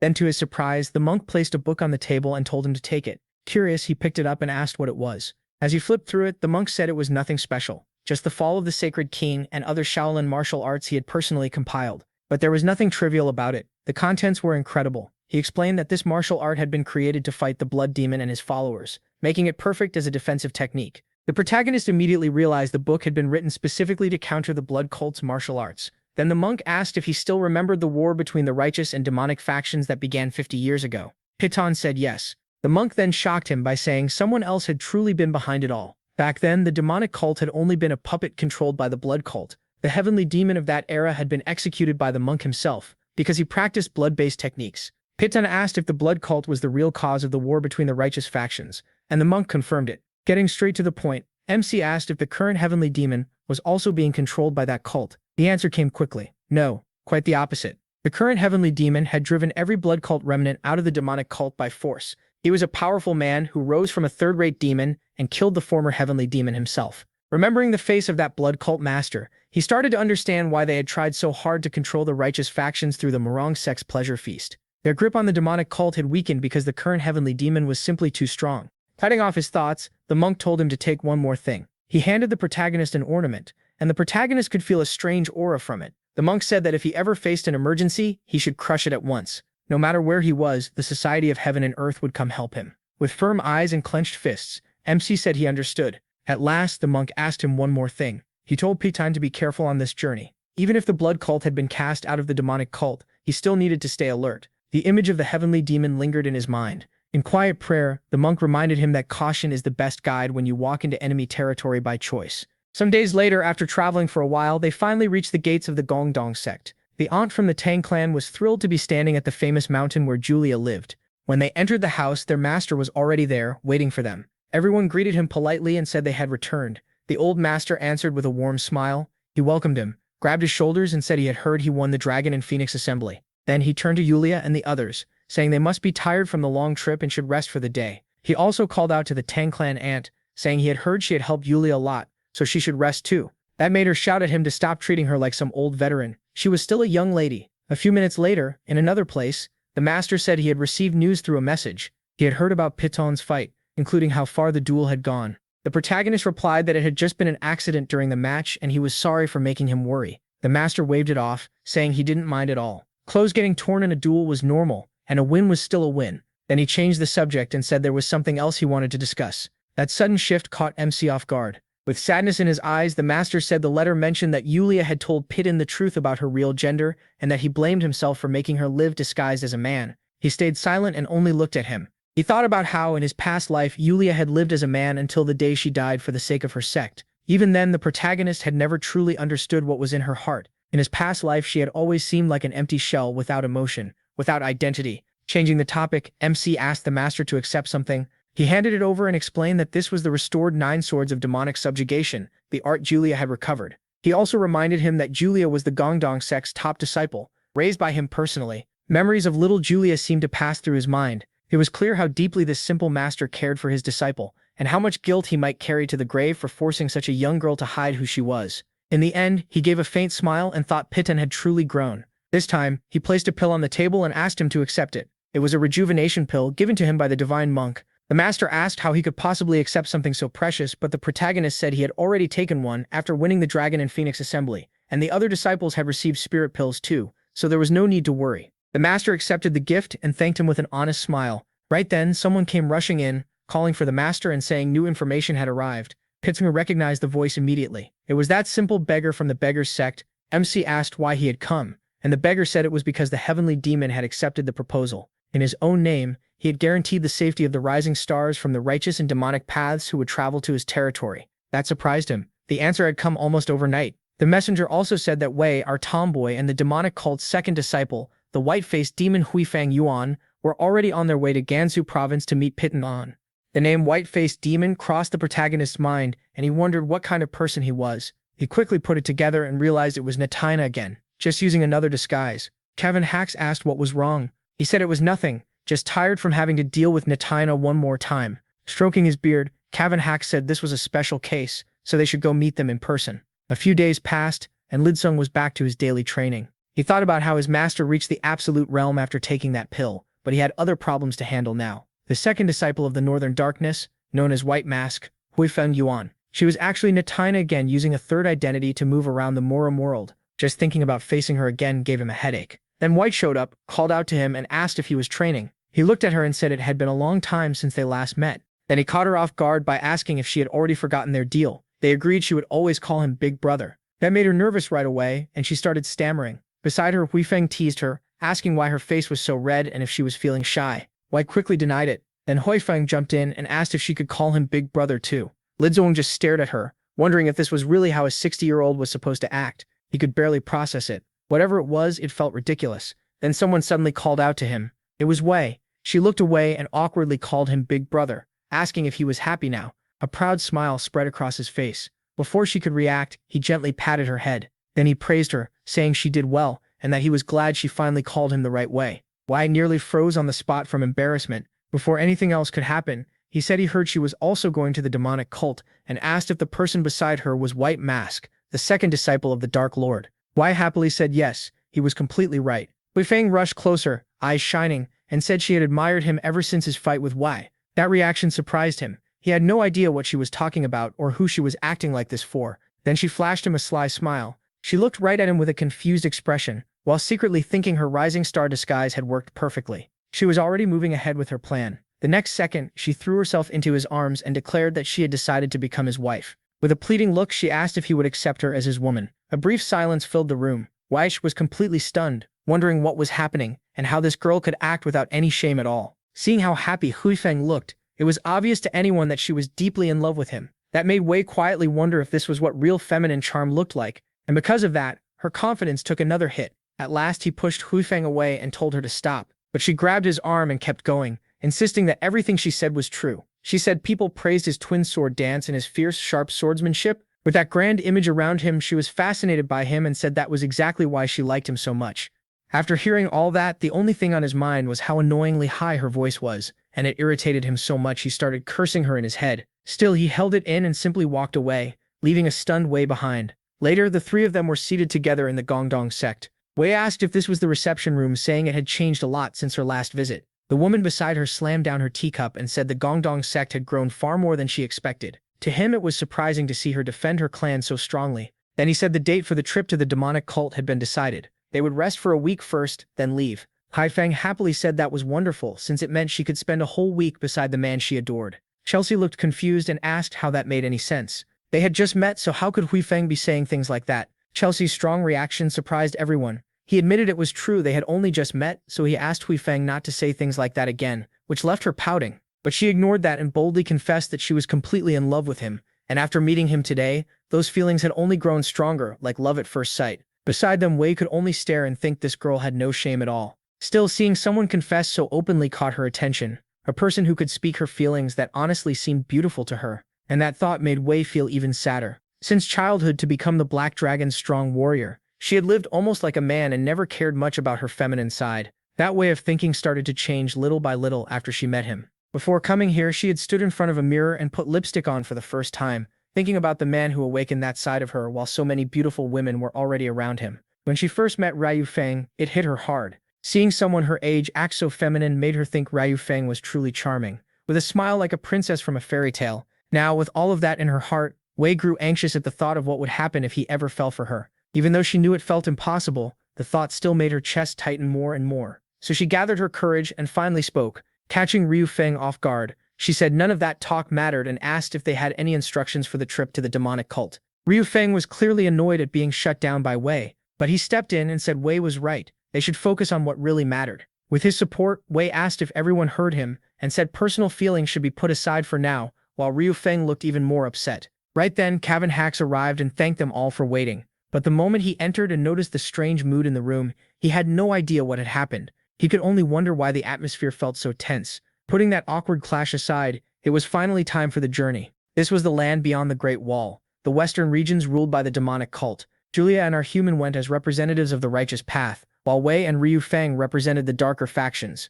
Traveling through the snow, they thought about how they were now heading to Xinjiang to attend the martial festival led by the Heavenly Demon. Even though the aunt from the Suikotan clan was a doctor, her cultivation had reached the transformation realm, so she would still be a big help. Then to his surprise, Julia stepped in front of him and said Xinjiang was getting close. Before long, someone appeared right in front of them. It was a young man asking if they were the guests from the righteous and evil paths. They remembered hearing about a nameless master from the transformation realm who supported the demonic cult. That man was here now. His name was Jiamu, one of the 5 demons. Just as Julia had said, he introduced himself as Jiamu and explained that the heavenly demon had ordered him to escort them to Xinjiang. Julia simply answered with a blunt, "All right." That caught Jiamu's attention. He said she might be on the right path, but her aura was impressive enough to stand beside 3 other rising stars, and that praise made Xinjiang's name stand out even more. Right then, he briefly locked eyes with our guy. Then he pointed at him and asked if he was the odd dragon who won the Dragon and Phoenix gathering. He shot back, "No, I'm not some weird dragon. I'm the sword dragon." That short exchange broke the tension. The man burst out laughing and said his behavior really was strange enough to fit that name. He then brought up the perverted demon from his cult, saying that after hearing so much about our guy, his weird reputation had clearly spread far and wide. Hearing perverted demon made him wonder why a peerless master like that would care so much about him. Before he could finish thinking, Julia stepped in front and shouted that she wouldn't let him insult our guy. Julia said he'd love to draw his sword and fight her right away, but this wasn't the place. Before anyone could react, a huge snowstorm stole everyone's attention. Then the great castle of the demonic cult appeared before them. From inside, a voice ordered all demons to bow before the heavenly demon. Everyone greeted the supreme. The young man announced that the rising stars of both the righteous and evil paths had arrived at the heavenly demon's hall. The leader of the demonic cult, face unreadable, told them all to enter. And just like that, the gates opened. Now they stood before the heavenly demon, the one said to be the strongest in all of Manhwa. His gaze swept across the group. He looked at our guy, then at Wei, and then at Ryu Feng. The moment he recognized her, he wondered what the hell Neon was doing here. Seeing that confident smile on her face, he wondered if she'd lost her mind. What's about to happen next? Will the heavenly demon go after Neon for disguising herself as a younger woman just to stay beside our guy? Or will he ignore her completely after seeing Julia's talent and decide to train her into a worthy opponent? We still don't have those answers, but on this YouTube channel, we'll find out soon enough. Honestly, I'm tired of seeing tomboy characters made insecure just because they aren't feminine enough. Why not write someone who knows she has a feminine side, knows she has a more masculine side too, and is happy with both? It would be way better if Wei's insecurity was only about not knowing how to handle her feelings, instead of, "Oh no, I'm too manly, so of course he won't like me." Seriously, I'm worn out by that trope. That's a shame, because this character had huge potential, a real standout tomboy. Anyway, let me talk a bit about these last 5 chapters. They mostly felt like build-up to finally reaching the demonic cult. So yeah, I'm really excited to see what happens here. We already got a hint of what might happen with our guy because of that perverted demon. So now I'm curious about how this meeting will go. But what I'm most excited for is a clash between Yulia and the heavenly demon. If it actually happens, the manhwa makes it very clear that the heavenly demon is way stronger than Yulia. But in this timeline, which I'll just call our guy's timeline since his past life is already so different, Yulia is gaining abilities much earlier than she was supposed to. So maybe she can at least entertain the heavenly demon a little, or maybe even draw a drop of his blood. That's why I'm really looking forward to that fight. I already talked about my frustration with our tomboy here, but I think this arc will finally be hers. She hasn't been developed as much as the others, and this feels like the part that will finally build her up. Like I said, I don't hate this kind of tomboy character arc. I'm just tired of seeing the same feminine insecurity story over and over. Still, I hope the author handles it well this time. It could also make a great contrast with Yulia, who was truly forced to change her gender role, and Wei, who wasn't forced to, but still ended up acting like the opposite gender. I really hope the story connects them somehow, because in a Muram world ruled by men, those two have a lot in common, and probably share many of the same pains and feelings, so I really want to see them interact. And since the manhwa already makes it clear this is becoming a harem story, if Wei is going to be part of it, I at least hope Yulia accepts her first, because she's someone who understands that same kind of pain. That shared hurt could really matter between them. In the last chapter, the heavenly demon met Noni while she was using her young martial artist disguise. He stared at her sly face and asked what the hell she was doing there. She answered through telepathy, saying that if even he couldn't sense her cultivation, he should be very disappointed in himself. The heavenly demon called her an old woman and asked if she wasn't already around 70, saying she shouldn't be acting like this. That made Nina furious. He even joked that maybe her age was finally damaging her brain. Enraged, she called him a brat who couldn't even grow a beard yet, and said he was already over 40 himself. So age meant nothing here. It definitely does. But anyway, pressing a hand to her chest, she said that if he really cared, they could talk about it later. But putting that aside, the heavenly demon wasn't interested in her. He wanted Julia, even if he didn't know her full truth yet. A small smile appeared on his face, which caught Julia off guard and left her confused. From what everyone could tell, the heavenly demon had already gone beyond the transcendent realm, far past all expectations. Our guy thought the same thing. His aura was terrifying. In his past life, this man had been beyond dangerous, and when he noticed the heavenly demon's interest in Yulia, he moved to get her attention. But before he could do anything, the heavenly demon unleashed his inner energy and filled the whole hall. Before anyone there could react, they were overwhelmed by that crushing force. Nina asked if he had forgotten his promise to the Martial Alliance, to guarantee everyone's safety here. He replied that this was only a test, no one would be hurt, and told her to stay out of it. Then he looked at Yulia and thought her eyes carried an emptiness born from extraordinary talent. He liked that expression, calling both her and those eyes monstrous. They exchanged a brief look, and Yulia realized this was his test. Facing that pressure, she wondered if this was the peak of demonic arts, a power above all others, one that could even defy the heavens and break the laws of the world. Even so, she stepped forward. Our guy tried to call out, telling her this was only the heavenly demon testing them. Julia just looked at him, gave a faint smile, and thought she wanted to protect him. Then she took another step and told herself it was her duty to surpass the heavenly demon, so she couldn't stand still. Lady Songha was already furious, and he stepped forward too, rushing toward Julia. Angry, he wondered why everyone who met Julia always wanted to test her. Looking at her face, he thought,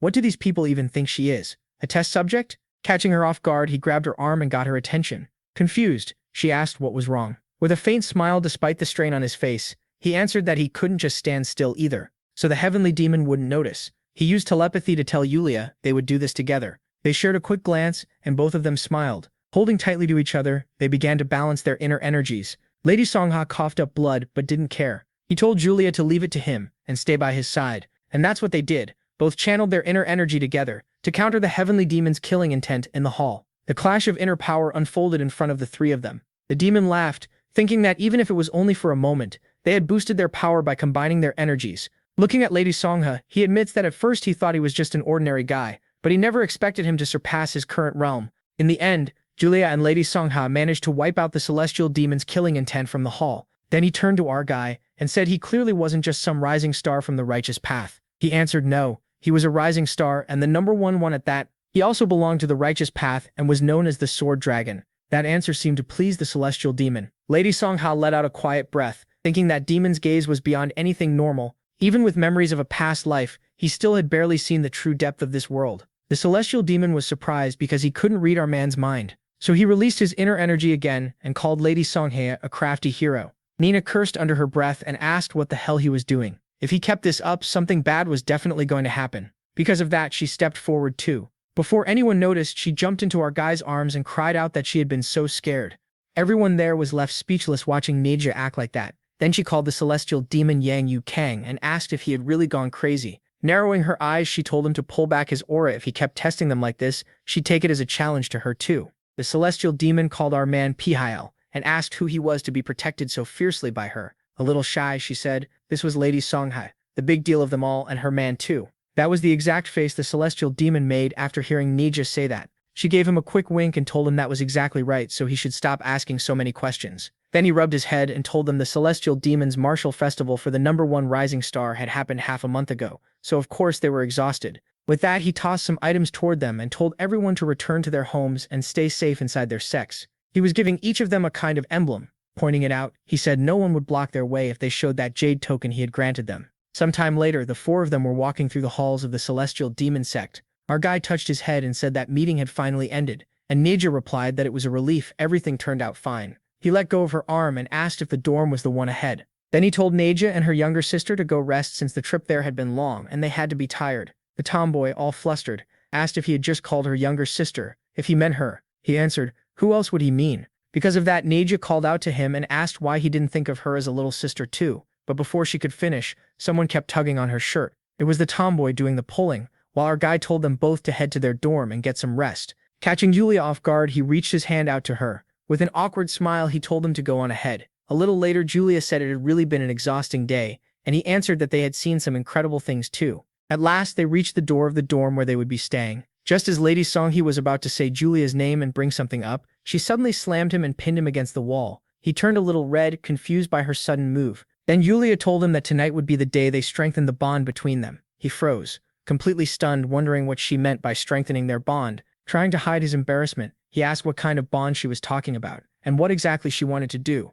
Julia leaned close and started to tell him what she wanted to do with him, here and now. But before she could finish, someone showed up and interrupted them. Our guy suddenly shoved Julia away and shouted as loud as he could. The newcomer then told him that the lust demon wanted to see him. Hearing that title, he thought the lust demon had to be one of the 5 demons, a master of the celestial demon sect. Still, he couldn't figure out why that person wanted to meet him so badly. He looked at Julia, who was blushing from being interrupted, and thought she had definitely been planning something with him, so he should apologize later. Turning to her, he said someone was calling for him, so he had to step out for a while. With red cheeks, she used telepathy to ask if he would come back to sleep in the dorm tonight, and warned him not to do anything weird, even if she wasn't there watching. He simply told her not to worry, to trust him, and wait until he came back. That made her break into a bright smile. As she said goodbye, she told him that when he returned, they would strengthen their bond, while our guy kept wondering what that even meant. Soon he arrived at a huge building. Staring in shock, he thought about how the 5 demons were transcendental masters, second only to the celestial demon, and all of them lived in this fortress-like place. A while later, he walked down a corridor lit in red. Our guy tried his best not to look at everything happening around him. As he walked, he remembered that the lust demon's palace of joy ruled the 7 demonic sects of the cult, and was one of the 7 great demonic sects. The lust filling that corridor was overwhelming enough to make the lust demon seem like some kind of Dionysus. At last, he reached the doors, and the young man with him said the lust demon was in the pool of wine and flesh right now. Then they entered the place. Our guy could only stare, thinking this was beyond words, and that an absurd amount of money must have been spent on it all. Suddenly, someone used telepathy and told him to come quickly. He calmly crossed the bridge in front of him. Then he finally reached the dark-haired beauty resting in a chair, waiting for him. Stunned, he wondered if this was really one of the 5 demons. Looking at her smile, he questioned whether the lust demon was actually a woman. Even though the lust demon now had a perfect female body, she hadn't originally been born a woman. The lust demon had once been a man, one of the most famous rising stars of the Palace of Joy. For a long time, he had been the strongest among the rising stars, with top-class techniques. Before even turning 30, he had already enjoyed every pleasure a man could want in this world. But in the end, the lust demon grew bored. To taste every pleasure under heaven, he combined the incomplete manual of generation with the unique arts of the Palace of Joy. In the end, he created the heaven transformation art, turned himself into a woman, and was finally reborn. Our guy trembled, thinking that during that process, he hadn't just castrated himself, he had also used the world's only spiritual cure, the yin-yang rejuvenating immortal fruit. The person before him had gone far beyond the word lunatic. In the end, he sat at the table and thanked her for inviting him. With a soft smile, she replied that it was a pleasure to meet him. Our guy could only answer with a stiff little smile. He already knew who she was, though. In his past life, he had secretly gone to the lust demon for advice, because he wanted to restore his little buddy. Back then, the lust demon sadly told him it couldn't be restored. He had even lost a second brother himself, and there was no way to bring it back, so he stayed isolated for the rest of his life. Back in the present, she said the drink was a humble specialty of the demonic cult called Lu Yan Fei. But before she could finish pouring, our guy apologized and said he didn't drink alcohol, which made her ask why. Raising a finger, he cheerfully answered that alcohol drained all his energy. She let out a playful laugh and said that made sense, and he apologized for being rude. Then she asked if he would prefer tea instead. She handed him a cup and urged him to drink it while it was still good. Looking at the cup, he thought it was a 30-year fermented tea, a rare old brew. Still, he wondered if, like before, she had mixed some kind of aphrodisiac into it. Even with that doubt, he drank the tea while the lust demon watched him with an amused smile. He said the tea was excellent, and she replied that she had made it herself and was glad he liked it. But he quickly got to the point and asked why she wanted to see him so badly. She stared at him and said a sword dragon like him had already made waves across the Central Plains. Even as a mere disciple, she had been keeping up with news about him. With a teasing smile, she brought up the rumors how he charmed countless girls from the righteous sex and supposedly spent every night with a different woman. Then she leaned closer and added that he had won over the proudest courtesan in the province, and even the Sword Queen, the beauty everyone praised above all others. He just wished she would look him in the eye instead of making things so overwhelming. She said she simply wanted to see for herself what kind of man had captured so many women. He answered that he never thought she'd believe those rumors. He hadn't spent even one night with any woman. She gave him a light wink and told him not to be so humble. In the demonic cult, he didn't need to hide behind a mask or act so fake. He ignored that and simply asked how she felt after meeting him in person. The lust demon licked her lips. Then she swept all the dishes off the table. Before he could react, she was already right in front of him, lunging his way. Next, she grabbed his chin and lifted his face. He froze in shock, wondering what was about to happen. Biting her lips, she looked at him with open hunger. If someone like that showed up in front of me, he quickly pushed her hand away. Then he looked straight at her with a serious face and said he wanted nothing to do with her. Confused, she asked why. She was sure she was more than attractive enough. All he could think was that this was not the day, place, or moment to lose his virginity. He put a hand to his chest and said he wanted someone who could share joy with him, both in body and in heart. In the end, pleasure alone was empty. Those words caught the lust demon completely off guard. Before he could even process it, she burst into loud laughter that filled the whole room. Touching her head, she said this was really interesting. Once she sat back down, she admitted she never expected him to be this kind of person, and that surprised even someone who had lived fully by the path of lust. Pin asked if he had passed her test. Spreading her hands, she said he had impressed her so much that she now wanted to become his sworn sister, because she truly liked what he said. Then she reached out, called MC by name, and asked what he thought. Would he become her sworn brother, or not? Stunned, he replied that he followed the righteous path while she walked the demonic one. So how could they possibly do that? She answered that even if their paths were different, nothing in this world could break the bond between them. Peyton could tell those words showed how firm her will was, so he told her that if she revealed the incantation for the heaven transformation art, he might consider her offer. She asked if he meant the technique that changed her body into a woman's. She folded her hands under her chin and with a small smile, said that if her dear little brother was asking, she could do that. But she added one condition. If he told her why he needed that martial art, then she would hand it over. Julia's face flashed through his mind, and he wondered if maybe she was a woman who couldn't bear children, with a sad look crossing his face. He wasn't sure if that was true, but he thought this technique might be a clue to help Julia. Keeping that to himself, he answered that he needed the technique to understand women. With that, the two raised their cups in a toast. She said that even if Pitten and she weren't born on the same day or in the same year, from this moment on they would value and support each other like real siblings. He drank his tea, sealing their new bond. The only bad part was that the tea was insanely bitter, but that was a small detail. At last she told him that in 8 days the Grand Duchess would host the heavenly demonic banquet, inviting rising stars from both the righteous and demonic sides. When he heard Grand Duchess, the image of a beautiful dark-haired woman came to mind. He wondered if it was Bai Wuliang, the daughter of the heavenly demon, who was really inviting them. Elsewhere, inside the heavenly demon's chambers, he remembered Julia's face and thought she might be a monster like him. Still, from what he had seen, she had some humanity left, enough to accept the people around her. That was what he felt from Pitten too.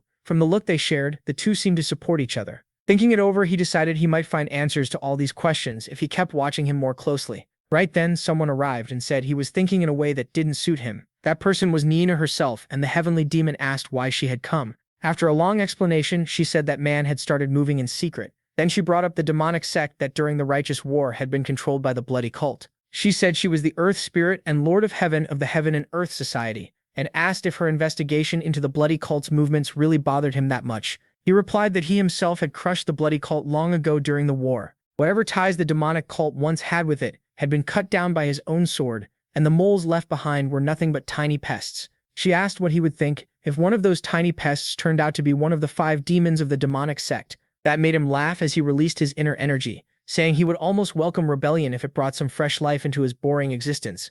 Neo only sighed and said all great masters were strange, and the heavenly demon before her was no different. Catching her off guard, he asked if she had just compared herself to him, then called her an old woman again and said she was getting playful at her age. He remembered how earlier she had protected Pitten, and that image still lingered in his mind. It didn't seem like a planned move at all. As he walked toward her, he asked if it was really possible. Was she, as a woman, truly in love with that young warrior? Nea turned red, hit his chest, and demanded to know what he meant. The whole idea was absurd. He calmly told her that anyone could see how deeply she had fallen for him. That only made Nea furious. She refused to accept it and couldn't believe the heavenly demon would say something like that. Her mind flashed back to the first time she met Penham with her real face. Then came all the careless little things she had always done around him while disguised as Nayan, and now even hiding herself as a rising star just to stay by his side. She was a girl abandoned by her mother, surrounded by terrible people who always tried to use her. So she chose to wear a mask and curse the world back because she believed she had suffered the worst curse of all beauty. All of that made one thing clear. Even when the heavenly demon confronted her directly,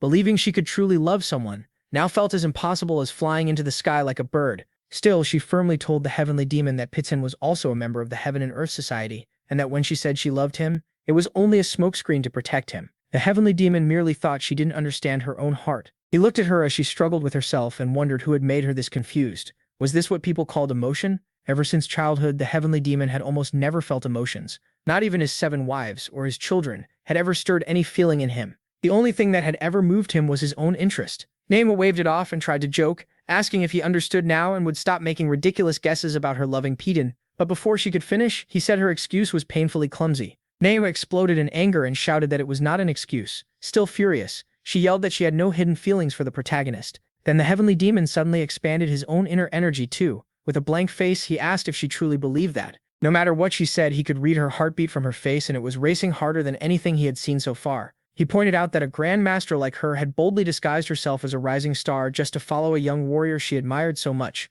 Those words left her flustered and unable to answer. Then the heavenly demon said he was curious what could make a great master like her admire someone that much, if this irrational thing was what people called emotion. Staring at her while his energy poured out, he asked if these were truly her real feelings. Nana wondered what was wrong with him now, because in this stage she had no chance of beating him. Then she remembered the monk's advice that she should be more honest with herself. But that felt impossible, because she was always the one who got hurt in the end. Nervous, she told herself that was why she wore masks. So what went wrong? The heavenly demon said her reaction had already exposed the truth she wanted to hide. And he shocked her by saying that even at over 60, she was still a beginner at life and not truly grown yet. She remembered the first time she met our human, back when she was still hiding behind a mask. His actions, his face, his smile, and that strange mix of emptiness and feeling she couldn't understand as she watched him walk away. She was too ashamed to call out and ask him to wait, so she spread rumors just to make him notice her. And now she had put on another mask just to stay by his side. At last, she understood why she had done all of it. The image became clear,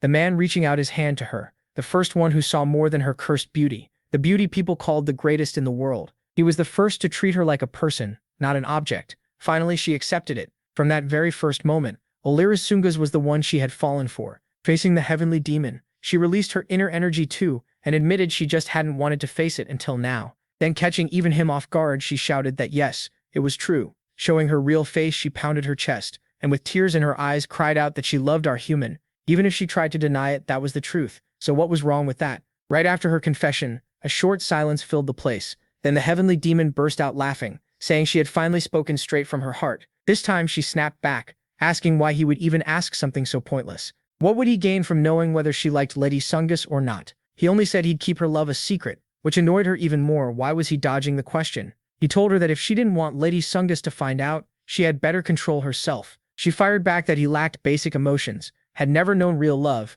and still dared to lecture her. Looking right at him, she said she felt sorry for his wives and daughters. The heavenly demon narrowed his eyes and asked, was she mocking him? Then he asked if love was really that important. She laughed and answered that the very thing he had always searched for, interest itself, was tied to that. So what did he think it was? With her arms crossed and a sly look, she asked if he still believed life was nothing but martial arts. After that sarcastic jab from Ninla, he stayed silent. In the end, she left, telling him to forget the whole talk. Discussing human feelings with him was like reading holy words to a cow. Useless. A little later, after Ninla was gone, he sat on his throne and sank into silence. In his mind, he saw the smile of a little girl calling him father. He remembered his daughter happily handing him a flower crown with a bright smile. But back then, he had said nothing. Instead, he walked past her without a single word. He left her there, never even trying to understand why she came or what that flower crown meant. Thinking back on it now, he realized Niana's words made sense.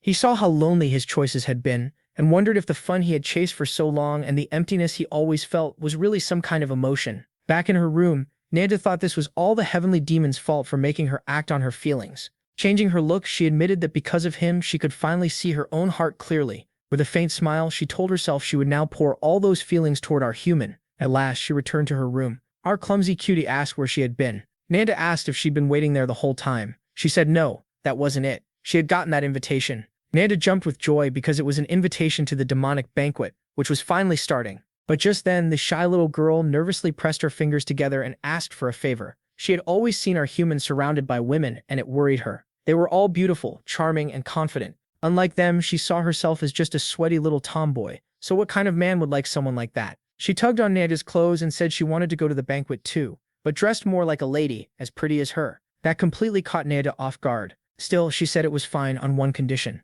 The girl quickly asked what that condition was. Nanda thought that now that she had admitted her love for our human, she should be the one to become his main wife. Closing her eyes, she told herself that as the main wife, it would be her duty to manage her husband's concubines. That was why, as she looked at our cute tomboy, she declared that from now on, every possible concubine of our human would be under her control. With that in mind, she pulled the girl's hand close and said with a bright smile that she needed to stay by her side, no matter what happened. A little confused, the girl answered that shouldn't be a problem. After that, Nanda grabbed her hand and said they needed to go to her room right away. Meanwhile, our human returned to his dorm. As soon as he got there, Yulia jumped on him. She said he had finally come back. Catching him off guard, she started acting like a jealous wife, saying she couldn't smell any woman on him, but she could smell alcohol. Pouting, she asked if he'd been drinking with that luxurious demon, while he just wondered what kind of face she was making. After sniffing his own clothes, he explained that he and the luxurious demon had been talking by an artificial pool with wine and meat, so that was probably the smell. Yulia then asked what happened after he met that demon, and why the demon was interested in him in the first place. Hearing her worry like that reminded him Yulia was a woman, and seeing her care so much stirred strange feelings in him, so he gently pushed her back a little, and said that he and the luxurious demon had become sworn siblings, leaving Julia even more confused. He explained that he first refused the offer, but the demon insisted so much that he couldn't avoid it. Julia asked if he didn't already have a sworn sibling, then nervously wondered if the luxurious demon was better than her. Confused by how she was acting, our guy quickly said of course not, she was obviously better. Happy to hear that, she hugged him tightly again and said she liked him even more now. Still, she hated how strongly he smelled like alcohol. Then she suddenly said she was going to bathe him and scrub away every bit of that smell. Startled, he asked what she meant by bathing him, and she explained that she'd heard water here was precious. She had worried they might not get to bathe, but luckily there was a bathhouse nearby. With a sweet smile and a hand on her chest, she added that between sworn siblings, a bath like that was nothing. It would only make their bond stronger. Lixo Disunga was left speechless, wondering if she had forgotten she was a woman. Suddenly, a powerful inner energy filled the area. It caught Julia off guard, and she quickly stepped in front of our guy, released her own energy, and said something was definitely wrong. Then they came face to face with the heavenly demon, floating above them under the moonlight. He told Julia not to be so wary of him. She asked why he had come looking for them so late at night, while he told her to suppress her inner energy. At last, he landed on the ground in front of them. Standing before the two, he said there was something he wanted to ask. So what happens from here on? Could the heavenly demon end up falling for Julia too? Now that Nanja is in love with our guy, and now that Nanja has realized just how deeply she's in love, will she start acting like the queen of our guy's harem? For now, those questions are still unanswered here on this YouTube channel. And honestly, this part might have gone by a little fast, but now we finally understand almost everything about Nanja as a character. What she went through, how she lived, and the choices that made her act this way, and even where her hatred of men came from up to this point. She used that hatred of men as a way to get closer to our guy. She wore a mask inside and out, fooling everyone including herself into thinking she didn't really like him. But that's not exactly news. Everyone already knew Nintara felt that way. Still, watching her realize it, accept it, and understand herself was really beautiful. I just hope she gets even more development, because all of this led to her finally seeing she was in love. We also got a bit of her past, like how her mother abandoned her. That helped explain why she was always hiding behind other identities and disguises. Even so, I want to know more about her. What drove her, how hard she trained, and why she wanted strength so badly. We already have some idea why she needed to become stronger, since she ran into people who tried to mess with her. Another character I think is finally about to get attention, and honestly I've been waiting for it, is someone I think the next chapters will develop more. That would be our dear tomboy girl here. Sadly, it looks like the kind of development I expected.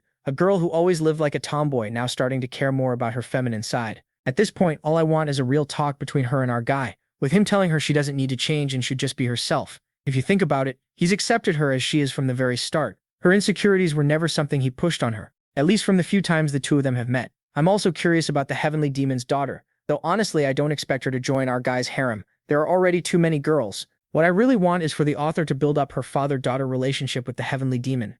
I want him to finally understand what Nija was trying to tell him, that explaining emotions to him was like reading sacred text to a cow. I want him to grasp what being a father means and get closer to his daughter. That's the growth I want from him. As for her, I hope she doesn't forgive him too easily. After everything she's been through, she's built up a hard shell. She shouldn't just accept her father. She's as emotionless as he is, so let him work for it. That's what I want from her. And I want the heavenly demon chasing after his daughter, basically begging her to forgive him. Because honestly, nothing is better than seeing an insanely powerful character get turned into a fool by his own family, by his wife, his daughters, his kids. Just let him be a real dad. Everyone knows people are most vulnerable around family, and I want this man to value the family he already has. The guy has 7 wives for crying out loud. Come on, man. Sorry, I got a little heated. Anyway, I'm really curious about where this talk with Yulia is going. And speaking of Yulia, easy there, girl. She's not holding back at all. She looks ready to pin our guy to the wall and go for it right there. She is seriously thirsty. To Yulia, our guy has basically become a piece of meat. This whole journey started with him just trying to survive, and now he's stuck with the hungriest hunter of them all. Yulia knows exactly what she wants. The heavenly demon went straight to Yulia and our shorts-wearing guy because he had something to ask him. Confused, our guy wondered what this scary man wanted. Getting right to it, the heavenly demon said he had taught the demon of lust about the joy of the heart and filled her emptiness, so he wanted to know if he could teach him too. Our guy stayed cold, cursed the demon of lust in his head, and wondered what in the world she had told the heavenly demon. Meanwhile, the demon simply waited in silence for an answer. A few hours earlier, right after meeting our guy, she had been thinking about his words and this so-called joy of the heart, a view she had never considered before. While she was lost in thought, demonic energy filled the area. A portal suddenly opened in front of her. It was the heavenly demon himself, coming in person to ask if her talk with our guy was over. She quickly dropped to her knees and greeted him respectfully. Then, worried, she asked what brought him there. With his arms crossed, he said he had heard she mastered the 5 desires and 7 human emotions. With an empty look, he brought up love, emotion, and feelings, then asked if she could teach him about them. To his surprise, the demon of lust said there was someone who understood that far better than she did. She meant our guy, telling him that her sworn brother, the weird dragon Pitten, had the answer he wanted. He asked if she had really formed a brotherhood with him, and she said yes. She explained that she had enjoyed every pleasure imaginable, yet never knew how to deal with the emptiness left in her chest after it was over. But after meeting our guy, she realized that unless she understood her own heart, she could never become the true demon of lust, and she owed that insight to her little sworn brother. Touching her chest with a sincere smile, she told the heavenly demon that if he truly wanted to know the joy of the heart and the happiness of knowing himself, he should seek him out. And now we're here. After guessing what he wanted, our guy asks if he came in the middle of the night to learn about this joy of the heart. The heavenly demon says yes and bluntly asks what that joy really is. As he's served tea, our guy explains that there are different kinds of pleasure. There's an old saying, it's better to be a hungry human than a full pig, and better to be an unhappy philosopher than a satisfied fool. Raising a finger, he says, simple physical pleasure is only animal-level pleasure. No matter how much you enjoy the body alone, that by itself won't fill the emptiness inside you. The reason is simple. We're human beings. The heavenly demon admits he gave himself over to physical pleasure and slept with women, but never felt any true inspiration from it. Our guy says that's because those were only physical relationships. The joy between man and woman should be a means, not the final goal. When a man and woman share their hearts and use that closeness to confirm their love, that becomes the highest pleasure, one that satisfies both mind and body. The heavenly demon asks if that means he should truly love his wives, and our guy answers yes without hesitation. He adds that a man who can't take care of his own home, who neglects his wives and children, has no business trying to bring peace to the world or reach the highest realm when there's no peace in his own house. Thinking deeply, the heavenly demon mutters about cultivating himself and managing his family first. Seeing that, our guy figures this must be hard for him to grasp, since back Nuri Yang, the heavenly demon, was an orphan. It makes sense that he never learned how to give or receive love. In his past life, the reason the first princess, the heavenly demon's daughter, Baek Janha, fell apart was her father's coldness. She worked incredibly hard and rose to young leader of the demonic cult just to be acknowledged, yet still never got the love she wanted from him. In the end, that neglect drove her into starting a civil war. It became a tragic story. She died by the very hands of the father, whose attention she had always wanted. Even though the heavenly demon stepped in afterward, the damage inside the sect was so severe they had to shut all their gates. At this point, it's clear to our guy that those filthy leeches were pulling strings behind the scenes, since they were always watching the demonic sect. Clenching his fists, he thinks that until the demonic cult is dealt with, closing the gates would be dangerous. One way or another, right here and now, he has to teach the heavenly demon about love. After thinking it over, he calls for his attention. Raising a hand, he says that if this is too hard to understand, he can show him a much easier path. Then he leans in and whispers a long plan into the heavenly demon's ear. After hearing it, the heavenly demon bursts out laughing and calls our guy an insolent madman. Our guy says he's serious and asks him to at least hear him out. Before leaving, the heavenly demon says they'll meet again after the heavenly demon festival, and hopes that next meeting is just as interesting as this one. Somewhere else, the first princess was training her martial arts. She told herself it still wasn't enough. With a hard look in her eyes, she kept training, knowing she was still far behind her father. As she put away her sword, she wondered why she still couldn't break into the transcendent realm. Clenching her fists, she thought about how she had inherited her mother's secret sword demon clan arts, one of the 7 great demonic sects, yet she was still stuck at this level. Then she remembered her father's face. No emotion, no disappointment, not even any hope for her. She could never forget it. His words still echoed in her mind. Is that all you have? She never knew how to answer that, or even how to feel about it. Furious, she wondered what she had to do to finally earn her father's attention. She bit down so hard her gums bled, thinking he had invited Julia here because only someone like her could satisfy him. While she was lost in those thoughts, the heavenly demon himself was nearby. He quietly wondered if she was still drifting without ever truly growing. Then he pulled out the scroll from his pocket and looked at it. He recalled our guy asking him to try this heart training by paying more attention to his oldest daughter. And now, watching her train, he remembered those words that her talent, which seemed lacking, might bloom with a little praise and some attention. Yulia was stunned when her father appeared behind her and called her name. She turned around, hardly believing he was really there. A second later, she quickly dropped to her knees and greeted the heavenly demon. He told her to stand, then tossed the scroll her way. Holding it, she wondered if this was the unique secret art her father had perfected, the demonic desolation art that shattered the heavens. She asked if he was really giving it to her, and he said she could do whatever she wanted with it since it was useless to him now. Looking down at the scroll, she couldn't understand why he was doing this now. Then doubt turned into emotion, and her eyes began to water as she wondered if he was actually trying to help her. Seeing that reaction, he called out to her. He remembered what the leader of Sungas had said,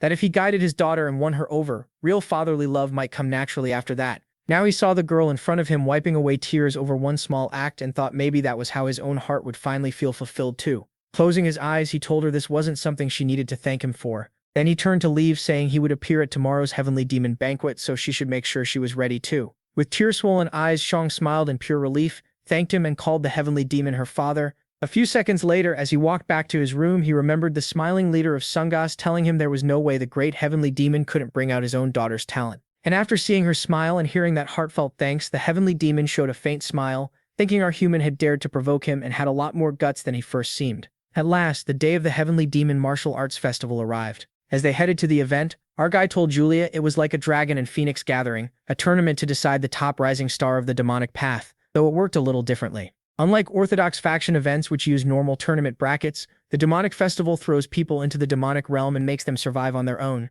It tests survival skills along with martial strength, basically a battle royale.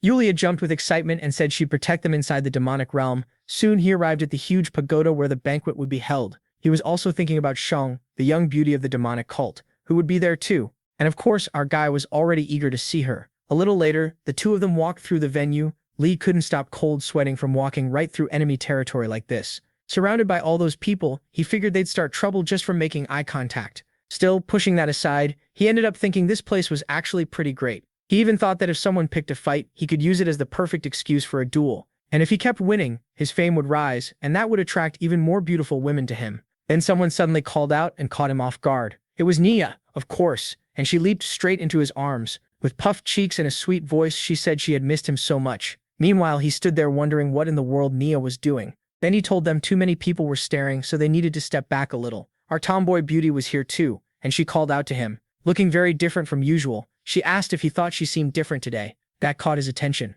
Seeing how nervous she was, he guessed she had put on a little makeup. Right then, all the men around them started cheering, saying our guy was surrounded by beauties. They'd heard he changed women every night, and now it looked like the rumors were true. He could only stand there embarrassed by all of it. So he pushed the two girls away a little and wondered why people were saying so much nonsense about him when he was supposed to be a rising star. That was when the demon of lust showed up too, asking if he had already stolen the hearts of those two lovely girls from the demonic path. She grabbed his arm and said now this was real skill. No wonder he was her little brother. Annoyed, he said it was all a misunderstanding, while the demon of lust burst out laughing. As quickly as she came, she left again, saying they'd meet later. Everyone nearby was shocked that he had even formed a sibling bond with the demon of lust. Because of that, they started calling him the leader of Sungas with steel underwear, saying it made sense that he was such a shameless dragon, and they were starting to admire him too. He smiled on the outside, but inside he was totally confused. He wanted to start a fight with these people, yet they were all admiring him instead. Then the beauty among beauties of the demonic clan, Shioroha, stepped up to him and said he seemed to be having a great time. Everyone around them was stunned to see the demon princess. Within seconds, they all dropped to their knees and gave their grand greetings to the young leader of the demonic cult. She raised her hand and said she had expected something from a rising star who made a name for himself in the orthodox faction, but after what she had seen, he was nothing but a shameless creep. Pointing straight at him, she asked if he had finally thrown away that fake orthodox mask. And this was exactly what he had been hoping for, a chance to be challenged. Striking a pose, he asked who she was calling shameless, and whether this was really how the young leader of the demonic cult welcomed a guest. With a small smile, she said he was pretty confident, and in his mind, everything was going perfectly. With Shiroha right in front of him, he thought this would lead straight to a duel and help make his name. But then, out of nowhere, Naina shouted at the top of her lungs for him to stop. Catching Shiroha off guard, Naina called her auntie and asked who she thought she was. Grabbing our guy's arm with the tomboy beauty joining her rescue, the two girls demanded to know why Shiroha kept picking on him. A brief silence fell over the whole place, but the biggest surprise was Shiroha's reaction. Furious, she demanded to know who Naina was calling auntie. Naina, clearly knowing exactly how to make people mad, stuck out her tongue and said that insulting our guy was the same as insulting her. Then she pulled out a sword from her chest, pointing it at Shiroha. She said that if needed, she'd step in herself and deal with this little princess of the demonic cult. Not backing down at all, Shiroha drew her sword too, and declared that today she would teach them the greatness of her sect. Nansha just mocked her, saying it was all talk, and just like that, both of them were ready to throw down. But before anything could happen, the heavenly demon arrived and ordered them both to stop. They froze and looked toward the heavenly demon standing there. Like a wave crashing down, every head bowed at once, and everyone shouted together, wishing long life to the heavenly demon, ruler of the divine sect that commanded the heavens. He walked over to Nansha and reminded her this banquet was meant for the factions to meet, not to be ruined by arguing. Using telepathy, he asked if she had lost her mind. If this kept up, blood would be spilled. Sulking, Nansha shot back, asking if he was finally acting like a father after all this time. Still, she dropped the issue for now and formally bowed to the heavenly demon too. Yulia watched them closely and wondered if they were talking through telepathy. Meanwhile, Shiroha looked clearly uneasy in front of him, her voice shaking. She called him father. He replied that Lied Sungus was a master so skilled that even the demon of lust had recognized him. Then he walked past her and said someone from his sect had to prove themselves through martial arts, never through words. Anyone could talk big, and words meant nothing. But hearing this from her father, the one whose approval she had always wanted, made her whole spirit bloom. Moved to tears, she slammed her head to the ground and answered loudly, "Yes, sir, father." A bright smile spread across her face, happy that her own father had given her that advice. After that, she stood up, called out to our guy, and officially challenged him to a duel. With firm eyes, she declared that her sword would expose his hypocrisy. He simply said that was fine and accepted. Then he put on a shameless grin, picturing every curve of Shangha and thinking it wouldn't be bad at all if she became one of his concubines too. A little later, we moved to the heavenly demon's chambers. Naoring was still on his mind. Even as the master of a mystical realm, she had no problem jumping into a fight with his daughter, who was 50 years younger. Then, out of nowhere, the cup in his hand cracked. Looks like Dad's getting worked up now. Seeing the Queen of Hell, Naiking, provoked Songha so hard stirred something inside him. He clenched his fists and wondered if this was what Lied Sungas had meant about him. Was this an emotion? Back in the demon cult arena, the two stood face to face. The duel was announced, the young heavenly demon princess against the strange dragon of the Orthodox faction. The crowd still wasn't sure who would win. Songha seemed like the clear favorite, but our human couldn't be underestimated. They all remembered the dragon and phoenix gathering, where he had released sword intent, even if imperfectly. He glanced at the crowd and could tell the judging had already started. Then he looked at the girl in front of him and figured duels must be normal in the demon cult. "I'm betting 50 cents. Songha ends this fight with no clothes left. Honestly, author, you don't even surprise me anymore." Catching him off guard, she told him to draw his sword, pointing her blade at him. She vowed to face him by the laws of the divine cult. He drew his sword and casually answered, "All right." Full of swagger, the sword dragon and top genius of the Orthodox faction said he'd let her make the first move. But before he could finish, Songha was already right in front of him. Narrowing her eyes, she said he'd regret those arrogant words. Their blades collided, and both of their inner energies burst outward. Cold sweat ran down his back. He expected her to be at a transcendent level, but her martial art felt different. Even the Imperial Palace had records of the heavenly demon cult's philosophies, and what he knew about Princess Shangha was this. She had inherited martial arts from her mother, who came from the demonic sword sect, so he thought she would use the 1,000 demonic swords technique. But the strike she had just used carried none of that demonic sword energy. That made him wonder, had she learned the martial arts of the heaven-destroying demon emperor? And if that was true, he poured out all his inner energy and decided to settle this with the mixed origin unified chi technique. A fierce sword clash followed, shocking everyone in the stands. The waves of inner energy left the whole audience speechless. Both Songhas and Lied Sungas were showing unbelievable control over martial arts. Smiling, he thought about how in his past life the heavenly demon had never taught his martial arts to anyone. As he knocked Songha back with a swing,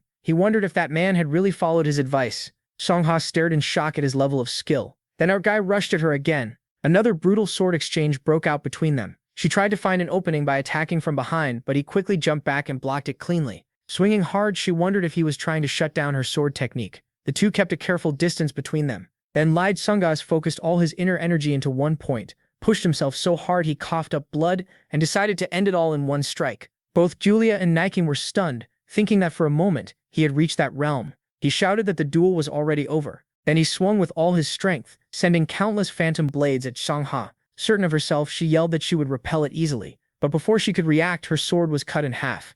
A huge blast erupted where she stood. The impact sent her flying away. She twisted in mid-air and landed on her feet. Meanwhile, our human closed in from the front. To the shock of everyone in the demon cult, his sword stopped right before the princess, the young leader of the cult. With her on her knees before him, he asked if there was anything else he still needed to prove. The young Han narrowed her eyes and stared at him. He asked what that look meant. Was she upset because she had lost to a so-called hypocrite from the righteous faction? A crushing silence filled the arena. As he wondered why things had gotten so weird, she asked why her clothes were still intact. Yep, author, you got me again. That question completely confused him. Furious, she demanded to know why her outfit was still untouched. Wasn't he the weird dragon? Lied Fungus? He was still trying to process that when she asked if he was saying he hadn't even used his full power on her. Angry now, he shouted, asking what the hell she meant. He had absolutely gone all out, but before he could finish, the whole crowd yelled that he was a liar. Everyone knew his tricks by now. In every big duel, his opponent's clothes somehow got destroyed, either to humiliate men or turn women into his concubines.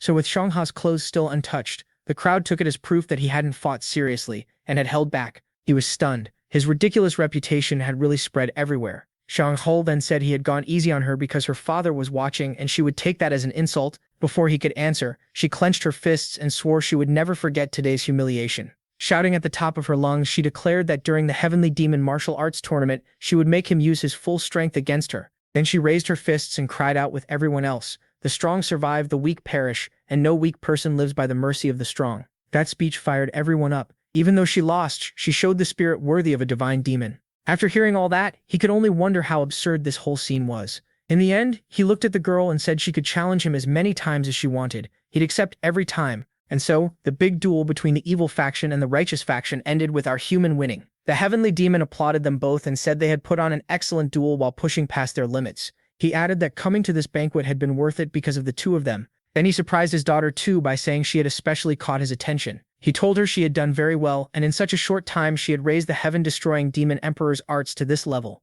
The only problem was that her sword hadn't kept up with her growth, and that was why she lost. Then he turned his back, said he was looking forward to the martial arts tournament, and left. This time, standing beside our human, she answered her father with the happiest yes. Meanwhile, Julia went full suspect mode, thinking this whole thing was getting dangerous. Lost in thought, she told herself that at this rate, even Princess Xiongha might start falling for our human too. Next to the tomboy girl, Nian said he had been amazing.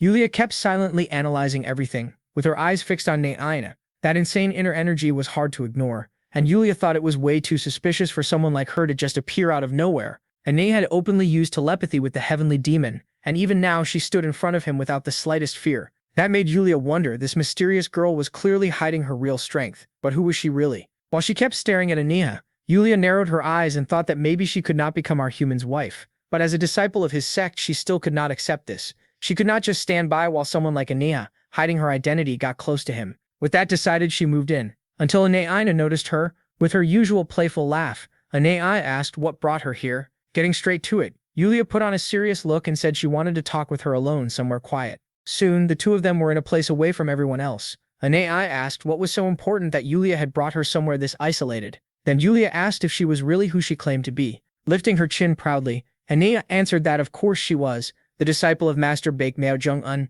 Julia closed her eyes and told her to stop lying. She caught Anaina off guard by saying that no mere specialist would be secretly talking with the heavenly demon like that. Anaina looked at Julia and seriously wondered if she had noticed that brief exchange, and if so, what kind of talent let her do that. Even so, she answered that there was a saying about hiding 30% of your true strength, and she had only followed that wisdom. Julia asked if that was really all she had to say, but even then she could not accept a suspicious woman like Anaina pretending to be in love with our human. The tension between them shot up fast, and Julia made it clear she would not just watch Anaina wag her tail at him. Anaina let out a long sigh and wondered if Julia was really challenging her, because if she was, then she had something to say too. When Anaina started digging into Julia's background, she began to doubt the level Julia had truly reached. In public, Julia was known as someone at the peak of the transcendent realm, but after she left for the martial world, her trail suddenly vanished. Then a beautiful, mysterious swordswoman called One-Armed Sword appeared, and her name spread across the martial world, and Anaina kept digging until she reached the real truth.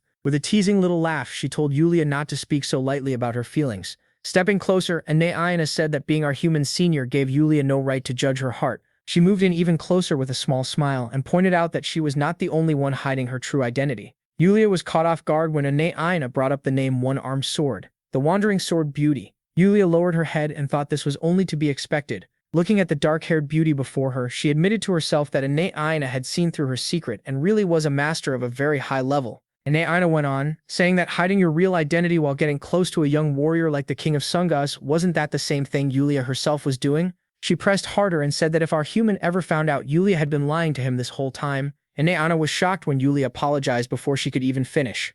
Julia placed a hand on her chest, smiled softly in the breeze, and said our human already knew she was a woman. Even a ninja could not believe those words coming from Julia. Before she could reply, Julia released her energy, revealing her true identity in real form. She remembered the moment she had told our human the truth, and how he simply accepted her. With a proud face and slightly red cheeks, Julia said that was why, no matter what Aninya's real identity was, she would not hesitate. Aninya's jaw practically hit the floor at Julia's words. A huge headache hit Aninya as she thought this had to be a lie. It made no sense that the leader of Sungus, who hated deception, knew about Julia and let it slide. Julia walked past her and said that whatever Aninya's real identity was, if she would not reveal her true motives, then she should stay away from our human. With that firm warning and a steady look, Julia left her behind. Aninya stayed silent. Then furious, eyes blazing and teeth clenched, she swore to herself that if Julia thought she could say all that and walk away so easily, she was wrong. Aninya would never give up. Meanwhile, beside our guy and surrounded by the crowd, he thought the banquet was over. But where had everyone gone? That was when Julia came over and called out to him.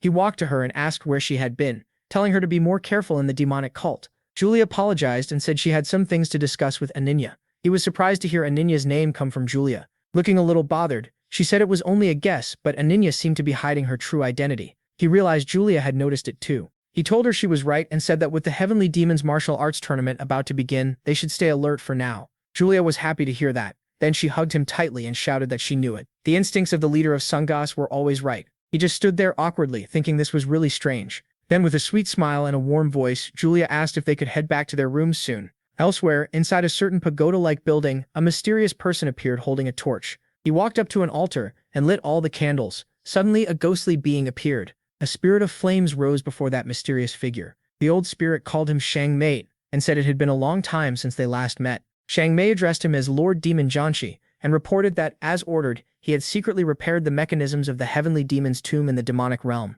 Showing a skull, he added that those immature brats would never notice it, much less get through that place. Janshi's spirit said he had done well. Then he explained that the little demon empress sleeping in the Heavenly Demon's tomb was nearly done maturing, and soon the strongest Janshi of all would be born, one even the current Heavenly Demon King would struggle to defeat. Shang Mei asked if he would keep his promise and make him a Heavenly Demon. Janshi's spirit replied that, as vice leader of the blood cult and earthly representative of the Sorprendente, he swore by his own name. Narrowing his eyes, he said that if Shangma kept his promise and joined the blood cult, then he too would be made a heavenly demon. Hearing that promise, Shang Mage broke into a wide grin. At last, the day of the demonic martial arts tournament arrived. In the middle of the huge crowd, Julia was surprised by how many people were there, and he told her to take it easy. Once again, Nenya stood beside our lovely tomboy, and using telepathy, our dear Nenya asked him if he was not going to look at her today either. He only coughed awkwardly at the question sent into his head. Then she walked off, telling him to hurry up, while he just ignored her. Our lovely tomboy had clearly come prepared,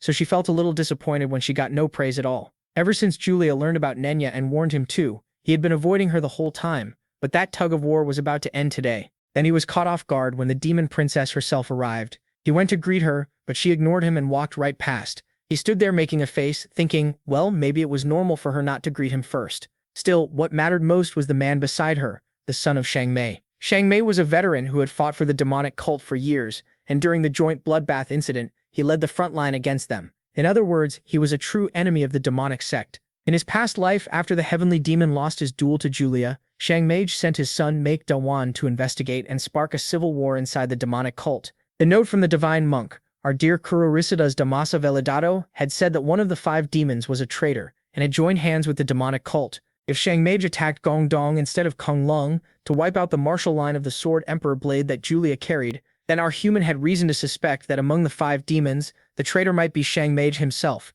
After all those thoughts, he called Julia over and told her to be careful. Quietly, with slightly red cheeks, she nodded. Then she took his hand, smiled sweetly, and said she would be careful. As he told himself to stay sharp, he thought that unless the blood demon was an idiot, he must have sealed away the sword emperor's supreme techniques, meaning both he and our girl Julia were in danger. If this is the Valley of 10,000 demons, wrapped in demonic fog that can even fool top masters, then from the blood cult side, 2 geniuses from the Orthodox faction would be easy targets for assassination. Narrowing his eyes, he thought that at last he might see the faces of the blood cult executives. Then the heavenly demon announced that everyone had gathered, and he would now explain the rules of the tournament. Tea was served to the crowd through telekinesis. As every contestant received a cup, they were told the goal was simple: be the first to pass through the 5 demonic gates at the exit of the Valley of 10,000 Demons. This trial would test both their martial arts and their ability to survive. With that, he raised his hand and ordered them to prove their strength inside the valley's fog. After the heavenly demon's speech, everyone shouted at the top of their lungs. He realized the drink was wine mixed with a sleeping drug. Still, he drank it right away, thinking the real test had finally begun. A moment later, our human woke up, passed out inside a cave. As drops of water hit his face, he slowly opened his eyes. After getting up and checking his surroundings, he figured this really was the Valley of 10,000 Demons. As expected, they had scattered the young talents at random. Covering his nose, he thought about the demonic energy filling the air. Without internal energy, even breathing would be hard. He quickly focused his internal energy, remembering the sacred wheel king energy taught by the divine monk. It was an anti-demonic technique, perfect for pushing back the fog around him. Right after that, he started running as fast as he could. He figured Julia with her flower realm and Nienwith, with the body of the Queen of Hell, could probably handle themselves. So the first person he really needed to worry about was our tomboy. Catching Wei off guard, he showed up before her. Then he asked if this was where she was. Confused, she asked why he was there. He answered that he came to find her, of course. A little flustered, she said they were competitors now, and she couldn't just stay beside an enemy. He called her an idiot and asked what she thought would happen if she wandered alone through the Valley of 10,000 Demons. She asked if he was really that worried. Then why had he been avoiding her? He said he wasn't avoiding her. He was avoiding Niang. That caught her off guard. And he explained that there was something suspicious about that girl. Then he raised his hand with a grin and suggested they go find the 5 demonic gates first. Those words left her cheeks slightly red. Sometime later, the two of them were cutting down every demon in the area. They fought well together and clearly had the upper hand. Wei called out to him. Monsters were coming from behind him. With one swing of his sword, he wiped them out in just a few seconds. Looking at the demon corpses, he wondered what mattered more, finding the 5 gates first or going to meet Yulia now. Then a strange energy caught his attention, and he wondered what it was. Ahead of them was a power slowly eating away at his anti-demonic energy. He started thinking this might be one of the 5 gates. He called Wei over and said he sensed something suspicious in that direction. Maybe one of the gates. Did she want to check it out? She said they would have to deal with those traps sooner or later anyway, so yes, she would go with him. Sometime later, they stopped in front of a wall of roots, and Wei said it looked like a dead end. She asked if he was sure something was here, and he said they'd know once they looked closer. He struck and cut through the roots in front of them, and before our tomboy could even react, a stairway appeared. The tomb of the heavenly demon. She asked if this really was the heavenly demon's tomb. He said that explained why the demonic energy felt so unusual. Who would have thought they'd find this so soon? After seeing the sign, he thought this was way too suspicious. In a place this suspicious but risky or not, he couldn't pass up the chance. He told her no one could ignore a place like this, so he was going in to check. Then he asked what she would do. That took her completely by surprise. She remembered earlier and thought he had only come to her because he believed she was weaker. Normally, that would have offended her enough to start a fight on the spot, so why wasn't she upset at all by his concern? Before she could finish that thought and before our human noticed, she grabbed his face with both hands. Somewhere else, after cutting down every demon around her, Yulia thought the demonic energy was getting too heavy. She needed to find our human right away. Earlier, she had left her scent on him so she could track him. But now, worried, she told herself that scent had vanished, like he had been swallowed by the earth, and the thought was driving her mad with anxiety. As she moved through the area, something passed by her. She noticed at once and thought someone was here, and in the demon realm, that meant an enemy. In one fast move, her sword clashed with the other person's. Before anyone could harm our human, she would strike first. That person was Niensha, who asked if they had ended up meeting again. The force of their blades sent both of them back, and then they landed lightly on the ground. Annoyed, Julia clicked her tongue. With a furious stare, she said it had been a while since she last saw her. But what really bothered her wasn't Niensha. It was our human. She was supposed to be protecting him, so where had he gone? Nina noticed Julia wasn't acting normal.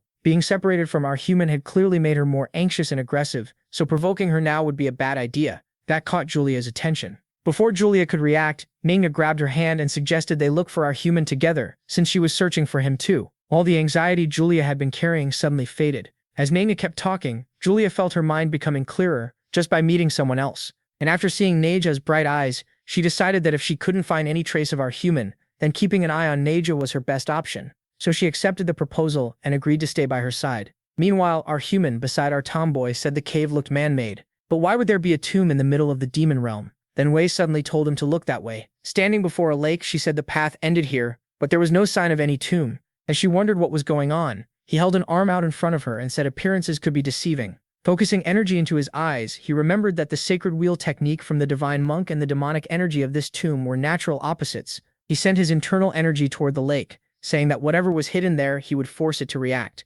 That sudden burst of power shocked Wei beside him. Confused, she told him to wait and asked what the heck that was. Before either of them could react, a giant demonic serpent burst out from the lake. Li said it looked like the real tomb of the heavenly demon was beneath this lake. The serpent hurled a swarm of snakes at them. Both of them jumped high to dodge the attack, but Wiki landed badly and twisted her ankle. As the snakes rushed at her, she realized she wasn't used to heights and had gotten thrown off during the attack. But before anything could happen to her, our human rushed in like a prince to save his princess. He asked if she was okay, and she was so flustered she could barely answer, only mumbling.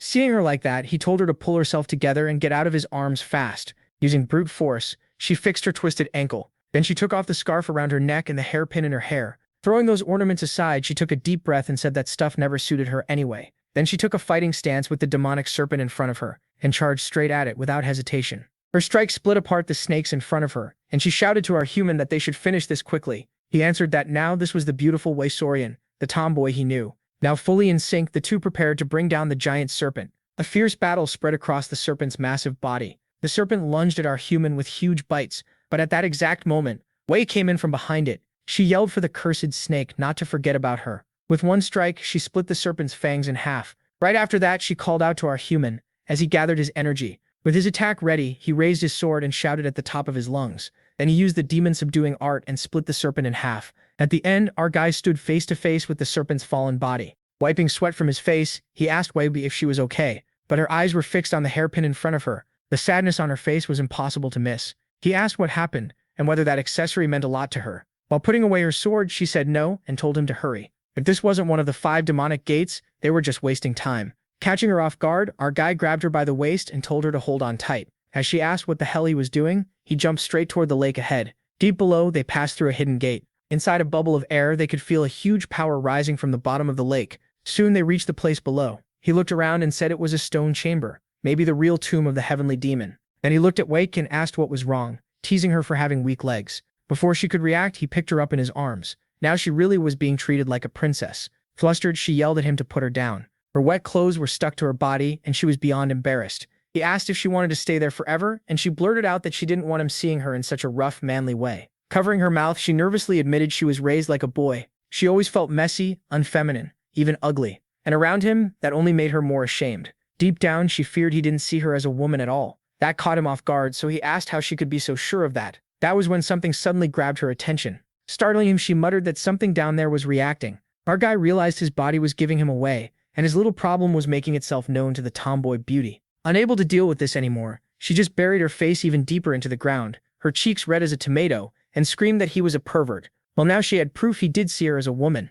So what's going to happen next? Is our guy finally going to admit he really loves tomboys? And will our girl stop doubting herself and accept who she is because she's great as she is? Tomboys really are the best. Still, we don't have those answers yet. We'll have to wait and see. Honestly, that tension between Nina and our girl Julia was really good. In a way, the two of them are pretty similar. Nina has a lot more reason to distrust everyone and hide herself like that. She's carrying a whole pile of trauma, so it makes sense why she's so guarded. That's why it felt natural for her to think Julia was just like her. Both of them shared the same fear, that our guy would stop trusting them once he learned their secret. That's why Nina came at Julia right away, assuming she still hadn't told him anything. I really loved Julia opening up and saying, no, I did tell him. I accepted who I am. And the best part is he accepted me too. That was beautiful. I just hope Julia's honesty gave Nena the push she needs to reveal who she really is too, even if he already figured it out long ago. Anyway, I also really wanted to talk about his idea of pleasure, the pleasure of the heart. Honestly, I think it's beautiful and real, and it shows a lot of respect from him. It's respectful to himself and to the women he may be with in the future.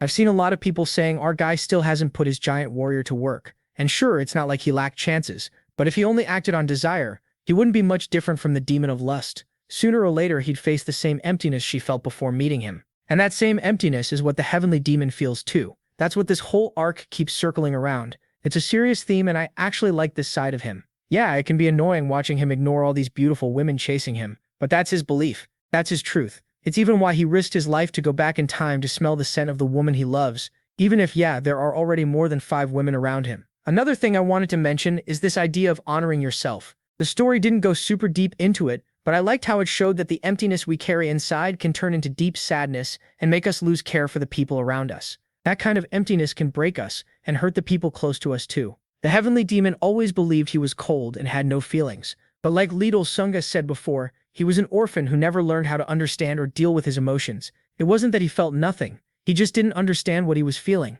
Now that he's starting to care more about his daughter, he's slowly beginning to get it. Little by little, he'll start recognizing those feelings. I thought that was really beautiful too. I'm also enjoying Seunggo's character growth a lot here. She's an arrogant princess, but she's strong and fully confident in that strength. To be honest, I really like that kind of character. And the contrast between them is great. One thinks he has no feelings because he can't understand them, while the other feels everything intensely and knows exactly what she wants, her father's attention and recognition. Our guy basically ended up being the heavenly demon's therapist. Like, just give your daughter a little attention, and you might finally understand what it means to be a father. I'm really enjoying their dynamic, and I want the heavenly demon to turn into that super jealous girl dad who wants to kill our guy for getting close to his daughter. Last chapter, our guy had another one of those weird energy moments, with his giant warrior trying to say hello to our lovely tomboy again. And well, things got awkward fast. After a while, once she understood his strange condition, she asked if it was a side effect of his inner energy. He said yes. Usually as his level rises, those sudden reactions happen less. This time was just random, and it hadn't happened in a long while. Then shyly he admitted there was another reason too. Their lovely tomboy looked really beautiful, all soaked like that. She started to short-circuit a little, wondering if he was really talking about her, if he truly thought she was beautiful, or if he was mistaken. Looking at him, she told herself she couldn't give in. If she did, she'd be heartsick for the rest of her life, and when this ended, she didn't even know when she'd see him again. Trying to act tough, she said his sweet words were pointless. In the end, all men cared about were women's bodies, and he was no different from the rest. But before she could keep going, our guy proudly placed a hand on his chest and declared that he became her brother because he wanted her by his side. Then he added, with total sincerity, that wanting her by his side meant he would take responsibility for her too. Soras didn't even know how to respond to that. She remembered the first time they met and thought to herself that Lid Sunga really had changed her world. Still, this warrior she admired wasn't someone who would love only her. She would never be the only one in his heart, and there would always be many women around him. Seeing her lost in thought, our guy asked what was wrong. This time hiding a small smile, she answered that if he really meant to take responsibility, then he better do it properly. Not long after, they finally reached what looked like the end of the cave. He picked up a stone and said there could be traps, so they had to test it first. Then he threw the rock as hard as he could. Before it even hit the strange wall, countless arrows shot out. Catching one, our guy said it was exactly what he expected. Looking at the tip, he noticed the arrows were still new. They hadn't rusted, and the poison was still there. Then he stared at the wall and wondered who was maintaining a hidden chamber in such a suspicious place. Next, he told Sora to step back because he was going to open the wall himself. He knelt down, placed a hand on the ground, and channeled his inner energy. The mechanisms inside that wall, along with all the traps, were destroyed. Then, almost like magic, the wall opened, and Soras asked if that was a stone coffin. Meanwhile, Lydzunus looked at it and realized the coffin was absorbing the demonic energy around it. Without hesitating, he reached for his sword. Then he slashed at the stone coffin. The lid split cleanly in two. To his shock, a little girl came out of the coffin. With innocent eyes, she asked if he was her daddy. That left him completely stunned. He couldn't believe it. He didn't even have a wife yet, and now he was suddenly being called a father. Then, out of nowhere, a huge wave of demonic energy burst from the girl. Sora warned him right away. Something very dangerous was about to happen. He wondered if the girl might be a heavenly demon, but from which generation? Seeing her step out of the coffin, he couldn't even tell if she was truly alive or not. There wasn't a single funeral item in the chamber, even though this should have been a tomb. The entrance had also been sealed with blood markings and traps, so he stared at the girl and thought maybe those scum from the bloody cult had stolen the body of a heavenly demon to turn her into a Jiangshi, a Chinese vampire. If she was the last woman to become a heavenly demon before the current one, then she could only be the white-handed demon queen. Beggar High. She belonged to the Crescent Moon Demonic Palace, the only one of the 7 great demonic sects that accepted only women. She took the demon throne after mastering the top techniques of Free Win, the Sunflower Manual, and the Divine Crystal Palm of Ice. Now that someone like that stood in front of him, he knew the danger. When a person with powerful martial arts is revived as a Jiangshi, they become much stronger than they were in life. If he slipped up here, he could die. That crushing demonic pressure scared him. But before he could react, the little girl wrapped her arms around his waist and hugged him tightly. Still wearing that innocent look, she called him daddy, and said his eyes looked weird. As he crouched down to talk to her, Sora guessed the girl had mistaken him for her father, which explained why she was acting like this. He grabbed her wrist and found a real pulse, making him wonder if she had awakened from some kind of suspended state. Then another thought hit him. He'd heard the white-handed demon queen was killed by the heavenly demon from 2 generations ago, so how could this even be possible? That heavenly demon from 2 generations back was later killed by the divine monk, and he had been a servant of the bloody demon. Because of that, a new idea came to mind. Maybe he defeated her without killing her, under the bloody demon's orders so she could be turned into the ultimate weapon, a Jiangshi, a Chinese vampire. Even so, this was also good news. By pure luck, he had ruined the bloody cult's plan. Then the girl caught him off guard again, by asking where her mommy was. She quickly turned towards Sora, who had been standing off to the side, and then a bright smile spread across her face as she ran over, jumped into her arms and called her mommy. Sora had no idea how to respond and asked what was going on, while the girl told her to hurry and hug Daddy too. Then she asked if Sora had fought with him, if the two of them had argued or something. That was when he jumped in and quickly said no, they hadn't fought at all. They got along great. Sora asked what he was doing, and through telepathy, he replied that he didn't really understand why a heavenly demon from 3 generations ago had ended up like this either. Then he asked her, even if she felt awkward, to act as the girl's mom for now. For the little Chinese vampire's sake, Sora shyly agreed, stammering that yes, she and Daddy got along really well and weren't fighting. The girl started jumping with joy, happy that Daddy and Mommy were getting along. He told them they needed to hurry and get out of there first. Meanwhile, somewhere else, inside the bloody cult's hideout, someone shouted a loud welcome for the rebirth of the bloody demon. This was a demon lord, the vice leader of the bloody cult, and also a Jiangshi. From the rivers of blood, a person rose before him. It was the bloody cult elder himself. Clenching his fists, he said the heavenly energy had changed, and he could no longer see the future. That shocked the vice lord, who wondered if the Supreme One's future sight, gained after reaching the realm of life and death, had stopped working. The blood elder cut in and said he had called him there because of the heavenly demon Jiangshi, asking if she had been lost. That heavenly demon Jiangshi was the very same girl our 2 leads had accidentally adopted. The vice demon lord replied that after they captured the white-handed demon queen, the link to her vessel, which had been unstable for the last 50 years, had just been cut off. Then he slammed his head to the ground, yelling that it was all his fault, and begging the blood elder to punish him. The elder was furious. He couldn't understand how the future had entered such unknown ground, how Huyang's infinite blade had gained a successor, and how he now had no choice but to worry about these new variables. Turning his back, he told the vice demon lord he would not punish him, and ordered him to fix this as fast as possible. Back in that sea of blood, he thought that if the vice demon lord Jiangshi failed, then maybe it was time to use the backup plan early. A smile appeared on his face as he reminded himself that he still had time and power. With Peden on his mind, the bloody cult elder swore he would make that arrogant successor of the Sword Emperor kneel before him. Meanwhile, somewhere else, we see the beautiful Sword Empress beside her loyal companion. They had finally reached the gates of the Gongdong sect. Once they arrived, the Empress confirmed it. They were finally here. Inside, she happily thought about how she had come to visit her in-laws as a surprise before her husband arrived. Since this was all meant as a welcome for him, she figured he would forgive her. While she was lost in that thought, her companion called out that the Sword Empress and the Little Empress had arrived and asked if anyone was there. The gates opened and 2 people came out to greet them. One of them was their dear younger friend, now grown into a beautiful woman, welcoming them warmly. Then she invited both of them inside. At that moment, the woman from the Sukutang clan jokingly asked if she was really planning to call her big sister. The Sword Empress gave a soft laugh and did exactly that, which instantly made her happy. Inside the Gongdang sect, they were amazed by how much everything had changed since their last visit. The Sword Empress blushed a little just thinking about him. Looking around, she felt the Gongdong sect seemed strangely empty without her beloved there, and she wondered if he was really safe in a dangerous place like the demonic cult. Then we cut to the little Jingshi's surprised face.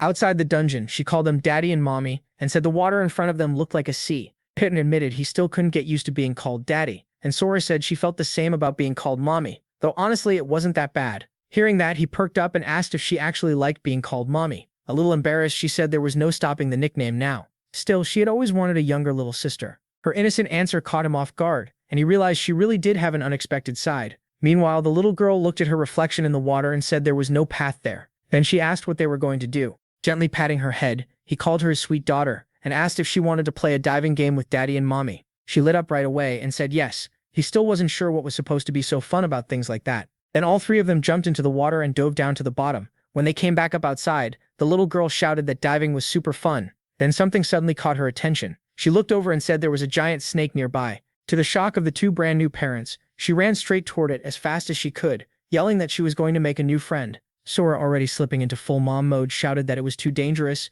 Just as the little girl reached out to touch the monster, a huge blast of demonic energy suddenly filled the whole area. The little girl was thrown backward. Luckily, Sora rushed over and asked if she was okay. But the girl pulled away and told Sora not to touch her. How dare she lay a hand on her? Watching them, our guy noticed her way of speaking had changed. He wondered if taking in the monster's demonic energy had briefly brought back her memories. Even with that rough reaction, our clumsy beauty hugged her tight and gently said it was okay. Now that it was over, and just like that, the little girl, totally different from a moment ago, melted into her arms. Seeing that gave our guy chills. He then realized the little demon queen was the test subject for a heavenly demon Janshi the blood cult had been raising, and they had basically stolen her right under their noses. If the bloody demon already knows, then the blood cult's elite were probably sent here to take this Janshi back. According to the Celestial Association, the blood cult's ranks go like this. Above the normal members are the expert beasts, who range up to the peak transcendence realm. Those beasts answer to the apostles, masters of the Huang Yeong realm, and above them is the vice leader, another Huang Yeong master.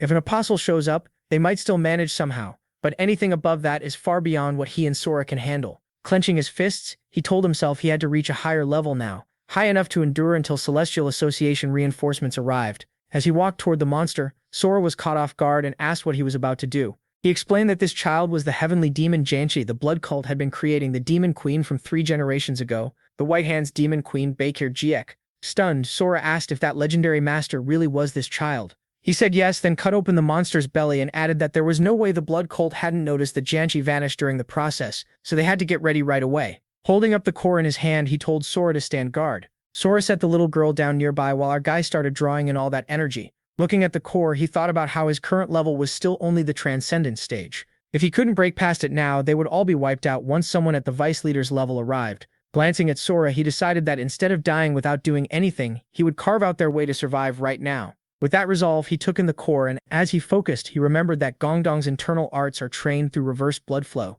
Because of that, his aura now looked close to demonic arts. If these were the sect's highest techniques, then maybe he could turn demonic energy into internal energy too. That thought lasted only a moment before sharp pain tore through his whole body. Right in front of him, Sora warned that this was dangerous. If he wasn't careful, he'd suffer a K deviation. He answered that he was still holding on. At that exact moment, the girl woke up. She saw our guy surrounded by clashing internal energy. She ran straight toward him, calling for Papa, and Sora quickly warned her not to come closer because it was dangerous. Looking at her, he thought she had finally awakened and wondered if the demonic energy in the core was drawing her in. Then she slipped free from Sora's arms. Before Sora could react, she sprinted toward our guy, crying out for her Papa. Sora shouted no as loudly as she could, while our guy, deep in meditation, was caught off guard. Before he could respond, the little girl leaped at him, screaming at the top of her lungs. Then a huge blast of internal energy erupted. Sora cried out in panic. Meanwhile, somewhere else, that same Janshi vice leader was cursing the lust demon non-stop, wondering who had broken into the heavenly demon's tomb security. The original plan was to finish the Janshi's heart, then lure Baekshun-ha, the current heavenly demon's daughter, into the blood cult.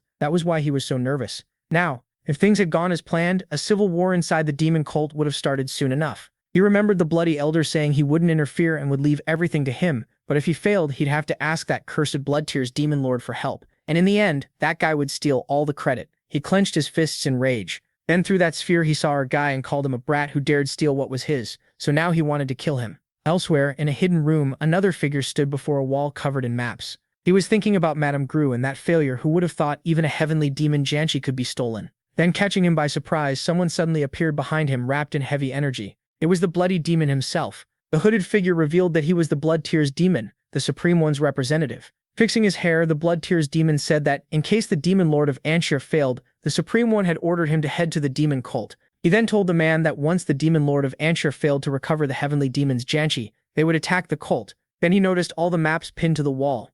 A smile spread across his face as he told himself it was time to return to his beloved demon cult. In his mind was the heavenly demon himself, Baek Muriong, and the Blood Tears demon swore he would repay that past humiliation twice over. Back beside our guy, the little Anshir girl was still jumping toward him. Sora rushed after her, shouting no as loud as she could. Looking at the two of them, she realized they had both lost consciousness and wondered what she was supposed to do now. Then a massive wave of demonic energy suddenly surged toward them, catching her off guard. It slammed right into her, and before she could react, she was thrown away. Cold sweat running down her face, she blamed herself for all of this. Still, she tried with all her strength to reach our guy. Dragging herself forward, she looked at him and told herself she should have been more careful. She finally reached them, pulled both of them close, and held them in her lap. Both our guy and the little Anshir girl were unconscious, with no sign of waking up. Suddenly, we find him in an empty space. He slowly opened his eyes, feeling faint pain all through his body. Looking around that huge void, he wondered where the hell he was. Was this his own mind? He also noticed a barrier around him,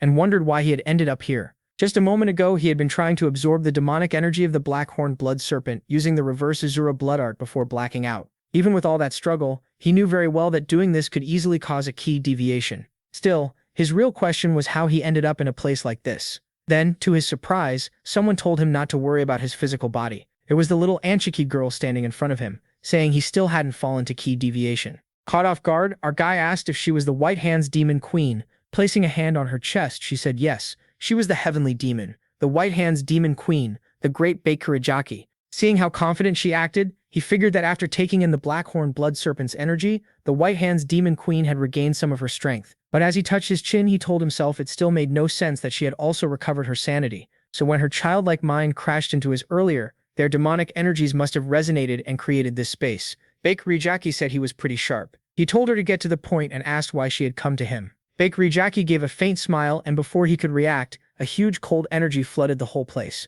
Spreading her hands, she explained that his body still hadn't suffered key deviation, but in the real world, if he couldn't endure the demonic energy, it was only a matter of time. Pointing at him, she said, that was exactly why she had a proposal. The great heavenly demon, the White Hand's demon queen, offered to help him open the path to becoming a master like her. In exchange, he had to remove the restriction placed on her physical body. After making her offer, she shook her head and said she wanted to end that pathetic behavior from before. Our guy replied that she was the one who pushed him to the edge of key deviation, and now she wanted his help by dangling her teachings in front of him.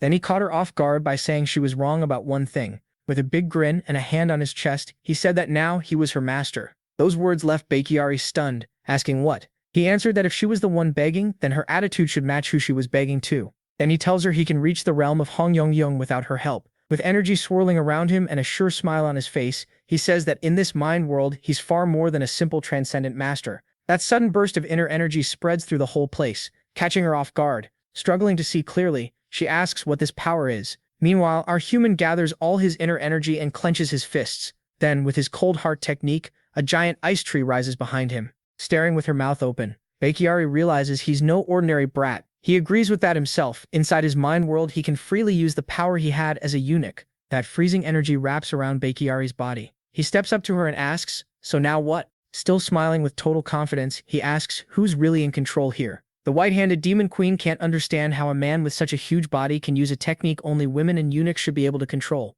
She starts cursing him out, but he just says he's her master now, so she should be calling him daddy. Seeing her lose it, he asks if she still doesn't get what's happening, that she's about to become his servant. He asks if she really thought the bloody cult would kidnap her without a way to control her. Closing his eyes, he says her childlike regression was no accident. To control a celestial demon like her, the bloody cult planted a restraint on her, a mark of obedience, that activates when she opens her eyes and sees her caretaker. While she tries to take that in, he thinks that if the white-handed demon queen fully regained her sanity, she could easily break the cult's restraint. But from his point of view, bringing someone at her level under control would be a huge advantage. Bakiari finally says, I surrender, and he thinks the worst part is that, because of the restraint, she really likes calling him father. So with her completely embarrassed, she calls him daddy, and he teases her by asking what she just said. That makes her snap, shouting that she's asking if he'll really remove her restraint if she calls him daddy. Then the icy restraint around her suddenly shatters. He answers without hesitation. They have a deal now. Hand on his chest, he tells her he needs to reach the realm of Hangyong right now. Confused, she asks why someone with a mind world this strong still wants more power, and he says his sterile self still lacks enlightenment. He also explains that he ended up bringing her along by accident, and he can already feel pursuers coming soon. So getting straight to the point and acting way more polite than before, he asks her to teach him. That leaves her staring in shock, blurting out, what? Then she stands up all confident and laughing, asking, is that all, my daddy? If that's all you need, there's nothing I can't do. Grinning from ear to ear, she proudly tells him to trust his daughter. After the celestial demon queen says that, a short silence fills the mind space. She raises her hand, gathers energy, and asks him what he thinks about starting with a duel. As he reaches for his sword, he thinks this is the divine ice palm of the Ice Palace, one of the best coal-based cultivation arts on the same level as the Imperial Palace's Sunflower Manual. Drawing his sword, he figures she chose the lesser demonic art because it suits a duel with him better than the celestial demon's divine art. Baikiri says that even with his powerful mind world, trying to reach that realm again is still crazy. Looking at him while letting out her inner energy, she admits this father of hers really isn't normal. Confidently, he calls the celestial demon his daughter and tells her to begin the duel. Baikiri closes her eyes as she uses her palm technique. Before he can react, she vanishes from in front of him, and in an instant she's already right beside him. A fierce clash breaks out between them. She says he's not bad at all, but still not enough, as her pressure keeps building. Her movements grow even faster, pushing him harder and leaving him with less room to breathe. Breaking into a cold sweat, he realizes the Sunflower Manual is reacting to his inner energy, all while she keeps rushing straight at him. Breathing hard, he tells himself he doesn't want to use that awful martial art from his crazy former self. Just before she lands her strike, he knocks her hand away with a swing of his sword. She says she expected that, his senses are sharp,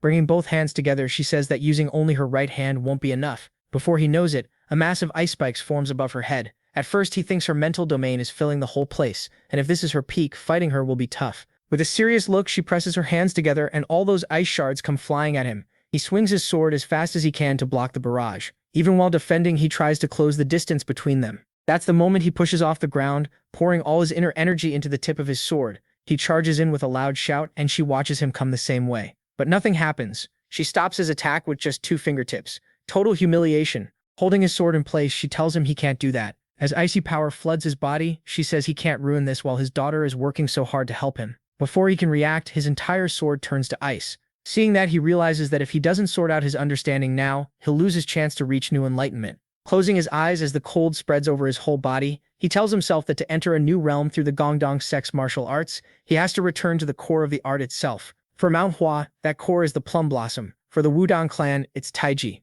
For the demonic cult, it's the inversion of heaven. So what is the true foundation of the Gongdong sect? The Sword Emperor once said that reaching the highest stage of its divine art would let him understand the path, but until now he had never trained those mantras. Opening his eyes, he tells himself that this divine art is the supreme technique of the Gongdong sect leader. Since he never wanted a position like that, he stayed away from this art even if it meant risking his life. But now everything is different. As he's being overwhelmed, he decides the core principle is supreme virility. That sudden shift catches her off guard, and she notices his flow of inner energy has changed. Focused, he thinks that if the Gongdong sect's arts are built on reversing yin and yang, then maybe external forces can be reversed too. Watching this, she admits it's impressive. This isn't just changing force, it's turning it around, however he wants.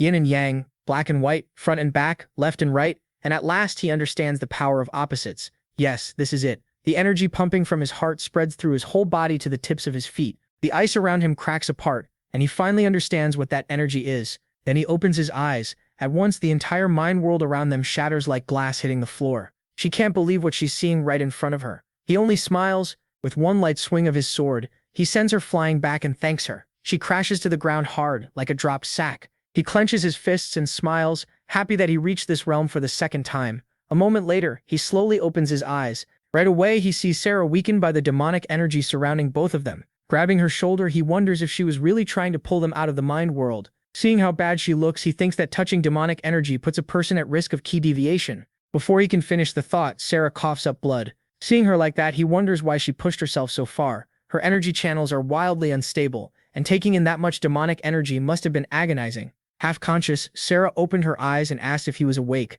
not caring about her own condition at all. As she slowly faded, she told him she had stayed by his side the whole time. Her shoulders dropped, and with her last bit of strength, she apologized before passing out. He quickly laid her on the ground, thinking he couldn't just leave her like this. Then he removed all her clothes. While sending his inner energy into her, he told himself he couldn't live with a debt this big, so he had to keep her from losing everything here. Somewhere else, inside a chamber lined with coffins, one of them opened, revealing the figure inside. Then that vampire-like zombie opened its eyes. As he flexed his hands, he said it had been a long time since he used the skull control technique. He was the zombie demon lord, a blood Janshi. The next day, somewhere near the demonic cult, that same Janshi told a young man that someone had stolen the heavenly demon Janshi's corpse. It was a warning for the one behind the civil unrest in the cult, using the demon princess, our little girl, as the center of the plan. He was shocked his great scheme had fallen apart. Grinding his teeth, he thought that without her, he could never become the heavenly demon, and that disaster could not be allowed. The Janshi got his attention and said that considering his work managing the heavenly demon's tomb and making a secret path even the current heavenly demon didn't know about, he wouldn't blame him. Raising a hand wrapped in bloody energy, he said he would handle the fallout himself, and ordered the man to open the way to the tomb right now. The young man simply nodded and said yes.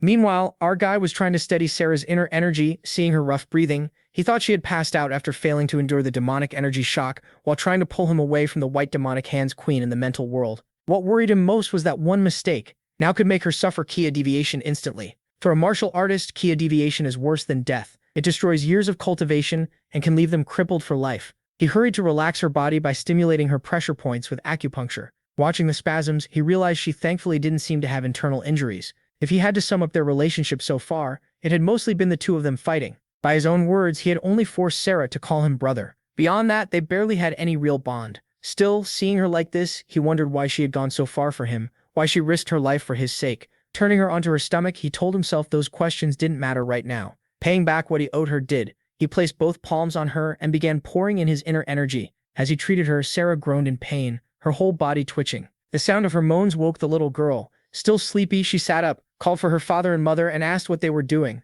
Trying not to alarm her, he said her mother had fainted but would wake up soon. Pointing at Sarah, the little girl said that was weird, because her mommy wasn't asleep. That completely caught him off guard, and he stared at her in confusion. Then he looked over and saw Sarah lying there in total silence, clearly pretending. He told her that if she wasn't sleeping, she should have said something earlier. Cut to Sarah, now fully dressed, asking if he had no shame at all. The three of them were sitting by a campfire while she complained that he had stripped a lady and massaged her. He answered that he had no choice if he wanted to treat her injuries. This time, the little girl called for her mommy and asked if she was feeling better. Now, to distract them both, he told them to eat first. He showed them meat made from a demonic snake. Just looking at it, Sarah nervously admitted she had never eaten anything like that before. He casually explained that once the skin and bones were removed, it was basically just normal snake meat, and since she was hurt, she needed food to recover. She picked up a piece, still unsure if she should really try it. Gathering her courage, she took a bite, and to her surprise, it was incredibly tasty. Smiling, she said it was delicious, and the little girl agreed because she loved her daddy's cooking. Then Sarah asked what he planned to do about the Heavenly Demon Martial Arts Festival.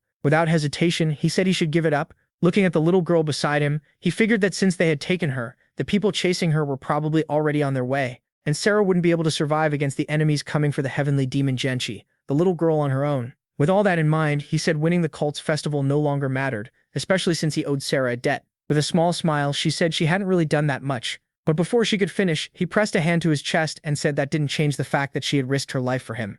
Those words left her flustered. Then, in a gentle voice, he raised his hand and told her that because of how he felt, he wanted to take responsibility for everything. Caught off guard, she quickly hit her face against her knees and said this was way too much. The little girl suddenly shouted, asking if Daddy had made Mommy cry, and saying she didn't want them to separate. That was when a huge explosion erupted from the water. Jumping back, he asked what the hell was going on. Sweating cold, he realized they had finally arrived. At once, he told Sarah to take the little girl and run as far away as possible. Confused, she asked what was happening, and he said the people after the little girl were here. They must have checked the tomb and realized she wasn't there. Sarah asked how that was possible since no one else had entered, and he guessed there was probably a secret passage. Before he could finish, a second explosion shook the place. Then that being rose from the water, surrounded by terrifying blood energy. It was the same Janchi from before, smiling wickedly as he said, so this is where they were. With one snap of his fingers, the whole area changed. Startled, our guy stepped back and thought this was insane. The old monster had evaporated all that water in seconds. Staring at him, he realized this was an incredibly powerful master. He quickly grabbed the talisman given to him by the monk. Then he slammed it into the ground with all his strength, splitting it in two. A huge golden light burst out around him. He told Sarah he would buy time and ordered her to follow that light. Even though she was worried, she nodded and ran off at once with the little girl in her arms, leaving him behind. He reached for his sword and called out to the old monster. Drawing the blade, he shouted that if the monster wanted the little girl, he'd have to step over his corpse first. The old monster only laughed. Then he pointed at him, gathered that bloody energy, and roared that he was far too arrogant. Elsewhere, Yulia was with Niena. Yulia asked if she had found any trace of our guy. Niena said no, and asked if Yulia had found anything. She hadn't. Yulia was getting more and more anxious. There wasn't even a hint of the 10,000-mile tracking sense she had secretly placed on him, and she had no idea what happened or where he had gone. She was also worried about Ninja, because the girl beside her looked just as desperate. Her chest tightened with worry as she told herself it was her duty to protect him. She remembered the promise she made that even if the whole world turned its back on him, she would always stay by his side. Like someone deeply in love and scared for him, she thought she was nothing but a useless stone in his shoe, and the only thing she could offer him was her strength. Then, out of nowhere, an earthquake ripped through the area. At that exact moment, they came face to face with several monsters rushing straight at them. But the strangest part was that none of those creatures attacked them. They just ran past. Even Nina froze, confused, wondering what was going on. Then a bright golden light appeared at the top of the cave. Nina recognized that glow right away. She remembered what Monk Kuririn had told her before. If she wanted to follow our guy into the demonic cult, there was something urgent she needed to know. Back in his true form, he explained that he had given our human an amulet filled with his inner energy. He also said that if our human was ever in real danger, he would break the amulet, and it would reveal his exact location. And now, seeing that golden light, Nea instantly pictured him, and recalled the monk's words as a member of the Celestial Association. The moment she saw that light, she had to rush over and protect him. Her first thought was simple. Lady Sungus was in danger. So she took off at once, climbing toward the light and leaving Yulia behind. Julia called after her in confusion, asking what was happening. But Nea no longer cared about anything else, not even her disguise. Nothing mattered more than our human. With her real face and her true feelings laid bare, she ran to her beloved, swearing she would protect him. Meanwhile, our human was locked in a fierce clash with that red monster. Even while staying calm, he thought the guy was unbelievably ugly. As for skill, he was at least on the level of his past life self, or maybe even higher. Swinging his sword with all his strength, he reminded himself that all he had to do now was buy time. That was his only choice. Mr. Ugly admitted our human was excellent with a sword. Then he shouted his own name while gathering bloody energy into his hand. With that power, he charged straight at our human. But just before the blow landed, he quickly jumped back. After gaining a little distance, our human asked if the monster knew him. Ugly answered that of course he did. He called him the orthodox faction prodigy, making waves across the world, a total playboy who drags beautiful dark-haired girls into his bed night after night. Then he brought up the weird warrior who fought completely naked at the end of the Dragon and Phoenix gathering, pointing right at him. He declared that this was none other than Lady Sungas himself,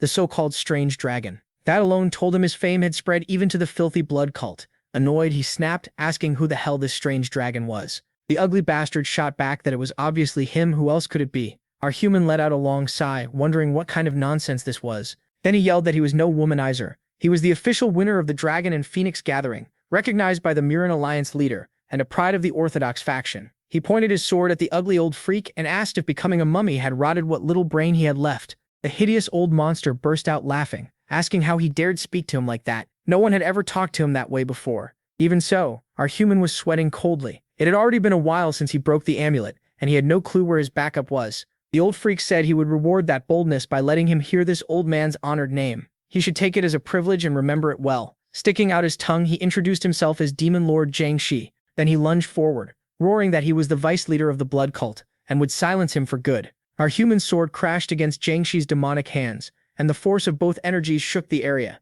Sweating again, he realized the blood cult's vice leader really was what he first thought, a master among masters.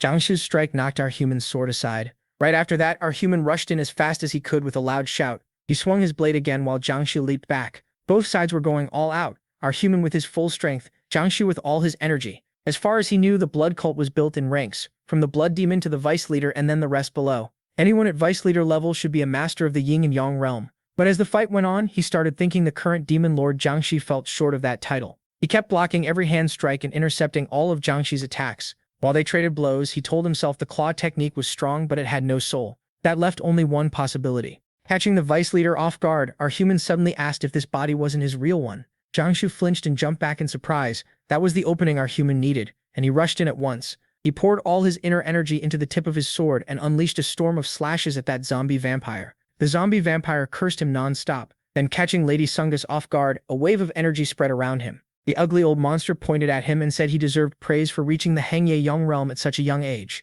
As he gathered a huge amount of power, he shouted that this very talent was the reason our human would die today. Lady Sungas broke into a cold sweat. Looking at that thing, he realized this was the martial art that transforms a Jiangshi's body, giving it toughness and life force like an invincible diamond body. He wondered if this was the demonic bone art. He stepped back and muttered that this martial art was horrifying. At that moment, the ugly old freak charged him, yelling that he would tear his mouth apart first. Lady Sungas straightened his stance. Before the monster could touch him, his sword pierced straight through its chest. Then he followed with one more slash and split the ugly old freak in two. Even while being cut down, the monster kept cursing him, calling him an arrogant brat. At the same time, Nina was rushing over as fast as she could. While our human fought a battle of endurance, she desperately begged him in her heart to hold on until she arrived.